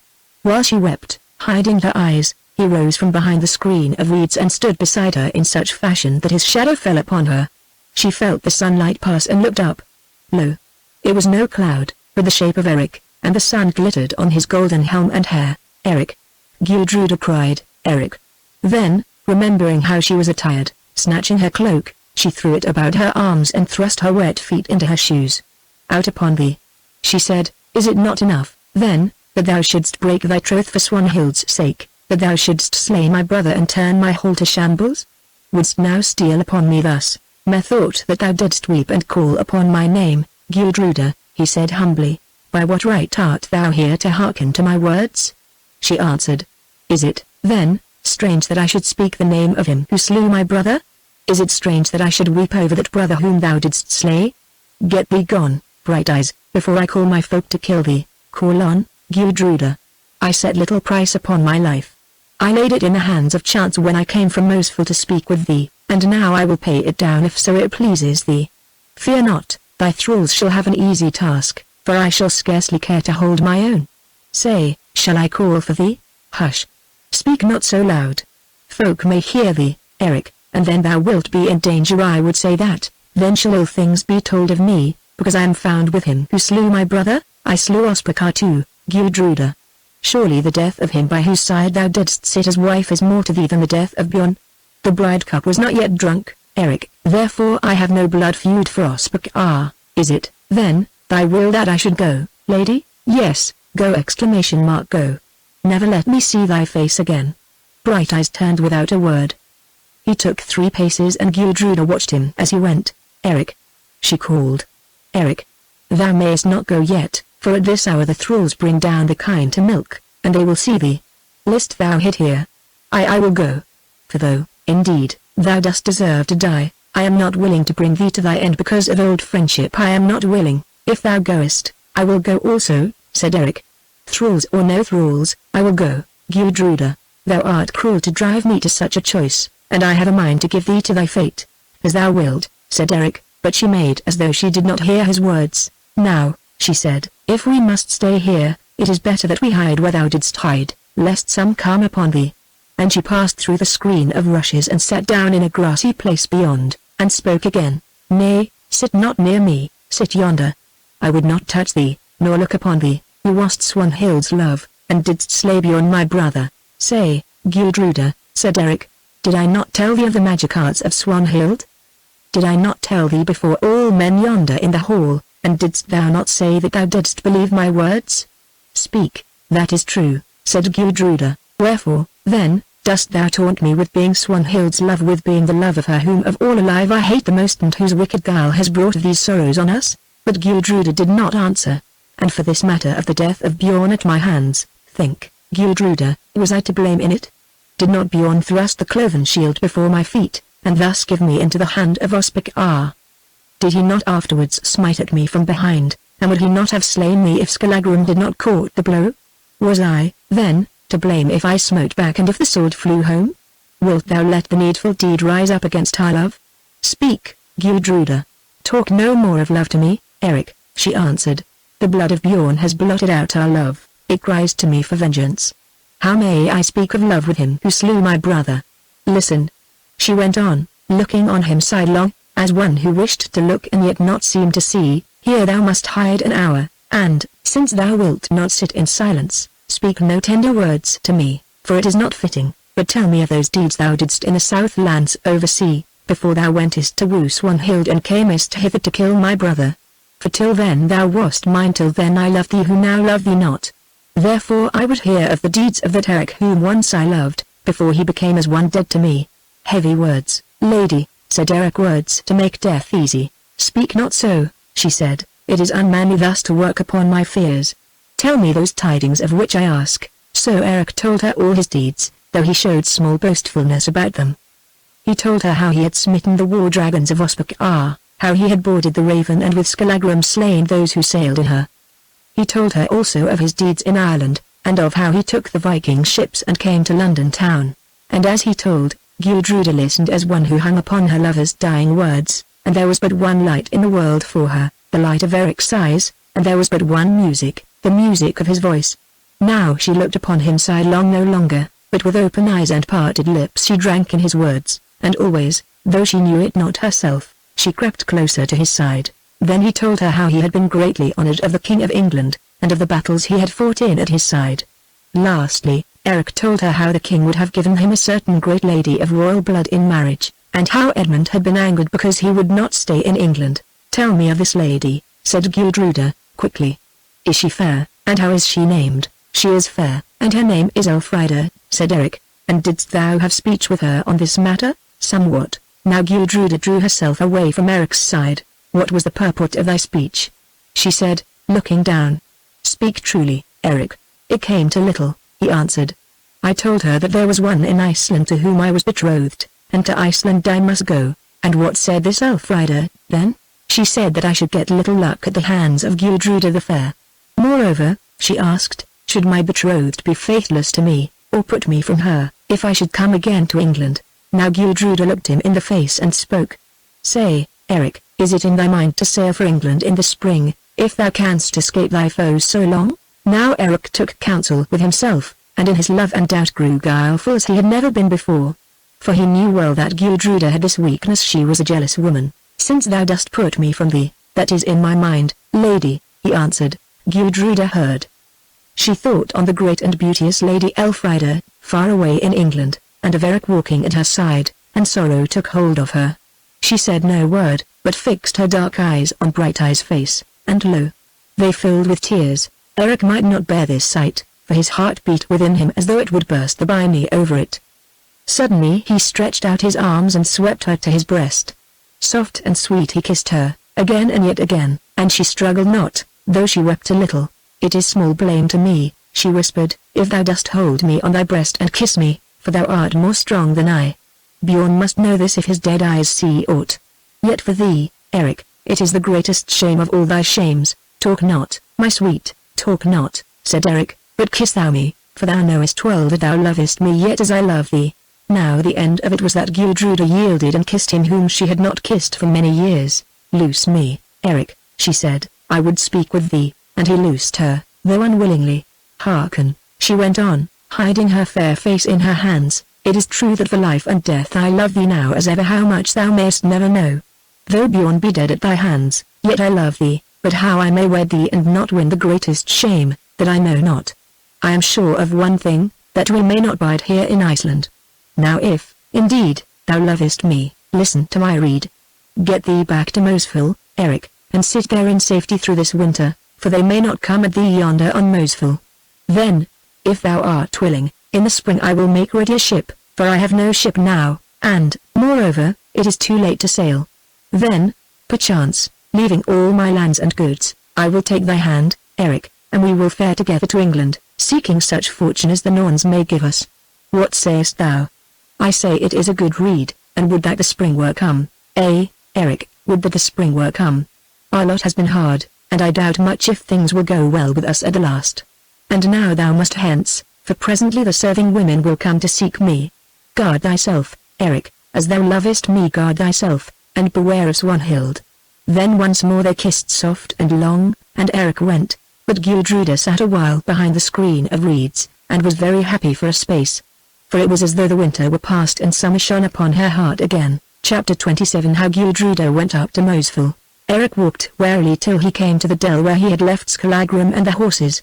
It was the same dell in which Gra had brewed the poison draught for Asmund the priest and Anna, Thurod's daughter. "What news, lord?"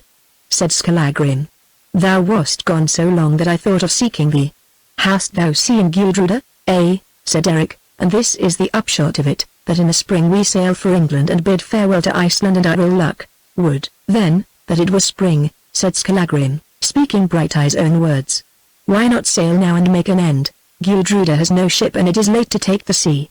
Also I think that she would let time go by because of the blood feud which she has against me for the death of Bjorn. I would rather risk these things than stay the winter through in Iceland," said Skallagrim. "It is long from now to spring, and yon wolf's den is cold lying in the dark months, as I know well." "There is light beyond the darkness," said Eric, and they rode away. Everything went well with them till late at night they came to the slopes of Mosfell. They were half asleep on their horses, being weary with much riding, and the horses were weary also.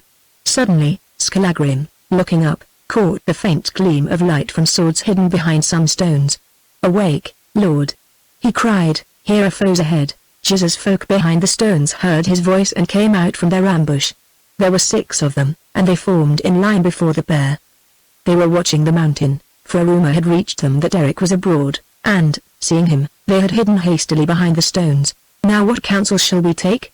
said Eric, drawing white fire. "We have often stood against men more than 6, and sometimes we have left more men than 6 to mark where we stood," answered Skallagrim. "It is my counsel that we ride at them." "So be it," said Eric, and he spurred his weary horse with his heels. Now when the 6 saw Eric and Skallagrim charge on them boldly, they wavered, and the end of it was that they broke and fled to either side before a blow was struck. For it had come to this pass, so great was the terror of the names of Eric Brighteyes and Skallagrim Lambstail, that no 6 men dared to stand before them in open fight. So the path being clear they rode on up the slope. But when they had gone a little way, Skallagrim turned his horse, and mocked those who had lain in ambush, saying, "Ye fight well, ye carles of Giza, Ospaka's son. Ye are heroes, surely. Say now, mighty men, will ye stand there if I come down alone against you?" At these words the men grew mad with wrath, and flung their spears. Skallagrim caught one on his shield and it fell to the earth, but another passed over his head and struck Eric on the left shoulder, near the neck, making a deep wound. Feeling the spear fast in him, Eric grasped it with his right hand, drew it forth, and turning, hurled it so hard, that the man before it got his death from the blow, for his shield did not serve to stay it. Then the rest fled. Skallagrim bound up Eric's wound as well as he could, and they went on to the cave. But when Eric's folk, watching above, saw the fight, they ran down and met him. Now the hurt was bad and Eric bled much. Still, within 10 days it healed up for the time. But a little while after Eric's wound was skinned over, the snows set in on Mosfell, and the days grew short and the nights long. Once Jesus' men to the number of 50 came halfway up the mountain to take it, but, when they saw how strong the place was, they feared, and went back, and after that returned no more, though they always watched the fell. It was very dark and lonesome there upon the fell. For a while Eric kept in good heart, but as the days went by he grew troubled. For since he was wounded this had come upon him, that he feared the dark, and the death of Atli at his hand and Atli's words weighed more and more upon his mind. They had no candles on the fell, yet, rather than stay in the blackness of the cave, Eric would wrap sheepskins about him and sit by the edge of that gulf down which the head of the bear's ark had foretold his fall, and look out at the wide plains and fells and ice mountains, gleaming in the silver shine of the northern lights or in the white beams of the stars. It chanced that Eric had bidden the men who stayed with him to build a stone hut upon the flat space of rock before the cave, and to roof it with turfs. He had done this that work might keep them in heart, also that they might have a place to store such goods as they had gathered. Now there was one stone lying near that no 2 men of their number could move, except Skallagrim and one other. One day, while it was light, Eric watched these 2 rolling the stone along to where it must stand, and it was slow work. Presently they stayed to rest. Then Eric came and putting his hands beneath the stone, lifted, and while men wondered, he rolled the mass alone, to where it should be set as the cornerstone of the hut. "Ye are all children," he said, and laughed merrily. When we set our strength against thine, Lord," answered Skallagrim, "but look, the blood runs from thy neck, the spear wound has broken out afresh." "So it is, surely," said Eric. Then he washed the wound and bound it up, thinking little of the matter. But that night, according to his custom, Eric sat on the edge of the gulf and looked at the winter lights as they played over Hekla's snows. He was sad and heavy at heart, for he thought of Gudruda and wondered much if they should live to wed. Remembering Atli's words, he had little faith in his good luck. Now as Eric sat and thought, the bandage on his neck slipped, so that the hurt bled, and the frost got hold of the wound and froze it, and froze his long hair to it also, in such fashion that when he went to the cave where all men slept, he could not loose his hair from the sore, but lay down with it frozen to him. On the morrow the hair was caked so fast about his neck that it could only be freed by shearing it. But this Eric would not suffer. None, he said, should shear his hair, except Gudruda. Thus he had sworn, and when he broke the oath misfortune had come of it. He would break that vow no more, if it cost him his life. For sorrow and his ill luck had taken so great a hold of Eric's mind that in some ways he was scarcely himself.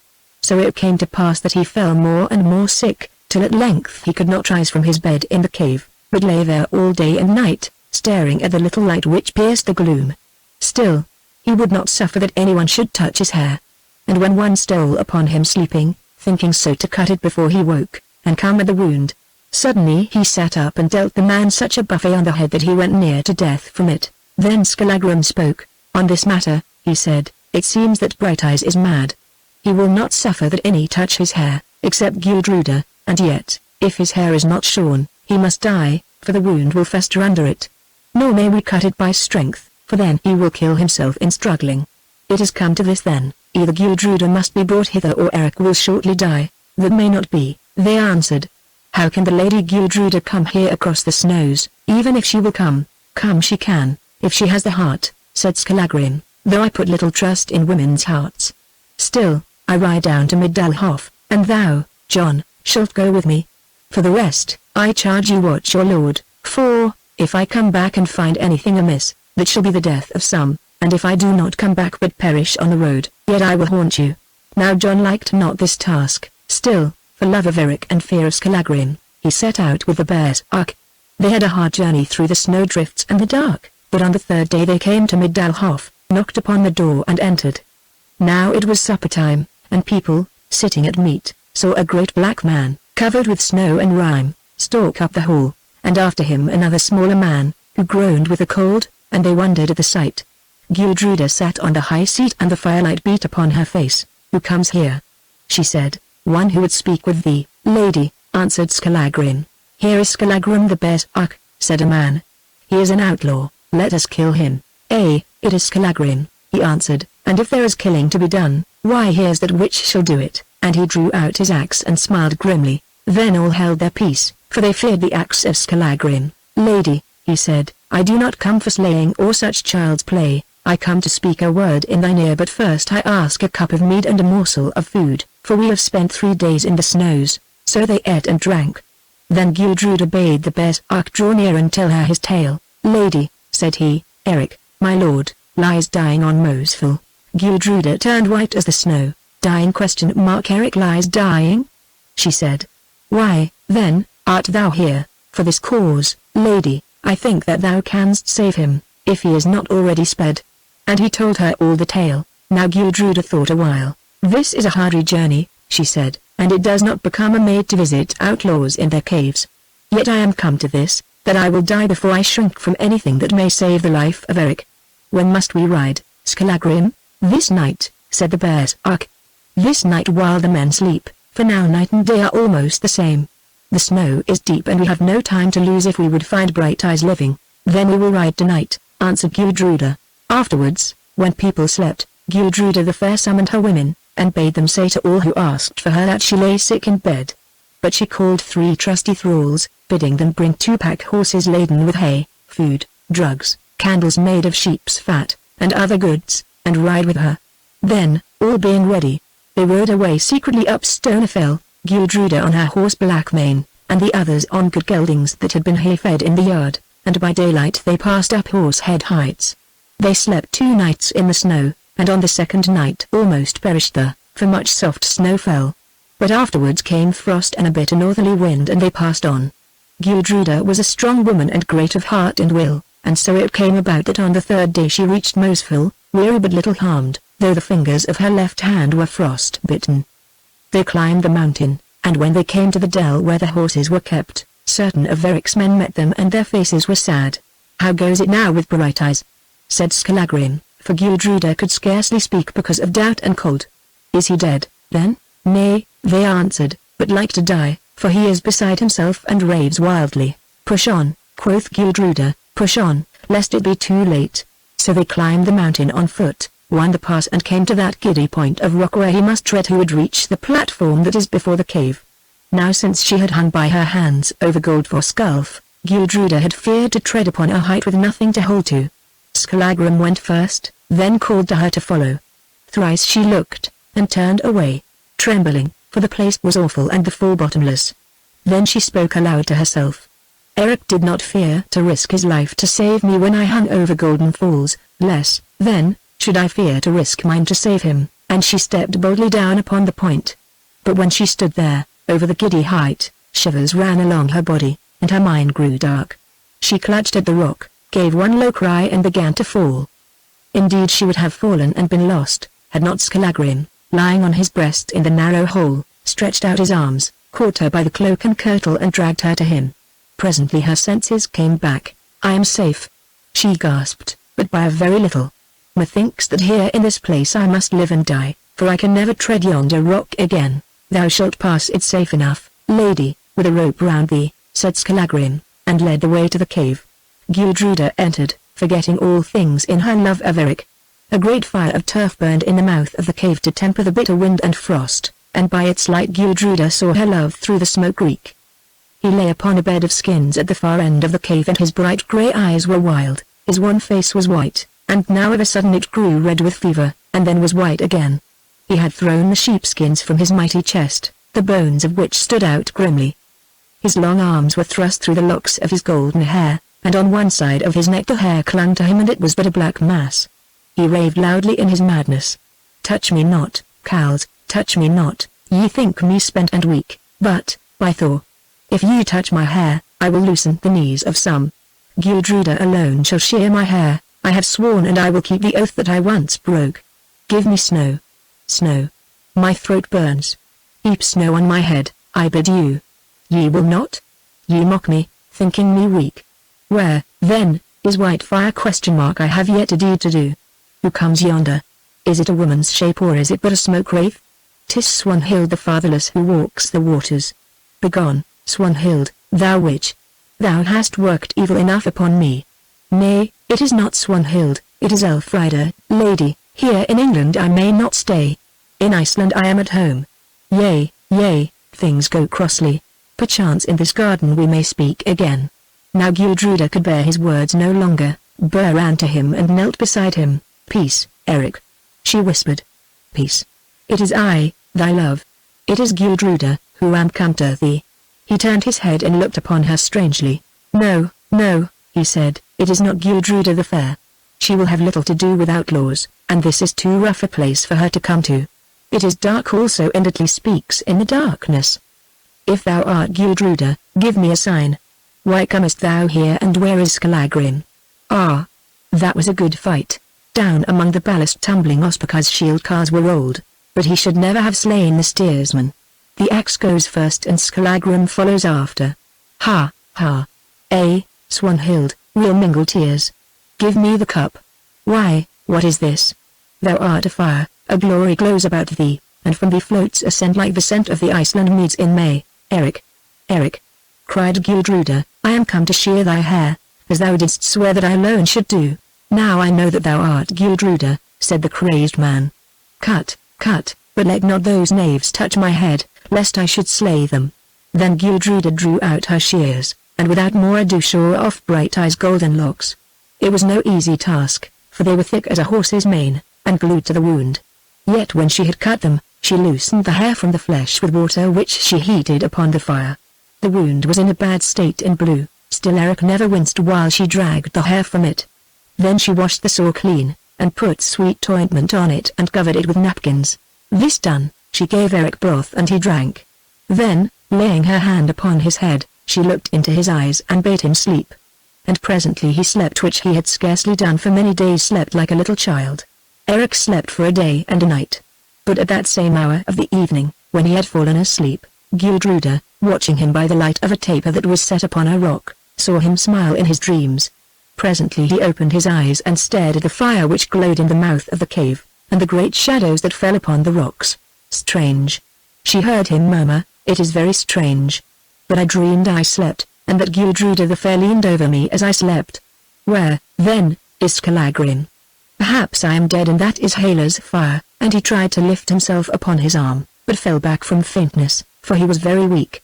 Then Gudruda took his hand, and, leaning over him, spoke. Hush, Erik. She said, that was no dream, for I am here. Thou hast been sick to death, Erik, but now, if thou wilt rest, things shall go well with thee. Thou art here? Said Erik, turning his white face towards her. Do I still dream, or how comest thou here to Mosfell, Gudruda? I came through the snows, Erik, to cut thy hair, which clung to the festering wound, for in thy madness thou wouldst not suffer anyone to touch it. Thou camest through the snows over the snows to nurse me, Gudruda? Thou must love me much then, and he was so weak that, as he spoke, the tears rolled down Erik's cheeks. Then Gudruda kissed him, weeping also, and, laying her face by his, bade him be at peace, for she was there to watch him. Chapter 28 How Swanhild won tidings of Erik. Now Erik's strength came back to him and his heart opened in the light of Gudruda's eyes like a flower in the sunshine. For all day long she sat at his side, holding his hand and talking to him, and they found much to say. But on the 5th day from the day of his awakening she spoke thus. Erik, now I must go back to Midalhof. Thou art safe and it is not well that I should stay here. Not yet, Gudruda, he said, leave me not yet. Yes, love, I must leave thee. The moon is bright, the sky has cleared, and the snow is hard with frost and fit for the hoofs of horses. I must go before more storms come. Listen now, in the 2nd week of spring, if all is well, I will send thee a messenger with words of token, then shalt thou come down secretly to Midalhof, and there, Erik, we will be wed. Then, on the next day, we will sail for England in a trading ship that I shall get ready, to seek our fortune there. It will be a good fortune if thou art by my side, said Erik, so good that I doubt greatly if I may find it, for I am Erik the unlucky. Swanhild must yet be reckoned with, Gudruda. Yes, thou art right, thou must go hence, Gudruda, and swiftly, though it grieves me much to part with thee. Then Erik called Skallagrim and bade him make things ready to ride down to Midalhof with the Lady Gudruda. This Skallagrim did swiftly, and afterwards Erik and Gudruda kissed and parted, and they were sad at heart to part. Now on the 5th day after the going of Gudruda, Skallagrim came back to Mosfell somewhat cold and weary. And he told Erik, who could now walk and grew strong again, that he and John had ridden with Gudruda the Fair to Horsehead Heights, seeing no man, and had left her there to go on with her thralls. He had come back also seeing no one, for the weather was too cold for the men of Giza to watch the fell in the snows. Now Gudruda came safely to Middelhof, having been 11 days gone, and found that few had visited the house, and that these had been told that she lay sick abed. Her secret had been well kept, and, though Swanhild had no lack of spies, many days went by before she learned that Gudruda had gone up to Mosfell to nurse Erik. After this Gudruda began to make ready for her flight from Iceland. She called in the moneys that she had out at interest, and with them bought from a certain chapman a good trading ship which lay in its shed under the shelter of Westman Isles. This ship she began to make ready for sea so soon as the heart of the winter was broken, putting it about that she intended to send her on a trading voyage to Scotland in the spring. And also to give colour to this tale she bought many pelts and other goods, such as chapmen deal in. Thus the days passed on not so badly for Gudruda, who strove to fill their emptiness in making ready for the full and happy time, but for Erik in his cave they were very heavy, for he could find nothing to do except to sleep and eat, and think of Gudruda, whom he might not see. For Swanhild also, sitting at Coldback, the days did not go well. She was weary of the courting of Giza, whom she played with as a cat plays with a rat, and her heart was sick with love, hate, and jealousy. For she well knew that Gudruda and Erik still clung to each other and found means of greeting, if not of speech. At that time she wished to kill Erik if she could, though she would rather kill Gudruda if she dared. Still, she could not come at Erik, for her men feared to try the narrow way of Mosfell, and when they met him in the open they fled before him. Presently it came to her ears that Gudruda made a ship ready to sail to Scotland on a trading voyage, and she was perplexed by this tale, for she knew that Gudruda had no love of trading and never thought of gain. So she set spies to watch the ship. Still, the slow days drew on, and at length the air grew soft with spring, and flowers showed through the snow. Erik sat in his mountain nest waiting for tidings, and watched the nesting eagles wheel about the cliffs. At length the news came. For one morning, as he rose, Skallagrim told him that a man wanted to speak with him. He had come to the mountain in the darkness, and had lain in a dell till the breaking of the light, for, now that the snows were melting, the men of Giza and Swanhild watched the ways. Erik bade them bring the man to him.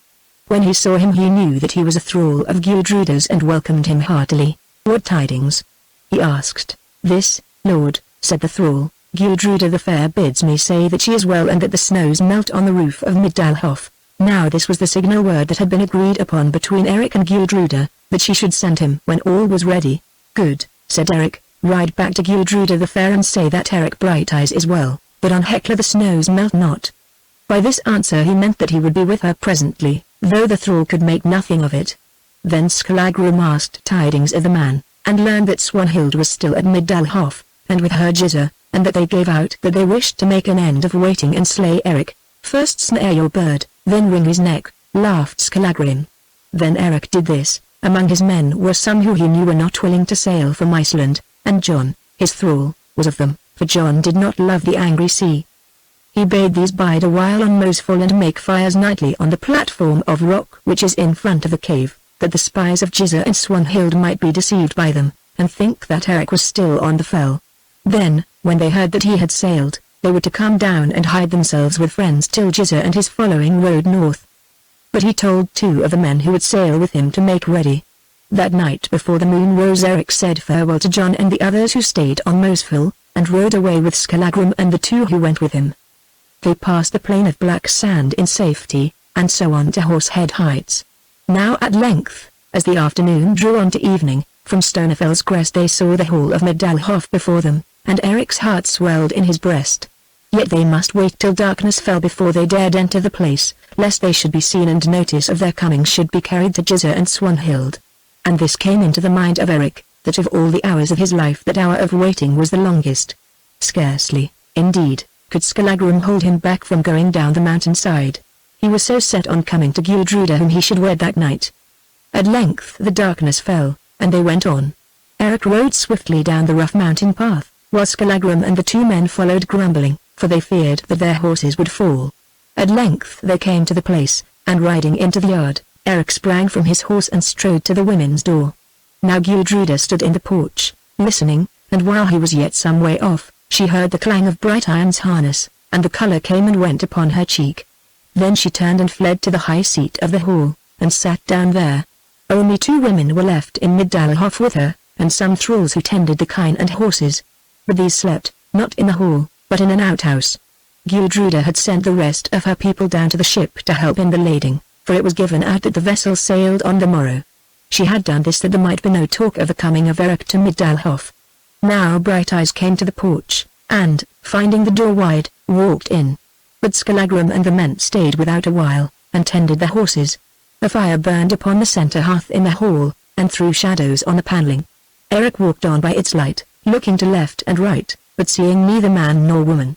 Then a great fear took him lest Gudruda should be gone, or perhaps slain of Swanhild, Groll's daughter, and he trembled at the thought. He stood by the fire, and Gudruda, watching from the shadow of the high seat, saw the dull light glow upon his golden helm, and a sigh of joy broke from her lips. Erik heard the sigh and looked, and as he looked a stick of pitchy driftwood fell into the fire and flared up fiercely. Then he saw. There, in the carved high seat, robed all in bridal white, sat Gudruda the fair, his love. Her golden hair flowed about her breast, her white arms were stretched towards him, and on her sweet face shone such a look of love as he had never seen. "Erik," she whispered softly, and the breath of her voice ran down the empty panelled hall, that from all sides seemed to answer, "Erik." Slowly he drew near to her. He saw nothing but the glory of Gudruda's face and the light shining on Gudruda's hair. He heard nothing save the sighing of her breath. He knew nothing except that before him sat his fair bride, one after many years. Now he had climbed the high seat, and now, wrapped in each other's arms, they sat and gazed into each other's eyes, and lo! The air of the great hall rolled round them a sea of glory, and sweet voices whispered in their ears. Now Freya smiled upon them and led them through her gates of love, and they were glad that they had been born. Thus then they were wed. Now the story tells that Swanhild spoke with Gizur, Ospakar's son, in the house at Kolbak. "I tire of this slow play," she said. "We have tarried here for many weeks, and Atli's blood yet cries out for vengeance, and cries for vengeance the blood of Black Ospakar, thy father, and the blood of many another, dead at Great Eric's hand. I tire also," said Gizur, "and I am much needed in the north. I say this to thee, Swanhild, that, hadst thou not so strictly laid it on me that Erik must die ere thou weddest me, I had flitted back to Swinefell before now, and there bided my time to bring Brighteyes to his end. I will never wed thee, Gizur, till Erik is dead," said Swanhild fiercely. "How shall we come at him then?" He answered. "We may not go up that mountain path, for 2 men can hold it against all our strength, and folk do not love to meet Erik and Skallagrim in a narrow way. The place has been badly watched," said Swanhild. "I am sure of this, that Erik has been down to Middelhof and seen Gudruda, my half-sister. She is shameless, who still holds commune with him who slew her brother and my husband. Death should be her reward, and I am minded to slay her because of the shame that she has brought upon our blood. That is a deed which thou wilt do alone, then," said Gizur, "for I will have no hand in the murder of that fair maid, no, nor will any who live in Iceland." Swanhild glanced at him strangely. "Hearken, Gizur," she said, "Gudruda makes a ship ready to sail with goods to Scotland and bring a cargo thence before winter comes again. Now I find this strange, for never before did I know Gudruda turn her thoughts to trading. I think that she has it in her mind to sail from Iceland with this outlaw Erik, and seek a home overseas, and that I will not bear." "It may be," said Gizur, "and I should not be sorry to see the last of Brighteyes, for I think that more men will die at his hand before he stiffens in his barrow." "Thou art cowardly-hearted, thou son of Ospakar," Swanhild said. "Thou sayest thou lovest me and wouldest win me to wife. I tell thee that there is but one road to my arms, and it leads over the corpse of Erik. Now this is my counsel, that we send the most of our men to watch that ship of Gudruda's, and, when she lifts anchor, to board her and search, for she is already bound for sea. Also among the people here I have a carle who was born near Hekla, and he swears this to me, that, when he was a lad, searching for an eagle's eyrie, he found a path by which Mosfell might be climbed from the north, and that in the end he came to a large flat place, and, looking over, saw that platform where Erik dwells with his thralls. But he could not see the cave, because of the overhanging brow of the rock. Now we will do this, thou and I, and the carle alone no more, for I do not wish that our search should be noised abroad tomorrow at the dawn. We will ride away from Mosfell, and, passing under Hekla, come round the mountain and see if this path may still be scaled. For, if so, we will return with men and make an end of Brighteyes." This plan pleased Gizur, and he said that it should be so.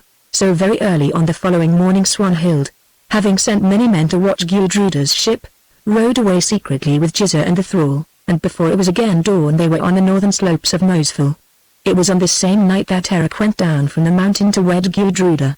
For a while the climbing was easy, but at length they came to a great wall of rock, 100 fathoms high, on which no fox might find a foothold, nor anything that had not wings. "Here now is an end of our journey," said Jizza, "and I only pray this, that Eric may not ride round the mountain before we are down again."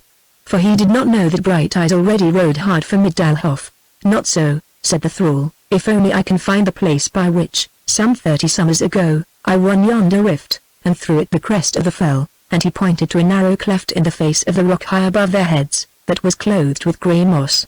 Then he moved to the right and searched, peering behind stones and birch bushes, till presently he held up his hand and whistled. They passed along the slope and found him standing by a little stream of water which welled from beneath a great rock. "Here is the place," the man said. "I see no place," answered Swanhild. "Still, it is there, lady," and he climbed onto the rock, drawing her after him. At the back of it was a hole, almost overgrown with moss.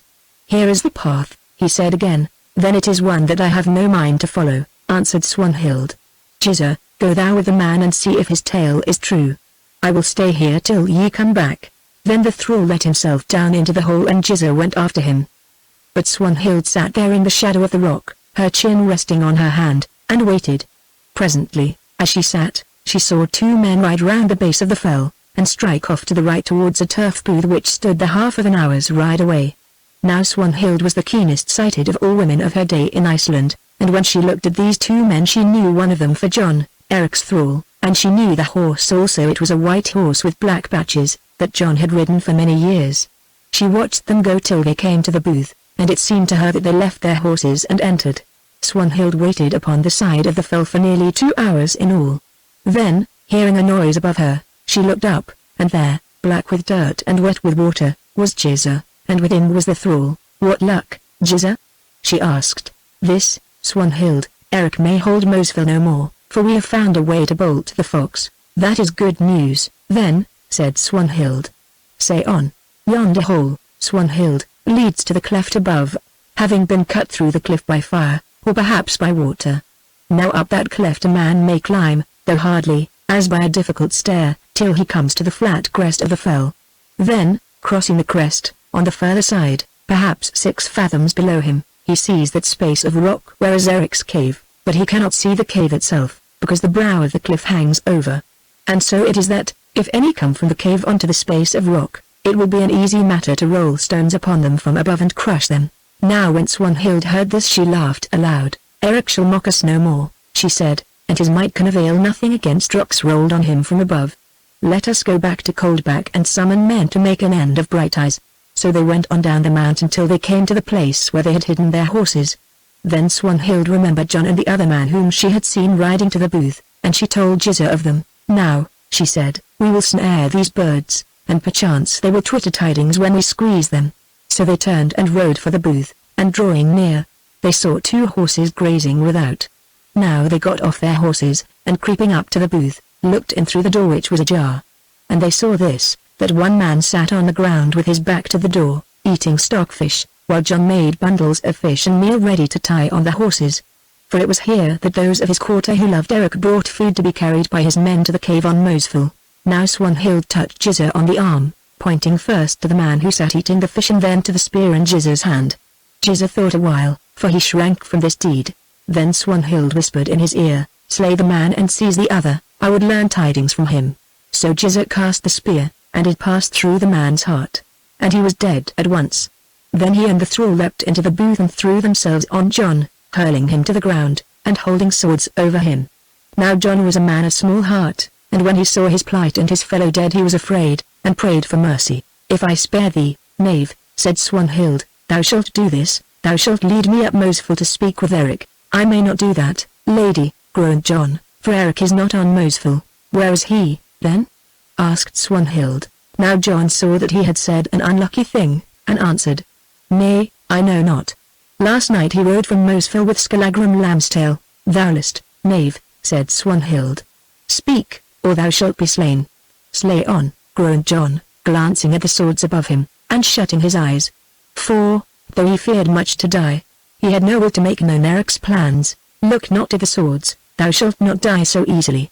Hearken, speak, and speak truly, or thou shalt seek Hela's lap after this fashion, and, bending down, she whispered in his ear, then laughed aloud.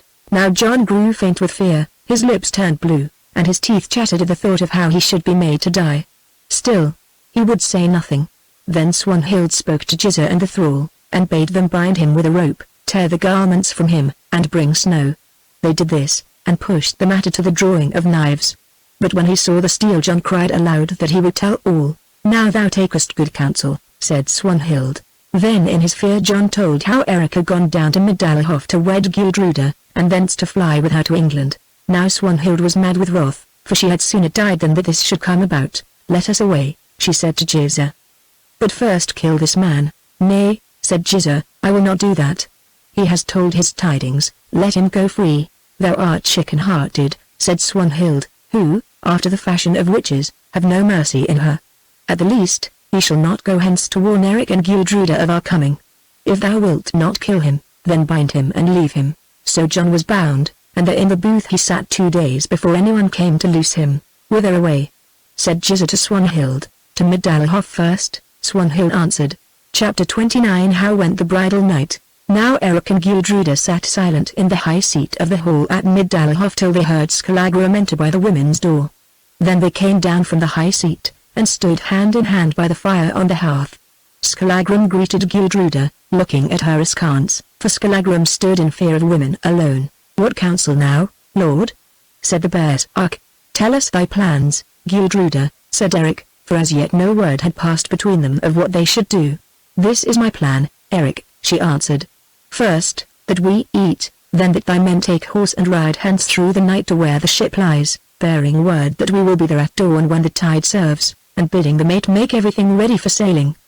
But thou and I and Skallagrim will stay here till tomorrow is 3 hours old, and this because I have tidings that Gizzer's folk will search the ship tonight. Now, when they search and do not find us, they will go away.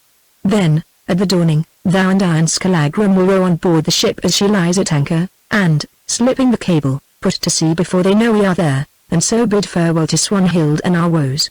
Yet it is a risk for us to sleep here alone, said Eric. There is little danger, said Gudruda. Nearly all of Gizzer's men watch the ship, and I have learned this from a spy, that, 2 days ago, Gizzer, Swanhild, and one thrall rode from Coldback towards Mosfell, and they have not come back yet. Moreover, the place is strong, and thou and Skallagrim are here to guard it. So be it, then, answered Eric, for indeed he had little thought left for anything, except Gudruda.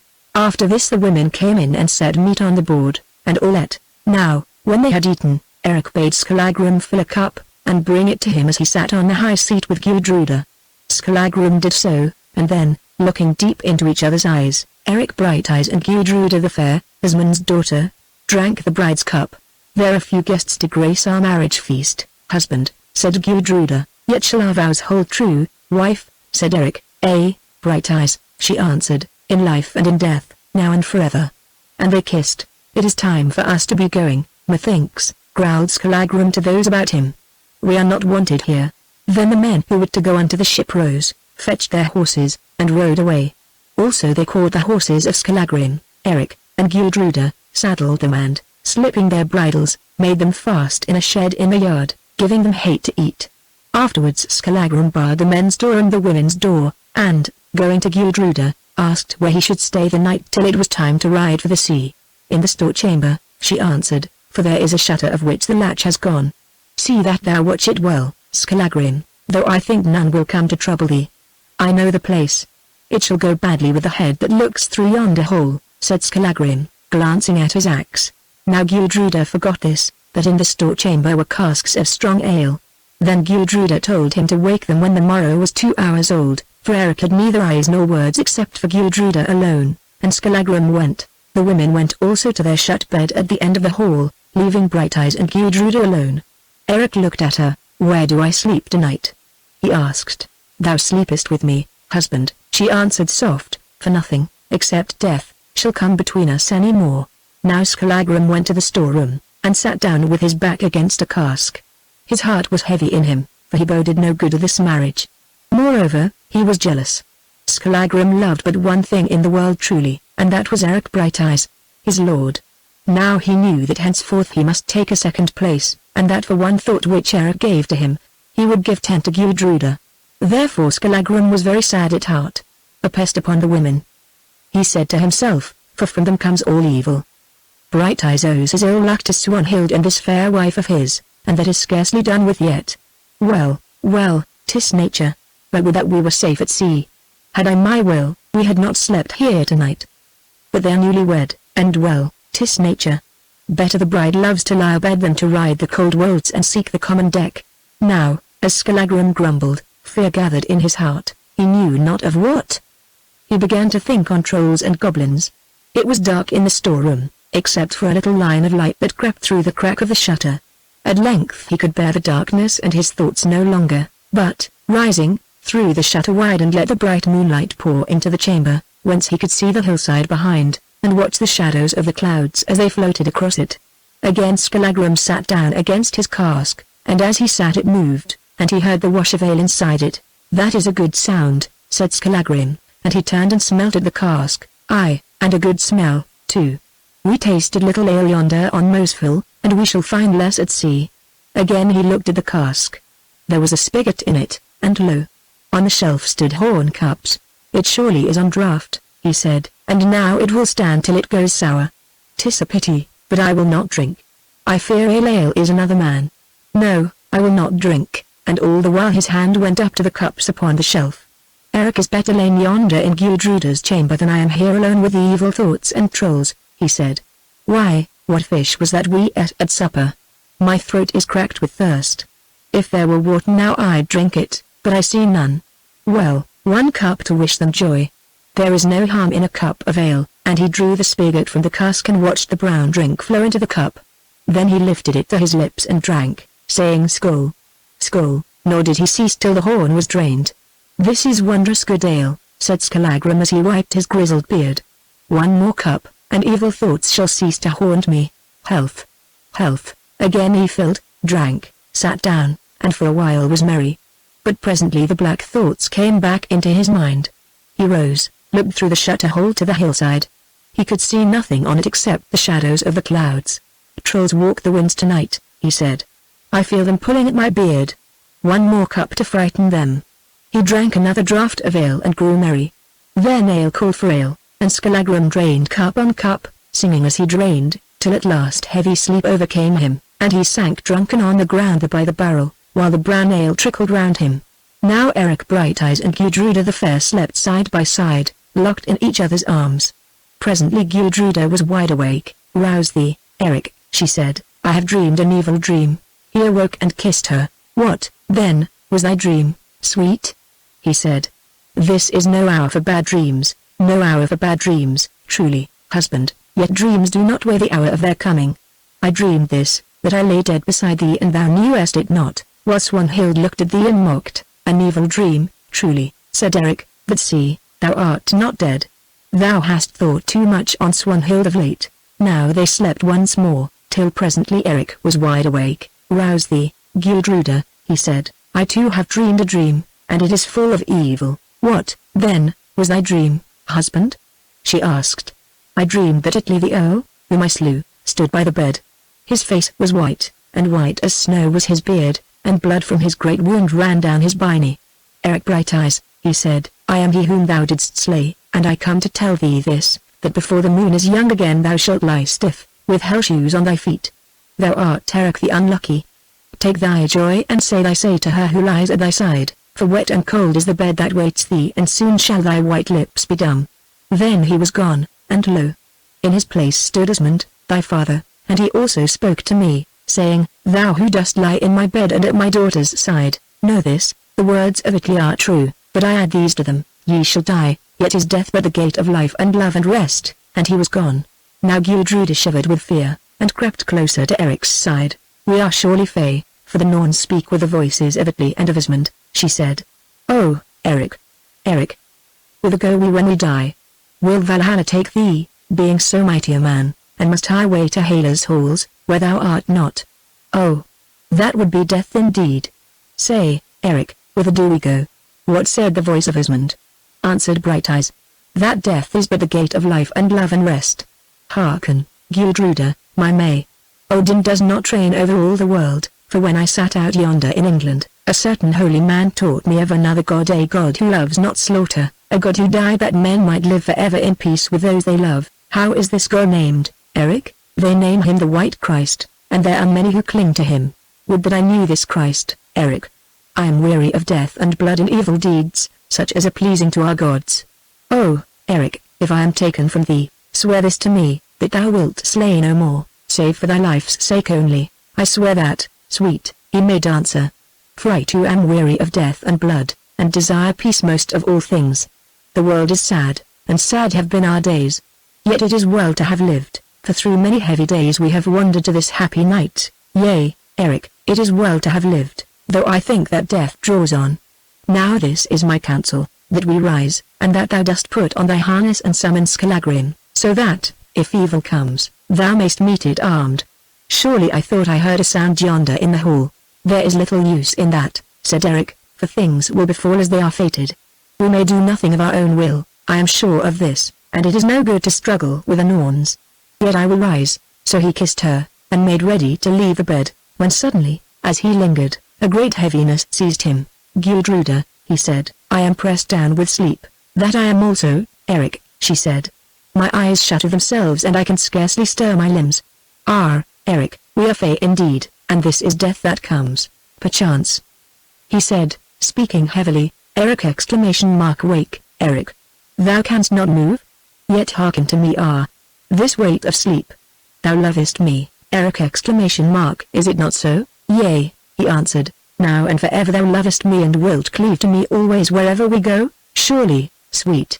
Oh, sweet, farewell. He said, and his voice sounded like the voice of one who speaks across the water. Farewell, Eric! My love, farewell. She answered very slowly, and together they sank into a sleep that was heavy as death.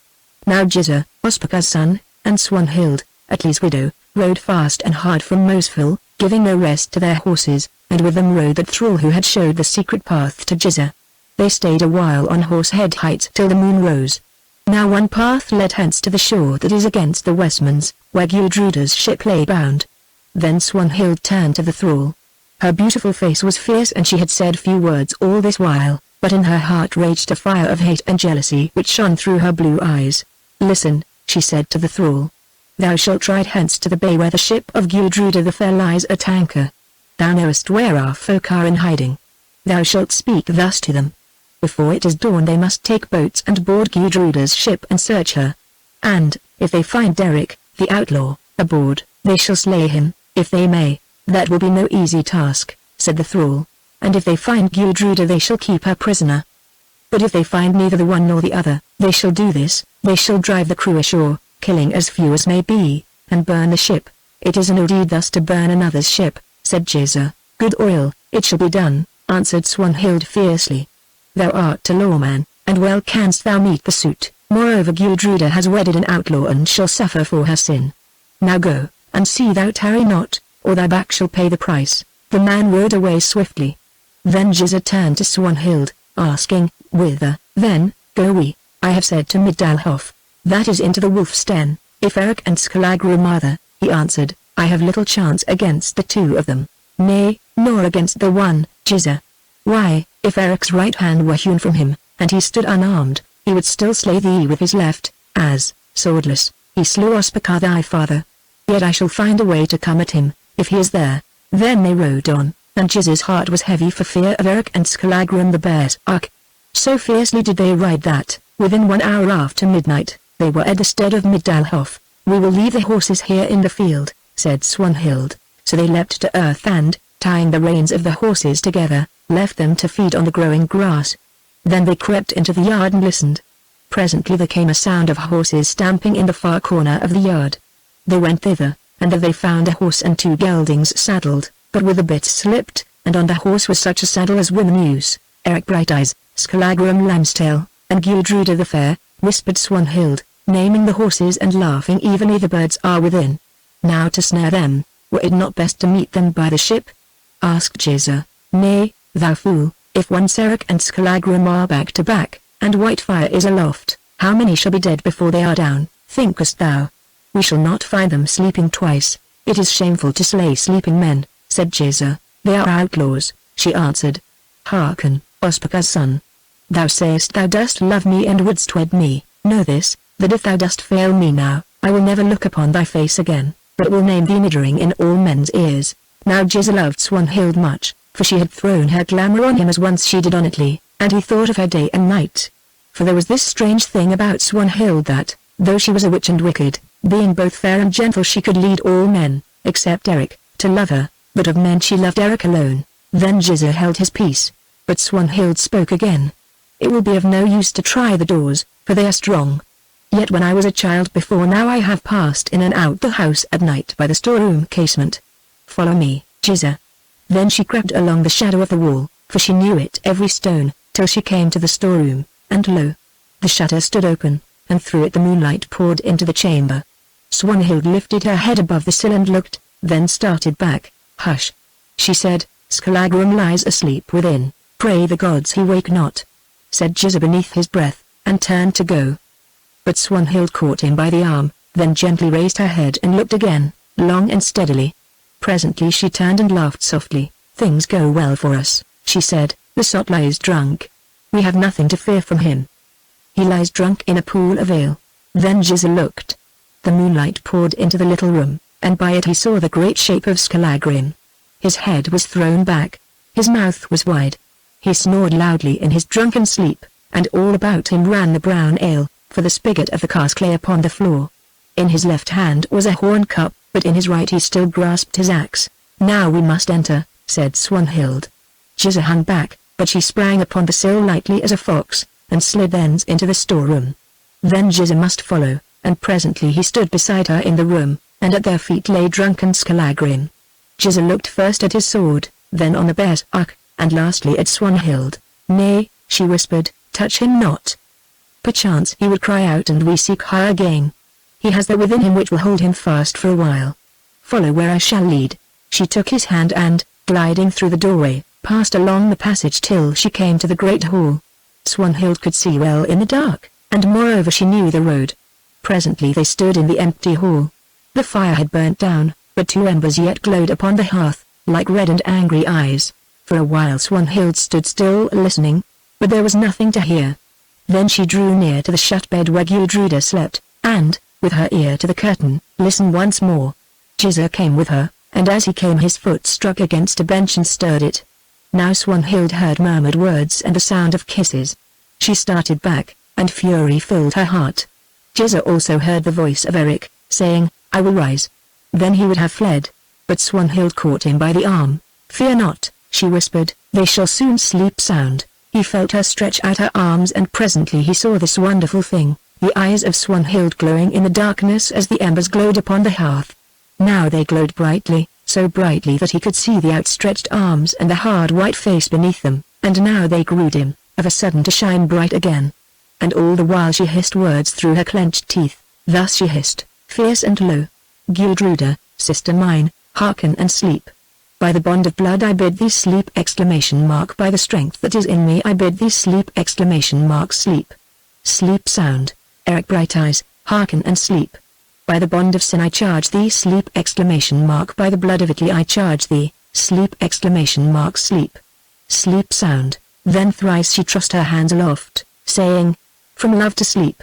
From sleep to death. From death to Hala. Say, lovers, where shall you kiss again? Then the light went out of her eyes and she laughed low. And ever as she whispered, the spoken words of the two in the shut bed grew fainter and more faint, till at length they died away, and a silence fell upon the place. Thou hast no cause to fear the sword of Eric, Jizza, she said. Nothing will waken now till daylight comes. Thou art awesome, answered Jizza, for he shook with fear. Look not on me with those flaming eyes, I pray thee. Fear not, she said. The fire is out. Now to the work. What must we do, then? Thou must do this. Thou must enter and slay Eric. That I cannot, that I will not, said Jizza. She turned and looked at him, and lo! Her eyes began to flame again upon his eyes, they seemed to burn. Thou wilt do as I bid thee, she said. With Eric's sword thou shalt slay Eric, else I will curse thee where thou art, and and bring such evil on thee as thou knowest not of. Look not so, Swanhild, he said. Lead on, I come. Now they creep into the shut chamber of Gudruda. It is so dark that they can see nothing, and nothing can they hear except the heavy breathing of the sleepers. This is to be told, that at this time Swanhild had it in her mind to kill, not Erik but Gudruda, for thus she would smite the heart of Brighteyes. Moreover, she loved Erik, and while he lived she might yet win him, but Erik dead must be Erik lost. But on Gudruda she would be bitterly avenged. Gudruda, who, for all her scheming, had yet been a wife to Erik. Now they stand by the bed. Swanhild puts out her hand, draws down the clothes, and feels the breast of Gudruda beneath, for Gudruda slept on the outside of the bed. Then she searches by the head of the bed and finds white fire which hung there, and draws the sword. Here lies Erik, on the outside, she says to Giza, and here is white fire. Strike and strike home, leaving white fire in the wound. Giza takes the sword and lifts it. He is sore at heart that he must do such a coward deed, but the spell of Swanhild is upon him, and he may not flinch from it. Then a thought takes him and he also puts down his hand to feel. It lights upon Gudruda's golden hair, that hangs about her breast and falls from the bed to the ground. Here is woman's hair, he whispers. No, Swanhild answers, it is Erik's hair. The hair of Erik is long, as thou hast seen. Now neither of them knows that Gudruda cut Erik's locks when he lay sick on Mosfell, though Swanhild knows well that it is not Brighteyes whom she bids Giza slay. Then Giza, Ospakar's son, lifts the sword, and the faint starlight struggling into the chamber gathers and gleams upon the blade. Thrice he lifts it, and thrice it draws it back. Then with an oath he strikes and drives it home with all his strength. From the bed beneath there comes one long sigh and a sound as of limbs trembling against the bedgear. Then all is still. It is done, he says faintly. Swanhild puts down her hand once more. Lo! It is wet and warm. Then she bends herself and looks, and behold! The dead eyes of Gudruda glare up into her eyes. She can see them plainly, but none know what she read there. At the least it was something that she loved not, for she reels back against the paneling, then falls upon the floor. Presently, while Giza stands as one in a dream, she rises, saying, I am avenged of the death of Atli. Let us hence! Ah! Let us hence swiftly. Give me thy hand, Giza, for I am faint. So Giza gives her his hand and they pass thence.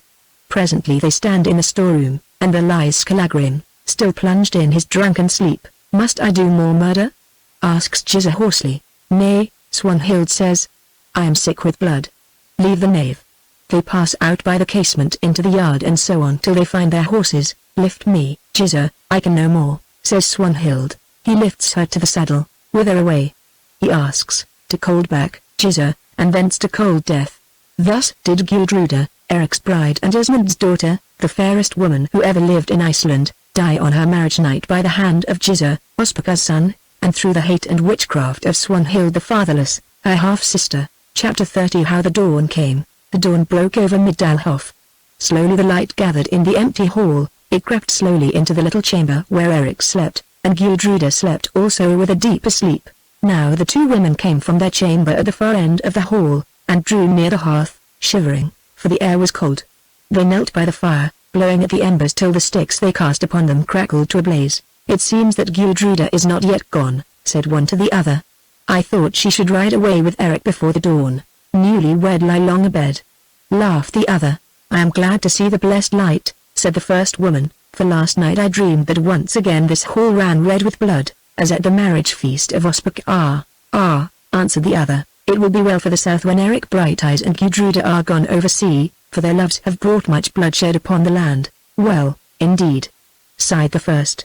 Had Asmund the priest never found Groa, Ran's gift, singing by the sea, Valhalla had not been so full today. Mindest thou the day he brought her here? I remember it well, she answered, though I was but a girl at the time. Still, when I saw those dark eyes of hers, just such eyes as Swanhild !s! I knew her for a witch, as all Finn women are.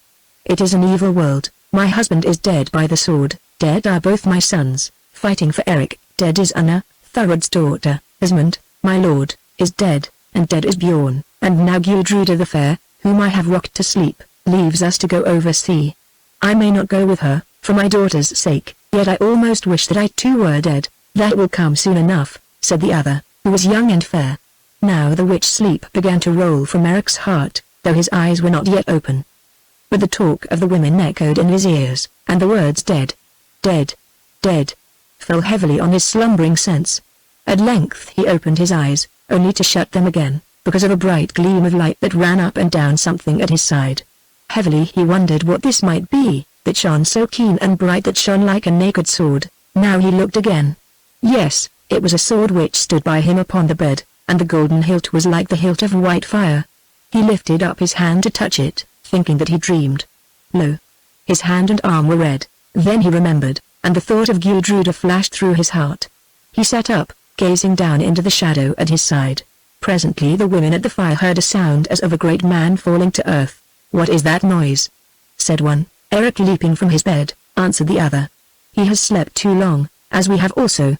As they spoke the curtain of the shut bed was pushed away, and through it staggered Eric in his nightgear, and lo! The left side of it was red. His eyes were wide with horror. His mouth was open, and his face was white as ice. He stopped, looking at them, made as though to speak, and could not. Then, while they shrank from him in terror, he turned, and, walking like a drunken man, staggered from the hall down that passage which led to the store chamber. The door stood wide, the shutter was wide, and on the floor, soaked in the dregs of ale, Skallagrim yet lay snoring, his axe in one hand and a cup in the other. Eric looked and understood. "Awake, drunkard!" he cried, in so terrible a voice that the room shook. "Awake, and look upon thy work." Skallagrim sat up, yawning. "Forsooth, my head swims," he said. "Give me ale, I'm thirsty." "Never wilt thou look on ale again, Skallagrim, when thou hast seen that which I have to show," said Eric, in the same dread voice. Then Skallagrim rose to his feet and gaped upon him. "What means this, Lord? Is it time to ride? And say, why is thy shirt red with blood? Follow me, drunkard, and look upon thy work." Eric said again. Then Skallagrim grew altogether sober, and grasping his axe, followed after Brighteyes, sore afraid of what he might see. They went down the passage, past the high seat of the hall, till they came to the curtain of the shut bed, and after them followed the women. Eric seized the curtain in his hand, rent it from its fastenings, and cast it on the ground. Now the light flowed in and struck upon the bed. It fell upon the bed, it fell upon Whitefire's hilt and ran along the blade. It gleamed on the woman's snowy breast and golden hair, and shone in her staring eyes. A woman who lay stiff and cold upon the bed, the great sword fixed within her heart. "Look upon thy work, drunkard!" Eric cried again, while the women who peeped behind sent their long wail of woe echoing down the panelled hall. "Hearken," said Eric, "while thou didst lie wallowing in thy swine's sleep, foes crept across thy carcass, and this is their handiwork. Yonder she lies who was my bride! Now is Gudruda the fairer death-wife who last night was my bride. This is thy work, drunkard. And now what meed for thee?" Skallagrim looked. Then he spoke in a hoarse low voice. "What meed, Lord?" "But one death." Then with one hand he covered his eyes and with the other held out his axe to Eric Brighteyes. Eric took the axe, and while the women ran thence screaming, he whirled it thrice about his head. Then he smote down towards the skull of Skallagrim, but as he smote it seemed to him that a voice whispered in his ear, "Thy oath." And he remembered that he had sworn to slay no more, save for his own life's sake. The mighty blow was falling and he might only do this: loose the axe before it clove Skallagrim in twain. He loosed and away the great axe flew. It passed over the head of Skallagrim, and sped like light across the white hall, till it crashed through the panelling on the further side, and buried itself to the haft in the wall beyond. "It is not for me to kill thee, drunkard. Go, die in thy drink, then I will kill myself," cried the berserk, and, rushing across the hall he tore the great axe from its bed. "Hold," said Eric, "perhaps there is yet a deed for thee to do. Then thou mayest die, if it pleases thee." "Eh," said Skallagrim coming back, "perchance there is still a deed to do," and, flinging down the axe, Skallagrim Lambstail the berserk fell upon the floor and wept, but Eric did not weep. Only he drew Whitefire from the heart of Gudruda and looked at it. "Thou art a strange sword, Whitefire," he said, "who slayest both friend and foe. Shame on thee, Whitefire. We swore our oath on thee, Whitefire, and thou hast cut its chain. Now I am minded to shatter thee." And as Eric looked on the great blade, lo! It hummed strangely in answer. "First must thou be the death of some, thou sayest? Well, maybe, Whitefire.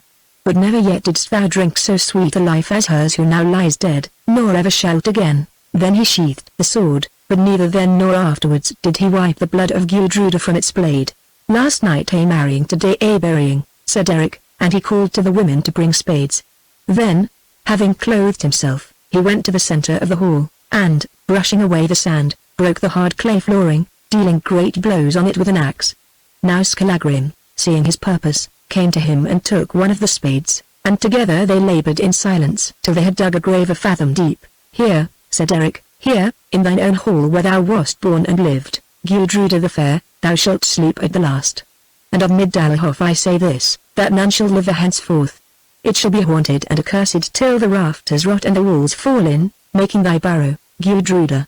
Now this indeed came to pass, for none have lived in Midalhof since the days of Gudruda the Fair, Asmund's daughter. It has been ruined these many years, and now it is but a pile of stones. When the grave was dug, Eric washed himself and ate some food. Then he went into where Gudruda lay dead, and bade the women make her ready for burial. This they did. When she was washed and clad in a clean white robe, Eric came to her, and with his own hand bound the hell shoes on her feet and closed her eyes.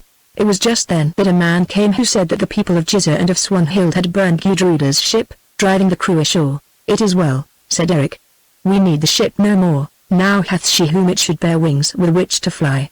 Then he went in and sat down on the bed by the body of Gudruda, while Skallagrim crouched on the ground without, tearing at his beard and muttering. For the fierce heart of Skallagrim was broken because of that evil which his drunkenness had brought about. All day Eric sat thus, looking on his dead love's face, till the hour came round when he and Gudruda had drunk the bride cup. Then he rose and kissed dead Gudruda on the lips, saying, "I did not look to part with thee thus, sweet. It is sad that thou shouldst have gone and left me here. Nathless, I shall soon follow on thy path." Then he called aloud, "Art sober, drunkard?" Skallagrim came and stood before him, saying nothing. "Take thou the feet of her whom thou didst bring to death, and I will take her head." So they lifted up Gudruda and bore her to the grave. Then Eric stood near the grave, and, taking dead Gudruda in his arms, looked upon her face by the light of the fire and of the candles that were set about. He looked thrice, then sang aloud. "Long ago, when swept the snow blast, close we clung in plighted troth.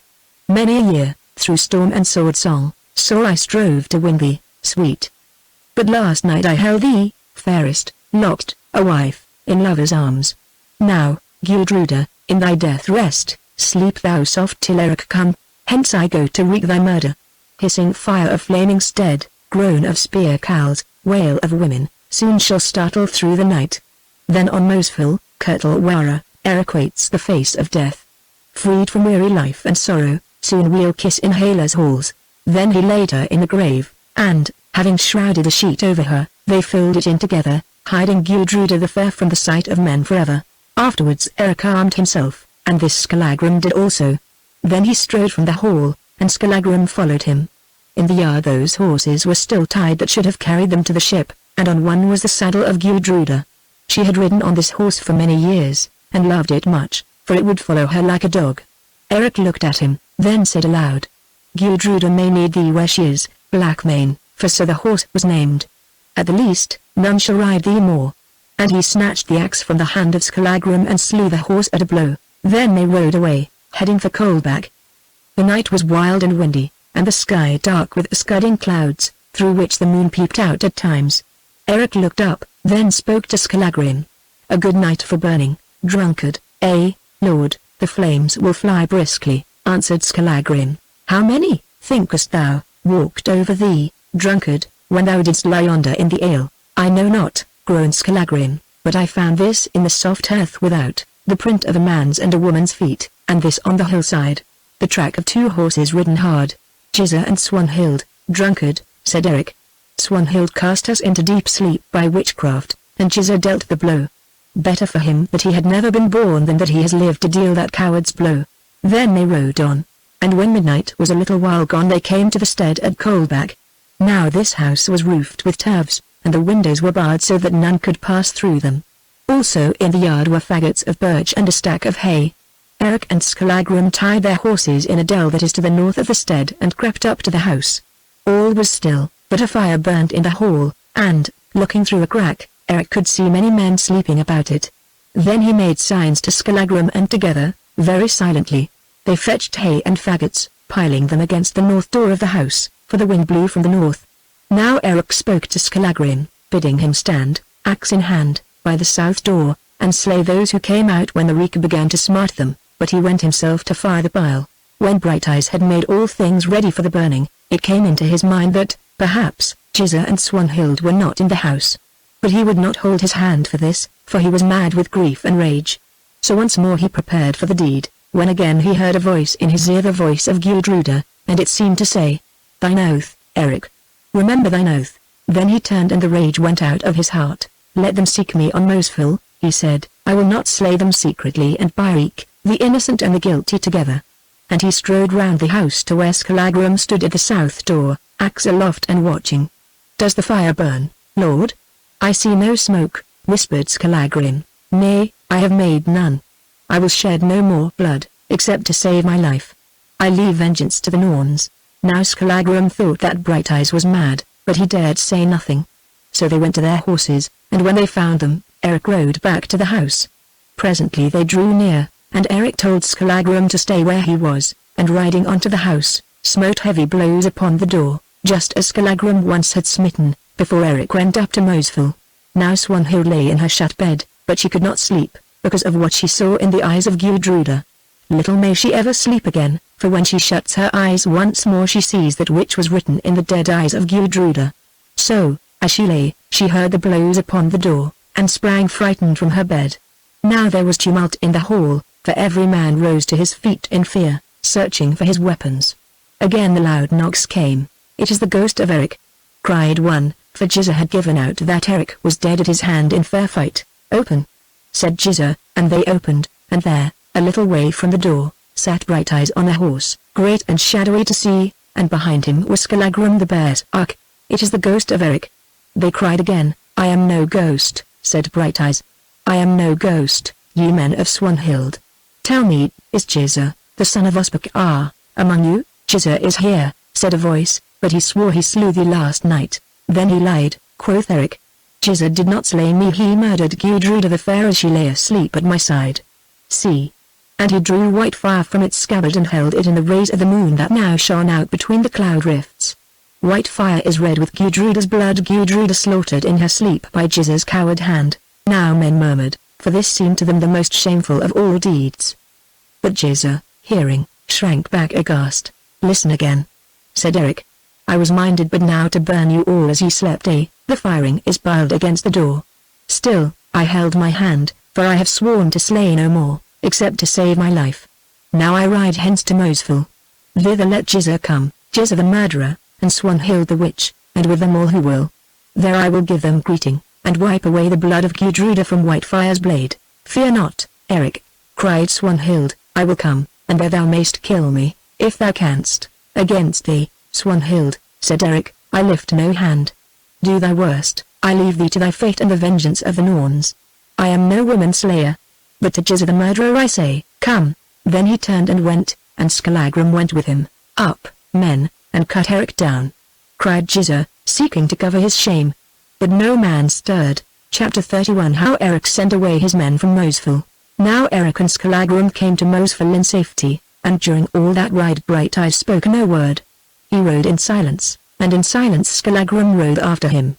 The heart of Skallagrim was broken because of the sorrow which his drunkenness had brought about, and the heart of Eric was buried in Gudruda's grave. On Mosfell Eric found 4 of his own men, 2 of whom had been among those that the people of Jizza and Swanhild had driven from Gudruda's ship before they fired her. For no fight had been made on the ship. There also he found John, who had been loosed from his bands in the booth by one who heard his cries as he rode past. Now when John saw Brighteyes, he told him all, and fell at Eric's feet and wept because he had betrayed him in his fear. But Eric spoke no angry word to him. Stooping down he raised him, saying, "Thou wast never overstout of heart, John, and thou art scarcely to be blamed because thou didst speak rather than die in torment, though perhaps some had chosen so to die and not to speak. Now I am a luckless man, and all things happen as they are fated, and the words of Italy come true, as was to be looked for. The Norns, against whom none may stand, did but work their will through thy mouth, John. So grieve no more for that which cannot be undone." Then he turned away. But John wept long and loudly. That night Eric slept well and dreamed no dreams. But on the morrow he woke at dawn, and clothed himself in debt. Then he called his men together, and with them Skallagrim. They came and stood before him, and Eric, drawing white fire, leaned upon it and spoke. "Hearken, mates," he said, "I know this, that my hours are short and death draws on. My years have been few and evil, and I cannot read the purpose of my life.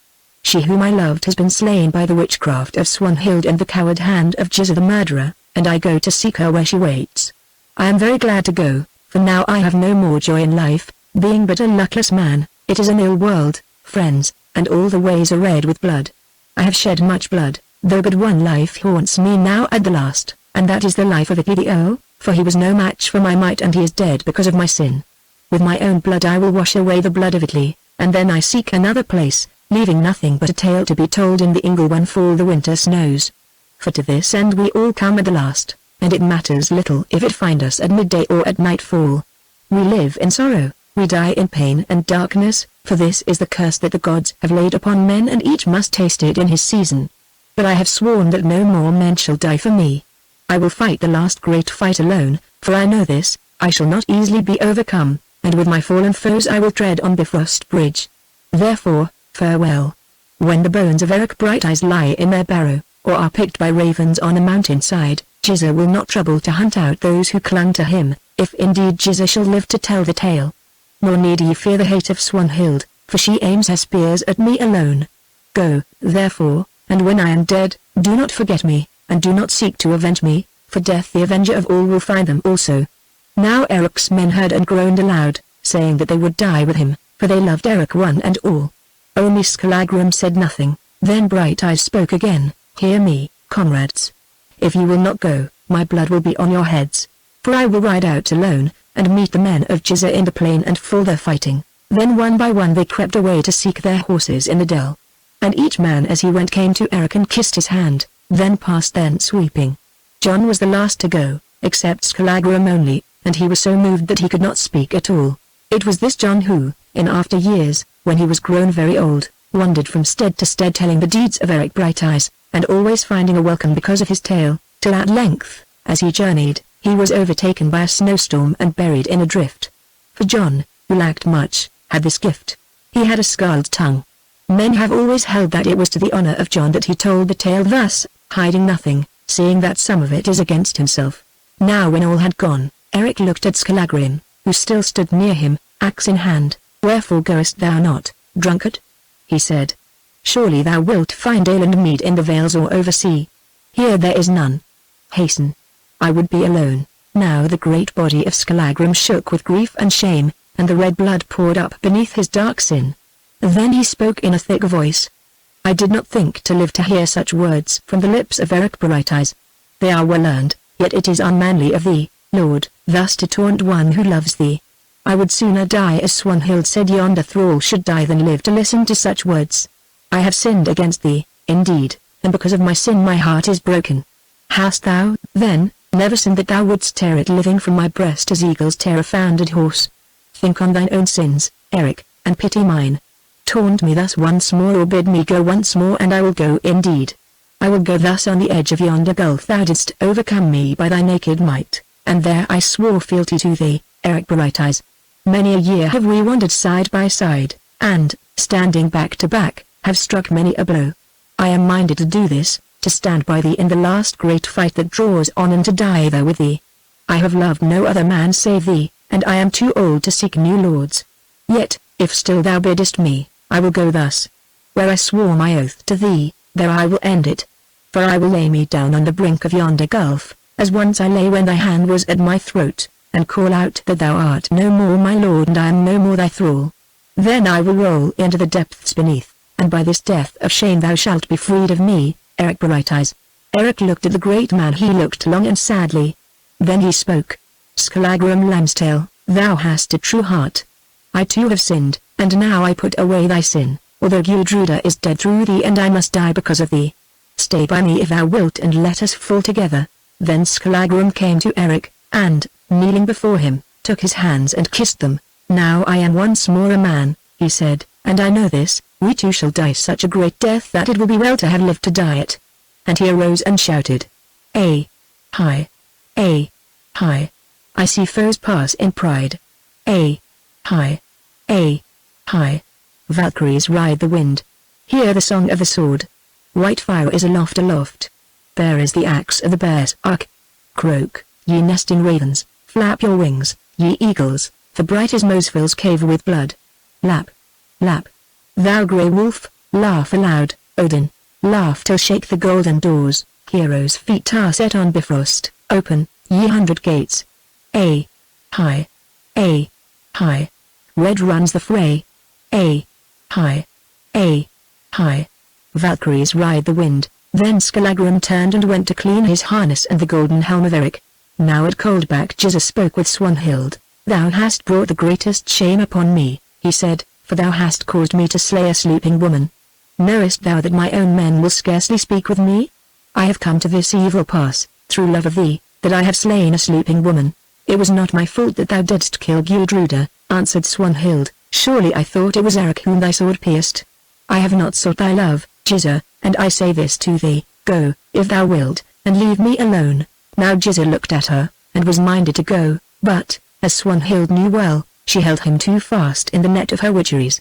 I would go, if I might go, answered Jizza, but I am bound to thee for good or evil, since it is fated that I shall wed thee. Thou wilt never wed me while Eric lives, said Swanhild. Now she spoke thus truthfully, and by chance, as it were, not as driving Jizza on to slay Eric, for, now that Gudruda was dead, she was in two minds as to this matter, since, if she might, she still desired to take Eric to herself, but meaning that while Eric lived she would wed no other man.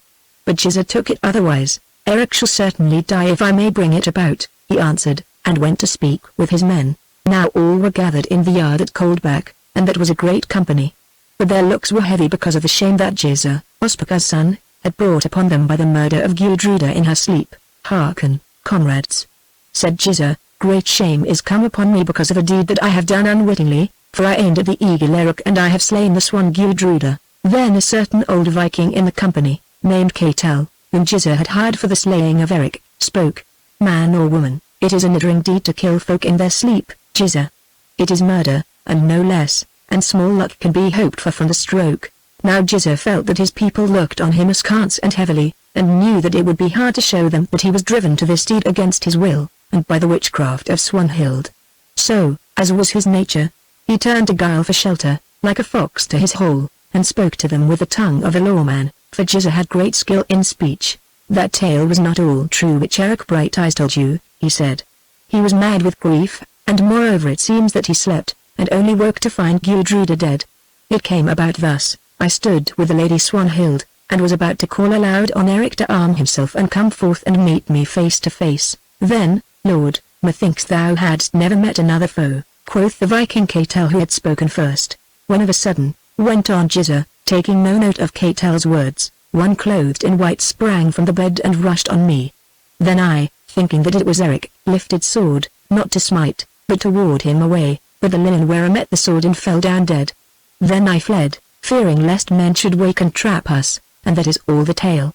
It was no fault of mine if Gudruda died upon the sword. Thus he spoke, but still men looked doubtfully upon him, for his eye was the eye of a liar, and Eric, as they knew, did not lie. It is hard to find the truth between lawman's brain and tongue, said the old Viking Ketel. Eric is no lawman, but a true man, and he sang another song. I would slay Eric indeed, for between him and me there is a blood feud, since my brother died at his hand when, with white fire for a crook, Brighteyes drove armed men like sheep down the hall of Medalhofe and swordless, slew Ospakar. Yet I say that Eric is a true man, and, whether or no thou art true, Jizza the lawman, that thou knowest best, thou and Swanhild the fatherless, Grul's daughter? If thou didst slay Gudruda as thou tellest, say, how come Gudruda's blood on Whitefire's blade? How did it chance, Jizza, that thou heldest Whitefire in thy hand and not thine own sword? Now I tell thee this, either thou shalt go up against Eric and clear thyself by blows, or I leave thee, and methinks there are others among this company who will do the same, for we have no wish to be partners with murderers and their wickedness. A good word, said many who stood by. Let Jizza go up with us to Mosfell, and the stand face to face with Eric and clear himself by blows. I ask no more, said Jizza, we will ride tonight, but much more shalt thou get, liar, quoth Ketel to himself, for that hour when thou lookest once again on Whitefire shall be thy last. So Jizza and Swanhild made ready to go up against Eric. That day they rode away with a great company, 101 in all, and this was their plan. They sent 6 men with that thrall who had shown them the secret path, bidding him guide them to the mountain top. Then, when they were come thither, and heard the shouts of those who sought to gain the platform from the south, they were to watch till Eric and his folk came out from the cave, and shoot them with arrows from above or crush them with stones. But if perchance Eric left the platform and came to meet his foes in the narrow pass, then they must let themselves down with ropes from the height above, and, creeping after him round the rock, must smite him in the back. Moreover, in secret, Jizza promised a great reward of 10 hundreds in silver to him who should kill Eric, for he did not long to stand face to face with him alone. Swanhild also in secret made promise of reward to those who should bring Eric to her, bound, but living, and she bade them do this to bear him down with shields and tie him with ropes. So they rode away, the 7 who should climb the mountain from behind going first, and on the morrow morning they crossed the sand and came to Mosfell. Chapter 32 How Eric and Skallagrim grew fey. Now the night came down upon Mosfell, and of all nights this was the strangest. The air was quiet and heavy, yet no rain fell. It was so silent, moreover, that, did a stone slip upon the mountain side or a horse neigh far off on the plains, the sound of it crept up the fell and was echoed from the crags. Eric and Skallagrim sat together on the open space of rock that is before the cave, and great heaviness and fear came into their hearts, so that they had no desire to sleep. Methinks the night is ghost-ridden, said Eric, and I am fey, for I grow cold, and it seems to me that one strokes my hair. It is ghost-ridden, Lord, answered Skallagrim. Trolls are abroad, and the good kind gathered to see Eric die. For a while they sat in silence, then suddenly the mountain heaved up gently beneath them. Thrice it seemed to heave like a woman's breast, and left them frightened. Now the dwarf folk come from their caves, quoth Skallagrim, and great deeds may be looked for, since they are not drawn to the upper earth by a little thing. Then once more they sat silent, and thick darkness came down upon the mountain, hiding the stars. Look, said Eric of a sudden, and he pointed to Hekla. Skallagrim looked, and lo! The snowy dome of Hekla was aglow with a rosy flame like the light of dawn. Winter lights, said Lambstail, shuddering. Death lights, answered Eric. Look again. They looked, and behold! In the rosy glow there sat 3 giant forms of fire, and their shapes were the shapes of women. Before them was a loom of blackness that stretched from earth to sky, and they wove at it with threads of flame. They were splendid and terrible to see. Their hair streamed behind them like meteor flames, their eyes shone like lightning, and their breasts gleamed like the polished bucklers of the gods. They wove fiercely at the loom of blackness, and as they wove they sang. The voice of the one was as the wind whistling through the pines, the voice of the other was as the sound of rain hissing on deep waters, and the voice of the third was as the moan of the sea. They wove fearfully and they sang loudly, but what they sang might not be known. Now the web grew and the woof grew, and a picture came upon the loom, a great picture written in fire. Behold! It was the semblance of a storm-awakened sea, and a giant ship fled before the gay dragon of war, and in the ship were piled the corses of men, and on these lay another corse, as one lies upon a bed. They looked, and the face of the corse grew bright. It was the face of Eric, and his head rested upon the dead heart of Skallagrim. Clinging to each other, Eric and Skallagrim saw the sight of fear that was written on the loom of the Norns. They saw it for a breath. Then, with a laugh like the wail of wolves, the shapes of fire sprang up and rent the web asunder. Then the first passed upward to the sky, the second southward towards Middalhof, but the third swept over Mosfell, so that the brightness of her flaming form shone on the rock where they sat by the cave, and the lightning of her eyes was mirrored in the byrnie of Skallagrim and on Eric's golden helm. She swept past, pointing downwards as she went, and lo! She was gone, and once more darkness and silence lay upon the earth. Now this sight was seen of John the Thrall also, and he told it in his story of the deeds of Eric. For John lay hid in a secret place on Mosfell, waiting for tidings of what came to pass. For a while Eric and Skallagrim clung to each other. Then Skallagrim spoke. We have seen the Valkyries, he said. Nay, answered Eric, we have seen the Norns who are come to warn us of our doom. We shall die tomorrow. At the least, said Skallagrim, we shall not die alone. We had a goodly bed on yonder goblin ship, and all our own slaying methinks. It is not so ill to die thus, Lord, not so ill, said Eric, and yet I am weary of blood and war, of glory and of my strength. Now I desire rest alone. Light fire, I can bear this darkness no longer. The marrow freezes in my bones. Fire can be seen of foes, said Skallagrim. It matters little now, said Eric, we are fey folk. So Skallagrim lighted the fire, piling much brushwood and dry turf over it, till presently it burnt up brightly, throwing light on all the space of rock, and heavy shadows against the cliff behind. They sat thus a while in the light of the flames, looking towards the deep gulf, till suddenly there came a sound as of one who climbed the gulf. "Who comes now, climbing where no man may pass?" cried Eric, seizing Whitefire and springing to his feet. Presently he sank down again with white face and staring eyes, and pointed at the edge of the cliff. And as he pointed, the neck of a man rose in the shadow above the brink, and the hands of a man he grasped the rock. But there was no head on the neck. The shape of the headless man drew itself slowly over the brink, it walked slowly into the light towards the fire, then sat itself down in the glare of the flames, which shrank away from it as from a draught of wind. Pale with terror, Eric and Skallagrim looked on the headless thing and knew it. It was the wraith of the bear's ark that Brighteyes had slain the first of all the men he slew. "It is my mate, Eric, whom thou didst kill years ago and whose severed head spoke with thee," gasped Skallagrim. "It is he, sure enough," said Eric, "but where may his head be?" "Perchance the head will come," answered Skallagrim. "He is an evil sight to see, surely. Say, Lord, shall I fall upon him, though I love not the task? Nay, Skallagrim, let him bide, he does but come to warn us of our fate. Moreover, ghosts can only be laid in one way, by the hewing off of the head and the laying of it at the thigh. But this one has no head to hew." Now as he spoke the headless man turned his neck as though to look. Once more there came the sound of feet and lo! Men marched in from the darkness on either side. Eric and Skallagrim looked up and knew them. They were those of Ospakar's folk whom they had slain on Horsehead Heights. All their wounds were on them, and in front of them marched Mord, Ospakar's son. The ghosts gazed upon Eric and Skallagrim with cold dead eyes, then they too sat down by the fire. Now once more there came the sound of feet, and from every side men poured in who had died at the hands of Eric and Skallagrim.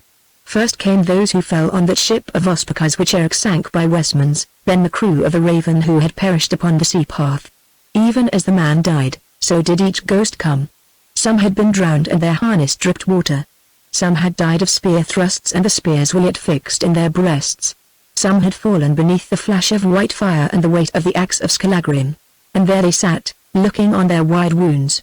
Then came more and more. There were those whom Eric and Skallagrim had slain upon the seas, those who had fallen before them in the English wars, and all that company who had been drowned in the waters of the Pentland Firth when the witchcraft of Swanhild had brought the Gudruda to her wreck. "Now here we have a goodly crew," said Eric at length. "Is it done, thinkest thou, or will Mosfell send forth more dead?" As he spoke the wraith of a grey-headed man drew near. He had but one arm, for the other was hewn from him, and the byrnie on his left side was red with blood. "Welcome, Earletly," cried Eric. "Sit thou over against me, who tomorrow shall be with thee." The ghost of the Earl seated itself and looked on Eric with sad eyes, but it spake never a word. Then came another company, and at their head stalked black Ospakar. "These be they who died at Middalhof," cried Eric. "Welcome, Ospakar. That marriage feast of thine went ill. Now methinks we are overdone with trolls," said Skallagrim. "But see, here come more." As he spoke, Hall of Lithdale came, and with him Coll the half-witted, and others. And so it went on till all the men whom Eric and Skallagrim had slain, or who had died because of them, or at their side, were gathered in deep ranks before them. "Now it is surely done," said Eric. "There is yet a space," said Skallagrim, pointing to the other side of the fire, "and hell holds many dead." Even as the words left his lips there came a noise of the galloping of horses' hooves, and one clad in white rode up. It was a woman, for her golden hair flowed down about her white arms. Then she slid from the horse and stood in the light of the fire, and behold! Her white robe was red with blood, a great sword was set in her heart, and the face and eyes were the face and eyes of Gudruda the Fair, and the horse she rode was Blackmane, that Eric had slain. Now when Brighteyes saw her he gave a great cry. "Greeting, sweet," he said. "I am no longer afraid, since thou comest to bear me company. Thou art dear to my sight even in yon death sheet. Greeting, sweet, my May. I laid thee stiff and cold in the earth at Middalhof, but, like a loving wife, thou hast burst thy bonds, and art come to save me from the grip of trolls. Thou art welcome, Gudruda, Asmund's daughter. Come, wife, sit thou at my side." The ghost of Gudruda spake no word. She walked through the fire towards him, and the flames went out beneath her feet, to burn up again when she had passed. Then she sat down over against Eric and looked on him with wide and tender eyes. Thrice he stretched out his arms to clasp her, but thrice their strength left them and they fell back to his side. It was as though they struck a wall of ice and were numbed by the bitter cold. "Look, here are more," groaned Skallagrim. Then Eric looked, and lo! The empty space to the left of the fire was filled with shadowy shapes like shapes of mist. Amongst them was Jizza, Ospakar's son, and many a man of his company. There, too, was Swanhild, Groll's daughter, and a toad nestled in her breast. She looked with wide eyes upon the eyes of dead Gudruda's ghost, that seemed not to see her, and a stare of fear was set on her lovely face. Nor was this all, for there, before that shadowy throng, stood two great shapes clad in their harness, and one was the shape of Eric and one the shape of Skallagrim. Thus, being yet alive, did these two look upon their own wraiths. Then Eric and Skallagrim cried out aloud, and their brains swam and their senses left them, so that they swooned. When they opened their eyes and life came back to them, the fire was dead, and it was day. Nor was there any sign of that company which had been gathered on the rock before them. Skallagrim, quoth Eric, it seems that I have dreamed a strange dream, a most strange dream of Norns and Trolls. Tell me thy dream, Lord, said Skallagrim. So Eric told all the vision, and the Berserk listened in silence. It was no dream, Lord, said Skallagrim, for I myself have seen the same things.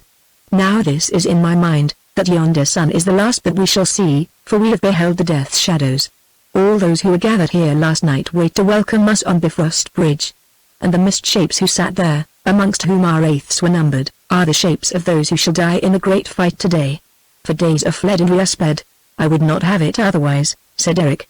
We have been greatly honored of the gods, and of the ghost kind that are around us and above us.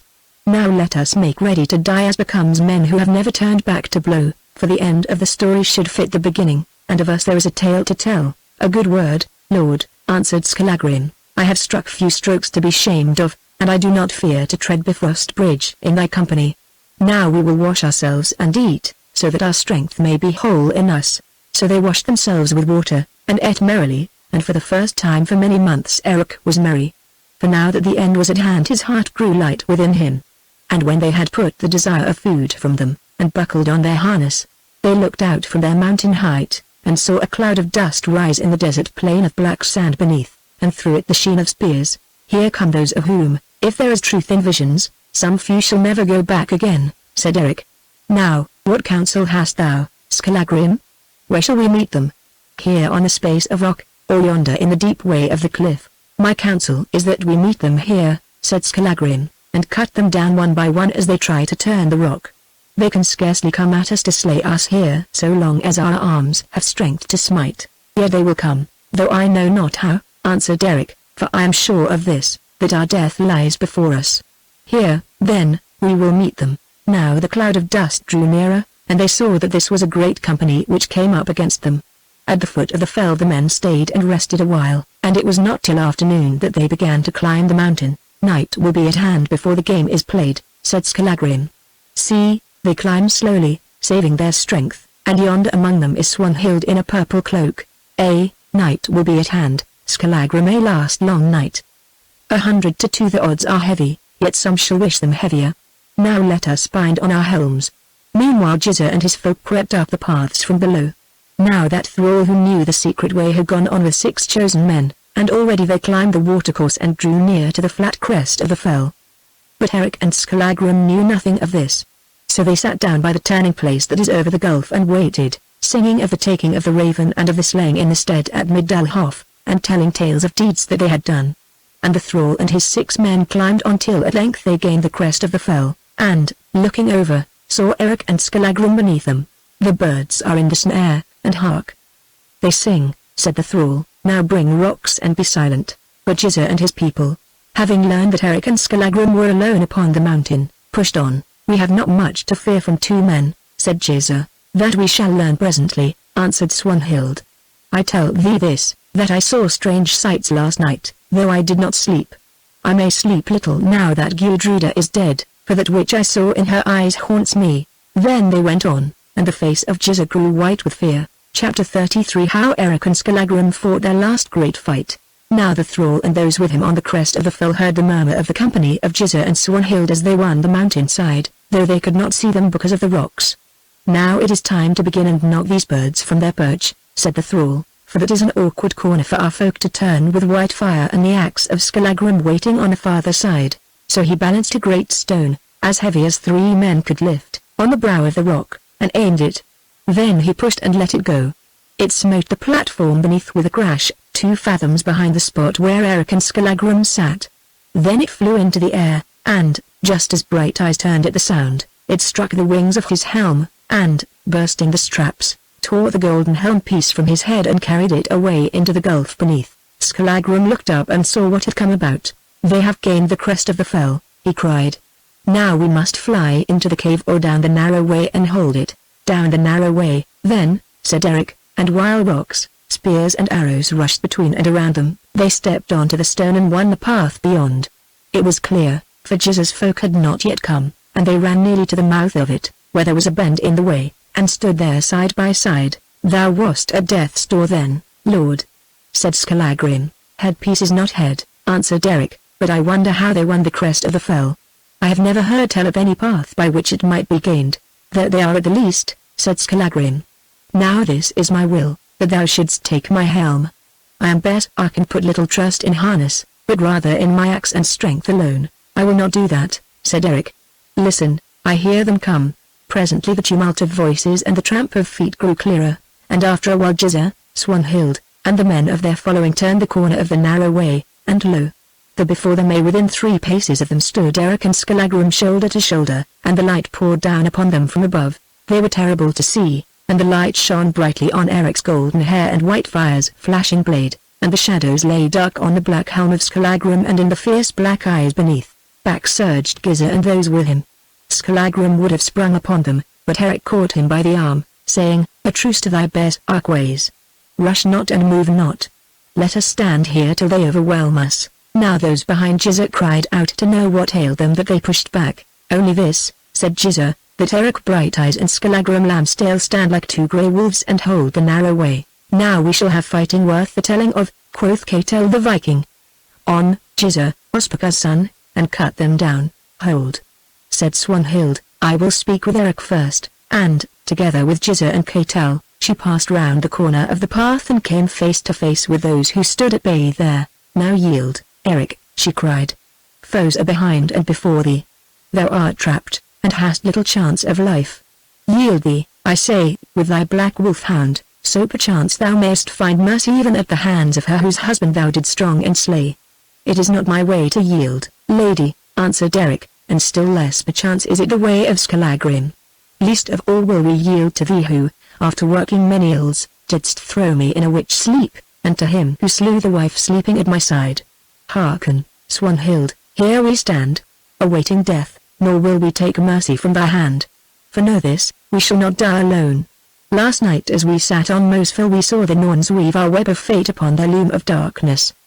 They sat on Helge's dome and wove their pictures in living flame, then rent the web and flew upward and southward and westward, crying our doom to sky and earth and sea. Last night as we sat by the fire on Mosfell all the company of the dead were gathered round us, and all the company of those who shall die today. Thou wast the, Jizzer the murderer, Ospakar's son. Thou wast the, Swanhild the witch, Grul's daughter. Thou wast the, Ketel Viking. With many another man, and there were we 2 also. Valkyries have kissed us and death draws near. Therefore, talk no more, but come and make an end. Greeting, Jizzer, thou woman murderer. Draw nigh. Draw nigh. Out sword. Up shield. And on, thou son of Ospakar. Swanhild spoke no more, and Jizzer had no word. On, Jizzer. Eric calls thee, quoth Ketel Viking, but Jizzer slunk back, not forward. Then Ketel grew mad with rage and shame. He called to the men, and they drew near, as many as might, and looked doubtfully at the bear who stood before them like rocks upon a plain. Eric laughed aloud and Skallagrim gnawed the edge of his shield. Eric laughed aloud and the sound of his laughter ran up the rocks. "We are but 2, he cried, "and ye are many. Is there never a pair among you will stand face to face with a berserk and a helmless man?" And he tossed Whitefire high into the air and caught it by the hilt. Then Ketel and another man of his following sprang forward with an oath, and their axes thundered loud on the shields of Eric and of Skallagrim. But Whitefire flickered up and the axe of Skallagrim crashed, and at once their knees were loosened, so that they sank down dead. "More men! More men!" cried Eric. These were brave, but their might was little. More men for the grey wolves more. Then Swanhild lashed the folk with bitter words, and 2 of them sprang on. They sprang on like hounds upon a deer at bay, and they rolled back as gored hounds roll from the deer's horns. "More men! More men!" cried Eric. Here lie but 400 press behind. Now he shall win great honor who lays Brighteyes low and brings down the helm of Skallagrim. Again 2 came on, but they found no luck, for presently they also were down upon the bodies of those who went before. Now none could be found to come up against the pair, for they fought like Baldur and Thor, and none could touch them, and no harness might withstand the weight of their blows that shore through shield and helm and byrnie, deep to the bone beneath. Then Eric and Skallagrim leaned upon their weapons and mocked their foes, while these cursed and tore their beards with rage and shame. Now it is to be told that when the thrall and those with him saw Eric and Skallagrim had escaped their rocks and spears, they took counsel, and the end of it was that they slid down a rope to the platform that is under the crest of the fell. Thence, though they could see nothing, they could hear the clang of blows and the shouts of those who fought and fell, and the mocking of Eric and of Skallagrim. Now it goes thus, said the thrall, who was a cunning man, Eric and Skallagrim hold the narrow way and none can stand against them. This, then, is my rede, that we turn the rock and take them in the back. His fellows thought this a good saying, and one by one they stood upon the little rock and won the narrow way. They crept along this till they were near to Eric and Skallagrim. Now Swanhild, looking up, saw them and started. Skallagrim noted this and glanced over his shoulder, and that not too soon, for, as he looked, the thrall lifted sword to smite the head of Eric, with a shout of back to back. The bear's axe swung round and ere ever the sword might fall his axe was buried deep in the thrall's breast. Now we must cut our path through them, said Skallagrim, and, if it may be, win the space that is before the cave. Keep them off in front, and I will mind these mannikins. Now Jizzer's folk, seeing what had come about, took heart and fell upon Eric with a rush, and those who were with the dead thrall rushed at Skallagrim, and there began such a fight as has not been known in Iceland. For the way was so narrow that scarce more than one man could come to each of them at a time. And so fierce and true were the blows of Eric and Skallagrim that of those who came on few went back. Down they fell, and where they fell they died, and for every man who died Eric and Skallagrim won a pace towards the point of rock. White fire flamed so swift and swept so wide that it seemed to Swanhild, watching, as though 3 swords were aloft at once, and the axe of Skallagrim thundered down like the axe of a woodman against a tree, and those groaned on whom it fell as groans a falling tree. Now the shields of these twain were hewn through and through, and cast away, and their blood ran from many wounds. Still, their life was whole in them and they plied axe and sword with both hands. And ever men fell, and ever, fighting hard, they drew nearer to the point of rock. Now it was won, and now all the company that came with the thrall from over the mountain brow were dead or sorely wounded at the hands of black Skallagrim. Lo! One springs on Eric, and Jizzer creeps behind him. Whitefire leaps to meet the man and does not leap in vain, but Jizzer smites a coward blow at Eric's uncovered head, and wounds him sorely, so that he falls to his knee. Now I am smitten to the death, Skallagrim, cries Eric. Win the rock and leave me. Yet he rises from his knee. Then Skallagrim turns, red with blood and terrible to see. 'Tis but a scratch. Climb thou the rock, I follow, he says, and, screaming like a horse, with weapon aloft he leaps alone upon the foe. They break before the bear's arc rush, they break, they fall, they are cloven by bear's arc axe and trodden of bear's arc feet. They roll back, leaving the way clear save for the dead. Then Skallagrim follows Brighteyes to the rock. Now Eric wipes the gore from his eyes and sees. Then, slowly, and with a reeling brain, he steps down upon the giddy point. He goes near to falling, yet does not fall, for now he lies upon the open space, and creeps on hands and knees to the rock wall that is by the cave, and sits resting his back against it, Whitefire on his knee. Before he is there, Skallagrim staggers to his side with a rush. Now we have time to breathe, Lord, he gasps. See, here is water, and he takes a pitcher that stands by, and gives Eric to drink from the pool, then drinks himself and pours the rest of the water on Eric's wound. Then new life comes to them, and they both stand on their feet and win back their breath. We have not done so badly, says Skallagrim, and we are still a match for 1 or 2. See, they come. Say, where shall we meet them, Lord? Here, quoth Eric, I cannot stand well upon my legs without the help of the rock. Now I am all unmeet for fight, yet shall this last stand of thine be sung of? Says Skallagrim. Now finding none to stay them, the men of Jizzer climb one by one upon the rock and win a space that is beyond. Swanhild goes first of all, because she knows well that Eric will not harm her, and after her come Jizzer and the others. But many do not come, for they will lift sword no more. Now Swanhild draws near and looks on Eric and mocks him in the fierceness of her heart and the rage of her wolf love. Now, she says, now our Brighteyes' demise. What? Weepest thou, Eric? Swanhild, he answered, I weep tears of blood for those whom thou hast brought to doom. She draws nearer and speaks low to him, hearken, Eric. Yield thee. Thou hast done enough for honor, and thou art not smitten to the death of yonder cowardly hound. Yield and I will nurse thee back to health and bear thee hence, and together we will forget our hates and woes. Not twice may a man lie in a witch's bed, said Eric, and my troth is plighted to other than thee, Swanhild. She is dead, says Swanhild. Yes, she is dead, Swanhild, and I go to seek her amongst the dead. I go to seek her and to find her. But the face of Swanhild grew fierce as the winter sea. Thou hast put me away for the last time, Eric. Now thou shalt die, as I have promised thee and as I promised Gudruda the Fair. So shall I the more quickly find Gudruda and lose sight of thy evil face, Swanhild the harlot. Swanhild the murderess. Swanhild the witch. For I know this, thou shalt not escape! Thy doom draws on also! And haunted and accursed shalt thou be forever. Fare thee well, Swanhild, we shall meet no more, and the hour comes when thou shalt grieve that thou wast ever born. Now Swanhild turned and called to the folk, Come, cut down these outlaw oaks and make an end. Come, cut them down, for night draws on. Then once more the men of Giza closed in upon them. Eric smote thrice and thrice the blow went home, then he could smite no more, for his strength was spent with toil and wounds, and he sank upon the ground. For a while Skallagrim stood over him like a she-bear or her young and held the mob at bay. Then Giza, watching, cast a spear at Eric. It entered his side through a cleft in his byrnie and pierced him deep. I am sped, Skallagrim Lambstail, cried Eric in a loud voice, and all men drew back to see giant Brighteyes die. Now his head fell against the rock and his eyes closed.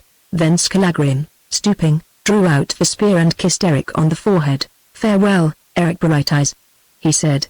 Iceland shall never see such another man, and few have died so great a death.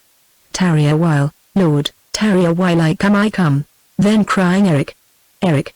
The bear's fit took him, and once more and for the last time Skallagrim rushed screaming upon the foe, and once more they rolled to earth before him. To and fro he rushed, dealing great blows, and ever as he went they stabbed and cut and thrust at his side and back, for they dared not stand before him, till he bled from 100 wounds.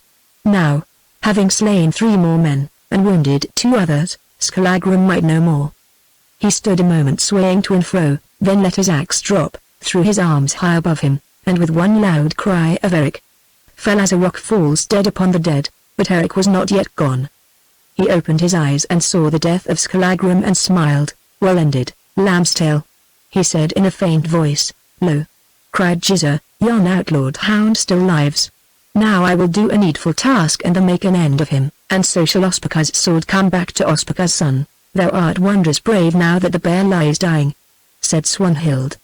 Now it seemed that Eric heard the words, for suddenly his might came back to him, and he staggered to his knees and thence to his feet.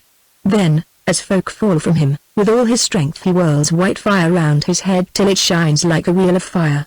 Thy service is done and thou art clean of Gudruda's blood. Go back to those who forged thee. Brighteyes cries, and casts white fire from him towards the gulf. Away speeds the great blade, flashing like lightning through the rays of the setting sun, and behold! As men watch it is gone in mid-air. Since that day no such sword as white fire has been known in Iceland. Now slay thou me, Giza, says the dying Eric. Giza comes on with little eagerness, and Eric cries aloud. Swordless I slew thy father! Swordless, shieldless, and wounded to the death I will yet slay thee, Giza the murderer. And with a loud cry he staggered towards him. Giza smites him with his sword, but Eric does not stay, and while men wait and wonder, Brighteyes sweeps him into his great arms, sweeps him up, lifts him from the ground and reels on. Eric reels on to the brink of the gulf. Giza sees his purpose, struggles and shrieks aloud. But the strength of the dying Eric is more than the strength of Giza. Now Brighteyes stands on the dizzy edge and the light of the passing sun flames about his head. And now, bearing Giza with him, he hurls himself out into the gulf, and lo! The sun sinks. Men stand wondering. But Swanhild cries aloud. Nobly done, Eric. Nobly done. So I would have seen thee die who of all men wast the first. This then was the end of Eric Brighteyes the unlucky, who of all warriors that have lived in Iceland was the mightiest, the goodliest, and the best beloved of women and of those who clung to him. Now, on the morrow, Swanhild caused the body of Eric to be searched for in the cleft, and though they found it, floating in water and with the dead Giza yet clasped in its bare grip. Then she cleansed it and clothed it again in its rent armor, and bound on the hell shoes, and it was carried on horses to the seaside, and with it were borne the bodies of Skallagrim Lambstail the Berserk, Eric's thrall, and of all those men whom they had slain in the last great fight on Mosfell, that is now named Ericsfell. Then Swanhild drew her long dragon of war, in which she had come from Orkneys, from its shed over against Westman Isles, and in the center of the ship, she piled the bodies of the slain in the shape of a bed, and lashed them fast. And on this bed she laid the corpse of Eric Brighteyes, and the breast of black Skallagrim the Berserk was his pillow, and the breast of Giza, Ospakar's son, was his footrest. Then she caused the sails to be hoisted, and went alone aboard the long ship, the rails of which were hung with the shields of the dead men. And when at evening the breeze freshened to a gale that blew from the land, she cut the cable with her own hand, and the ship leapt forward like a thing alive, and rushed out in the red light of the sunset towards the open sea. Now ever the gale freshened, and folk, standing on Westman Heights, saw the long ship plunge past, dipping her prow beneath the waves and sending the water in a rain of spray over the living Swanhild, over the dead Eric and those he lay upon. And by the head of Eric Brighteyes, her hair streaming on the wind, stood Swanhild the witch, clad in her purple cloak, and with rings of gold about her throat and arms. She stood by Eric's head, swaying with the rush of the ship, and singing so sweet and wild a song that men grew weak who heard it. Now, as the people watched, 2 white swans came down from the clouds and sped on wide wings side by side over the vessel's mast. The ship rushed on through the glow of sunset into the gathering night. On sped the ship, but still Swanhild sung, and still the swans flew over her. The gale grew fierce, and fiercer yet. The darkness gathered deep upon the raging sea. Now that ship was seen no more, and the death song of Swanhild as she passed to doom was never heard again, for swans and ship, and Swanhild, and dead Eric and his dead foes, were lost in the wind and the night. But far out on the sea a great flame of fire leapt up towards the sky. Now this is the tale of Eric Brighteyes, Thorgrimr's son, of Gudruda the Fair, Asmund's daughter, of Swanhild the Fatherless, Atli's wife, and of Anand, named Skallagrim Lambstail, the Berserk, Eric's thrall, all of whom lived and died before Thangbrand, Willipald's son, preached the White Christ in Iceland. 1. The Berserks were men on whom a passing fury of battle came. They were usually outlawed. 2. The father of Gudruda was Asmund's Munson, the priest of Midalhof.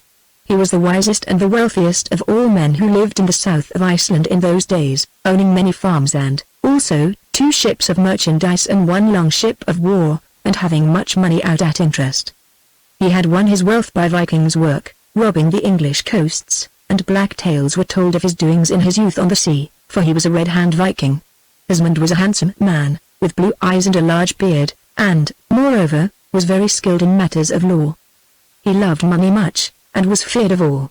Still, he had many friends, for as he aged he grew more kindly.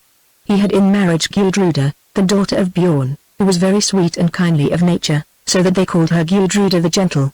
Of this marriage there were 2 children, Bjorn and Gudruda the Fair, but Bjorn grew up like his father in youth, strong and hard, and greedy of gain, while, except for her wonderful beauty, Gudruda was her mother's child alone.